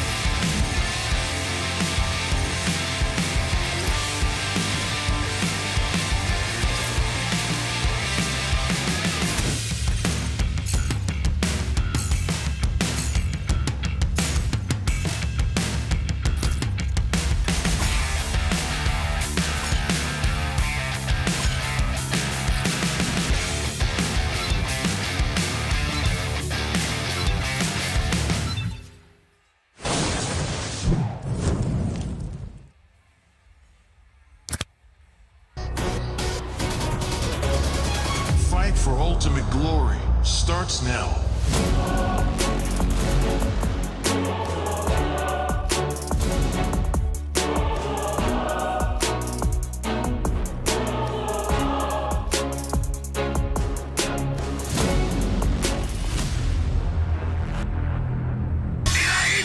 Mobile Legend M6 スイスウォッチ。明治。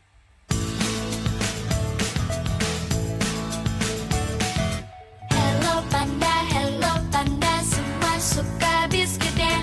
Biskuitnya enak isinya lezat rasa coklat dan strawberry. Hello Panda, semua suka biskuitnya. Biskuitnya enak isinya lezat rasa coklat dan strawberry. Hello Panda, biskuit isi yang enak.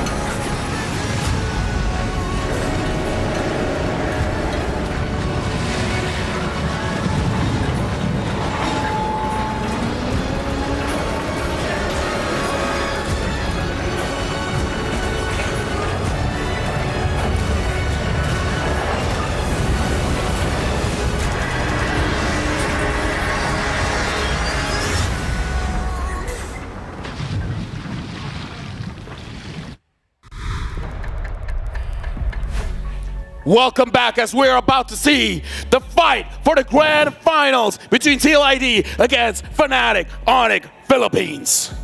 Lefel. Yes. Before the match starts, I want to solo kill you. You want on to solo this kill me? desk. Oh, watashi wa ready desu. Any desk, anytime. Any desk, caster desk. Off cam. It's a bit smaller. It's a bit smaller. But yeah, first of all, we would like to say thank you to everyone. Your patience is amazing. We ran into some technical difficulties, but hopefully it's all settled now so that we can continue everything for all it's worth. And we even have a code here for you guys as a sign of apology. So make sure you guys get the QR code to grab your goodies for free. And again, we thank all of you for your patience. And now, I want to thank our panelists as well because you guys have been giving me a lot of information throughout the day. But this match, I feel like we only can come in with speculation in game number one. But after game number one, though, we should have enough... That's my script. We have enough information to really talk about the key points to look out for. Because of Favian, we have to talk about the Favian and King Kong matchup here. We've seen them face off, right? I mean, even in SPS, they faced off, and Fnatic Onyx was the one to take down TLID. That's actually where Super Fritz got the Monster Mage nickname. So there's definitely a lot of legacy between both these teams. At a good point that Trex made, it's a lot of new faces. Yeah, definitely a lot of new faces. A lot of hungry new faces. Kelra's been around a long time. I mean, players on FNOP have been around for a bit, but this is still uncharted waters for them, right? And I love that you guys bring up some previous tournaments because it's true. TLID right now is technically on the lose streak, right? They haven't been able to really take down FNOP in a big series that mattered. So this is their chance, their final blow, because if either team at this point gets knocked down to the lower bracket, you got hungry Team Spirit, you got hungry SRG. They're going to be coming off of a win, coming off of momentum, ready to take you out. And now, honestly, you guys can give a lot of stories as well, but I kind of want to hear, I want to hear directly from the players themselves. So let's go backstage with both Rose and Eterna, where they're with the players. So let's see what's on their mind. Thank you very much to our panel. Hey guys, it's Rose, and right now I'm with King Kong over at the Fnatic Onyx player booth. Whoa, whoa, whoa, whoa, whoa, what are you doing? Nothing. Nothing. Okay, now King Kong. We know that just last week or just a few days prior to this, Favian dropped the banger statement. King Kong, I want to solo kill you. What do you have to say to that? Fabian, keep on trying hard. Oh, keep on trying hard. Do you think he's not trying hard enough? Never. Never. Okay, King Kong, how do you think this game is gonna go? How do you think it's gonna play out? Prediction mo. 3-2. 3-2 in favor of you or Fabian? In favor of me. In favor of you. Do you have anything you want to say to Fabian right now? Ayo choba lagi. Ayo, choba lagi. All right, with that, thank you very much to King Kong. Let's show it to a turn now over at the Team Liquid Indonesia player booth. Thank you so much, Rose. We're here with Fabian. My name is Eterna once again. Fabian, are you going to take that? Are you going to take that? He said, you know, you can keep on trying. What do you think about that? I don't agree, but it's same prediction, 3-2, because I want to show you guys the best exciting match. Best exciting match. Oh, he's laughing there on screen. What was that? What do you think about your previous statement? Solo killing him. Do you think you're going to be able to do it for sure this time? Easy kill, solo kill, King Kong. All right, so your prediction was 3-2. And the thing is about this current matchup, you guys are both considered Sigma junglers. Do you agree? Do you think you're Sigma? Yes, I'm Sigma. And if you're Sigma, you can mew really well. All right, so we're gonna have a little bit of a mewing face-off between you and King Kong. Are you ready? Ready. That's pretty good. Let's see what King Kong has to say.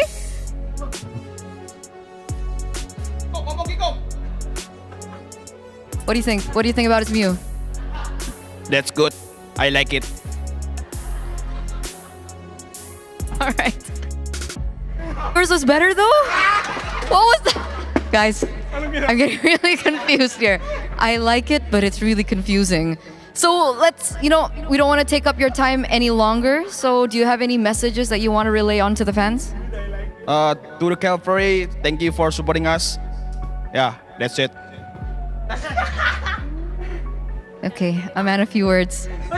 Thank you, Fabian. Good luck. All right, we're gonna throw it over back to the panel. Thank you, guys.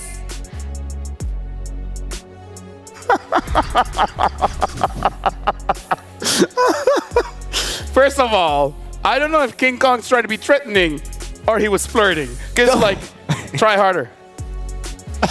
You forgot the best part. And then Fabian was like, I agree. It just makes you raise the question, what is going on in the jungle? I don't know. Welcome to the jungle. They love each other, so I like that he's also like, oh, to the Calvary. Thank you. That's it. he's straight to the point. Both junglers are straight to the point. They know their objective. And that's how you become a good jungler. Knowing your objective. I agree. 3-2. Knowing your enemy. Just trying King Kong. By the way, fun fact, close up on me again. I can blink with both eyes, as in separate times. You can, I think everyone can do that. No, funnily enough, you would think that, but not everyone can do it. See, Trice can do it. Weezy, can you do it? Let's see. Because some people, they can't. They will do it at the same time. That's just called blinking. No, yes, that's blinking. We were winking. I wonder if Eterna can do it. No, she likes Uranus, remember? What does that have to do with anything? Uranus players, they can't do it. Anyways, let's check out this match highlight video. Yes. We got something good in store for us. Well, yeah. Highlight video. Go. Ikaw ba? Ito ba masabi mo? Sa relationship natin? Ano lang. Masabi ko, saan mo titingin sa kanila? Kahit sa akin. Hindi, sa kanila lang. Baka matawa ako eh.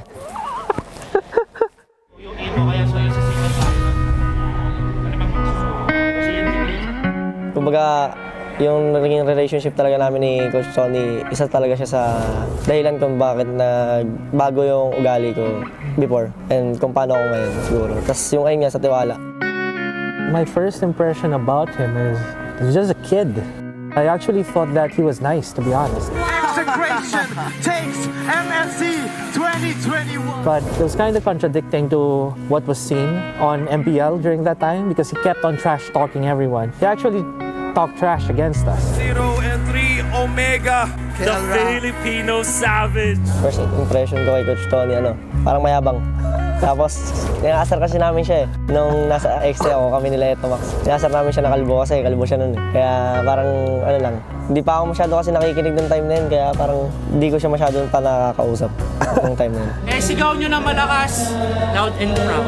5 and 3. 1, 2, 3, 5! Oo, nakikita ko bilang tatay kasi parang may similarity sila ng daddy ko, si Papa. May similarity sila na parang nagagalit kasi sa akin si Papa. Siyempre, lahat naman nagagalit pag may maling ginagawa. Pero siya kasi, si Coach Tony, kaya ako nakikita kasi pag may mali ka, talagang pupupukin niya na dapat. It's Sonic time! Nung time na bago ako mag-Onyx, nung hindi ko pa nalalaman na mag-Onyx si Coach Tony, mag-ibang team talaga sana ako mapupunta. Hindi talaga dapat sa Onyx. Pero nung time na narinig ko na aalis na rin siya sa Omega, ay sa dati namin team, naalis na rin siya. Tapos nalaman ko na lilipat siya sa Onyx. Parang doon ako nakapag-decide na sabi ko, doon na lang ako lilipat sa Onyx. Kasi since andun din siya, kasi alam ko rin na sa sarili ko na siya yung coach na kailangan at parang maiintindihan kung paano ako. Ako yung para sa akin, yung champion, yung sa mga tao, hindi ko sila masyado iniisip eh. Parang kung may mapatunayan man ako sa tao, okay na yun. Pero mas gusto ko may mapatunayan sa sarili ko eh. And sa team namin.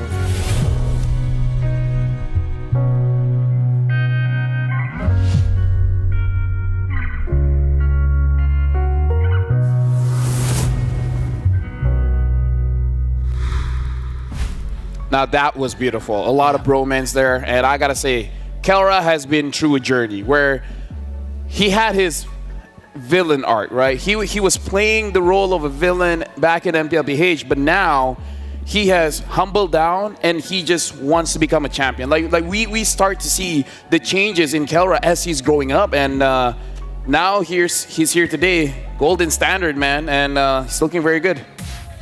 It's there's so many great storylines. It's like it's hard to just want any one team to win. Every time I see the next video, every time I hear the next thing, it's like, oh, now I'm cheering for this team. Yeah. And it switches every day as we unpack more and more from each team. It makes this so much more exciting, but also so sad at the same time. Yeah, it's even funny, like seeing the players talk about their predictions and how they think the series is going to go, and a lot of them say 3-2, right? And even Coach Why Not, he even mentioned they scrim with Indonesian teams all the time, so we definitely have a great series ahead of us. Oh yeah, for sure. And right now, you know what? I feel like we've waited a long time already. I feel like we've been waiting the whole day. So now we're going to invite both teams, TLID as well as Fnatic on the Philippines, onto the M6 stage. The home of champions is where they are from. Through chemistry, they became a super family. Through will, there's no challenge they cannot overcome. Sonics, give it up for Fnatic, Onyx, Philippines!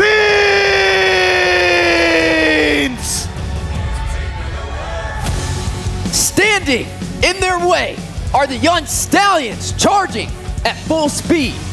They are out for vengeance, and their only option is to succeed. Let's go, Team Liquid Indonesia!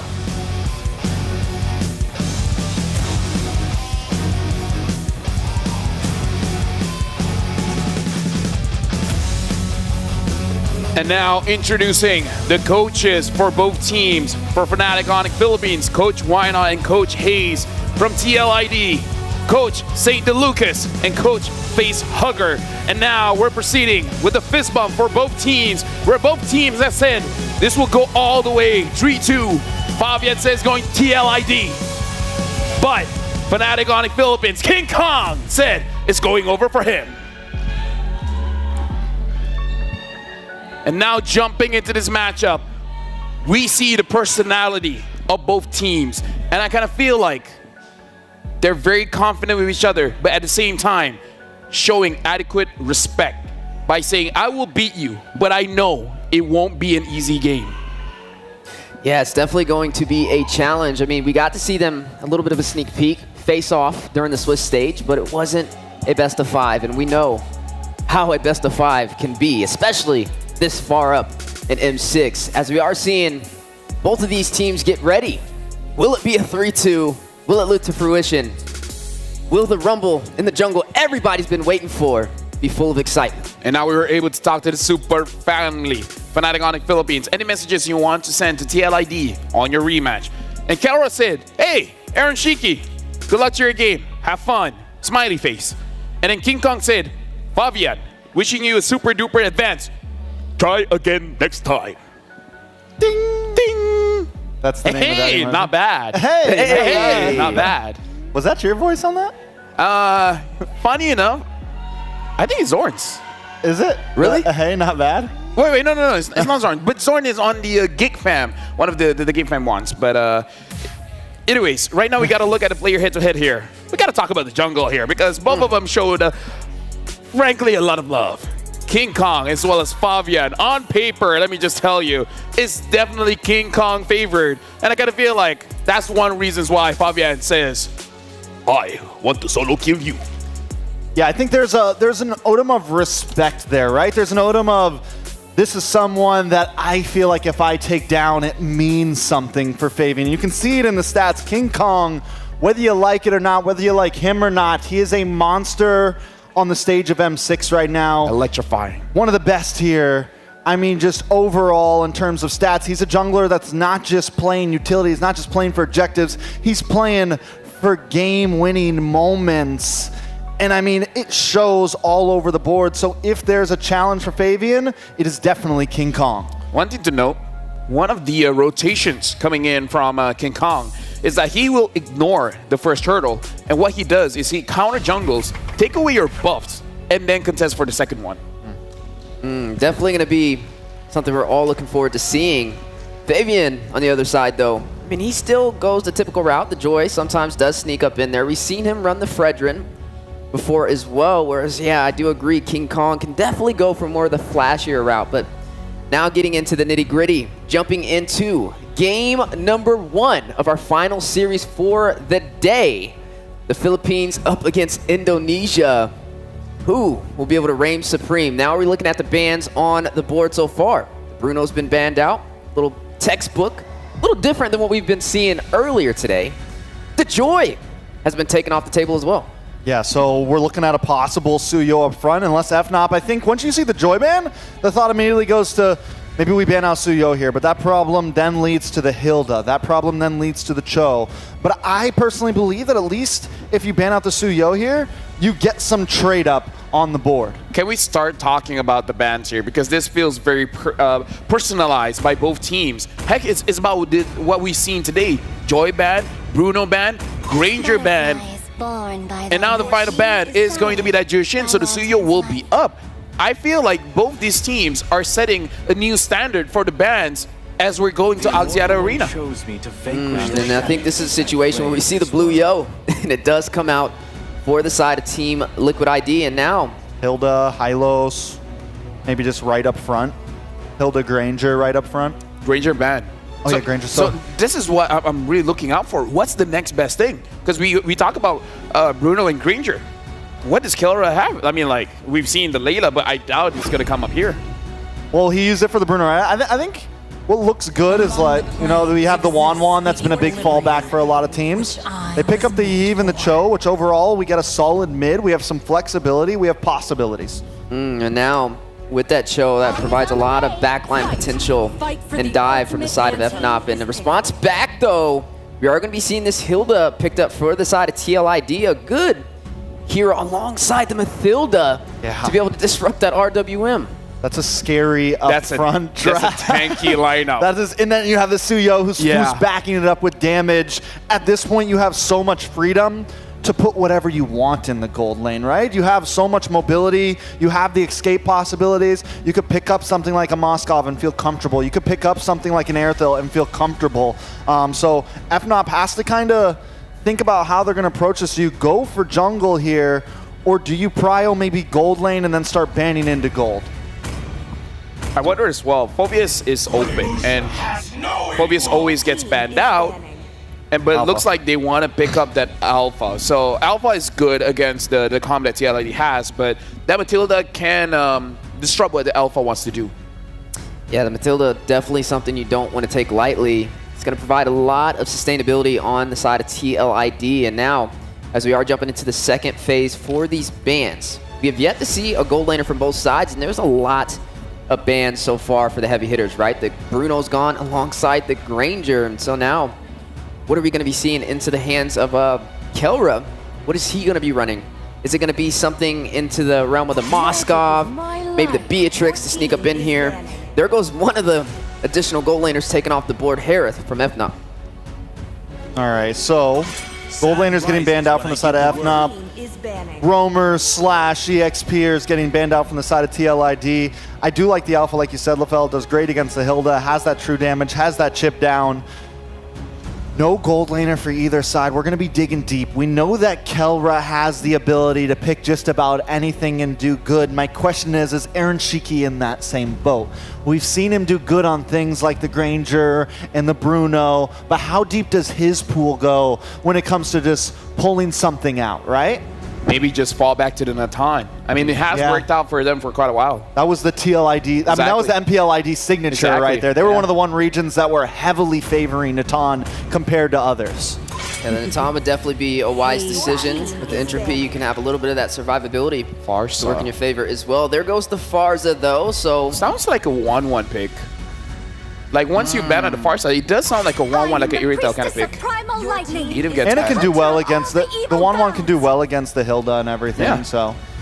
Valentina, possible pickup for the side of TLID as we are now finalizing the bans for both sides. We're seeing some great dive potential. You have the Cho, you have the Alpha, then you also have the range from the RWM from FNOP.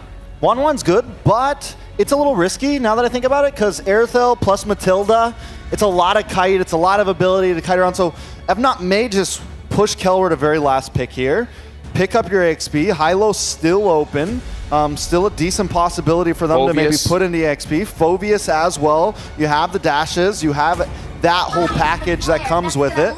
They go for the Beatrix up front, so then we get counterplay, otherwise we still have flexibility, whether we want to put this Cho in to Kirk's hands or in Brusco's hands. This is fully macro drafting coming in from FNOP. Having an early Malefic gun allows the Beatrix to attack from a distance, and having the Eve to open up the RWM makes it so that the Beatrix can have easy farm. So FNOP's draft looks like they want to play the map a little bit more. Yeah, and I'm expecting maybe, could still be a Valentina pickup here. I would say maybe an Aurora, but we are going to see that Moskov picked up from the side of TLID to go up against Kelra inside of the gold lane. It has good split push potential. With the Spirit Destruction, you want to expect that element of surprise from TLID. All right, so final pick comes in. The Novaria, there's the big range that we've seen from TLID multiple times. FNOP now has the choice. Do they? We've seen Kirk play the Cho a few times. It's not uncommon for FNOP to flex this Cho into the EXP lane. Kirk plays great on it. So I'm wondering if that's what we're going to see here. Do they still pick up something for roam position? Plenty of choices. Do they just keep it bulky and pick up the Phoveus and the Hylos, you know? Against the Novaria, yeah, like oh, it looks like they're picking up a CC. So CC makes it so that you can't actually go to the back line. If the CC gets a vengeance, it's gonna be pretty hard for the Moskov to free hit. That's a pretty good pick. And again, FNOP looking like they want to play the map. Where TLID, come on, Brawl server. It does look like they want to fight for this matchup. Thank you very much to our panelists, Leo and Mirko. I hope you guys are ready because it's your turn for this best of 5. The Super Fam collides with the Young Stallions. Leo and Mirko here at your service, bringing you this champion versus champion spectacle. The final bout for tonight's match, the upper bracket finals, a best of 5. Winner here not only gets the, well, they've technically already secured Axiata, but grand finals. That's what they're fighting for here. The champions of the Philippines versus the champion of MPLID. The Novaria pick versus the CC. It's not the double poke strat we've seen from Team Liquid ID. It's a rendition on that. But what's really making alarms go off in my head as we go into the battlefield, Claude and Dexter watching from above, is the fact that Aran got his Hilda, his signature pick. I think usually, Hilda on Aran, Aran on Hilda, whatever you want to try to, phrase it as, it's great. But you see the alpha and then it becomes a bit staggering. It becomes a bit more questionable, I would say. In the mid lane too, though, you can definitely see that Witty and... Wait, yeah, they're actually rotating. They're lane swapping. Novaria sent up top, and it's Aran who goes into the mid lane. So they're finding more ways to put in the pressure early with the Hilda. Very interesting approach to the early game by Team Liquid ID. Folks, quick reminder that the M6 Pass is available from the 18th of November to the 29th of December. You can grab Claude's M6 exclusive skin, Challenger Spark, his Prime skin, Cosmic Blaze, the exclusive Claude figurine, Claude Ticket statue, and a whole lot more await you to unlock action in mid. Revitalize Alpha. Oh, they're actually not going to go for the commitment onto it. King Kong will go for the full clear up top, rotating over to the purple buff. And it does seem like TLID want to contest this. That's the purple, still standing. Fabian in the thick of it. Spear of Alpha is ready for King Kong. Decides to go for it. Two members get caught by the beast. King Kong already online. That goes to your solo kill. Not yet happening. Not yet. As promised by Flava Fave, as Fnatic Onyx goes up 1,000 gold. All right, given the early action, this is our chance to check out the emblems. Oh, wait, he has skill underneath. Taken down. That was just Prince and King Kong. 3 kills early for King Kong on the Alpha. Leo, we don't see a lot of Alphas here in the knockout stages. Not as much as a Suyo, not as much as a Joy. But I think it's very easy to forget how massive a snowball can be from a 3-0 Alpha. That's right. For the past, 6 months, Alpha has been on top of the metagame, and now underneath this RWM. Oh man, Faving going to be caught by Busco. King Kong finds retribution. Aran can't go anywhere. Super Friends picks him up. It's 5-0 in the first 2 minutes. It's a 2,500 gold lead. Nowhere Taran for that stray Hilda into deep, and now, oh dear lord, Fnatic Onyx taking away that purple buff, and Fabian can only fight for his orange. They tried to gamble it all in the early game, and clearly now I guess we could say it was not the right call. Fnatic Onyx Philippines were just too sharp. King Kong getting the retribution to get him to level 4. That was the nail in the coffin for that invade. Aaron, Spear of Misery trying to farm up. Good poke from Kelra. Good cover from Witty. But still, 3,000 gold lead in the 3rd minute is a ridiculous stat. That's no bueno. But one thing the Team Liquid ID can hold on to is the fact that Aaron is still here, at least for now, untouched. Gold lane seems to be their safe haven because, as you saw earlier, Prince and King Kong cross in straight underneath tier 2 in the top lane. In mid, best believe you're forced to rotate because of how deep and how long the range is on the Eve. Is that a good matchup? The even. Oh, wait, we'll talk about it after Kirk lets off. Is it just me, or is Prince outranging the Novaria, at least early on? Like, it's safer to throw out those Void Crystals. I think it's a 2-level diff right now that's playing a big factor into the range, right? Because once you shoot out the Astral Sphere, that's it. Super Prince can constantly just spam out. So if you lose out this hard in the early game, laning's over for Novaria. That's why maybe they try to go for the lane swap up top, but against the CC, I don't know, man. Kirk can just sustain all the way back up every time you shoot him down. Here's one thing that Witty the Wise can do to lead his team to a better position going into the post-laning phase. Make sure that he's there to help with the quick lane swaps. Yep. The guiding winds on Fabian here helps catch up on the what now? Oh my god, 2-level XP lead. Yikes. I think Team Liquid is making the right call here, at least just not contesting at all. But what does this mean? It's already a 4,000 gold lead here, Leo. If King Kong can get the turtle for free, no contest whatsoever, that's already a 2-level lead. He's gonna go for the purple buff next. He's gonna retreat it, taking it away. This could be a 3-level lead very, very soon. The Usurper is starved right now. Currently, that is the Suyo on Fabian. Just 4th down the bottom, and now the fight breaks out in mid. Way of the Dragon, Super Prince still holding on to the real world manipulation, pops it down, Aira trying to dodge, but Super Prince takes him down. Witty, the Wise, trying to escape, will be able to do so. But look at this cut. They're sending Kelra to cut the waves in the bottom lane. Kelra just shoots one Renner Apathy away, trying to get someone when he recalled early there. So he will not, oh no, yes, kill. Brusco is just on him. He might actually even get that solo almost there. And Yehezkiel is forced back, flickering defensively. That was a rotation from mid that ended up in bot. That will lead to 2 pushes, top and bottom. Fnatic Onyx just trampling through the cavalry. Aaron Shiki, though, again, currently has just 1 death, and he is on top of his team's gold rankings, but that puts him just on top of Brusco, just barely. That's how bad it is. And there's a kick. Into the Bandit's rage and the slashes of King Kong. If you thought Aran could maybe survive, there's a 1% chance. That Spear of Alpha dragged them all the way back to where he can escape. And it looks like it's inevitable for Fnatic Onyx to take this win. Is this not the fastest 7K gold lead we've seen in a while? Yeah. At least in knockouts. 5 minutes, 7,000 gold lead. Kirk, I don't even know if they can threaten this kill. Vengeance already used up. They're trying to go in. Kirk is just healing. Weedy doesn't deal enough damage, and Kirk is styling on him.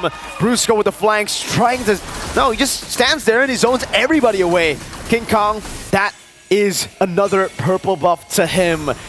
Oh, man. Free reign for Fnatic Onyx all across the board. Approaching the 9K gold lead at 6.5 minutes. They're just picking objectives and saying that's what we're going for with very little in the way. Liquid ID are now trapped in... Oh, what? Wow. Okay, that's something. That's something. Aaron Shiki, amazing steal. They're gonna punish him! Oh, Spirit of Misery onto 2. Aaron is the glimmer of hope that TLID have left. They gotta capitalize on Aaron Shiki at this point. An amazing steal from him from out of nowhere. Even FNOP weren't expecting that. The fact that it went through King Kong's retry, it went through all of those basic attacks, one would say it was a lucky shot, right? But Team Liquid ID will take anything and everything they can to try and make it to a solid mid game because, what, after this mid, oh, there's a kid, finds one! Then it's Rage coming down to Aran, dismantled instantly. Kirk, curtain call to zone them away. There's a cannon minion still in the mid lane and they will be able to deal with the tier 2. Now it's onto the base turret. Holy Defense still kept intact by Team Liquid ID. But there's another wave coming down. And there's a big fat one brought in by Kirk up top as well. And look at that, even before 8 minutes, all you have left are your inhibitors. We haven't seen Team Liquid ID played this way and ran up like this ever. Yeah, I think that's fair to say. 2,000 goal lead, by the way, for both Kelra and King Kong. That's the goal difference between the jungler and the goal laner. Those are the 2 main carries. And you can see what items Kelra and King Kong have gone for. For King Kong, it's a bit more defensive. He knows that there are still a lot of threats from Team Liquid ID, so he goes for Queen's Wings on top of the War Axe. And for Kelra, Melphic Gun, BOD, building up for the Haas Claws, I believe, there next. So a lot of sustain. Fnatic Onyx respecting Team Liquid ID's comeback potential, so they're still playing to the beat. As if Team Liquid ID could just always turn, they're building some level of defense for themselves conservatively, and that's what explains this 10K gold lead and Team Liquid's inability to cross that river. I mean, inability to even find a trade here. Aran gonna be caught in Jiku, don't weigh the dragon in towards Kelra. King Kong and Prince were just a bonus there. Kelra could have gotten the kill solo with Brusco's kick. That's the amount of damage we're playing with now. Whoa. Another attempt from Aaron Shiki. He got it once. The Lord will be a different story. Not this time. Brusco constantly finding these kicks, currently at 7 assists. He just missed 1 of the 9 kills in this game so far. He's been finding ways at the dragon without a flicker, man. Like, that's how early he got locked in. The Bruiser now threatening another one. Forcing back Team Liquid ID up top. That's Kirk forcing the Holy Shields to get popped. And he will be successful in that endeavor. Now back into the mid lane, Kelra sieging it with Renner. Slowly but surely, Witty still able to dodge away. Real world manipulation onto Aaron Shiki, forcing the Abyss. Walk out, Brusco! And that's one more. Aran in the thick of it. Crossfire survives. Brusco down to 1/10 of his health. They do get into the base. Waves still crashing top and bot. Guiding Wind to escape. That's his second base turret falling in the bottom lane. Kelra will snipe it down, leaving the cannon minion to deal with that last shot. 14,000 gold lead for the Super Family up against the Young Stallions. The Stallions are going wild. They don't know what to do. Nowhere to gallop. And it looks like they're going to keep up the pressure. King Kong forcing them back. Echoes thrown out. All but defensively. This is 14k ahead. Kurek walking up very aggressively. Abyssal. Oh, wow. Render's Apathy from Kelra. Unable to connect. Brusco coming in with the Jikun Go, and now it's the SOD. Another Spear of Misery landing onto King Kong.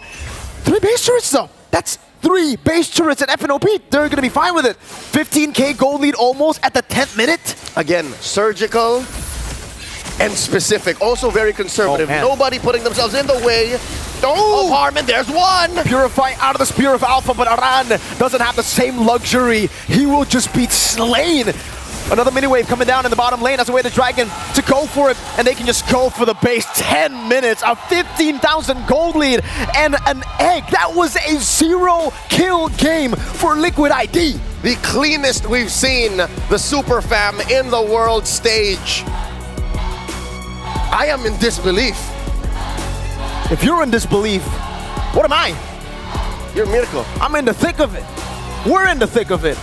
Team Liquid have to figure something out, or else Fnatic Onyx will just make a beeline straight for the Grand Finals. This is a best of 5, folks. Winner here goes to the Grand Finals, and I don't think any one of these teams want to go to the lower brackets. Look at the beast, locked in. Not a smirk, not a smile on his face. He knows what he has to do to go into Axiata, 1 series away from defending the Philippines' legacy. We'll just have to see what adjustments Liquid have to make here. They've got a few minutes for analysts to talk about game 1 here. LaFell, what you got? Dude, even just watching that game, I'm sweating. I'm breathing hard. Like, where do we even begin? That's hard, man. 10-0 and a 10-minute finish right under the 11-minute mark. Not wasting any opportunities. Fnatic Onyx on a whole nother level. Yeah, that was something.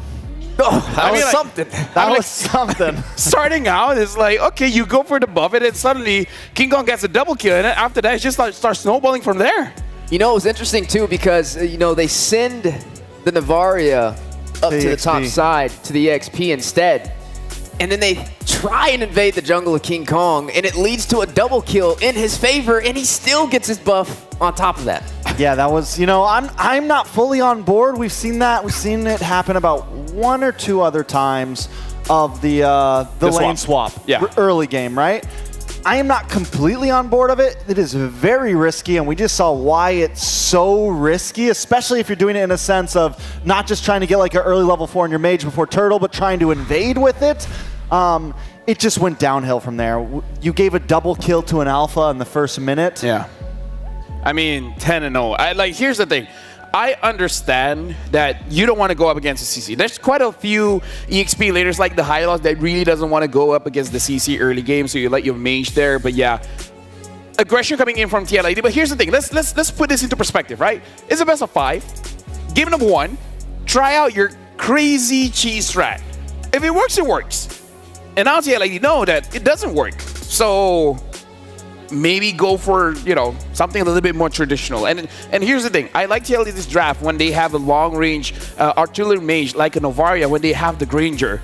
Not so much when their gold laner is a relatively medium-range kind of hero.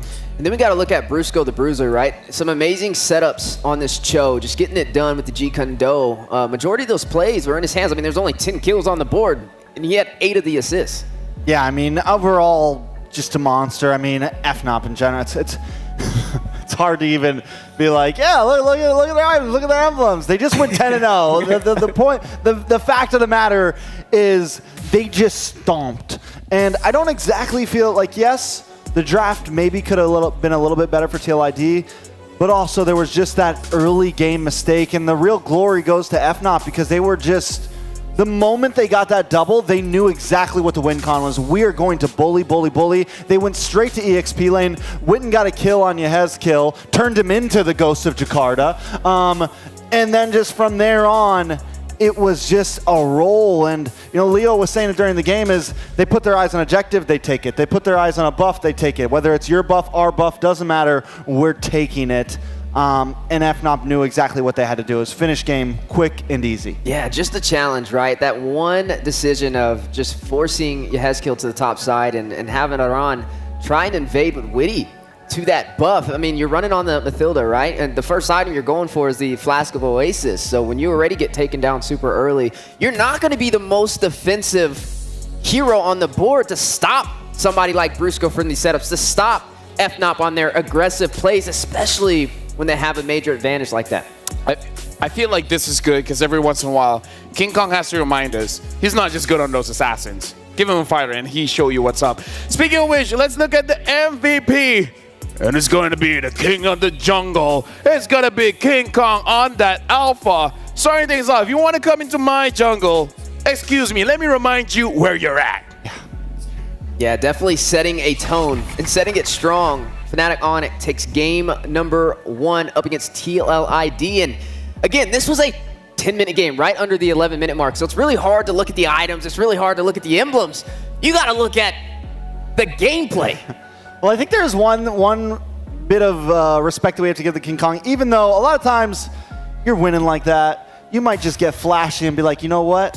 Forget defense. I'm just going to put a bod and a Hunter Strike and a War. And like, King Kong could have definitely just been like, yeah, let's just go all out this game. But he's still, the little bit of discipline's still there. It's like, no, we'll go for Queen's Wings. We'll still put on my defense. We'll still maybe start building up some magic defense. The just-in-case factor was always in the back of his head there, knowing what could happen. Here's the thing.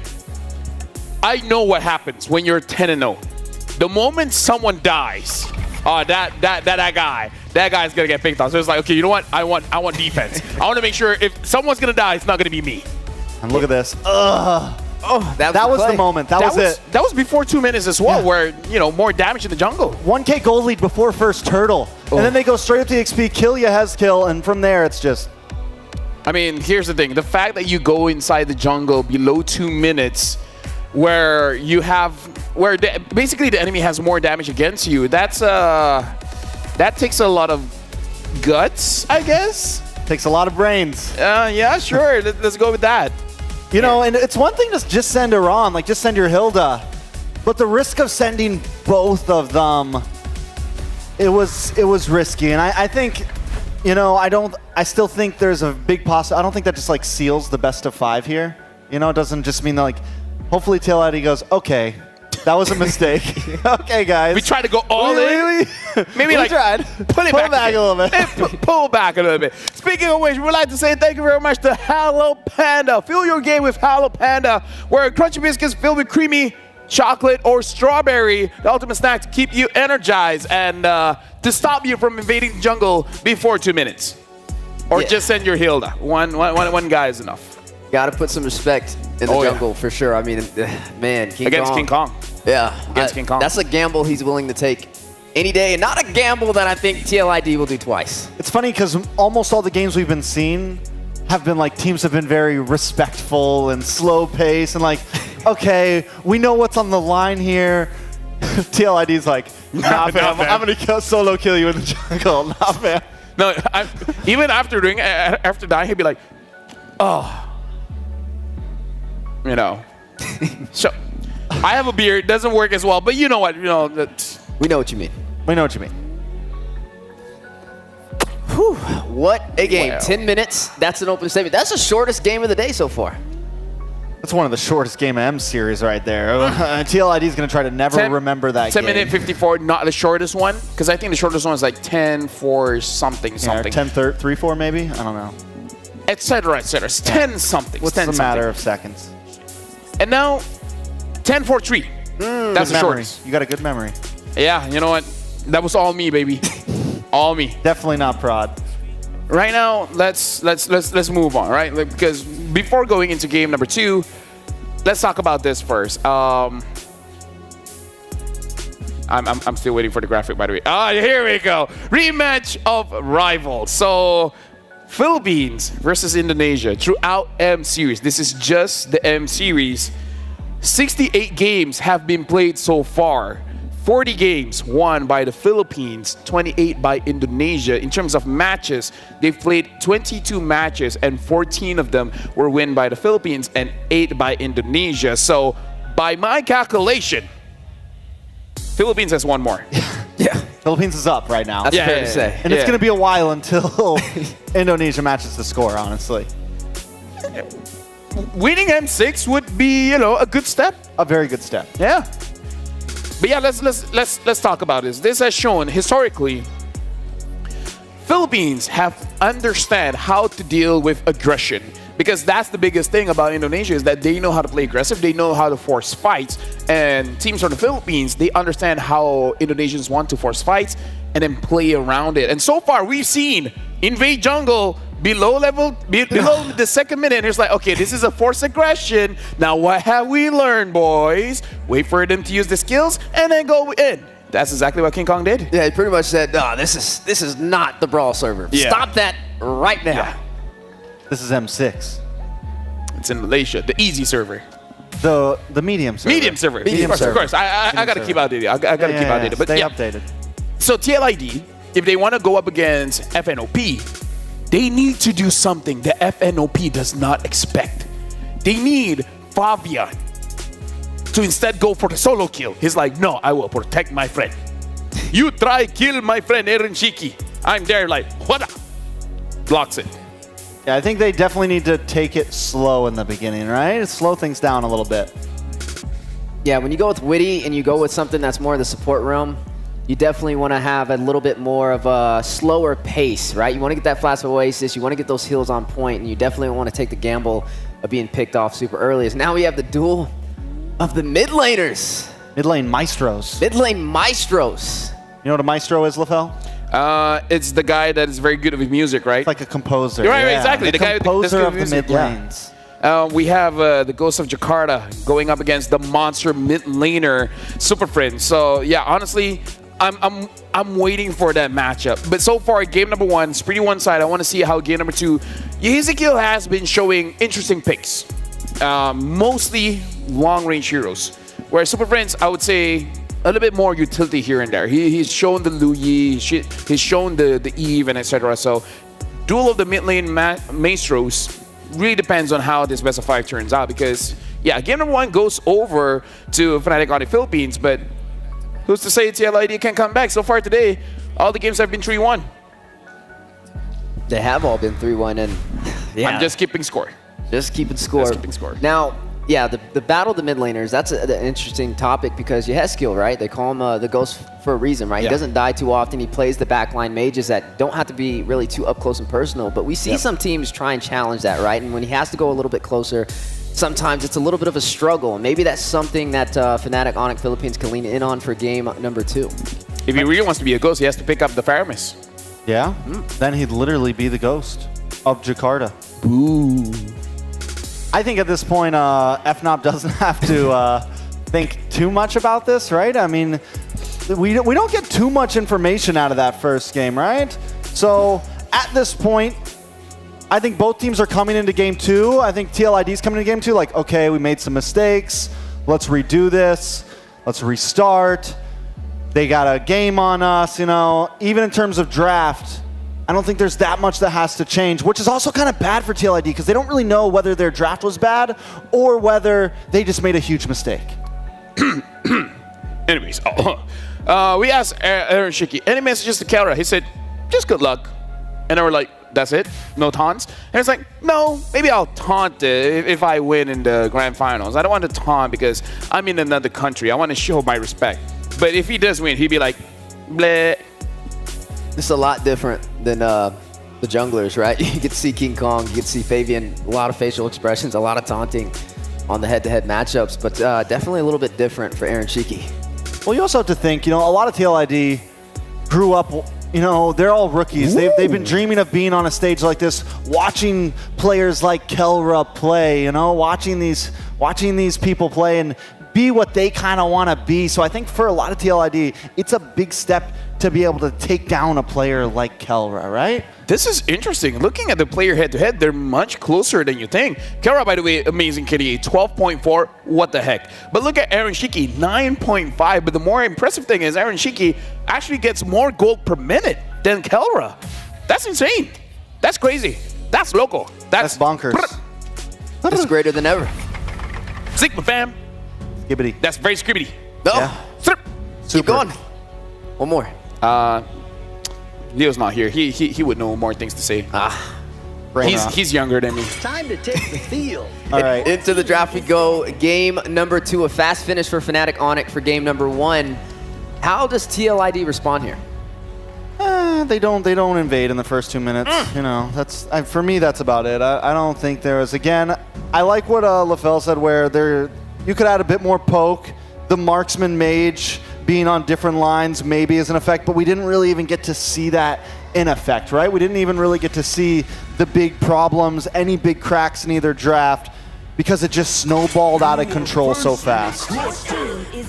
Yeah, we are seeing the glue taken off the board for the side of Fnatic Onyx, the Fanny as well. Now, jungler-wise, we got to see the alpha on the side of Fnatic Onyx into the hands of King Kong. Normally we get to see him on something a little bit more aggressive like that Suyo or that Joy. Speaking of Joy, the beat of the Flash will not be beating today as it's banned out by TLID. So Granger ban? That would follow last matches, right? Yep. Taking out the Granger here. If they don't, Jushin will be open. I mean, I feel like if you're FNOP, yeah, you keep things exactly the same. You don't change much. You feel comfortable. There'd be no reason to, right?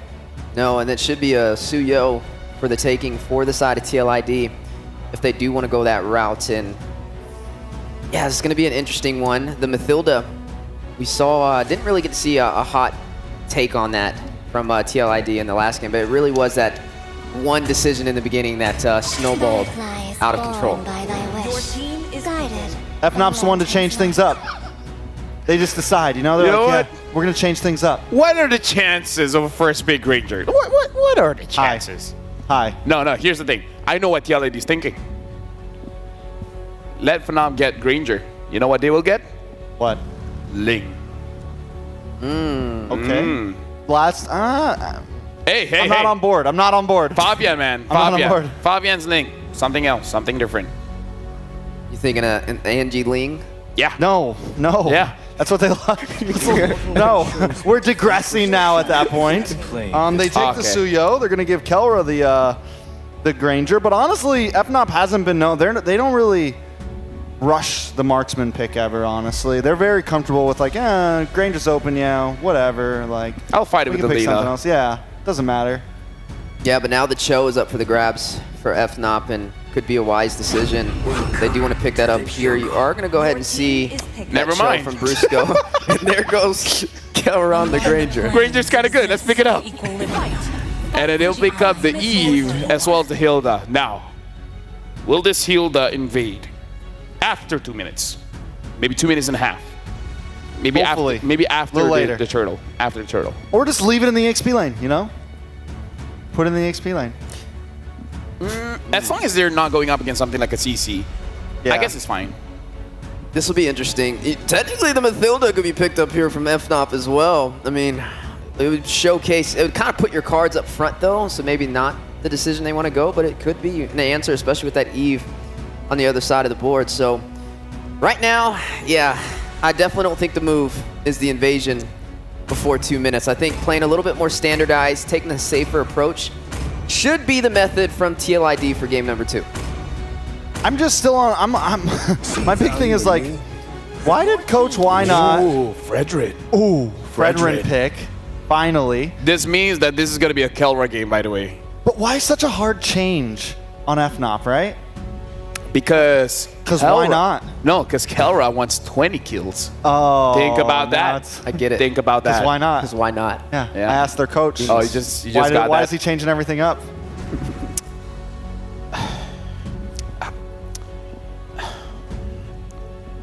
If you guys can't tell, I'm pretty disappointed, but it's whatever. It's whatever. Harris banned on the side of Coach Why Not. St. DeLucas bans out the Matilda. So you said it's a Kelra game. Yep. It's all on Kelra.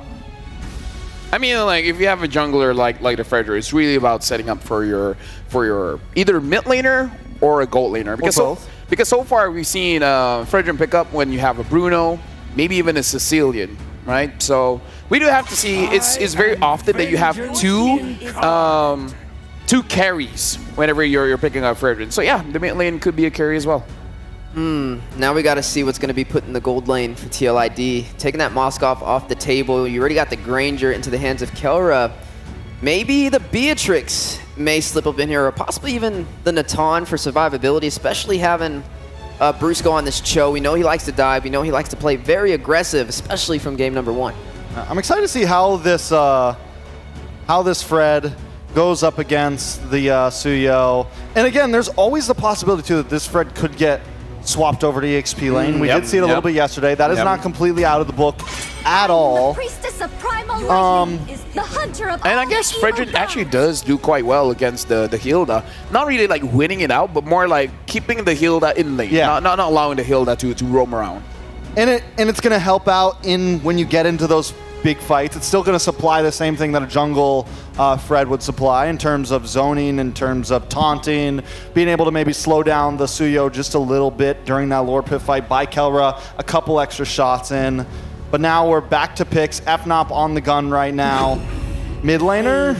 Your team is picking. There goes. I was going to say the Farza. So they're going to C range and Dill range. It's going to match this Eve's momentum. So a lot of artillery on the board for both sides as we are going to be getting ready for this game. And one final pick for the side of FNOP. Now, looking at TLID, you have the Hilda, right? You can get to the back line. You have the control from the RWM.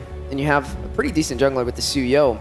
What are we thinking in the gold lane? I'm worried because Beatrix and Natan are the ones you want to fight against the Granger, but then Farsa closes it up, right? Like, even if you try to fight range with the Granger, you're going to have to deal with the Farsa, and that makes it very difficult. Going up against Farsa, you kind of want to use picks like the Claude, but we've seen Claude's damage is really not enough. 1-1 here. Even 1-1 honestly is with quite range. dangerous against Farsa. Most marksmen. Every marksman has trouble against Farsa. Irrital is good though. Irrital is good though. I literally invented There's the chip though. I mean, like I said, the Claude, so far, Claude hasn't been really doing a lot of damage. That's a wild card pick, the chip. You know, at any point it could turn everything around, right? It's one of those picks that can be a game saver, you know? It gives them the element of surprise for TLID, which can definitely be something they can lean in on. Oh! It's a good thing Gideon isn't here. Gideon does not like Uranus. Oh! Turna's happy right now. Turna's happy. She's dancing in the Talon room. Oh, she's backflipping. Oh, man. You know what? Let's backflip over to the caster desk in 1, 2, 3. Hiya!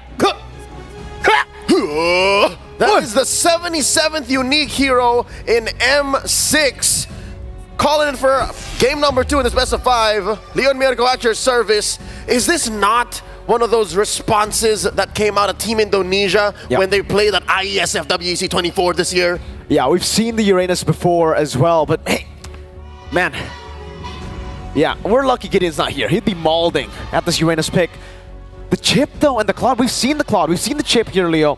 The Claude on the hands of King Skylar against the Granger and Farsa. This is the same combination, and it did not work. It's a very interesting approach to drafting. Rarely do we see Saint Lucas give his players, Haze Hugger, give their players this kind of lineup that ends up with so much utility, but the wrong kind of damage profile. I think you're right. TLID might just call in for shortcuts, and then the job just wouldn't be done. To be fair, though, if we're talking about the shortcut and the chip, if there's one roamer in Indonesia I trust with the chip, it has to be Witty the Wise. That's because this is what we call a witty party, right? Ain't no party like a witty party. Ain't no party like a witty party. But think about this. The only real good targets are if some way, somehow, Witty the Wise finds Kelra or Frinks. Any other would be a non-starter. Yeah, it would definitely be very difficult. You can already see here early on at least a bit of difference. TLID, like Lofel said, not invading in the first 2 minutes, respecting it for now. They know how hard it is for a friend. Oh, what happened there, Yeskio? It looked like he was winning out the trade, and then now, I guess Super Friends got a combo in. Up top, though, this matchup, Uranus versus Hilda. How does that work? the Uranus wins about 9 out of 10 times. Like, he just stands there and forces the Hilda back underneath their turret or like back into a bush, and then you just get stacked so that Ionic Edge on. No, Weedy's in trouble. Revitalize. Use the Bracer's Wrath! King Kong with a big bonk. Nowhere to go for Weedy but down. He did click his Revitalize, and now Kirk, same story. Revitalize already used up by Kirk as well. This time though, there's Brusco to help him. Aran walking forward. King Kong walking in. Revitalize here. Luckily, no bonk from King Kong. So Aran can get away, but still it's a win for FNOP early on. Great use of the energy eruption. A lot of frontliners for Team Liquid ID, but now the story still, I'm worried about them, is their damage profile. Oh, the damage from King Kong's returns. 2v2. That's a tough party to start. Now comes Weedy. Okay, he has killed 2. King Kong gonna be very low. Great Jikudo. RWM onto King Kong. That's a kill back. Feather airstrike used up by Super Prince. Gotta respect it as Ron walks in forward. Over to Brusco.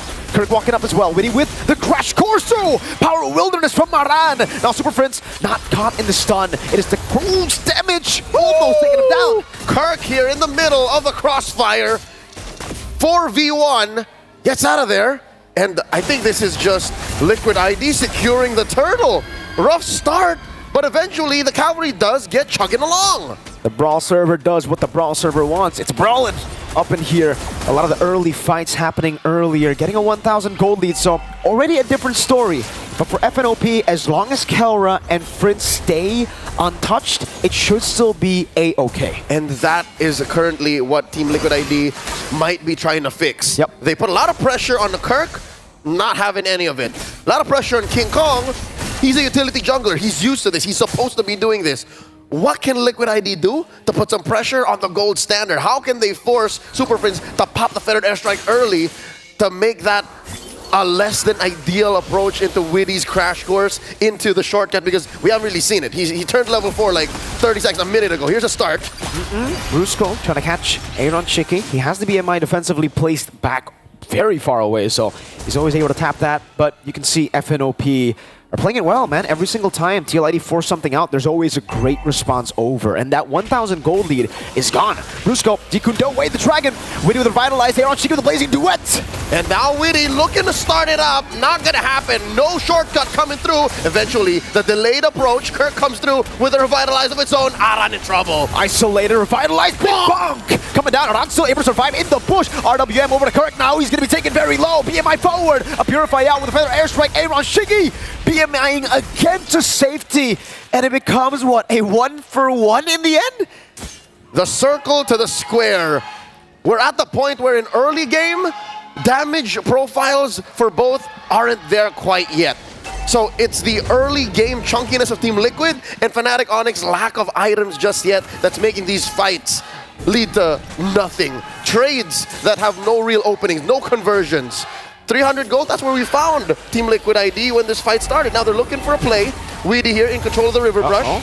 Way the Dragon, over. First down, Feathered Airstrike, no shortcut. He gets slain before he can even place it down. Wait, it's still on cooldown anyways. Fabian able to get the XP grab, 1 level ahead of King Kong. Man advantage for the Super Fam. 3v4. Current numbers don't favor the cavalry.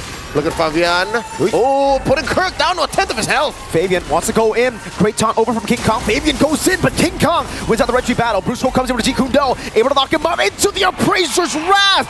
King Kong with another bonk on Fabian. Shortcut to Here we go. Aaron Chiki coming down, Blazing Duets. The Weedy party leads to the beast getting slain. Now they send Fnatic on attacking. Way of the Dragon over to Aaron Chiki to Revitalize. Doesn't help him enough. Kirk spins around and gets the kill. Now it's Weedy. Next to the chopping block. Super Prince getting that kill. They got oiled up for nothing. Slipped on their own plans. Fnatic Onyx PH punishing Team Liquid ID for brawling too hard.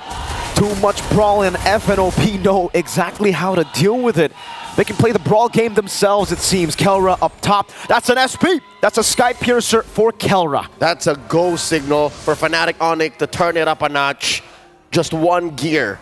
Maybe just 1 gear. They've had it with these fights not leading to much. They've had it with Aran running away. It starts here now, 6 minutes in. King Kong locking in the Thunderbelt. Something tells me that also is a clear sign from Fnatic Onyx that they want to go faster. They want to have King Kong not even just bonking dudes, just coming in, zoning, hit, and then keep going that way, and it'll make Aran think twice about just checking bushes like that. Definitely. You can again see for FNOP, it's all about suffocating TLID now, right? That they have the gold lead, they have King Kong where they want them. It kind of comes down to, again, Super Friends and Kelra. They already have so much gold. That's a Sky Piercer and a Hunter Strike for Kelra. Cooldown boots too. So wants to get as many Rhapsodies. Actually, is it for the dash? Is it just for the dash? It has to be cooldown, For right? the dash, and just even the Rhapsody. Yeah. So it's just full-on procs from Kelra. What I'm impressed with is Super Friends' choice of boots.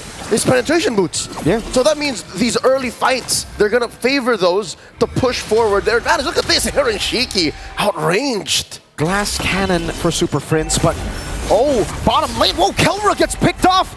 A great shortcut from the mid lane, from up top, and now they go back in. They're gonna try to go for the turtle. King Kong's already on it. Witty wants to go for the crash course, gets taunted up. King Kong's still on it. The beast is outnumbered, circled in by 4 young stallions. Can he take this? Kirk is going on to Fabian. That's a severed soul. Fabian wins out the retreat battle. That's a blazing duel with the Purify out. Brusco still able to get the way to Dragon, but now it's Kirk isolated, dashing away. Fabian with a stun. And that is Flavor Fave cooking, taking down Kirk. A great brawl from Team Liquid ID from a pickoff. It started off by them going into the bottom lane, utilizing the macro advantage of the chip.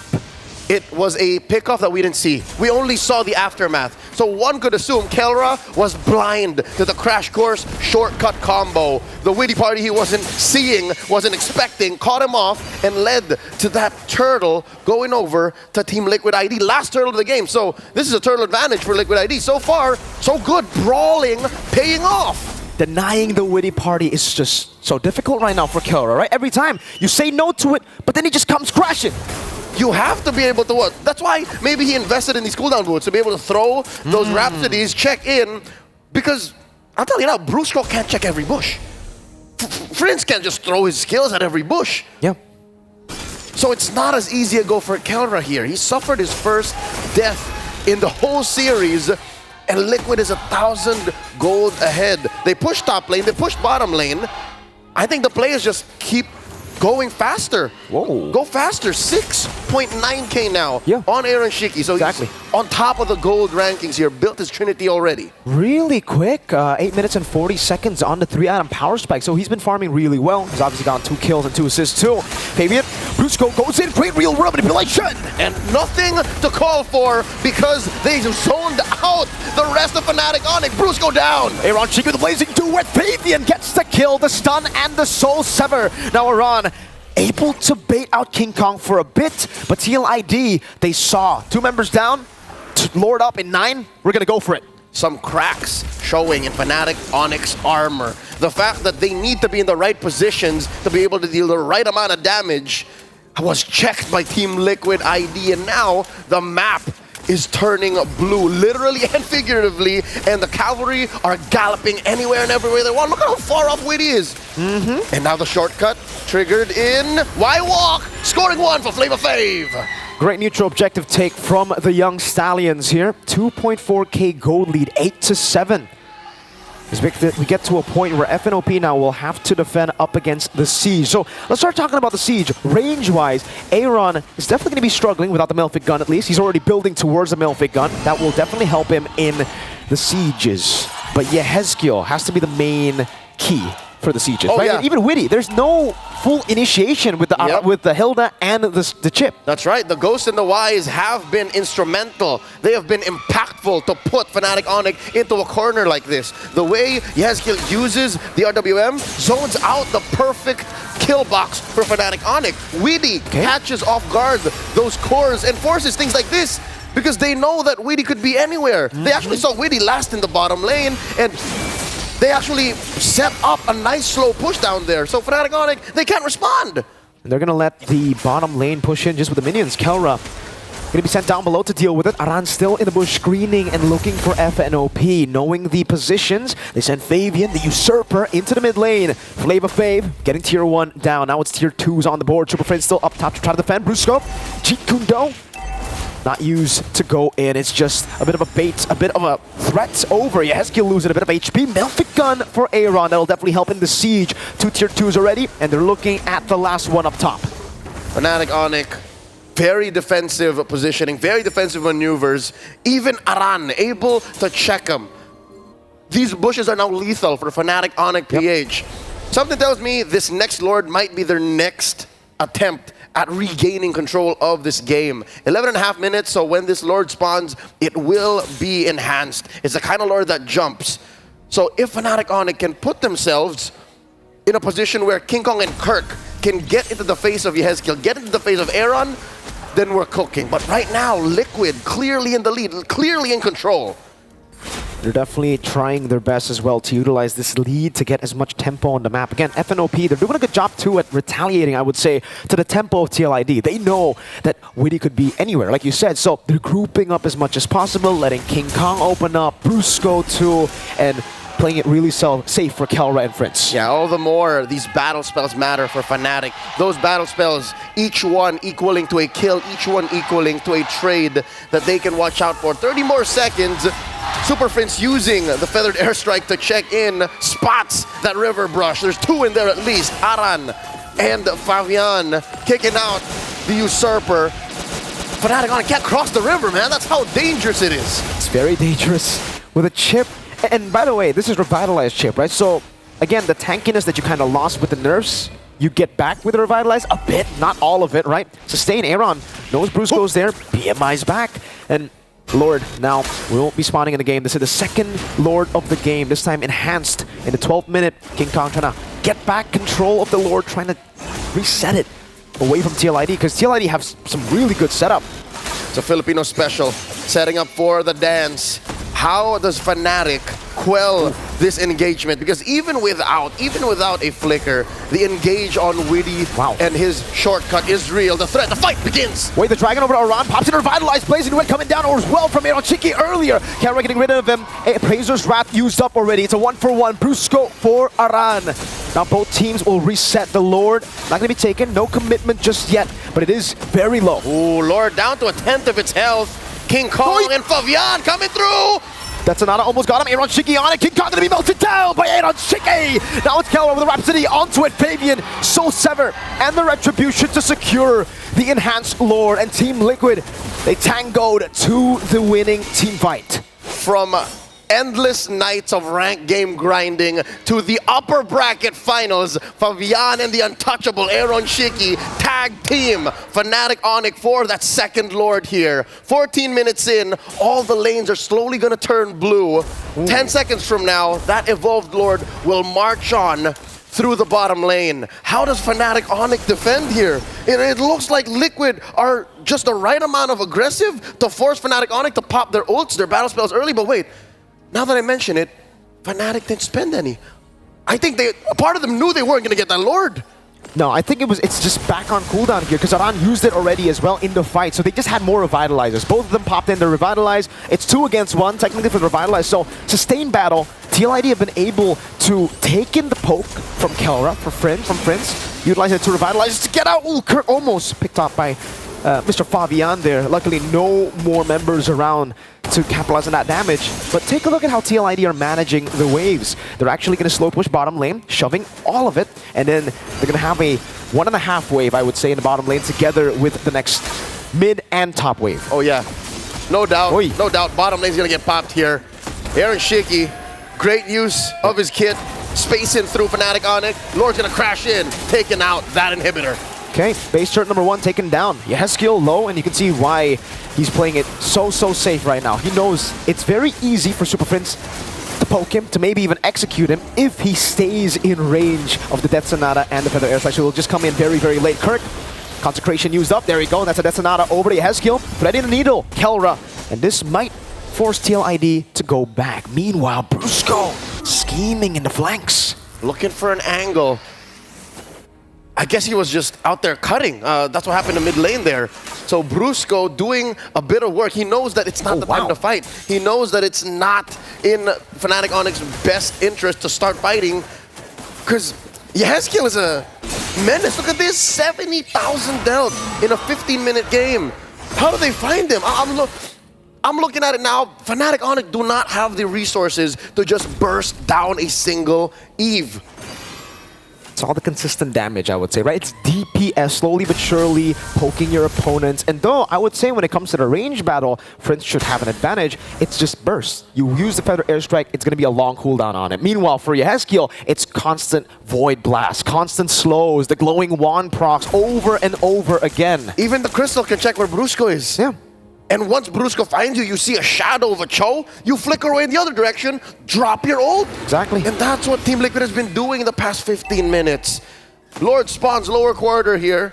Luckily for Fnatic Onyx, that is where the damage has been dealt. That is where they got penetrated. Ooh. And it looks like they might go for a play. Look at this blitz by TLID. Brusco going in. Oh, real room inflation used up already. Weedy in the flanks right now. Goes in for the conceal as well. King Kong going to be able to spot him as Kirk goes in for the chase. Aran still zoning him away. TLID will decide to back away. That's another airstring over Aran. Shiki diving in with a nature of Kelra. He does commit with the ult that resets the Lord. Now Weedy goes in with a shortcut. Fabian still there. Revitalized for a Weedy.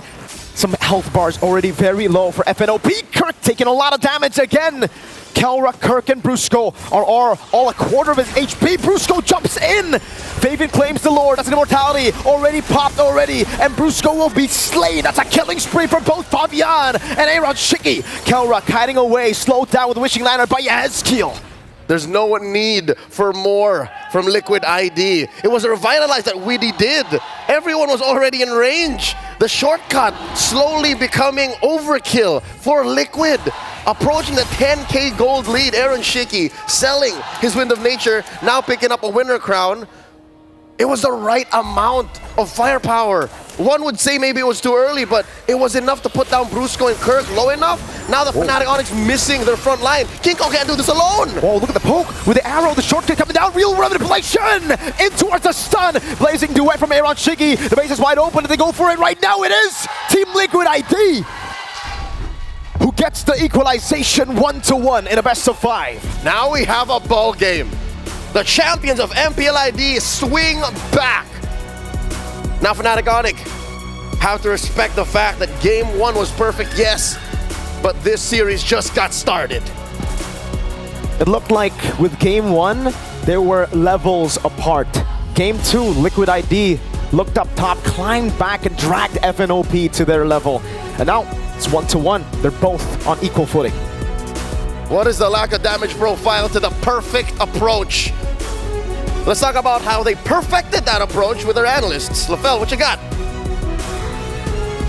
Thank you very much. A lot to dive in for me, especially when it comes to the itemization for this game, because honestly, the draft coming in from TLID, the draft itself is impressive, but more about them understanding where their strengths really lie and playing around it. They know that they can win a lot of the early fights, so they force it. And I gotta say, it's quite a risk using that kind of strategy.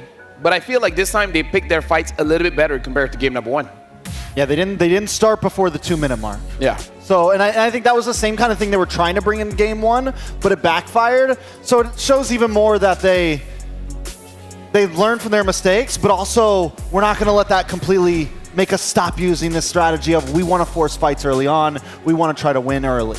So a few things that I want to point out here. First of all, I want to look at the Granger, where he sold his boots, but this is an interesting interaction when you're using cooldown. The thing about Granger's passive is that he changed 1% cooldown reduction into 2 physical. So he went for more damage going for cooldown boots so that he instantly has 20 physical attack to lane against Aaron Shiki. But the fact that Aaron Shiki is still able to survive is impressive. And the other item that I want to look at is the Ghost of Jakarta, Yehezkiel. The second item went for that Wishing Lantern to fight against the Fredrin, because Fredrin's natural enemy is the Eve. Having that glowing wand and Wishing Lantern make it so that King Kong can't really move in front, especially when one of King Kong's items, I believe the second item, was that Guardian Helmet. The more HP he has, the more damage that he takes from Yehezkiel.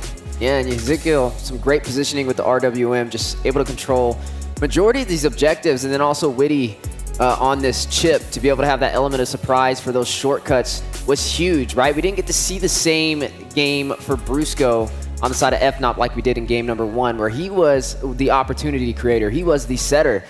But this time, TLID was able to find a way, a crack through Fnatic Onyx.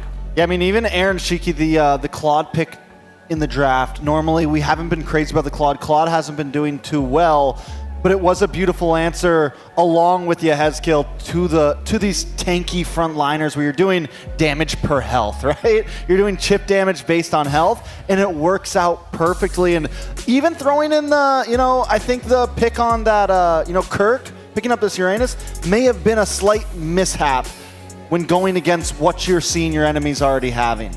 You know what's great about Aaron Shiki picking up the Claude and then winning with it is the fact that he shows that he has range. It's not just burst heroes like the Bruno and the Granger. He can play this attack speed heroes, high mobility heroes, and I gotta say, Aaron Shiki is really showing up as one of the best gold laners here in M6. Yeah, he's definitely a force to be reckoned with, and yeah, like you said, a deep hero pool showcasing this Claude and really performing on it well. Look at the damage from Yehezkiel. 90k on this Eve. Usually you see it for the utility, but this time, those bombs are raining heavy. I mean, just in general, this whole composition from TLID shows range, right? Because they don't have that burst damage, essentially, which means their fights have to be very drawn out. They need to layer their skills very well. They need to be ready to do turnarounds. They need to be ready to back off, re-engage, back off, re-engage. And they did that with ease almost, and we haven't really seen that side of them. And it's normally been, I mean, many teams, it's been burst damage. It's been, we're trying to clean up fights quickly. And TLID took a lot of these fights with time. Even that last Lord fight, they were able to kind of back off a bit. Aaron Shiki goes for the big blazing duet and then comes back to Lord. And then as Kirk tries to re-engage, TLID does the turnaround, gets the Lord anyways, takes out Brusco. I mean, they did it all very cleanly with a lot of distance in each fight. And now it's time to look at our MVP, the untouchable Aaron Shiki, using that Claude. He goes in and out of fights, and he doesn't get punished for it because he knows his timings. And I gotta say, so far Claude hasn't been doing that a lot of damage, but Aaron Shiki is making that Prime skin look good. Now you see me, now you don't, was the story for Aaron Shiki on this Claude. Just able to get in at a moment's notice with the blazing duet and able to go back to safety with little to no punish from the side of Fnatic Onyx. Now, this is a statement, right? Team Liquid, they're letting the world know, hey, game number 1 was a mishap. It's not going to happen again. We're here to play ball. And now they found the equalizer. Yeah, I mean, and I think Aaron Shiki, do we think he is like him right now, you know? Do we think like he's the fact that he just pulled out the Claude, he's pulled a number over Kelra now, you know, like, and after this match, is it the decider on like, okay, Aaron Shiki is the new real rookie we're all keeping our eyes on, which I think we've already had our eyes on him, but does this kind of start to really cement that? I feel like this is the start of it because laning against Kelra is one thing, but then he went up against the full force of Fnatic Onyx Philippines and he's able to dish out the damage. We're gonna look at the highlights here and look at how the fight goes. I like that Weedy used the shortcut to the back and then the whole team just respond. Like the communication that the TLID has when it comes to the team fights makes it very scary. The fact that Yehezkiel was able to get out of that kick as well, like the mechanics on TLID is spectacular. Yeah, it's like the Hive mentality, right? Moving as a sound unit. Everybody as a collective ready to engage and disengage at a moment's notice. And it showcases through these neutral objective plays. You see that RWM drop down. You see the whole team of Team Liquid ready to fight it out, ready to get that retribution. And yeah, just gave Fnatic Onyx a really hard time on majority of these objectives. They didn't even take a single Lord from Team Liquid. They played around, they honestly played around those Lords perfectly, especially with the composition they had. Aaron Shiki constantly kind of moving back and forth, looking for the engage, getting back onto Lord to get life back, the whole 9 yards. Another thing to point out is, you know, the other night we were talking about whether Claude, how much will he benefit from the Malefic gun, and it does look like he picks it up. And I'm wondering, you know, we had a question wondering, does Dexter, when you stick him out, since it's a basic attack, does that have a longer range? You know, I never actually thought to look into that. I kind of feel like no. Because if Dexter has a longer range, then the Blazing Duet should have a longer range. Does it? Because it's basic attacks. Right? To all the whoever handles that stuff, you know, do some testing for us. Get back to me on it. You're about to make some brand new meta. Test it out later. We'll figure out. We'll come back next time and let you guys know. I'm gonna... Because it's a basic attack, and Malefic Gun interacts with basic attacks. You do the sponsors. 29 M6 support chests will be available for a limited time. Purchase a support chest for 50 diamonds, not that much, to get a large amount of pass EXP, with a chance to obtain a basic M6 pass. Use a basic M6 pass to instantly activate the M6 pass, unlock additional pass rewards, and immediately get clawed, challengers, spark, hashtag. Greater than ever. Hashtag. MLBB M6. Hashtag. Mobile Legends bang bang. Don't forget the bang bang. An extra bang at the end. Exactly. Man, 1-1, the equalizer. TLID able to find a crack for the side of Fnatic Onyx, and now here we are. What do you do to respond for Fnatic? Do you try and find a way to be more aggressive in the early phase? Do you limit the element of surprise with the chip pickoff? And how do you stop Aaron Shiki? Well, we'll figure that out. We have some time to think about it. We have some ideas to kind of figure out. So we're going to throw it over to our courtside reporter. They got someone over there. They look nice. Let's see what they're doing. Thank you, the panel. Welcome to the courtside report. Here's Michelle. Now I'm having a very famous Filipino streamer and also the cosplayer. Like, you want to introduce yourself to our audience? Hello everyone and hello Malaysia! Ako po si Myrtle Sarasa. I am a cosplayer and a streamer, but today I'm here to cheer for Fnatic Onyx! Palakpak mga Pilipino! Thank you, Myrtle. You are so sweet. So, like, is your first time to be here in Malaysia? I actually have been here in Malaysia a couple of times. I really love eating nasi lemak, and we actually got the chance to be around here. But right now, I'm just very excited to be here to cheer for our team. For Fnatic Onyx, right? Yes, so do you enjoy your trip M6 this time? Yes, so the games have been pretty intense. Like, both teams are really showing their hearts as they play here on stage. And it's an intense match, but alam talaga namin mga Pilipino, magaling kami, Pilipinas lang malakas. So I know that Onyx is really gonna show their best here on stage. Sure, it's a good cheer up for our team. So let me guess, you were cosplaying like for Esmeralda? Am I right? Yes, I am cosplaying Esmeralda's All-Star skin. So do you still remember how many heroes in MLBB you have cosplayed for? I have to be honest, I've cosplayed a lot. So just recently I cosplayed 1-1. I actually got the chance to also cosplay together with King Kong. So he has a secret talent where he actually cosplays as well. We cosplayed together. I cosplayed 1-1, Alice. I also cosplayed Layla, and recently I also cosplayed Natalia. So it's been a lot of my favorite heroes. Okay, so talk about your partner King Kong. Do you think he's like genius for the cosplayer as a cosplayer? Yeah, I think he's born to cosplay as well. But he is not only a pro player, he can also be a cosplayer. And you can see it. He's been like doing a lot of the poses. I don't know where he got the tongue pose, but you know, it looks pretty cool.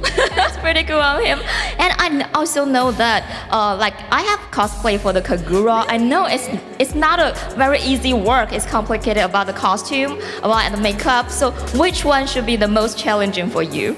I think the most challenging would be the recent Natalia collector skins. I cosplayed her Warrioress Paragon cosplay, and it was pretty difficult with all the parts and all the weapons. And honestly, cosplaying her was really challenging, but also fun. But also fun. So is there any other heroes in MLB you want to have a try? So every time I stream and every time I cosplay, people ask me to cosplay Balmond. I know it's like, even I can imagine it, but I was like thinking that if Onyx wins, I will cosplay Balmond. Oh, it's good. If Onyx wins today, I will cosplay Balmond. Diba, guys? Okay, they got your message. So let's talk more about our game today. I saw your flag, and also you have just told us you're coming for the Fnatic Onyx. So any words to our players on the stage? Any message to our players? Para sa mga players natin dito ngayon, guys, you got this! Alam namin, Pilipinas ang malakas at itutuloy ninyo ang legacy nating mga Pilipino. Thank you, Myrtle. And before we throw it back to the panel, I know you are very famous. You got many like global fans. So any words to your fans worldwide? So to everyone here right now, guys, I just want to invite you guys to play MLBB, and at the same time to everyone here at Malaysia, we actually have the M6 Carnival happening this Friday, Saturday, and Sunday. I will be cosplaying Beatrix and Skin there. So if you guys want to see me, I will be there. Maraming salamat, guys, and please do support all our teams. Let's go! Thank you, my sweetheart. Please join our carnival. You're gonna see Myrtle here. So now let's throw it to the panel. Panel, back over to you. If Onyx wins, she will cosplay as Balman. Okay, that's number one. But another one, she says it's hard to cosplay Natalia. Now, here's the thing.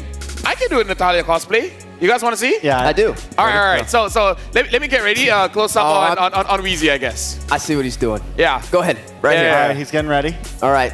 And now he's Natalia. Cosplay ever. Now he's Let's go Natalia. ahead and shift back over to LaFell on this amazing showcasing of the Natalia. Easiest cosplay LaFell's ever done. Whoa! Yeah. He actually did it! Yep. Nope. This is crazy. Camera, just take it. All right, come back to me now, and we'll talk about how amazing this cosplay is, and see just camera, please. All right. Yeah, just look. Hey. And now he's Natalia. That's how you cosplay Natalia. All right, cameraman, he's gonna let this roll as long as you just put the camera back on me. Okay. He can let invisibility leave. No, he's gonna stay like that for the rest of the show. Just like, okay. You know, while he's cosplaying right now, Natalia. Goddamn, I'm talking. Right now, we have a quote coming in. All right, folks, we got to see the quote that comes in for the team. Right, we got to see the quote coming in. The super family's unshakable bond. I'm grateful that our bond is special. We're always together, even outside of the game. And now our journey has led us to this moment. If my team is reading this, here's my message to them. Thank you for always taking care of me. Okay, don't look at me. Take care of it. I hope we can continue to play together for as long as possible. Camera, back off. That's from Kurt, by the way. Camera, seriously, back off. All right, so right now, looking at the game, Weezy, what do you think? Oh, what you doing? Oh, come on! Oh, man! All right, the gig is up. The gig is up. The gig is up. Oh, my goodness. Hey, that was impressive, though. You see how I control the chair? Yeah, I did. I'm a puppeteer.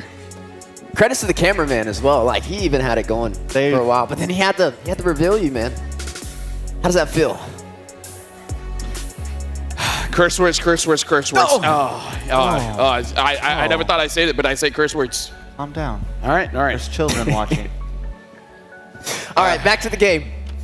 How are we feeling? Team Liquid ID, we see them bounce back. We see them find their momentum, their rhythm.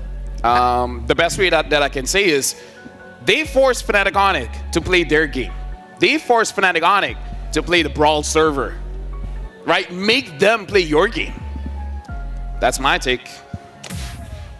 You guys can chip in. Like, seriously, like, come on. Sorry, I'm still processing everything that's been going on for the past 5 minutes. So, yes, I do think that I think TLID got the better of that game. I think there was a few missed draft picks on the side of FNOP there, mainly that Uranus on the very final pick.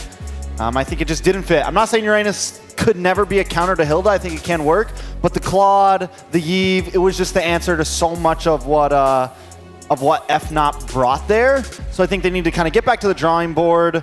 I think they were a little over rambunctious on changing up their draft when they had a decent draft in game one. They still had second pick. They didn't have to ban the Jushin. They could have banned the Granger again and completely just kept the same exact draft from game one. So we'll see how they approach the next one. And I'm excited to see whether they pick first or second. Yeah, we got to see which way this plays out. The Uranus was interesting to see, though. Nonetheless, we got to see it fare off against the Hilda. I felt like it didn't do too bad in the beginning, but again, not having the heavy damage toward that mid to late game was definitely a little bit of a challenge. Now we got to look at the gold per minute high score. Apparently, Sutsujin is number 1, 1,051, followed up by Fabian, 1,041, and King Kong, 1,029. Kelra, 1,011. Kelra was fighting against himself. There's 2 Kelras. 4 and 5. That's how good he is. Damn! He gets gold so fast, it comes in as twice. So that's 2 different games that he got there, but... Oh, was that what it meant? Yes, that's what he meant. Oh. It's like this I is was just for, like average over time, this, average of all. No, highest GPM, in general. Gotcha. So this is in one game, he got 1,051 goal per minute, so it's 2 different games. We learn. No, the more we learn, Justice in the world. Now jumping into game number 3 after the equalizer from Team Liquid ID up against Fnatic Onyx. As we are now jumping into the draft, we saw the Uranus pickup against the Hilda. Didn't really work out in Fnatic Onyx's favor. Stop it, don't look at me. We gotta see look at the game. What the response is. How can Fnatic Onyx find their composure? Don't ban the Joy so that King Kong can use it, because I feel like that's what they want. They ban the Granger. Bruno banned from TLID. Or right? Joy, or open both. Open both. I think both these teams at least know that there's counterplay, so they could leave the jungle open. I think Bruno's a little bit scarier, especially with the Granger ban, because you lose one of the major counters to it. So I think once that Granger gets banned, you kind of just have to do it. You got to ban the Bruno. The Hilda still walks as well. We know that. Hilda ban. Yeah. Oh. Was Hilda it banned? ban. Oh, Yeah, that's yeah, banned. Okay, never mind. Okay. Hilda is gone. So that will be taken off the table. The Cho was banned as well. So yeah, a lot of the dive-centric heroes are getting kind of targeted from the side of Fnatic Onyx against TLID. There goes the Mathilda as well. Now, we did get to see a chip. How do we feel about the chip from game number 2? Oh, they pick up the Bruno instead of the Joy. So usually King Kong just wants the Joy, but yeah.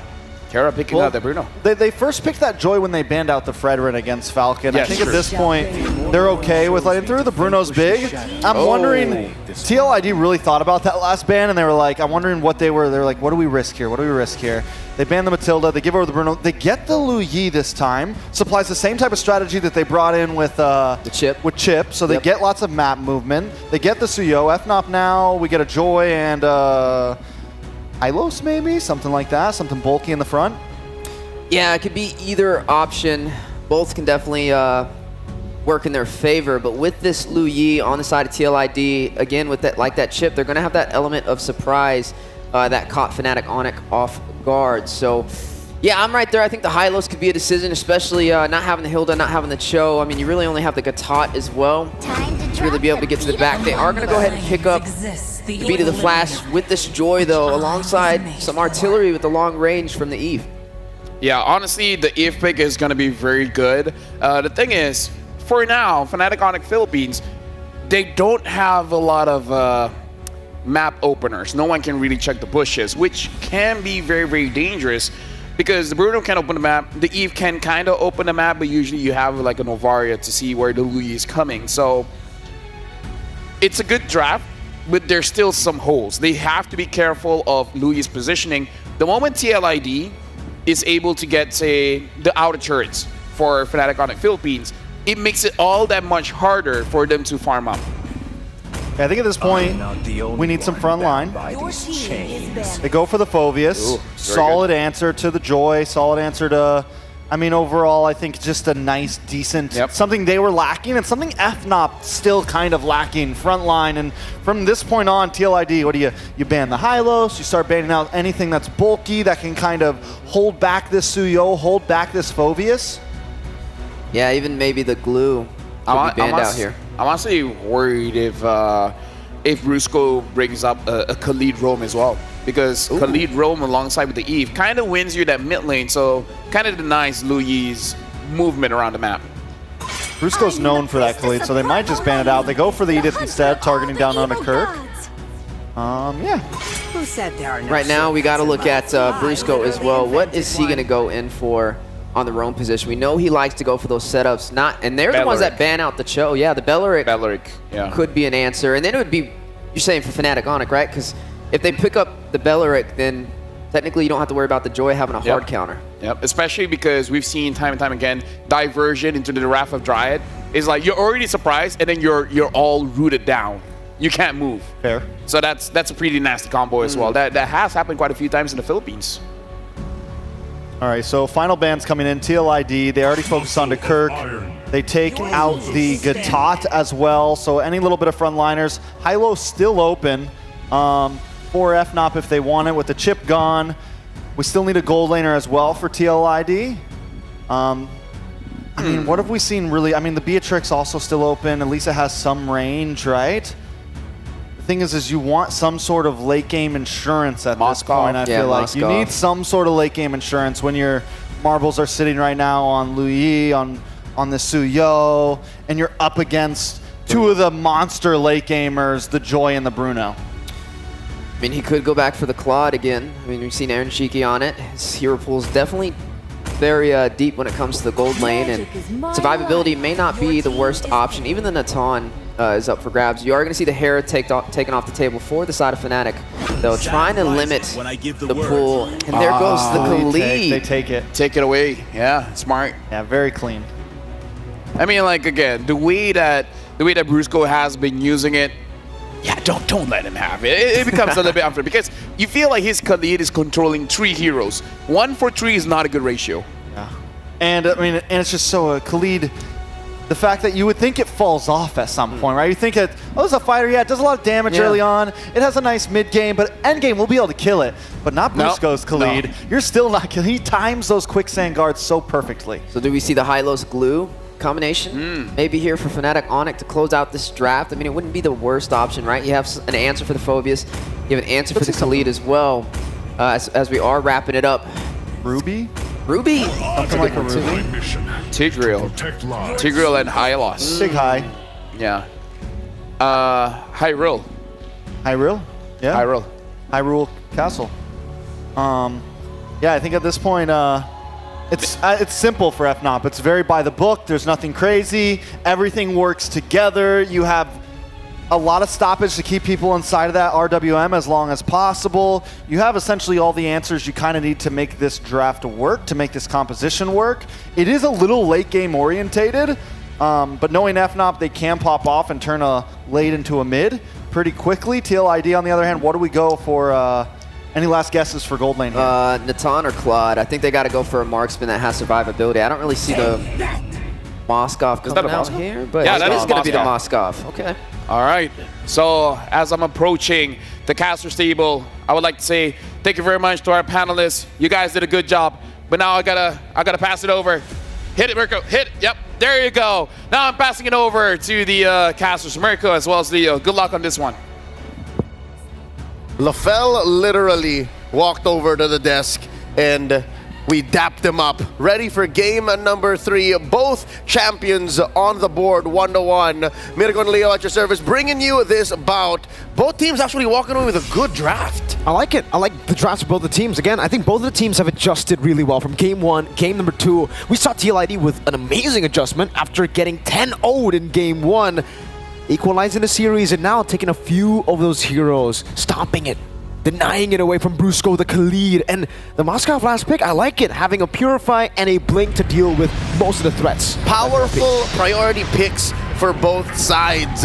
Meta shakers, icons of what 2024 MLBB should look like here for your entertainment. Fnatic Onyx Philippines facing off against Team Liquid ID. Whoever wins this game is on match point. We'll see here. Fabian and King Kong both starting on orange buff. They will have the path towards the opposite side of each other's jungle. Yeah, Hezkiel too, by the way, on the Lo Yi. This was a big pick in MPL Indonesia. I think MPL Philippines as well. It was highly contested, but here we haven't actually seen that many Lo Yis in the knockouts. Because it often gets banned in the first phase when mages are up. In the second, now they're in trouble. Big fight! Whoa, almost Hezkiel almost staying alive. Good pick from Super Friends, but now it's King Kong trying to stop Witty from chasing Brusco down. One last slash and a shot from Fabian. The scimitar finds its target. Now Fabian down to 1/10 of his health. King Kong dashing on out, retreat. The winner of that engagement, of course, Team Liquid ID 2 for 1. Wow. Great recovery there. It looked like his skill was just way too overextended. It looked like he was going to die and there was no trades available. But with the Khalid, this is what you can expect. Also, on top of that, you know, Hezkiel Yin Yang reaction, he got that on time. So he actually delayed his death by quite a while with the shield that you get. Massive win, forcing out that battle spell away from Brusco as well. Now, Fnatic Onyx on recovery mode. They know that they shouldn't have crossed the threshold that far and ended up getting punished. Team Liquid ID this time around, looking at their lineup, again, early game, mid game, late game, they have so much macro control, so much utility across the map that they can force out these fights. And if Fnatic Onyx do answer back, again, another punish is just around the corner. This is the same story as game 2, if you ask me. Yeah. Set up for the neutral objective. Witty already with the quick sand guard, getting back to full HP. Chunky Brusco low. Aran poked down a bit. King Kong will try to dash in. Electrifying beats coming down as well. Real revelation. Fabian able to escape. Aran goes in with the Infernal Pursuit, finding 2 on the board. That's a revitalized use. Retreat battle. It's King Kong. Massive box control. And now the post-turtle fight. Infernal Pursuit again. Aran into the pit. Fabian very low. Still able to dodge away. And the blink away. Witty quick sand guard. King Kong taking a kill back. Implosion from Brusco. He gets solo killed by King Kong. The beast is unleashed. Now Witty in trouble. 3v1. He gets squashed by Friends. A double for Super Friends. A turtle for FNOP. And it's a win for sure. Now, 900 lead and the tempo on the map. All right, now Team Liquid have to step on the clutch. Now they have to understand that when these big ticket ults are online for Fnatic Onyx, these battle spells are when they're online, they have to watch out for it because Fnatic Onyx, now they understand, hey, if you want to brawl, let's brawl. Talking about that gold lane matchup, we saw Aaron Shiki, we saw Kelra. When does Kelra start rotating out? Because Aaron Shiki never has to leave. Yeah. Aaron Shiki just wait for the SOD. I think for the Bruno, you just have to chill as well. Whoa! Great diversion! King Kong very low, gets away! Oh, the shot almost took him down. What happened to Witty and Aaron Shiki?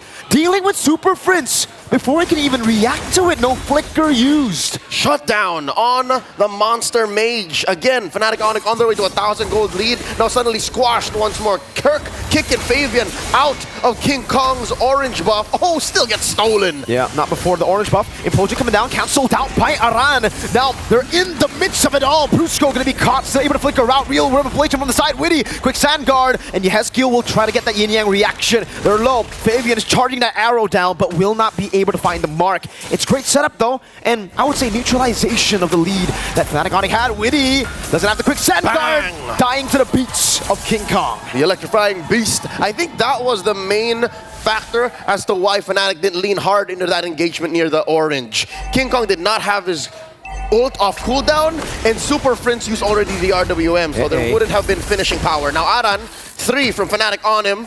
They disengage. Whoa. In comes Kirk from the east. Fabian starts up the turtle. Oh, Aran. Actually, FNOP do not decide to go onto Aran. Respecting his damage, respecting the Infernal Pursuit. Glorious pathway now into the back. Raging Sandstorm dodge away from by King Kong. Aran goes in, King Kong wins the retreat battle. Implosion onto 2 by Brusco. And the Sacred Hammer places him right underneath, giving a kill to Brusco and to King Kong. They're not done. The RWM keeping him in check. Down goes the Usurper.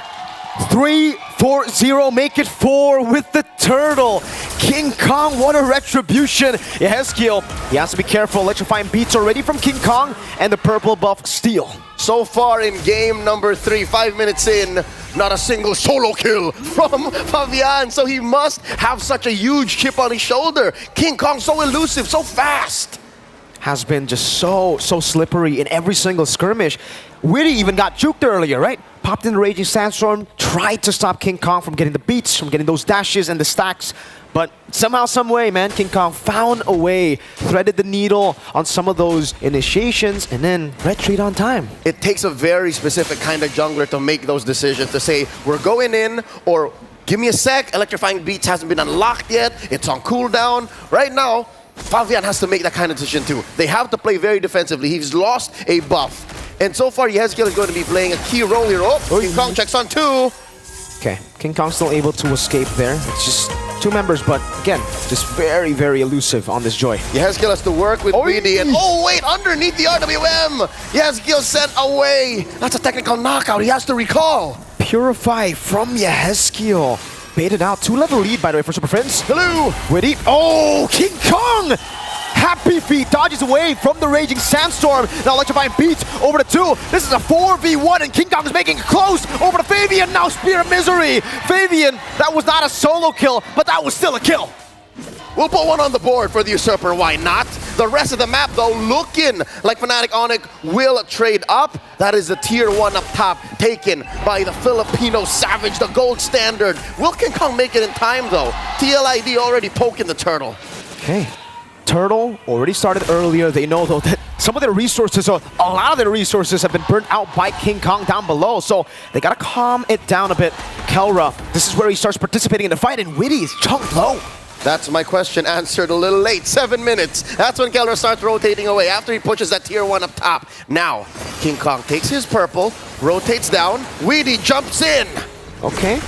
Raging Sandstorm traded with the Glorious Pathway. Aran getting poked again. Pops in regen earlier. Good arrow! Brusco with the implosion. Cancel out, but for the pursue the reaction. Aaron Shiggy now going onto it. Witty taken down. The Monster Mage swiping away, leading to 2 kills. TLID loses the turtle, loses Witty, loses Aran. Fabian running away. King Kong cannot get to him, the untouchable one. Pushes away, Kelra in the back line. Triple for Kelra. That's a hat trick on the Bruno. Super Friends canceling out the recall of Aaron Shiki. Now he's caught in a sandwich, an FNOP sandwich. Kirk, Glorious Pathway doesn't purify, and Kirk gonna be taken down. Aaron able to recover from that crazy sandwich. He remains untouched, 1-0 in 2. Imagine the struggle that Aaron has to go through to be able to go from lane to lane, protect his jungler, protect that turret, and still get some farm on him currently. This Moscow, von Aaron Shiki, 3rd on the gold ranking, 6.1k up, not even built on his Trinity yet. Meanwhile, Kelra, just a little bit away from that Berserker's Fury. Okay, looking at the itemization here, Kelra 3-on-1, yeah, you're right. This is a pretty big lead to have in the gold lane, especially with the Bruno. You're gonna hit that power spike, and power spike's pretty big. It's a big one with the Melfic gun. You saw how he was able to siege down the turret tier 1 in the mid lane without minions, just shooting the balls. Yep, key there is the Malefic gun. While we have it, while it's still here, make the most of it. Now look at the map. It's mostly blue. Fnatic Onyx, they'll play the way that they did in game 1.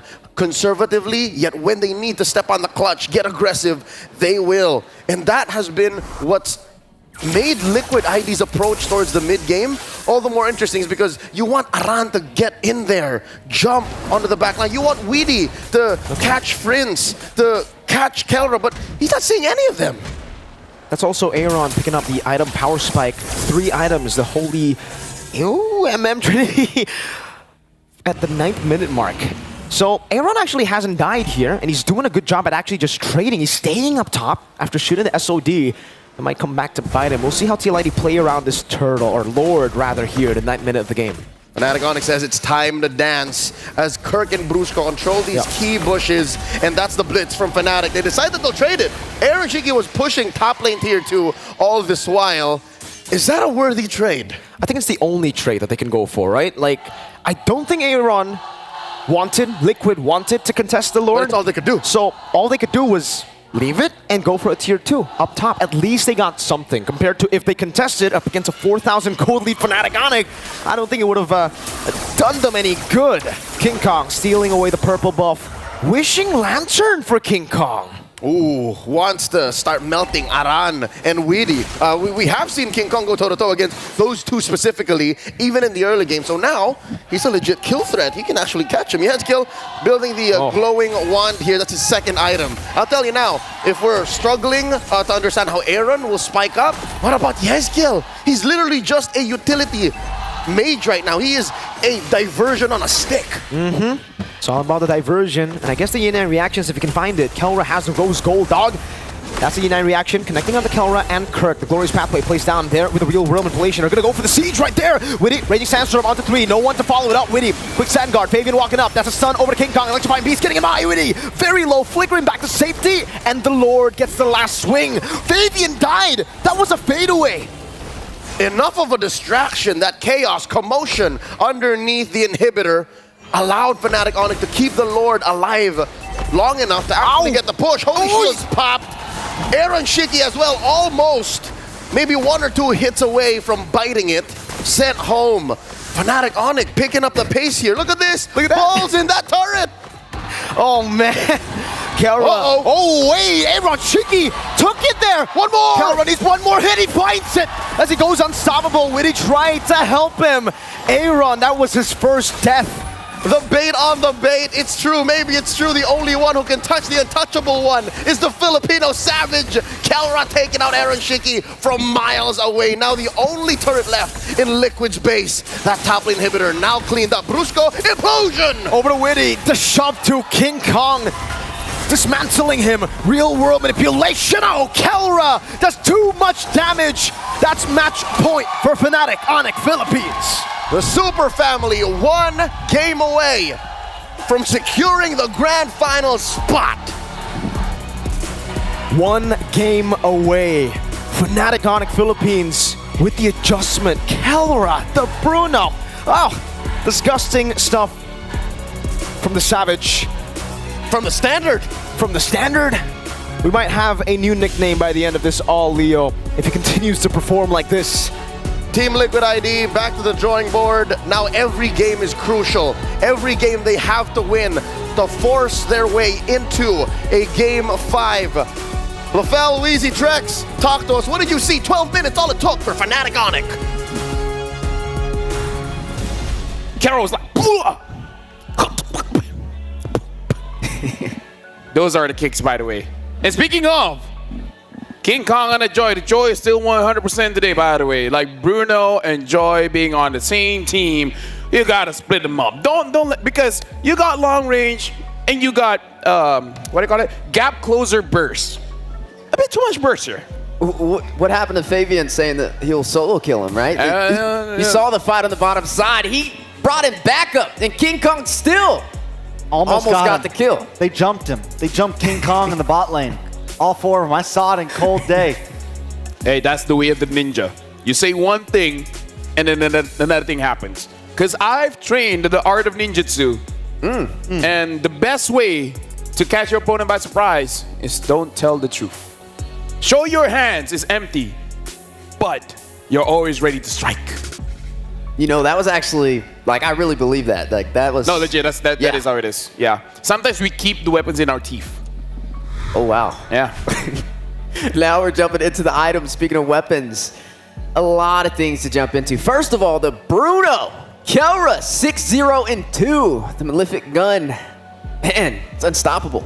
Yeah, Bruno. I mean, Kelra was a monster. I think the real star for me this match was Brusco, man. Him. Like, we saw this same exact combo with Super Friends and Brusco. The I think it was Game 5 Falcons, was it? Can't quite remember. And it was Game 5, Super Friends Brusco, the Yve and the Tigreal. They are just vicious with this. So many amazing implosions, so many great RWMs. I mean, it's hard to keep up with. Every time TLID thinks they're about to make a play, they are stopped in their tracks. And I don't think there was barely any implosions that Brusco didn't at least catch 2 members. I mean, honestly, in this kind of situation, unfortunately, Ezekiel used the Luyi, but not to great effect. This is one of those situations where if you had a Valentina, maybe you can take the implosion away and then you can fight fire with fire. But honestly, again, let's talk about Super Friends as well. Amazing game by Super Friends. And to be fair, everyone from Fnatic Onic Philippines did incredibly well. And we can see that Aaron Shiki tried to force some fights. Like, he did well in the side lanes, pushing, basically split pushing. But then when he tried to go 1v1 against Kelra, Soccer and Javelin, apparently Soccer is more superior. Yeah. So, I mean, yeah, Soccer's definitely a bit of a... You gotta have some stamina. Yeah. You know? Spear, you just throw a spear. Yeah, exactly, yep. Super Friends with 61,000 damage. No, that's not how it is. King Kong, 44, Kelra. But overall, I mean, all 3 of them played their part in this. And I'm also questioning Witty now. I'm questioning the Khalid pick because I feel like maybe it was a little too forced. Yeah. Not everyone can be Brusco Khalid. Yeah. You know, and Witty definitely, there was some off performance, I feel like, on the Khalid roam. And I think that trickled into Yehezkiel having some of a struggle too with this Luyi, right? We didn't get to see too many diversion plays, too many elements of surprise for Fnatic Onic to worry about, and just some great positioning overall.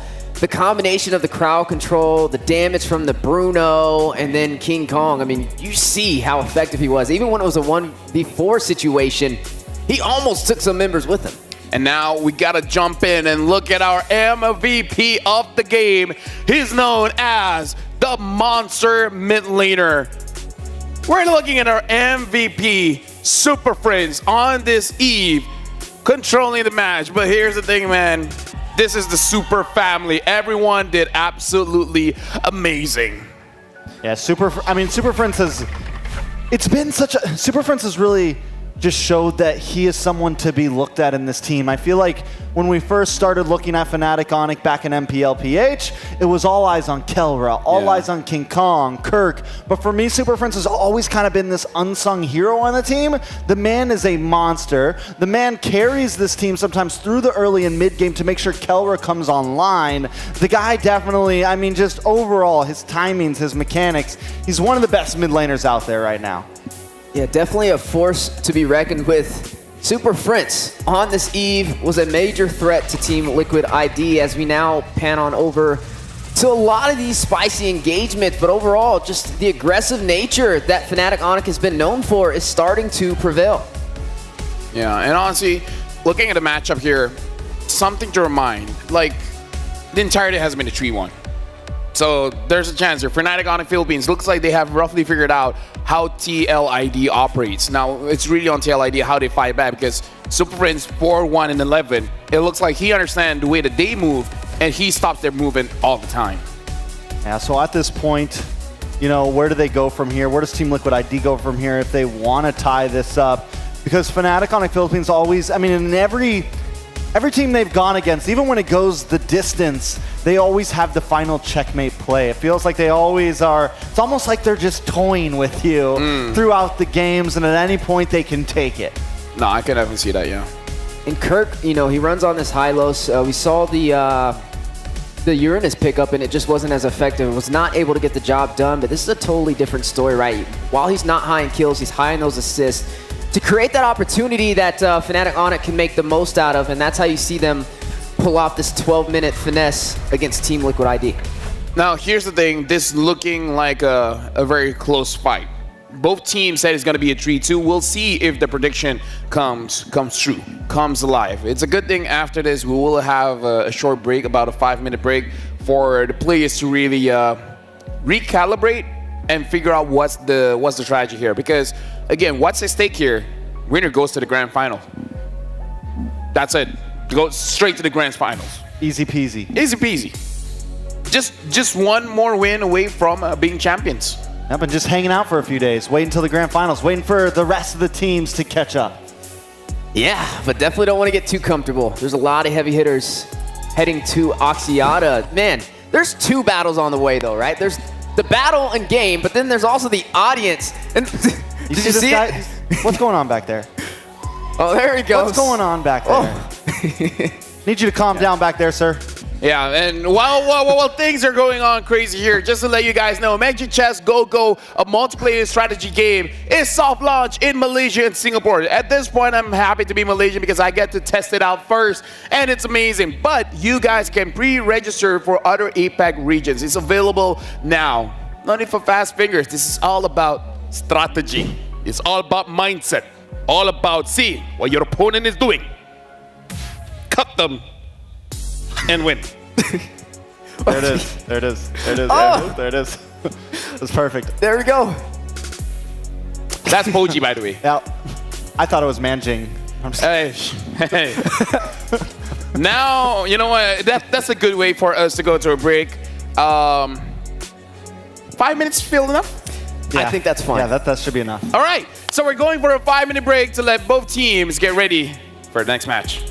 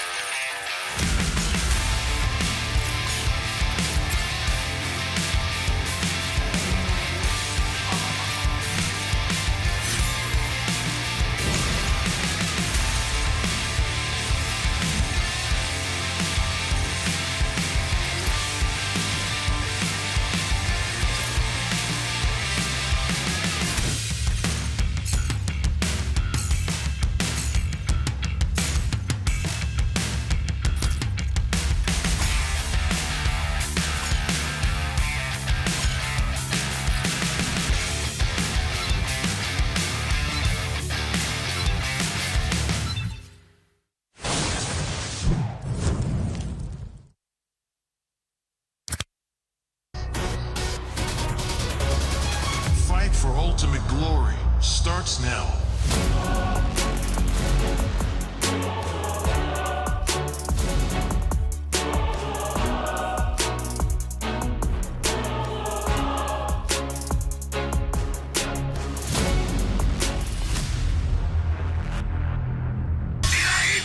Mobile Legend M6 スイスウォッチ。明治。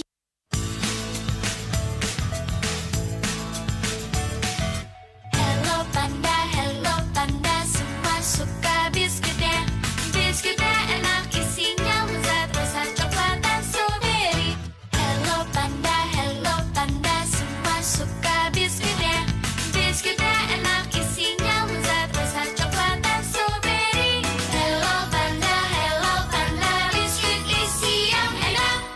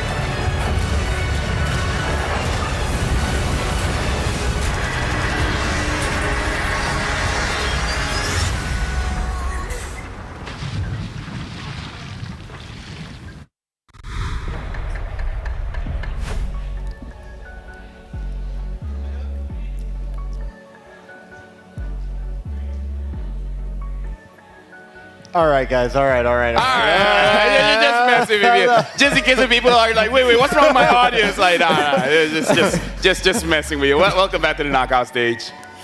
Man, He get it. I got it. You're going too far. We couldn't go too far. Once you joined in, that was... No, because like people are watching, right? So maybe they're like, wait, something wrong with my audio? And it's like, I gotcha. But then you get production a heart attack because then you make them think the mics are not working. Shout out to everyone watching, by the way. Yeah, speaking of watching, my name's Steph Weezy, but Akosi Dogi. That's Bronny James. Bronny James! It's T. Bless, Bronny James, and LaFell. Yes, that's me. Just LaFell. Just LaFell. You know what? Everyone has some kind of nickname. I legit never had a nickname. You don't have one? It's just LaFell. You are enough. You don't need a nickname. Hey. Thank you. Appreciate that. Appreciate that. There you go. Anyways, we have a quote here, you know? You know who the quote is from? Who? Mr. Fav, Mr. Fabian. Let's see what he has to say for this matchup, the long road to success. Mr. Fabian here said, I first started my MLBB esports journey as a Tier 2 player in MDL. However, I couldn't even make it to the playoffs for 3 seasons. I even tried out for a national tournament, but failed to qualify. Despite the setbacks, I never gave up. I had already dedicated myself fully to the game, and I didn't want my efforts to go to waste. I hope to go further than where we are now with the prize money. I wish I could buy a house from my parents. Big Sigma energy. I love the fact that, it's not just all about him, right? Get a little bit of money, take it back home, and it's been a long journey. Imagine MDL 3 seasons, unable to even make it to playoffs. Not even champion, but not even, that means what? You're not even getting top 6, right? At that point, it's like, maybe I should choose a different career choice, but it doesn't stop him. He keeps grinding. And now the kid's sitting on the world stage looking for a grand finals ticket. Started from the bottom. Now he's here. That's literally there. Right there. Literally there. Like sitting on a Secret Lab chair. You guys can too. Buy Secret Lab. Great sponsor. Amazing sponsor. Amazing for your back. Amazing for your butt. And your neck. and your neck, and your head, and your arms, and your honor. Is good for your honor. Pride. I like it. I like it too.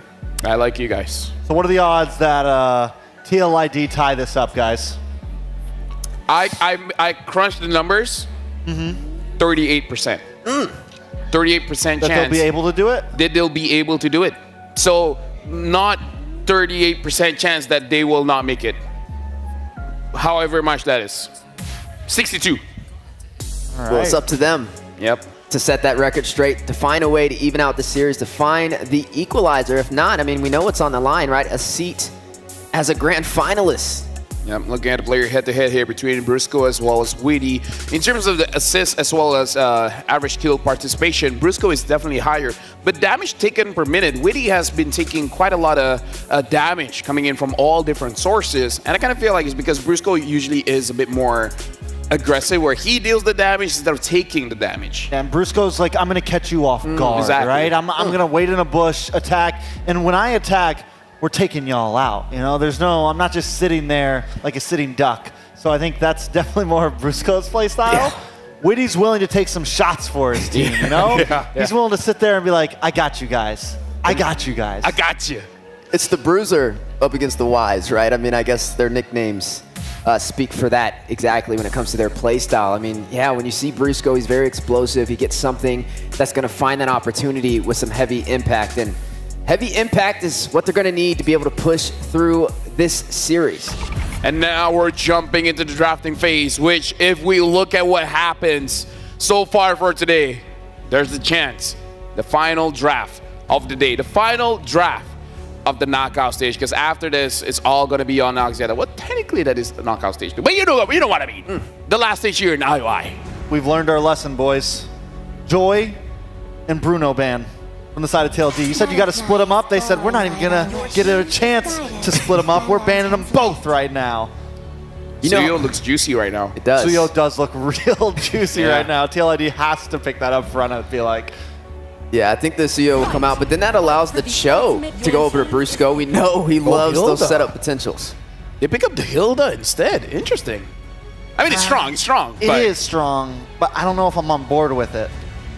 You're not on board with it just yet, but what if they get Suyo either ways? If they get Suyo either ways, then FNOP whiffs in draft at that point. I feel like I mean, they could use Alpha. They could use Alpha, yes, this is true. And I guess TLID could do what they did in game 1 and accidentally send their Hilda into the jungle in the first 2 minutes. They don't pick Suyo? Yep. Okay. Joe, Eve. They get both. I mean, FNOP can pick up the Alpha and be like, hey, remember game number 1? Want to do that again? Oh, they pick up the It's literally the same draft as... Oh, no, it's not. They have the Alpha this time. Exactly. So they learned their lesson. Almost the same draft as game number 1 right now.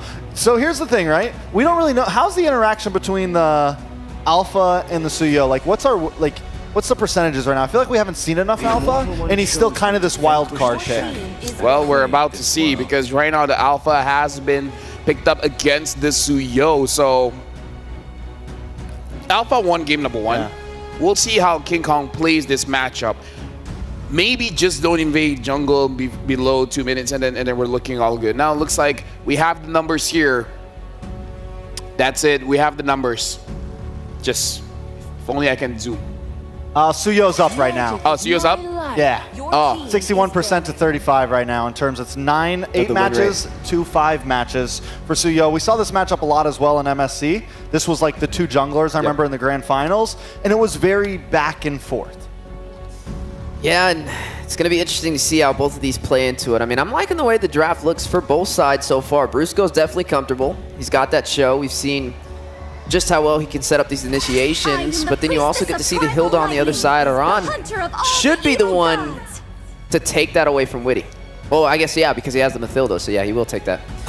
So we are going to be looking at the gold lane matchups next. The Sicilian ban out over there from FNOP. That's interesting. Yeah, because I feel like... just in case, right? Because Alpha, he can't do anything late. So if you have the mid laner as well as the gold laner to carry the late game, then the percentage for TLID to win is quite high. But the thing is, it's Ezekiel. He doesn't need the Sicilian. he has the Xavier. I kind of like his Xavier a little bit more than the Novaria, if I'm going to be real. I don't think we got to see the Xavier, not in a while either, so it'd definitely be a fun one to watch. And looking at the gold lane matchups, what are we thinking? Maybe a Claude sneaks back in here for the side of TLID, maybe a Natan for the survivability, especially when you have a dive-centric composition. 1-1. Or a 1-1 would be a good one to see as well. We're talking about for TLID right here. I don't feel like the Claude gets value unless FNOP picks some tanky boys after this into this second phase. Like if we see something real bulky, yeah, the Claude's definitely got a lot of value. Outside of that, yeah, Moskov, Wanwan, something of that nature. FNOP decides to pick up the Wanwan for themselves. So now TLID on the gun. We do have Hylos open, but it's not really good anymore since the Wanwan's on the field. What do they go for here? Beatrix, just keep it simple. What? The Aerithal. Oh, yeah, Irithal. Thank you, Mirko. Thank you. Shout outs to Blue Fairy, by the way. In case you guys don't know, he's the Blue Fairy. Yeah, Mirko. Yeah, you're Green Fairy, right? I'm Green Fairy, correct. Got it. Yeah. I'm White Fairy. Irithel. Irithel is a good pick. Irithel and Farsa. I'm just going to say I feel like those are good picks. Irithel Farsa, I like Yep, it. You want to match range with range and add some peel with this Irithel as well. I think those would be some excellent pickups to wrap up the draft for the side of TLID. Definitely would be a wise decision. Cho should be the roam, so Hylos, Trex kind of mentioned it, could be a possible pickup here. The Gatot could still be picked up as well for the dive potential. Yeah, like it all. I mean, at this point, TLID, the Aerithal is a great counter to the Wanwan.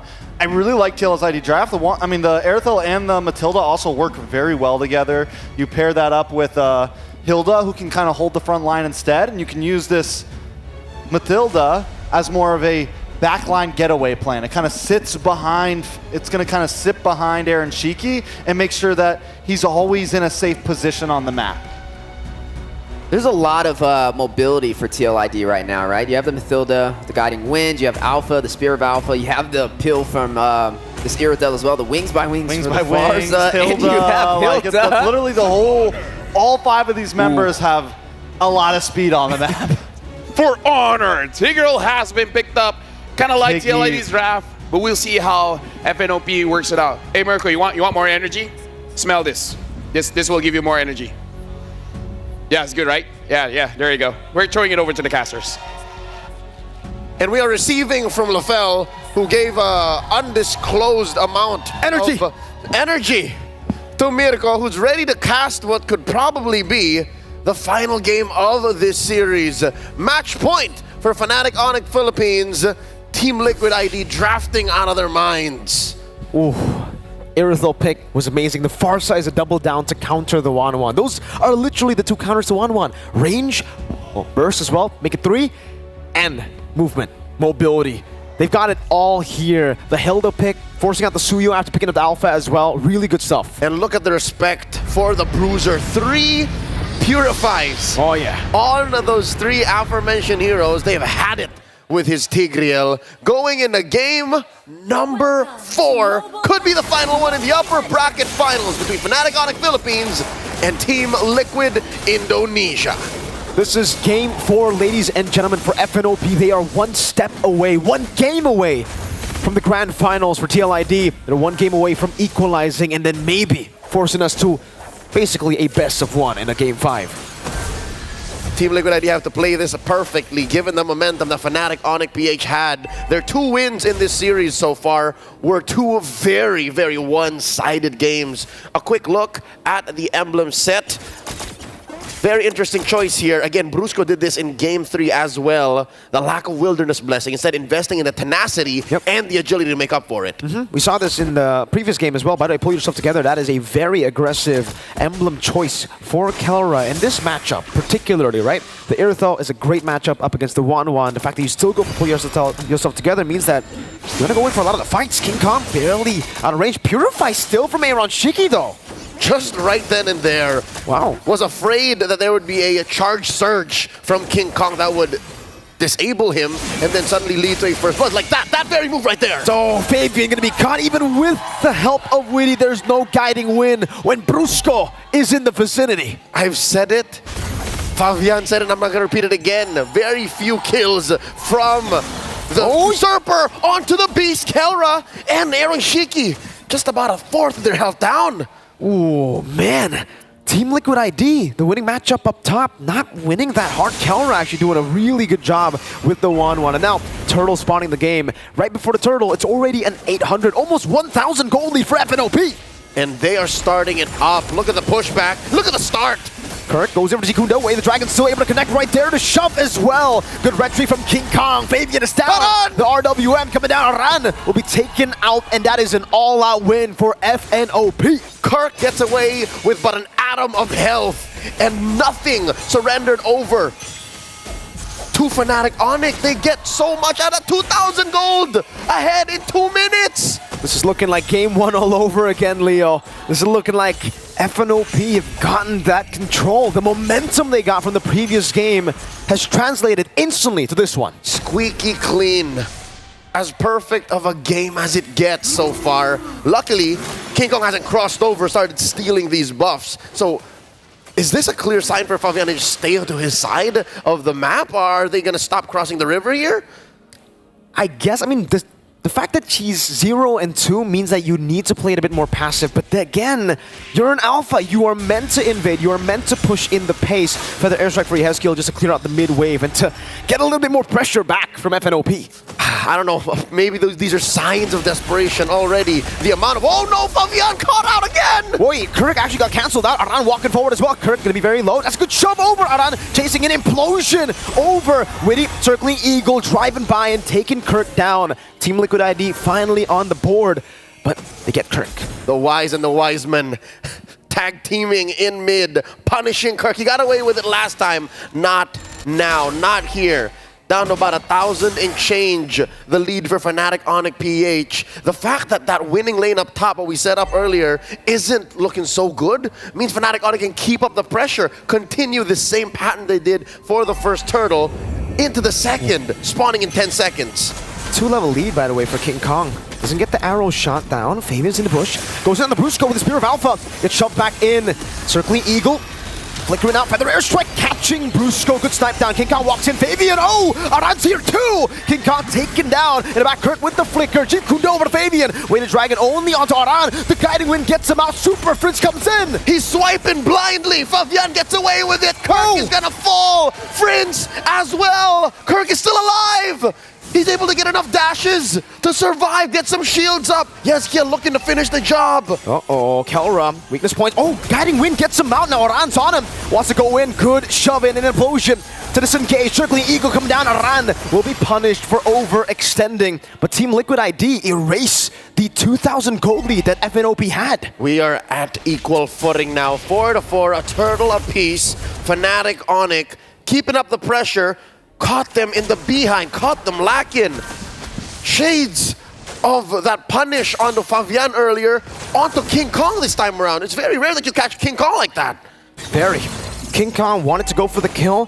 The Guiding Wind, I just have to say, the Mathilda has been the reason they've been able to actually, you know, run around these team fights. Fabian too. He got the War Axe, I think, right before the team fight. So additional sustain to stay alive. So now, for all the Cavaliers watching, key for Team Liquid ID is to, I guess, you saw it in that fight, accept the fact that you are almost likely 80-90% going to fight inside the rule manipulation.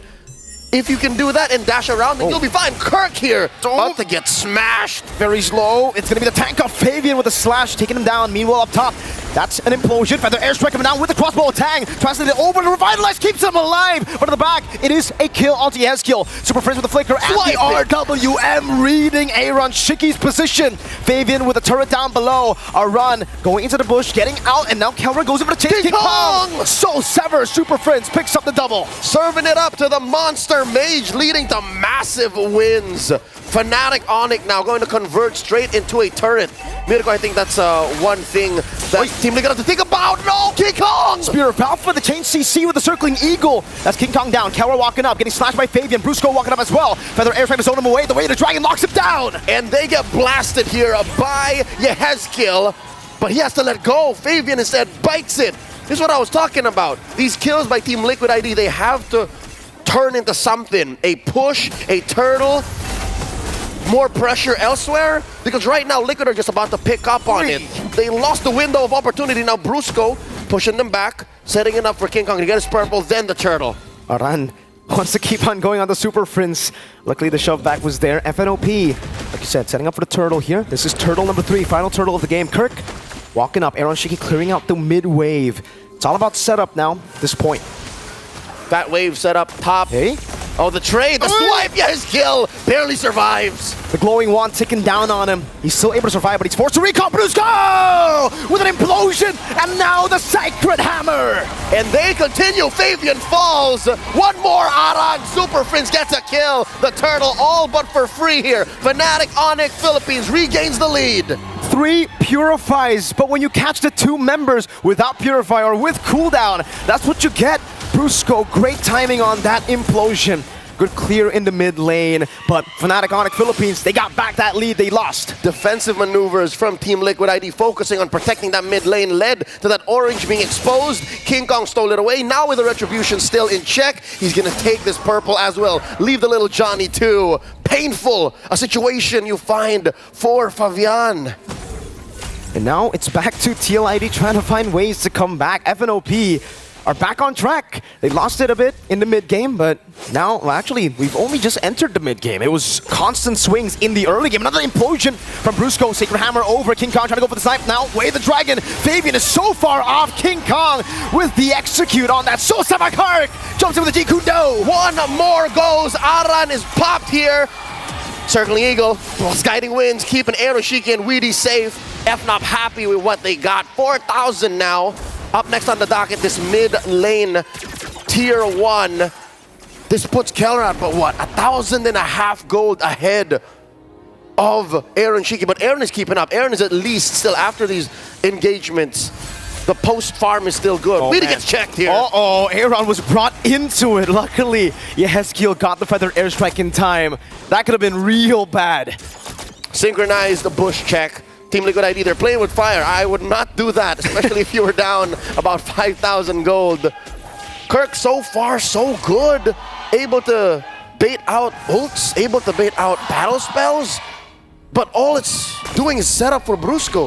Brusco is the same monster that he was in game number 3. The Bruiser, despite all of these purifies. You mentioned, if they can time it out, the raw damage from Kelra, the raw damage from King Kong at this point, who has built up, what? A Trinity, oh my god! Yikes. Already the BOD! Yeah. King Kong taking full control of Fabian's jungle. 3 levels ahead on the Lord. 5,000 gold lead. This is uncontestable for Team Liquid ID. They need to find some trades on the map. They can't. Maybe a tier 1. That's all they get. Fnatic Onyx Philippines putting the Lord on lock. Not even 10 minutes into game number 4. Match point, once again, ladies and gentlemen. Just the tier 2 standing. This one in the bottom barely.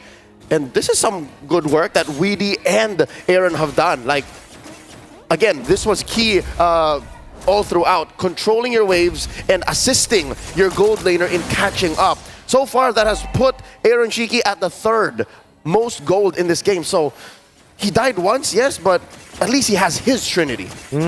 And again, taking a look at the items, it does look like King Kong is going for a Melphic Roar. Just wants to go full damage. Your cooldown boots too, so it's full damage. Melphic Gun, meanwhile, by Kelra, is going to have a bit more range to play with.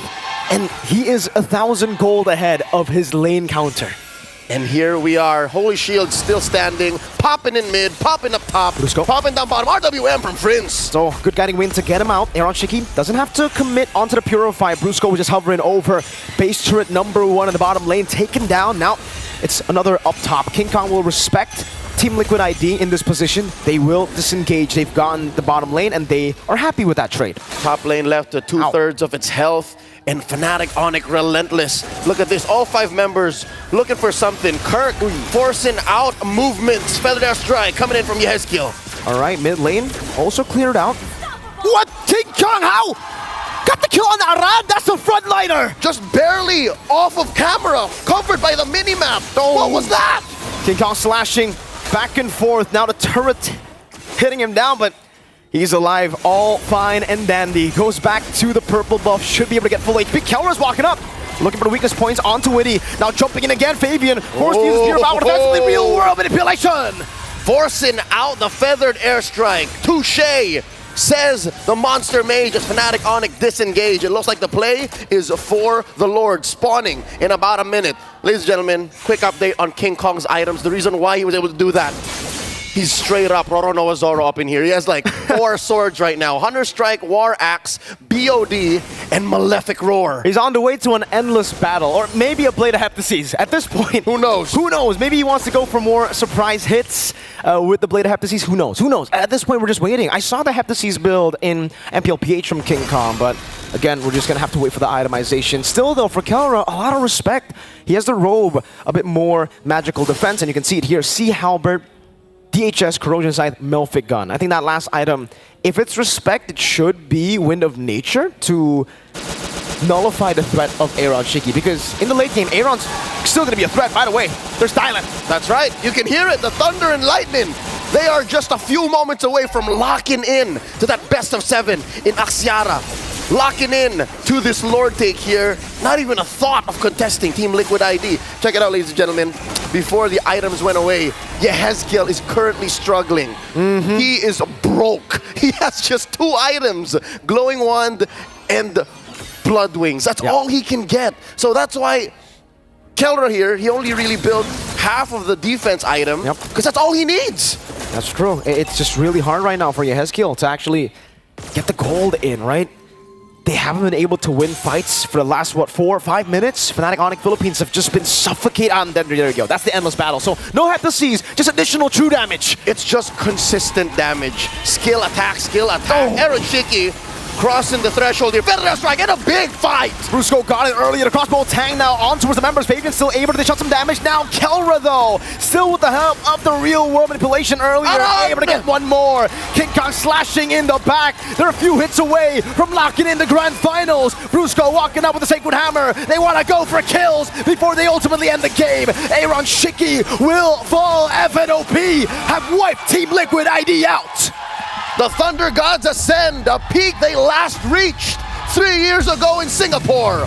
A few days from now, they will compete on hallowed grounds. A single series away from securing the Philippines' 5th World Championship in a row.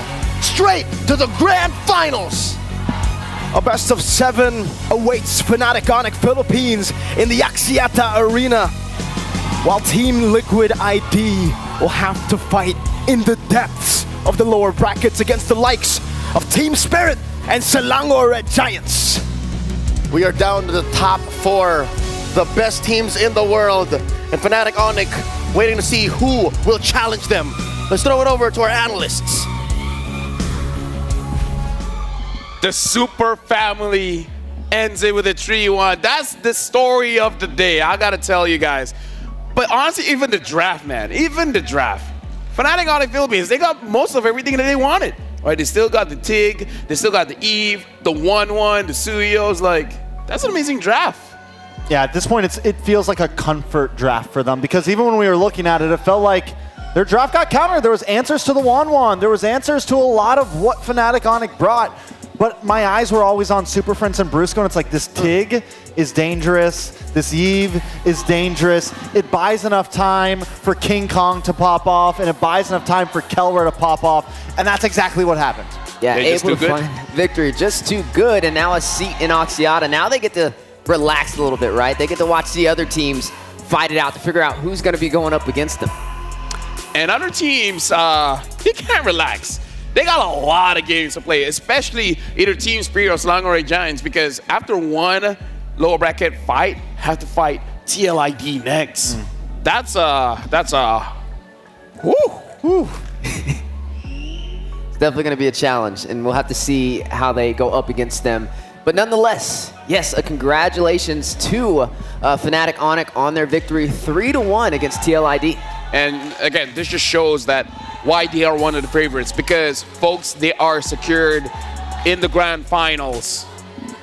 If they win that one, M6 champions. M6 champions. And like Leo said, 5 years in a row. 5 years in a row, Leo. 5 years in a row. Yeah. You know what I am glad of? I'm glad this wasn't a knockout match. Yeah. You know, because Yeah. I mean, eventually it's going to start being more knockout matches, but we started off with this kind of, bittersweet match in the beginning, and we got to really just enjoy this match and know that no one's going home just yet from it. So it was a fun match to watch. There was no heavy heart at the end of it. TLID can still get their revenge. Yep. Just win their match and then fight them again. They would have to beat TS or SRG, though, to do that. No big deal. No. Just win. Just Oh, win. I got my eyes on SRG right now, man. Hey. Same. Anyways, looking at the stage now, looking like Rose is ready with Kelra as well as Coach Why Not. So with that being said, we're throwing it over to Rose to see what Kelra really feels about that game. The first team clinching the grand final slot this M6. Fnatic Onyx Philippines on a quest to get another championship for the Philippines. And right now we have Kelra and Coach Why Not with me here. Hi guys, congratulations. Hi, thank you. Kelra, are you happy? Grand finals already. Medyo. Kasi meron pang grand finals eh. Just a bit happy. He's not yet that happy because there's still a grand finals. Okay, now coach, we all know that the journey to get into grand finals of M6 is definitely not easy. Maybe you can share with us about the challenges you guys have faced throughout this journey. I mean, we've talked about it for so long already. I mean, since the beginning. Because as people might not know, but we're actually a combination of people who haven't won. I mean, Kelra is the only winner, MSC, but apart from that, all of us, we come from teams that weren't, stretching to the finals or anything, not that strong. So I was very grateful that, we formed a very strong team that respected each other, that had discipline, who loved each other despite of, all the mischievous stuff. So yeah. I think it's all really down to the chemistry. Just because they don't work with another team, it does not mean that this team will not work. And I think we can say that Fnatic Onyx Philippines has come up with a pretty solid and perfect lineup. Now, Kelra, what do you feel about your lineup? Are you happy? Are you confident with your teammates? Sobra. Super confident and super happy. You're happy with your teammates. Okay, I'm pretty sure they're happy with you too, because just now when we were doing like the pre-game interview, I was hanging out with them, and guys, they are cray-cray back there. They are very hyped, and you guys didn't even look nervous. Were you nervous for today? No. Yeah, I could tell. They were just joking around backstage, and I think that really played a big part in their win today. Now, Kelra, I have to ask you, you're one game away from winning your championship, right? But what other goals do you have aside from being a champion if you were to win M6? Siguro pinaka-goal ko, gusto kong mapatunayan and mapatunayan ko sa sarili ko na kaya ko pa maglaro. Oh, okay. His personal goal is that he wants to prove to himself that he actually still can play. Because I'm pretty sure we all know that back then Kelra has won MSC, but that's been a few years already. So is it your way of telling yourself that, you know what, I'm still at my prime, I can still play? Ano na? Is it a way of you telling yourself that you can still play, you're still at your prime? Ano pwede sabihin? Yes lang? Yeah, coach said yes. Yes. Yes, okay, we like that. Coach said yes. Now, Kelra, we know that we are down to the top 4 already. Alam natin na top 4 na lang, di ba? So, in your opinion, who do you think will give you a hard time amongst the top 4? There's Selangor Red Giants, Team Spirit, Team Liquid Indonesia. Sa tingin ko sa SRG kami talaga. SRG. Selangor Red Giants? Selangor. Why Selangor Red Giants? Kumbaga meron silang champion mentality. Siguro sila yung talagang makakano sa amin. I see. He says he thinks that Selangor Red Giants actually has a champion mentality. So he thinks that, wait, do you think you're going to meet them in the grand finals? Do you think you're going to meet them in the grand finals? Yes. Yes. Oh, is it gonna be an SRG? Fnatic Onyx Philippines Grand Final. This is very, very interesting, especially since it's happening in Axiata. Now, Coach, speaking of Axiata, since M2, we know that the lower bracket has always won, to the point where people are saying there's a lower bracket meta, lower bracket curse. However, this time around, Fnatic Onyx Philippines is on the upper bracket. Coach, do you believe this curse or this meta exists? I don't think so. I mean, we have whole of Philippines on our back. We don't want to let down, Bren, Liquid, Blacklist, all these strong teams in the Philippines. I'm pretty sure my players carry that pride. I'm pretty sure that they do anything in their power to make sure that we get that chip. They are carrying and they're backed by the entire Philippines to defend the championship title. I think that's very, very nice. And the crowd here agrees, and I'm pretty sure the entire Philippine agrees too. Also, just now we saw a video showing how close you guys are together. Why are you guys so close? Coach and Kelra. For me, nakita ko kasi si Kelra na he's a very sweet boy, to be honest. I mean, marami siyang mga kapalpakan in the past. Alam natin lahat yan. But he really just means well. Kumbaga. And I kind of see a bit of myself when I was young. A lot of failures? Yeah, I wasn't the best person when I was young. Siguro yun ang dahilan bakit ako coach. And siguro talagang attracted lang ako sa kanya. And ang laki ng impact din kasi ni Kelra sa buhay ko eh. Oh my God, this is so heartwarming. He says that he sees Kelra in him when he was younger. And he even said that the reason why he believes in Kelra so much is because as much as Kelra has messed up a lot and failed a lot in the past, he's still here. Kelra, what do you have to say to that? Are you gonna cry? Coach is being so sweet right now. I love you. Ayun lang. Do you want to hug him? Oh, hug na agad. Lagi naman kami nagyayakapan. Oh, you guys always hug each other? I think this is like another father and son duo, We love that. The crowd, do you guys like it? Okay, now, since you guys have already secured grand finals, what does this victory mean to you and who do you dedicate this victory to? Let's start with Kelra. Ano? Kanino mo dinidedicate yung panalo na to? Sa pamilya ko and sa mga teammate ko and sa lahat ng mga naniniwala sa amin. He dedicates this win to his family, his teammate, and to everybody that believes in him. Coach? Yeah, actually, ito yung pinakamagandang regalo na nabigay sa akin ni Kelra. Pinakilala niya sa akin yung girlfriend ko, yung partner ko, si Dorothy. So, ako sa kanya ako talaga dinededicate sa mga kids namin. And alam mo, hopefully magkaroon pa. And syempre, apart from her, kay God, and sa lahat ng mga Pilipino nandito, lahat ng mga Sonics, lahat ng mga Rora, lahat ng fans ng MPL Philippines, gagawin namin lahat ng makakaya namin para makuha yung champion. Aw, that's so heartwarming. So apparently, okay, you know what? I now know why Coach loves Kelra so much. It's because Coach met his girlfriend through Kelra. That is very cute and that is very sweet. Also, Coach dedicates this win to his girlfriend, his kids, and his future kids, apparently, he said. To everybody who are supporting the Filipinos, the Sonics, the Aurora fans who has come all the way from all over the world to support Fnatic Onyx Philippines. They are very thankful for you guys. And you know what? Congratulations. I'm pretty sure everybody's super happy that you guys have just got the first slot to Grand Finals. Congratulations to Kelra and to Coach Why Not. We will see you guys at Axiata Arena on the Grand Finals. Thank you very much. And with that, let's throw it back to the panel to break down this game up against Team Liquid Indonesia.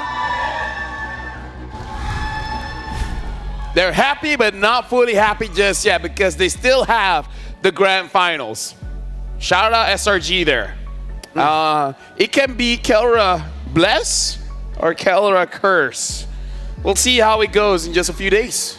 Yeah, I mean, we're definitely getting closer and closer to Axiata, and now they get to take a chance to sit back and relax, but there's still some other teams that have to fight for that Grand Finals position. But overall, congratulations to Fnatic Onyx. Yeah, now taking a look at these items, I mean, King Kong just came online, full damage, no item toss, no item juggling at the end there. Endless Battle, Hunter Strike, BOT, Malefic Roar, the whole 9 yards, and we saw it at the end. He practically one-shot Yehez's kill.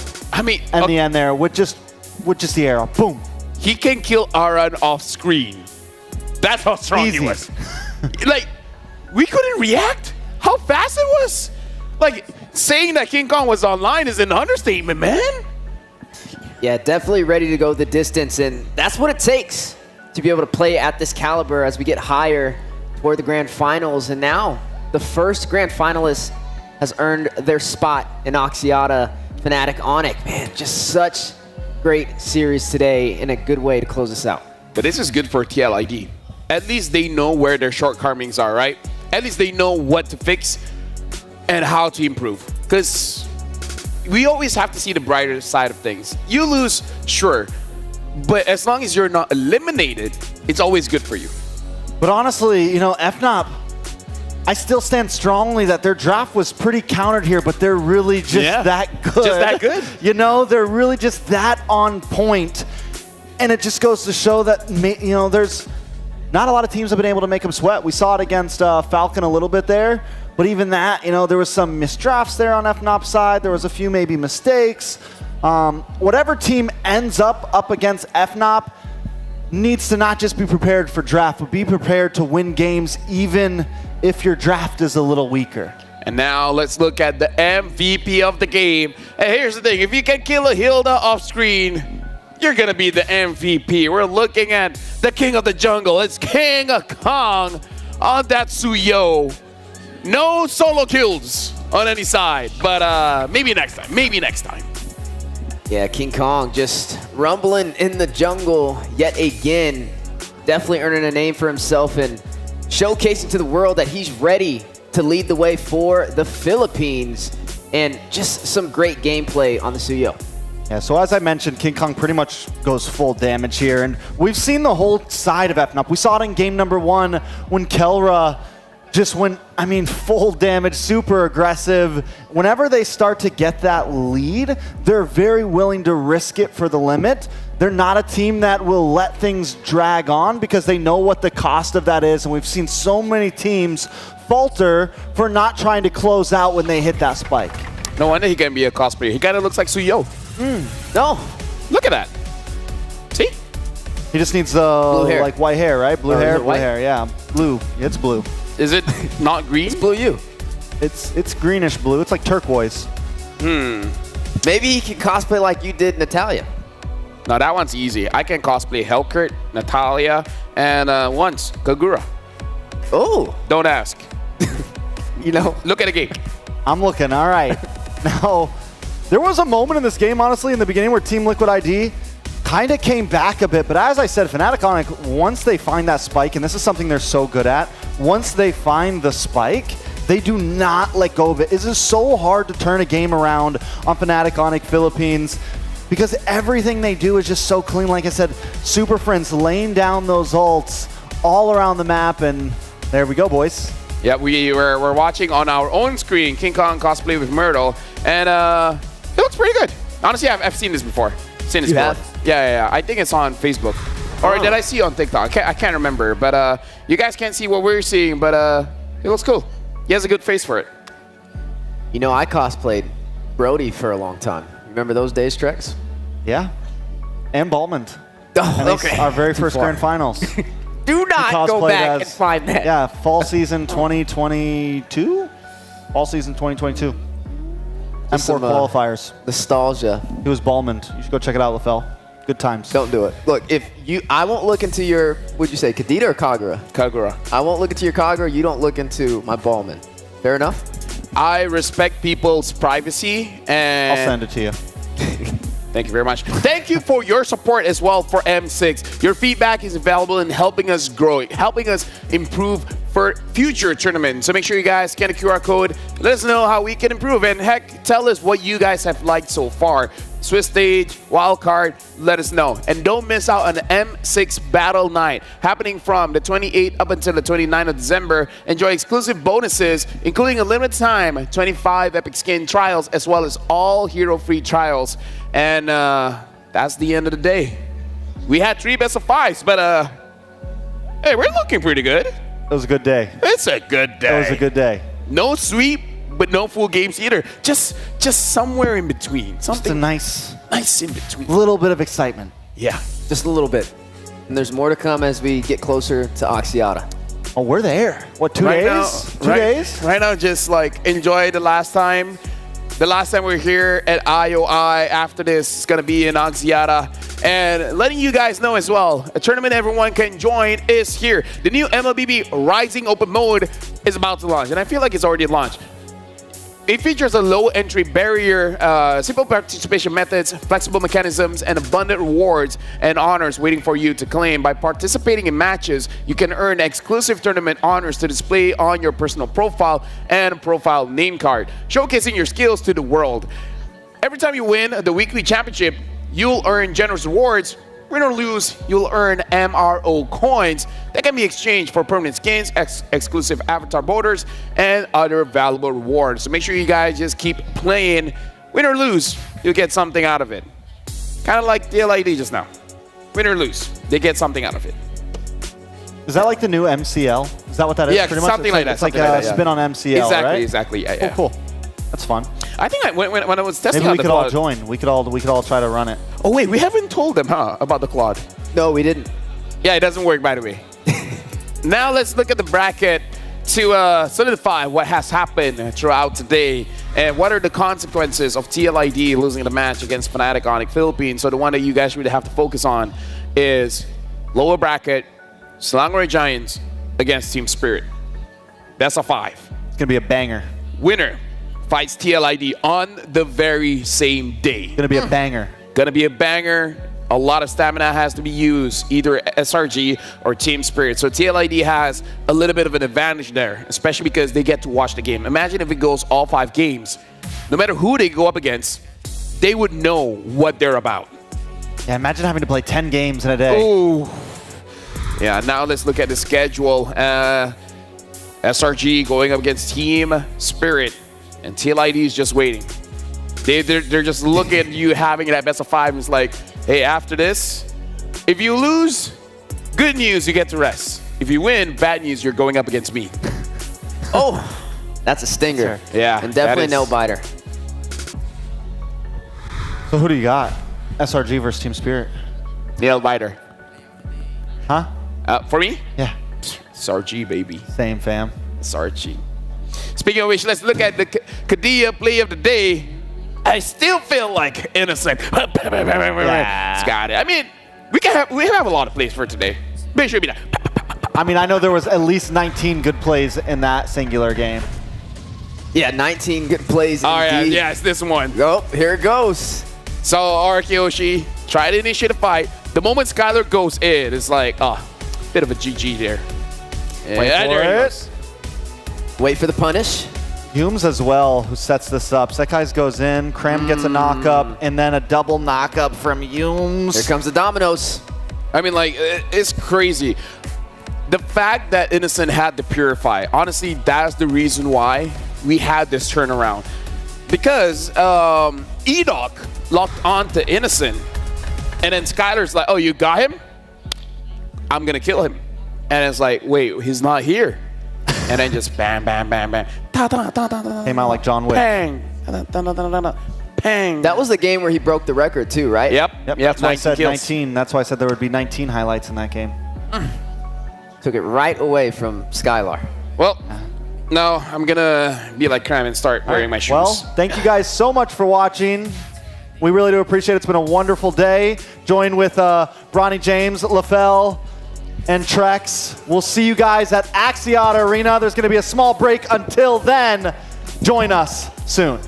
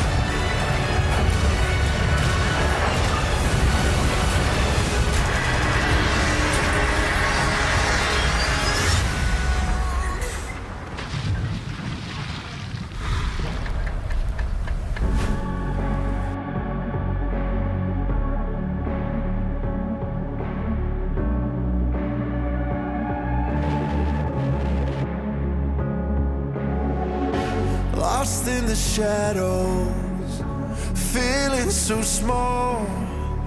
But I've got a fire, won't let myself fall.